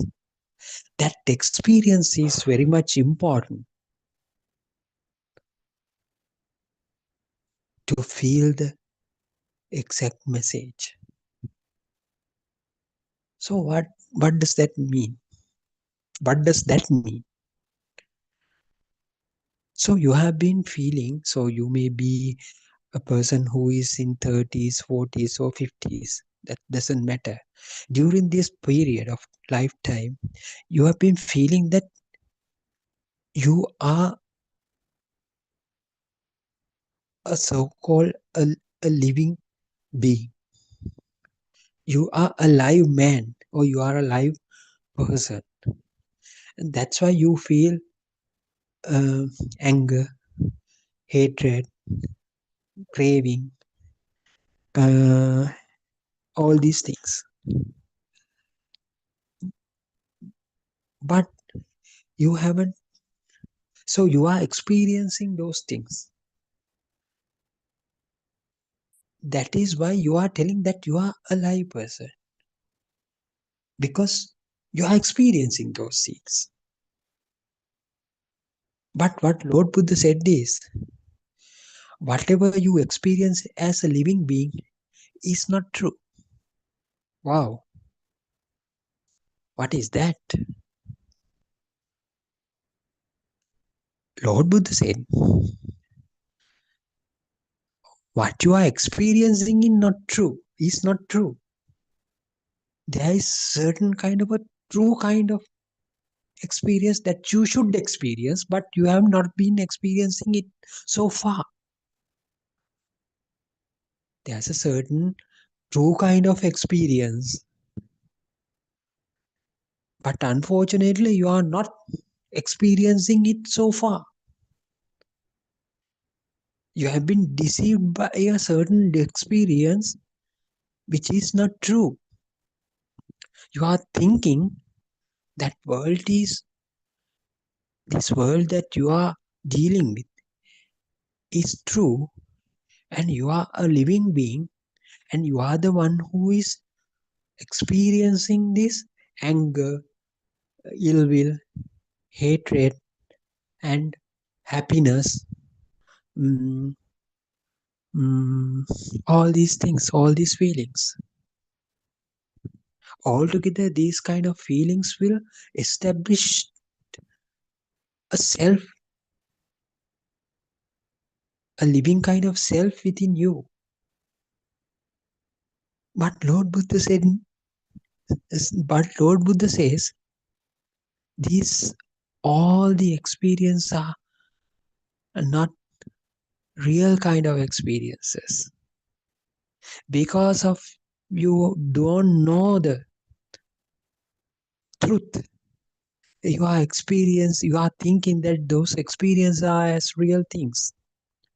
But once you happen to get to know the truth, or if you able to get on to the absolute truth, there would be another kind of experience that you can experience. But unfortunately, due to your ignorance, you are still not experiencing this absolute truth. Wow, it is so confusing now. It becomes more and more complicated by now. Then, so how we can feel, how we can believe that experiences that we are perceiving right at this moment even is not true. So we have to think again. There must be something. If Lord Buddha had said so, there should be some kind of a truth in it.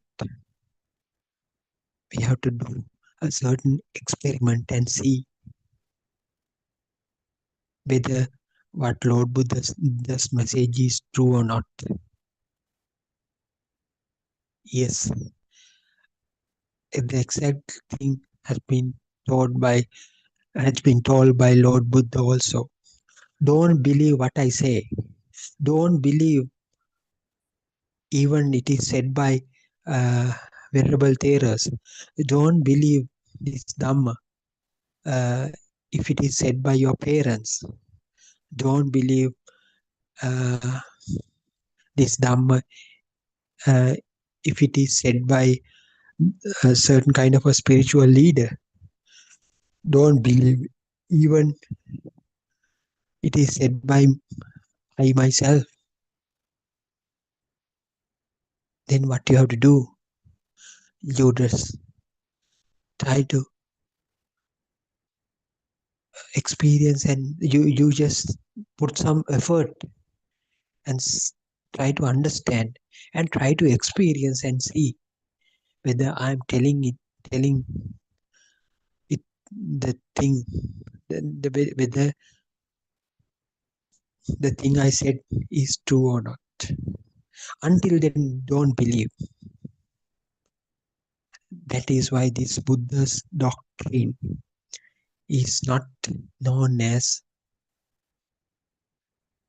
a dogma. It is not something to be believed on faith.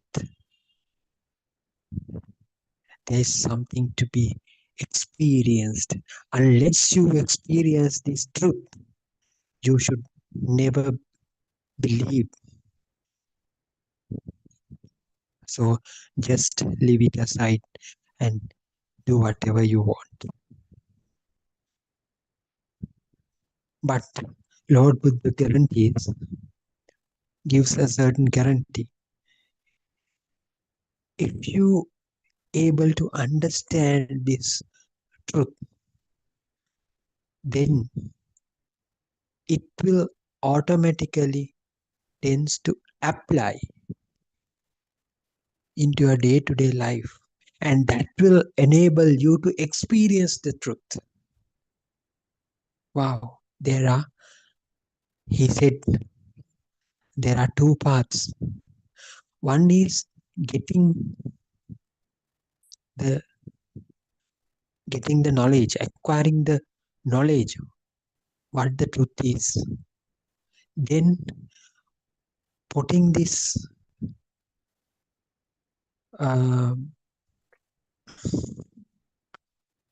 knowledge into practice.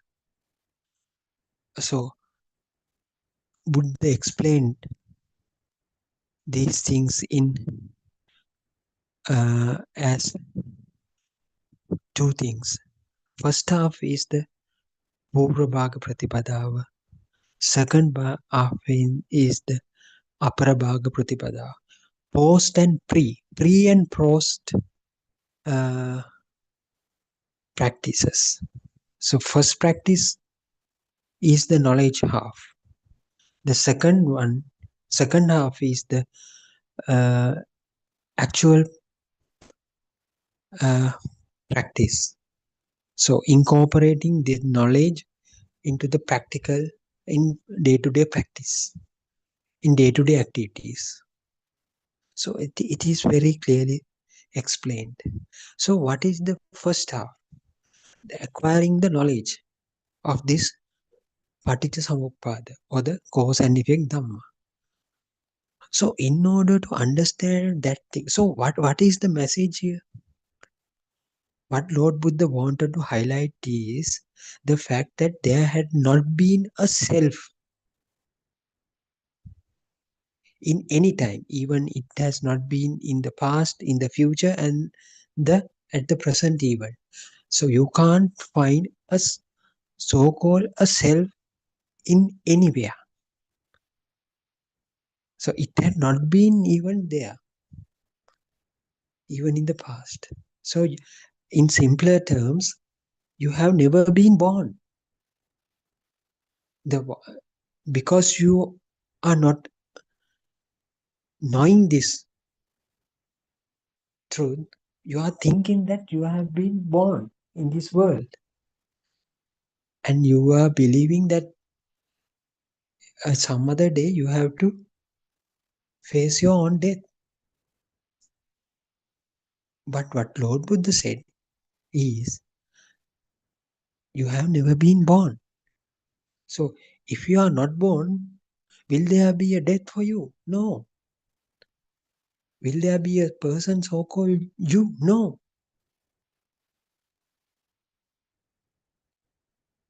So how Lord Buddha said so?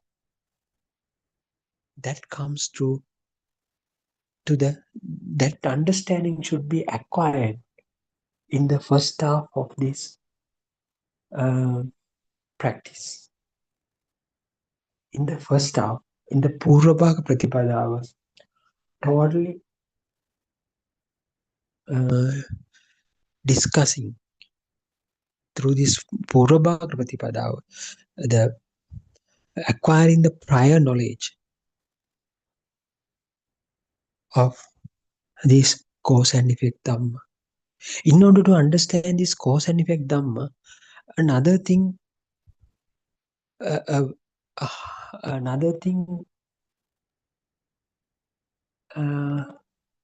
should be there.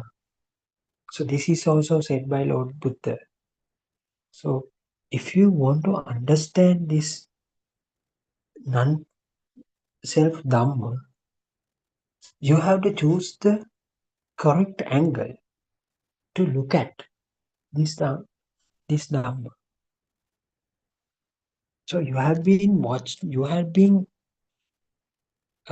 seeing the things, you have been trying to understand certain things with a certain self perspective. But for a little,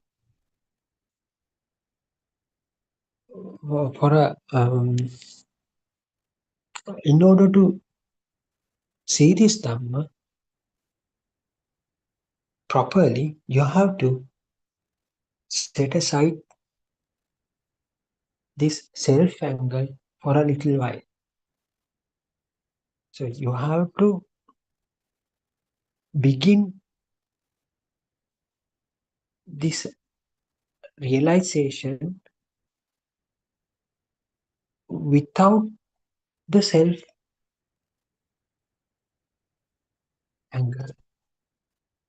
That means you should learn this Dhamma. You should follow this Dhamma in non-soul perspective, in non-soul angle. Then you will be easily see that there is no so-called self here. So if you begin this experiment or this realization from self perspective, you should do not be end up with the desired result. So that is a very important instruction that was given by Lord Buddha himself. In order to see this Dhamma, cause and effect Dhamma, you have to begin your experiment or investigation from the non-soul perspective. So it's just like this. You are think that you are studying some chemical reaction, right? So you do not incorporate a self there, no. So you are just adding something, adding another chemical to it, and you see the reaction, and maybe a sediment or maybe a gaseous result or aqueous result or color change you will observe. But in that particular experiment, even there is a person who is observing this particular experiment. But when you start investigating this Paticcasamuppada Dhamma, don't be a so-called observer even. Just get away from that observer perspective as well. Just step on to this experiment or investigation without a self. So you should choose this non-soul angle at the very first stage, even from the very first stage. So it is a little bit difficult to understand if you are a new listener, but you will realize these things slowly. So why Lord Buddha has said so? Because it will be little bit difficult, too hard to acquire the desired result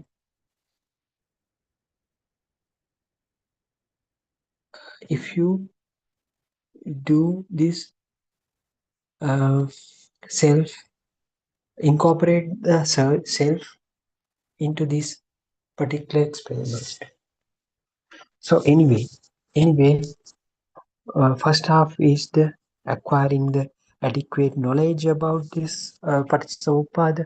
The second half is the through the acquired knowledge from the first half, you try to apply this knowledge into the day-to-day activities, and the experiences that you gain through this knowledge will be the ultimate goal. So what Lord Buddha said is that you will be able to experience the truth, not just to learn the truth. So you have been feeling that there is a self within you up to now, but once you fully understood this Dhamma, and once you fully make it into practice, you will experience that there is no kind of soul here. so-called soul here. So it is something that you should experience. And so we have been talking in last few days even, so how the initial vibration would lead to development of formation of a self. The vibrations are captured, or vibrations in the senses will give rise to perceptions. If this perception happens to be a light, that is the place where your eye faculty is born. Similarly, same vibration will give rise to a sound perception. So you call it your ears, and also it will bring about a contact kind of perceptions. So that contact would have solidity, liquidity, heat, and pain. So this is your skin sensor. So this initial vibration transforms into a perception, different kind of perceptions. Those different kind of perceptions then again come together to give rise to another kind of a single perception. That might be the chair that you are using to sit on it, and it might be the book that you read. It might be your own reflection that you see through the mirror. It might be your mother. It might be your father. So all these things are perceptions. So these perceptions also carry a certain kind of a feel that brings about your consciousness. So the existence field of that particular perception would create a person who perceives this particular existence field of this particular perception. So that field will be get attached to your self-perception. From that point onwards, you are thinking that you are the one who is feeling these feelings of the worldly perceptions. So chair, book, father, mother, all these are perceptions. So you take them as the perceptions that are coming from outside. And you yourself is also can be seen as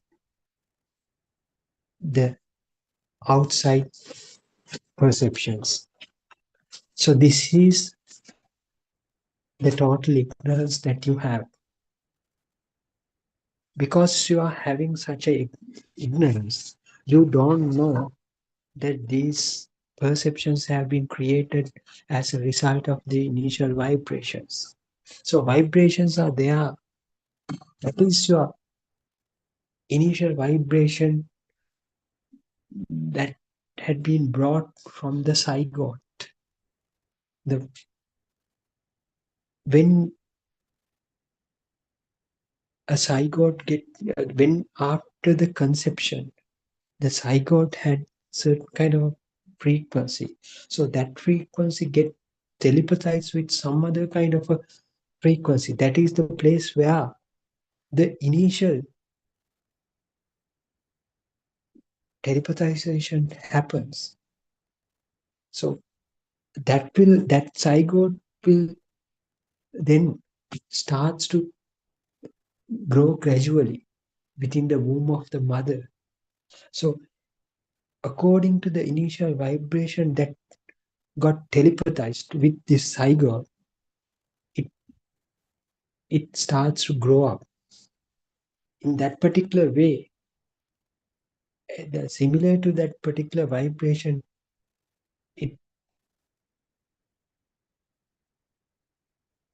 it grows. So the outcome would be a living being. So that living being also has the certain initial vibration that carries along with the zygote, that is carried along with the zygote. So when you come out as a newborn, once you open up your eyes in the very first instance, you get a certain feeling.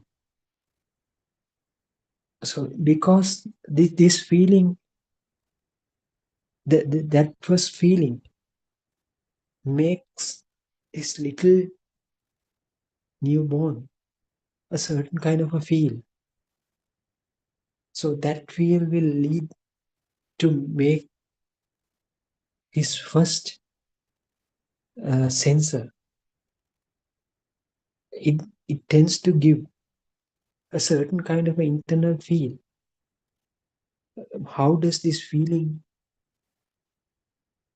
came about?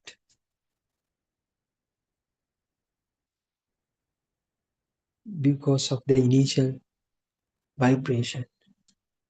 That is known as the taints.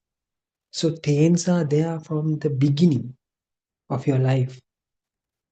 These taints are the causative factor that will bring about your different kind of perceptions or different kind of senses.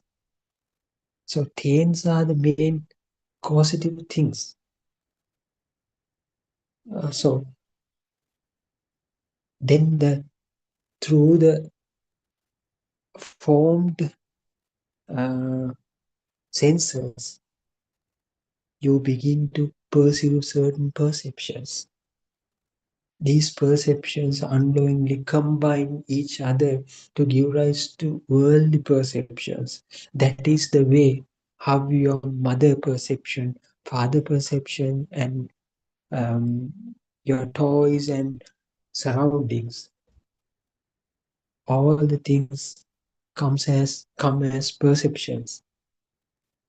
So these perceptions contains none other than the electrical impulses. How these electrical impulses got generated due to their initial telepathized vibrations. So the taints, that's why I told these taints are the causative things that makes you to initial formation of your senses. Then what happens? Through the senses, different kind of perceptions will be created. These perceptions come together and forms the worldly perceptions. Due to the ignorance that you have, you unknowingly think that these perceptions are real things. So as you believe these worldly perceptions are real, you create unknowingly, you develop certain attractions towards these things. That is the way how your defilements get created. So taints will lead to formation your senses. These senses will lead to formation of your defilements. So these defilements again make this sansaric journey to propagate further. So it is a deep kind of explanation of how your sansaric journey is formed. So anyway, you have to have certain kind of idea about how your taints would lead to formation of the defilements. So defilements get created because the ignorance that you have. Ignorance is the lack of understanding of the system. Because you have because you don't know what is happening here, you tend to believe that these worldly perceptions are as real things. So that will make certain attraction towards them. So these attraction make certain attachments. These attachments would lead to ill will, hatred, and ignorance as well. Lobha, dosha, moha. So all these things are defilements, can be classified as defilements. So the clinging would lead to defilements. So once you understand the system, what will happen? It will start to untangled. So you are moving forward. You started your journey with taints, then it will it resulted formation of your sensors. So sensors collectively created the worldly perceptions. The worldly perceptions created defilements. So all the process has happened due to the ignorance. But once you understood the system, what will happen? What is happening here is you understand, you get the certain understanding about the impermanence of the worldly perceptions, or in other words, thoughts. So that will release the formation of, that will reduce the formation of defilements. So you get to know these worldly perceptions are not real. As a result of that, you don't make any kind of hereafter you don't make any attachment towards this worldly perception. So that will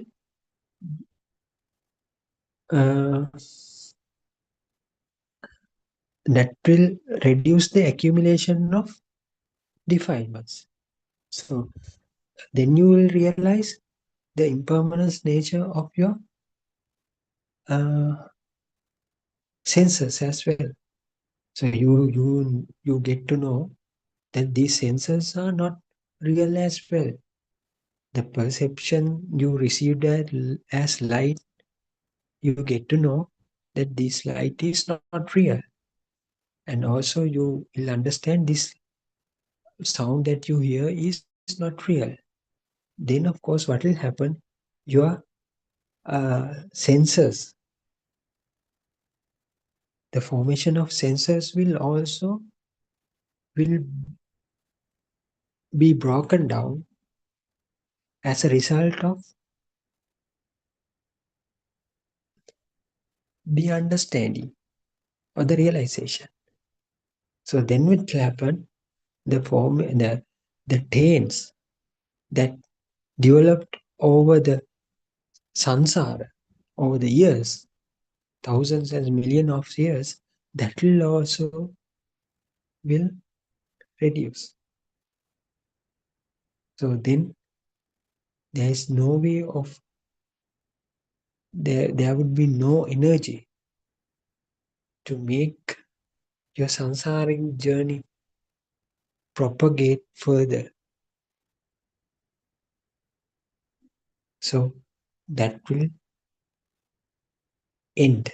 That will put the full stop to our entire samsaric journey. So that is the way how this understanding would lead to cessation of your entire cycle of birth. So it is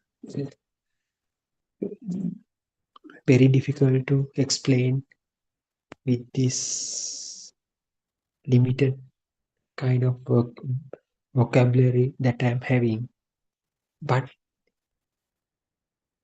if you can elaborate more further on it, or you can do your own experiment and see. So through these Buddothpada sermons, you can hear